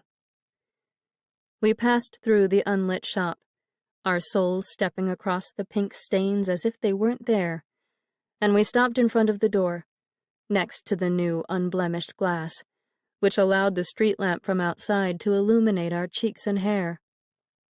We faced each other, not more than 2 feet away from one another, while the band played on. Daniel's thumbs fidgeted with the pockets of his trousers. I fussed again with my sash. The world beyond that clear window pane tugged me toward it, as if magnets, not blood, traveled through my veins. The electricity of the jazz tingled up my arms and buzzed through the roots of my hair until my skin crackled and sparked. Oh, God, Daniel! I pressed a hand against my forehead. This is so hard, letting you go. I know. He nodded and stepped closer, his thumbs still in his pockets, his head bent toward mine. It's not that I don't wish to go. But you can. You have a choice. Don't let them take away your freedom to make your own decisions. I reached up and wrapped my fingers around his warm neck, and I almost pressed my lips against his, forgetting for a moment his personal punishment and the Belgian girl. Daniel. I closed my eyes and let my mouth linger a mere inch from his, feeling his breath brush like butterfly wings against my face. What? His breathing quickened, and I could have sworn I heard both of our hearts pounding over the pulse of the band's beating drums. I love you. I lifted my lashes and saw the dampness in his eyes. I love you. And your brother loves you too. So much that I'm sure he would loathe the idea of your being trapped inside this place for all eternity. I'm willing to bet anything that right now he's saying to Nora, I will be fine, as long as I know that Wilhelm's soul is free. I stroked the smooth skin above his collar. Wouldn't you want the same for him? I swallowed. If he had died first, wouldn't you be unable to move on with your life if you knew he wasn't at peace? Daniel's lips and lower jaw quivered. Tears brimmed in his eyes to the point of spilling over, and yet I knew he still would not join me in the outside world. How do you say I love you in German? I asked in a whisper, while the band filled the store with the type of rag meant for dancing, not departures. Daniel cleared his throat and whispered back, Ich liebe dich. I kissed his left cheek and said into his ear in my softest voice, Ich liebe dich, Wilhelm. And without another word, I slipped out the door. The Red Cross ambulance sat in front of the curb across the street again. 2 figures standing on the sidewalk beyond, a gray one and an olive green one, caught my eye through the vehicle's driving compartment, and when they moved farther to the left, toward the front door of the lodge, I slapped my hand over my mouth and squeezed my fingers into the skin against my teeth. Addie escorted Billy to the Masonic Lodge door. I only saw the backs of them, the crisp lines of their uniforms and hats, but I recognized Addie's pinned-back loops of black hair and Billy's bow-legged walk that looked as though he were strolling inside our farmhouse for Sunday dinner. I just stood at the edge of the opposite sidewalk and watched them, understanding Addie's hesitancy to run straight away to her sister. There's simply no adequate way to describe the knocked-over sideways feeling of viewing someone you were never meant to see again. Billy opened the door for Addie, and they entered the first floor of the lodge. All traces of my old headaches disappeared. My skull mended back into one solid piece, stitched up and smoothed over, never to split apart again. Pain had become the uninvited guest. I thought one last time of Emily Dickinson, and her brightest, most optimistic of poems. Hope is the thing with feathers that perches in the soul, and sings the tune without the words, and never stops at all. The band switched to a song that reminded me of the raucous style of the original Dixieland jazz band, but I didn't recognize the number, and I didn't know the name, which made me long to turn around, knock on Daniel's door, and ask him what the song was called. Just one more song name, I thought with my back to his store. That's all I'll ask of him. Just one more song. Instead, I crossed the street and pushed Daniel into the past, along with my home and the war and my days of suffering from the flu. The murder. My former reclusive self. Mama. Father. Peter. Wyatt professing his love by the lake. Lucas bounding toward our house in his untied shoes. Eddie Dover's broad smile. May stretched out on a checkered blanket at a summer picnic. Helen, Sigrid, and I clustered around the display counters of Weiss's Bakery. Buchanan, Illinois, on a starlit childhood night, when its dark secrets hid so well. I left it all behind and strolled over to the glass-paneled door waiting just beyond the ambulance. The music's potent allure caused my hands to shake and sweat, and my fingers trembled so much that they looked like blurs when I reached out to the cold brass knob. My heart shattered to 1,000 pieces, but I knew I had to enter. It would be for the best to just lose myself and forget everything, especially him. Just forget him. Forget it all. Ivy. I spun around. Daniel exited his store, carrying his guitar in a black leather case by his side. He wore a dark dress coat over a pair of gray striped trousers, and he had slicked down his hair and parted it on his left, until it looked almost as painted on as the piano player's. He walked toward me across the street, the case swinging in his left hand, the moon brightening his skin, showing me a clear neck without a single vicious sign of rope burn. His eyes shone in a bewitching shade of blue, and I imagined pools of Rhineland waters gleaming in that same color on a German summer night, back when he lived wild and free. He stopped in front of me, and for a moment I couldn't think what the devil I should say. "The moonlight suits you, Mr. Schendel," I said when no other words seemed quite right. "We're old friends." He cracked a small smile that crinkled the skin near his eyes. "You watched over me many a night, years ago." I don't. I shifted my weight between my feet. I don't quite know what to say. It seems so strange to see you out here. A minute ago, I almost ran back to ask you the name of this song. "At the jazz band ball." By the original Dixieland Jazz Band? He nodded. "They're not even the best band, to be honest. They just recorded their music first, before everyone else got the same brilliant idea this past year." Well, I scanned him from head to toe to make sure my eyes weren't deceiving me. I still can't believe you're out here. I wiped a damp spot from the inner corner of my right eye. I honestly don't know what to say. He peeked up at the windows of the lodge and tightened his grip on the handle of the guitar case. "Are you sure I'll be invited here?" "I'm absolutely positive. These are the same folks who played Beethoven for you, remember?" "And what if we don't like it here? What if we get tired of all the dancing and the music?" "Then we'll go somewhere else and let the rays of the moon swallow us up. Or else we'll simply disappear into the notes of the music and drift through the streets of Buchanan, until we find somewhere else that better suits us." I wiped away another stray tear and sputtered up a laugh. "I honestly don't care where we go. Let's just have some fun." His eyes left the windows and returned to me. "Why do you want to be with me so badly, Ivy? Why did you always come back?" I don't think that's the sort of answer that can be properly explained with mere words.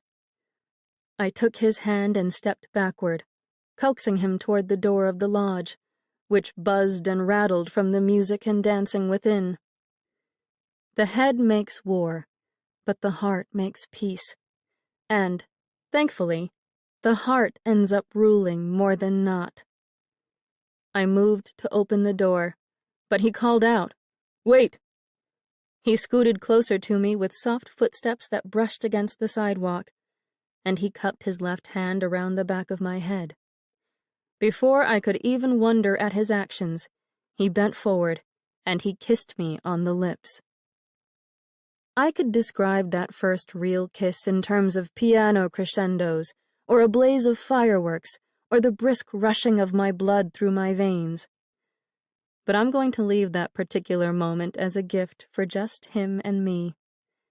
It belonged to us, and nothing could take it away, even though those cruel years of war and disease seemed to have stolen everything else that once was ours. We lifted our heads and caught our breaths, and I opened the door and led him inside, where we joined the other members of the Lost.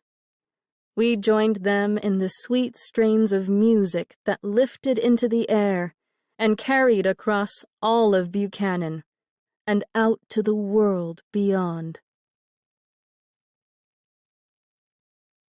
This is Emily Wuzeller. We hope you have enjoyed this unabridged production of The Uninvited by Kat Winters. This program was produced by B Audio. Executive producer, Kate Ostroka. Text copyright 2015 by Catherine Karp.